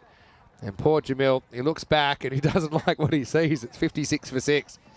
Yeah, completely played around it. I don't think he was expecting it nice, full and straight. The ball before that is short and it's gone down leg side wide. And then brilliant correction and just topples the middle. Well, here's Faisal Mushtaq. He needs something to go his way. Our boy. Because, yeah, he wasn't loving life in the first half. Let's see if he can get a few highlights in the second half. And Bruno said he knows a few good places in Lisbon to have dinner. And Kitty agrees with shrugs, saying Conrad's been a joy to listen to. His knowledge and enthusiasm for the game are second to none. Well, thank you very much, Kitty, for your beautiful feedback. And Bruno saying he knows some good places in Lisbon to have dinner. Like I said, it sounds good. All right, Mushtaq keeps this out. I was a bit worried for the stumps then, the way it's been rolling for Faisal. But he gets off the mark. So Bajendra saying Conrad makes the ball dance through the air. It's mind-blowing. Yeah, that's one thing before we even met and I watched you bowling. I was amazed. This is probably the first night series, how you could genuinely swing the ball both ways. Yeah. And I just haven't run into too many people that can genuinely swing the ball both ways. Don't know if you can give away any secrets, but and this has worked away into the gaps. It'll probably run down the hill, and it does. So Bakor putting together a nice little innings here. It moves to 28. But that's a really unusual skill to have. I mean, often you have bowlers that predominantly bowl the ball swinging one way, and then they might have like a straight one as a variation. Is that a skill you've always been able to employ? I think it's something that I first developed in Cape Town, in Pinelands, when I was playing cricket there a little bit younger. My natural action will generate a way swing, and it was something that I wanted to work on, and managed to get the right combination. And yeah, it's worked for me. I can think of seasons where I've only bowled in swing. Yeah. And then that's worked for me, and then maybe the next season come and then just focus on away swing so that batters aren't getting used to you. It's kind of the dark arts, swing bowling. I mean, even people that do it well, they don't necessarily always understand why things happen the way they do. Some days it does. Some balls swing more than others. We always talk about cloud cover, but again, no one quite knows why that is. And now things like reverse swing, for example, as well. 63 for 6 here after 7 as we're heading into the last 3 overs of the day. Just a reminder, join us tomorrow, Sunday morning. And I'm sure our night will not get out of control tonight, but we will be back 7:30 a.m. GMT, 9:30 in Central Europe, 1 p.m. in India. Now, you are not allowed to come out, Conrad, because you are playing first up. And a big game against Punjab CC Amadora in match 31. Yeah, looking forward to that. Good friends in that team, get on well with them. So friends off the field, but once we're on the field, it's full on. So looking forward to that one. It's a big game too. I think the winner of that is, maybe just upping their chances into the top 4. So yeah, big game. Yeah, it should be a good one to call in the morning. I'll have both eyes open. Don't worry about that. As we start the 8th over, go back to spin with Saurav. Deserves a wicket here. Instead, he gets whacked to the boundary. That's a pretty good shot by Mushtaq. Well, 2 players that I think I'd like to see them both have some success, but it is the batter that gets the better of the first battle. 4 runs. Yeah, good shot. Just opens the wrists. Maybe extra cover's a little bit too straight there. Could come around a bit more, but yeah. So, yeah, just thinking about certain bowlers that have what I call a bit of an ambiguous action, which is one that it can swing in or out. Pat Cummins is one in modern day. Jimmy Anderson is probably one that's quite famous. Otherwise, normally actions are kind of, particularly people with side-on actions, they typically swing the ball out. People with more front-on actions swing it in. But I think it's a great skill to be able to do both. I think it puts a lot of doubt in the batter's mind. Well, you want to keep the batter guessing as much as possible, and then you just, you add your slower delivery there, maybe your back of a length, and before you know it, you've got 4 variations out of 6. So, and then it's just about mixing them up and also choosing which batter you're going to do it to. Yeah, exactly. Where their strengths are. Well, goes after this, throws the hands at it, flying through the air. Not interested. Yeah, you can see that's really something. Couldn't be too fussed. Just happy to keep it a single. Yeah, also mentioning in the chat that a lot of the players at the moment, they're fasting for Ramadan. Yep. So, it's a difficult time of the year to be playing cricket. Obviously, the sunset here coming up as we see a little dab shot from Bakor. I really like what he's doing. He's moved to 34 and he's shown a fair bit with the bat. I mean, we don't think of him too much as a batter, probably more a bowler that bats a bit, but he's played some very nice shots, and that was one of them. No, he's played really nicely, 34 after 18, so, going at a good rate, and he's being selective. He's not just swinging wildly, so he's reading the ball. So, yeah, but good still batting. going at a very good strike rate, though, almost to a ball. Yeah, still about 2 hours away from sunset. So, yeah, big shout out to all those that are fasting at the moment, especially those playing here in the European Cricket Series. I don't think it does affect your performance to an extent. I mean, it's hard to say it doesn't. So, end of 8, it is 75 for 6. I know it was an issue towards the end of the ECL as well, but yeah, of course. Massive effort from all of them. Yeah, it is. To a 3-match day tough, is huge. And obviously, big respect to everyone. And there's a real melting pot in European cricket, people from all kinds of backgrounds and beliefs. Let's have a look at the famous red line. And you can see they're just not quite up with it. It's a case of what might have been, because if they could have kept it to 100, they could still be in this cricket match right now. But yeah, the game literally slipping through their fingers, I think, in the first half. Rupu, well, he can do everything else. Now he gets the bowl. And he rocks in, bowls some off spin. And first ball is for 1. Okay, I'm going to try and think of some more random questions for you before the end of this 10 overs. Test me. All right. How about give us an unusual skill that something you can do that people wouldn't realise. This one is whacked away to the leg side. Going, gone, and dropped. But that's dropped over the boundary. Maximal. What a shot from Mushtaq. He deserves some luck. And he gets someone more or less out of the middle with the spin. Yeah, do you have any that kind of secret skills? My one's obviously like piano. Like people don't realise I can do that. And then it's a bit of a head turner. Probably got a couple of other ones up my sleeve. But this one is a sweep shot, which is going to be away from the fielder, I think. And spin got him. With the spin, he's not going to keep that in. So runs coming at the end. Nice shot by Mushtaq. Yeah, so do you have any secret skills?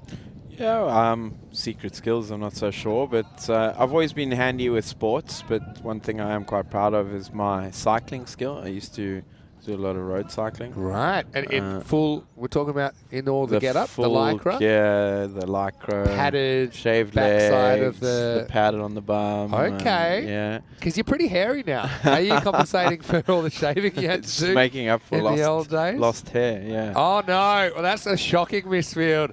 I suppose the time to do it is now when you're up by about 50 runs. But this is a proper leaving the mouse hole open job from Akbari.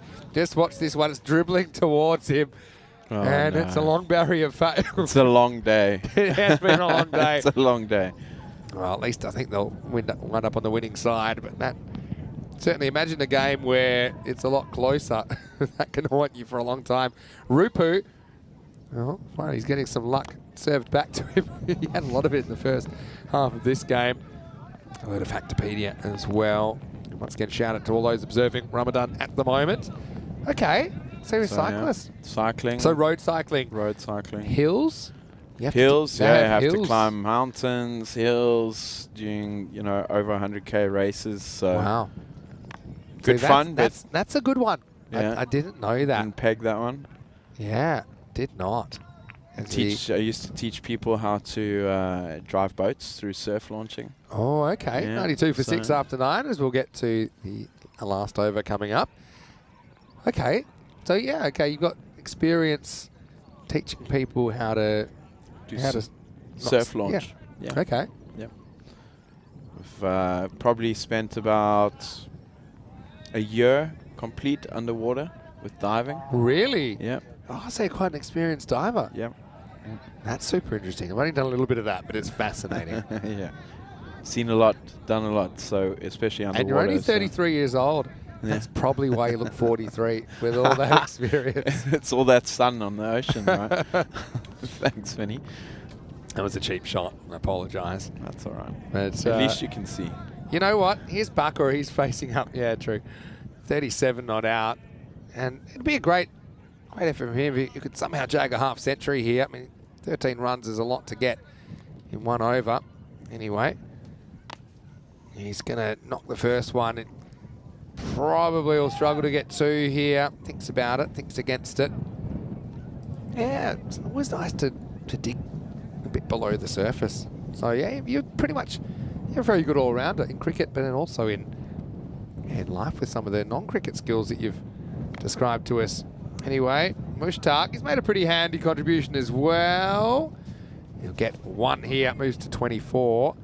Also, yeah, I think he did a pretty good job wicket-keeping in the ECL. Had you had much wicket-keeping experience? Because I know you've been struggling a little bit with your shoulder. So, yeah, you seem to be able to handle the gloves okay.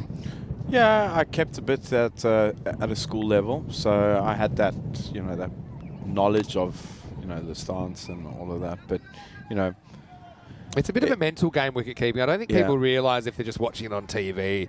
Yeah. It's a unique perspective. It looks a lot easier than it is. 100%. When you're crouched for 3 games a day, or your thighs take a pounding, your back. Right. So good experience, but in order to have played the ECL, I couldn't throw. Yeah. So to put myself on the boundary was a bit of a... How's that shoulder going now? Because I noticed you've been bowling a little bit in this series. It's getting there. It still doesn't feel 100%. It's getting looser, but, I've tried bowling once or twice, quite a few times against the advice of my teammates and stuff like that. I was yelling at the TV when I was watching you on Monday. I said, don't hurt yourself, Conrad. Yeah, especially the internationals coming up. We've got a big summer coming up. It's just it's the competitor in you. Anyway, it's been a great day with you anyway. We'll chat a bit after this last ball, though. It's a proper slower ball, so it will be re-bowled. And almost it was slow enough for Rana to go and get it back. And Paolo enjoyed that one as well. So, yeah, we'll talk a bit after the game. Goodbye to Kitty, who's leaving us for now. Hopefully you see us tomorrow. This one is more or less on target. Bakor's going to finish with a pretty well put together 40 off 25 balls. Mushtaq with 25. So, yeah, good partnership to end the day. So that's a bit of a positive.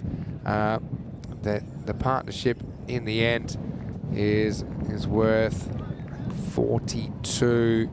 And they will finish with 98 off their 10 overs. So they're not quite able to get there in the end. 137 to Friendship.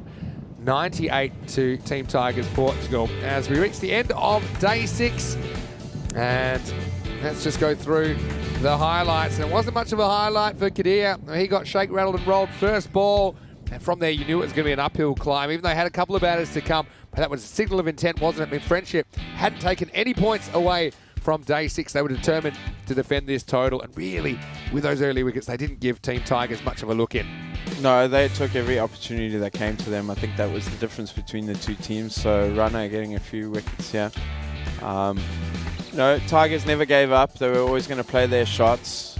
Some great shape there, but miscommunication. That's what we were talking about earlier today, is having trust in your partner and not following the ball. So a bit of a mix-up there. Yeah. Gloving the ball to the keeper, good handy catch going to his right. Yeah, good. That's a good bit of keeping as well. We're just talking about keeping, and in fact, it's not as easy as it looks. I think little deflections on TV actually are quite significant deflections as well in real life.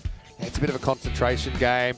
Look, Friendship, they did feel a little bit like a team that did have a big score on the board at times, because we mentioned the fact that a lot of the players are observing Ramadan at the moment, and it's a long day for them. Both teams playing their 3rd match of the day.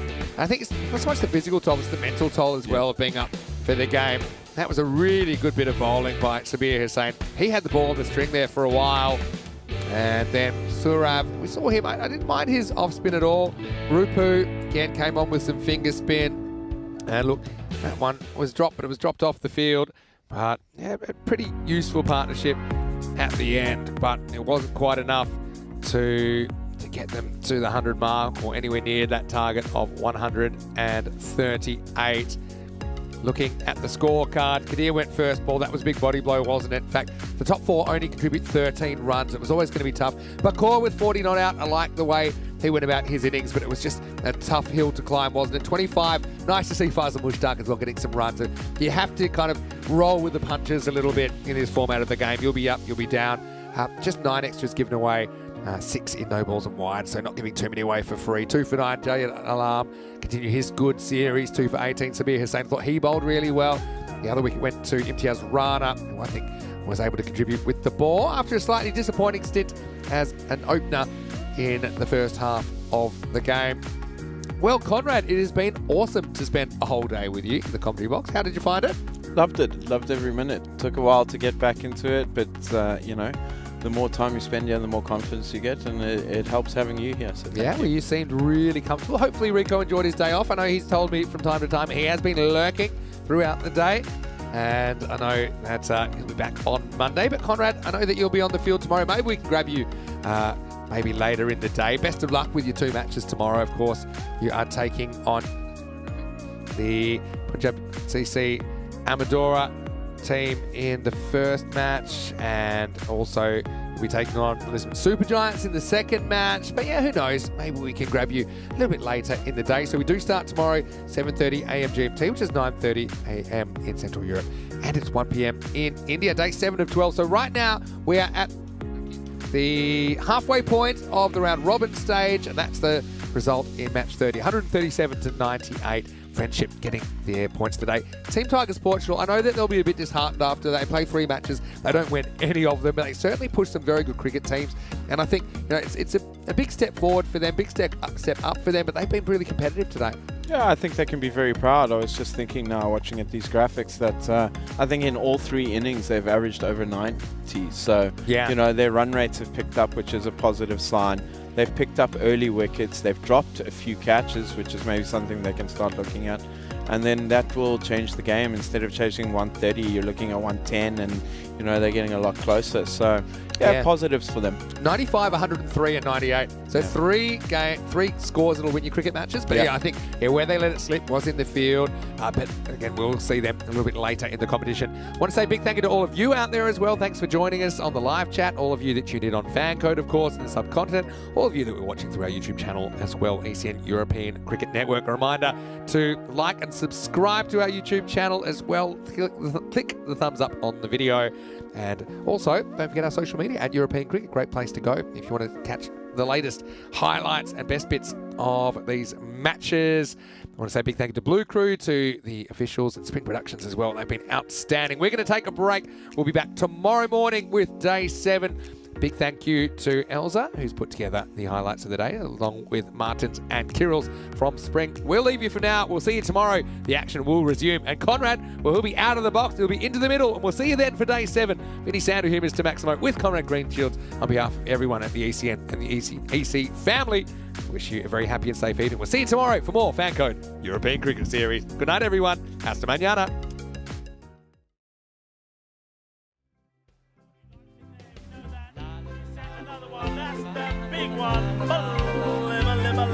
Has gone all the way over into the clubhouse and ordering a pint at the bar.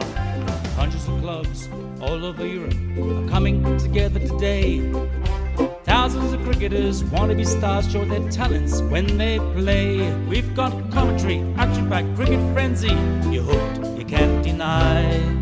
Worldwide audience watching to see which team will lift the cup up high. Oh, cricketers, European cricketers, share your passion, pride and flag with the world. Cricketers, European cricketers, time to cheer and show the world what you got. La la la la la la. There he goes, he sent that pack in but the shaka 6-4. Oh, cricketers, European cricketers, share your passion, pride and flag with the world. Cricketers, European cricketers, time to cheer and show the world what you got. Time to cheer and show the world what you got. Time to cheer and show the world what you Mentioned got. turbo earlier, that's supercharged.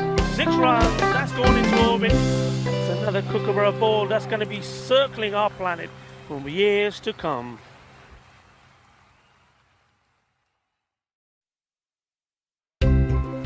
Lower ball, but he's picked that up beautifully. He's sent it all the way. Ginna, but the shaka, that was nice. Cricketers, European cricketers, share your passion for riding the flag with the world.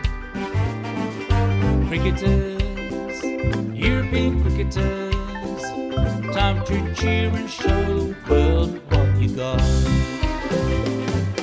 7 bits of wood and a tape ball taken to an open space. With a swing and a hit, the ball goes flying in the field and makes his chase. A community playing on the field of dreams, no matter race, sex, color, or age. Stars of the future of European cricket are ready to take the stage. Ball's getting quicker with the Kookaburra starting to swing. The keeper in your mind standing just behind, pressure is creeping in. Some give it flight and some give it grip as the ball really starts to spin. But our batsman's alert with the crack of a bat, the ball flies over for 6. Cricketers, European cricketers, share your passion for riding the flag with the world. Cricketers, European cricketers, time to cheer and show the world what you got. Master blasters turn on the style. Cricket's a beautiful game. Smiling faces and celebrations as the champions enjoy their fame. European legends breaking records, making their own dreams come true. Watched by millions, European cricketers show the world what they can do. Now picture this, 10 runs needed to win off the last over of the match. Fielders are on fire, sliding and diving, want to take that world-class catch. Tension building as the ball runs in. Will it be short, a yorker or slow?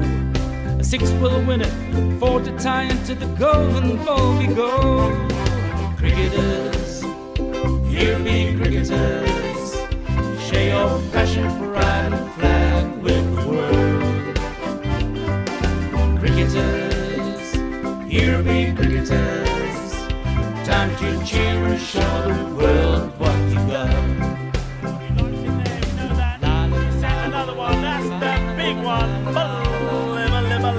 That's gone all the way over into the clubhouse and ordering a pint at the bar. Hundreds of clubs all over Europe are coming together today. Thousands of cricketers want to be stars, show their talents when they play. We've got commentary, action-packed cricket frenzy. You're hooked, you can't deny.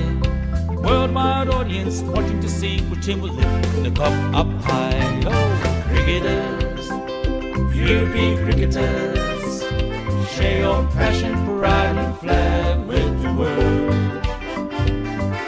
Cricketers, European cricketers, time to cheer and show the world what you got.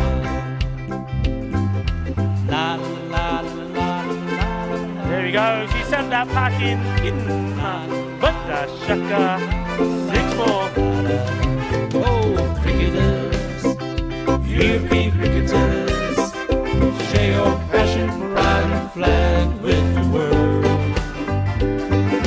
Cricketers, European cricketers, time to cheer and show the world what you got. Time to cheer and show the world what you got. Time to cheer and show the world what you Mentioned got. turbo earlier, that's supercharged. 6 runs, that's gone into orbit. It's another Kookaburra ball that's going to be circling our planet for years to come.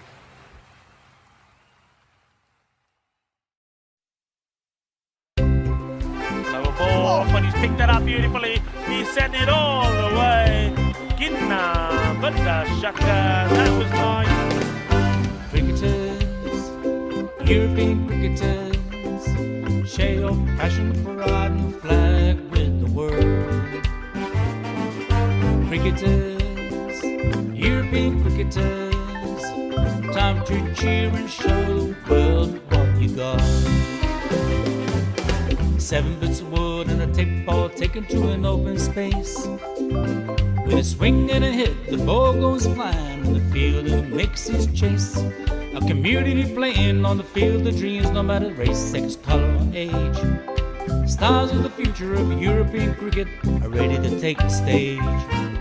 Ball's getting quicker with the kookaburra starting to swing. The keeper in your mind standing just behind, pressure is creeping in. Some give it flight and some give it grip as the ball really starts to spin. But our batsman's alert with the crack of a bat, the ball flies over for 6. Cricketers, European cricketers, share your passion, pride and flag with the world. Cricketers, European cricketers, time to cheer and show the world what you got. Master blasters turn on the style. Cricket's a beautiful game. Smiling faces and celebrations as the champions enjoy their fame. European legends breaking records, making their own dreams come true. Watched by millions, European cricketers show the world what they can do. Now picture this, 10 runs needed to win off the last over of the match. Fielders are on fire, sliding and diving, want to take that world-class catch. Tension building as the ball runs in. Will it be short, or Yorker, or slow? A 6 will win it, 4 to tie.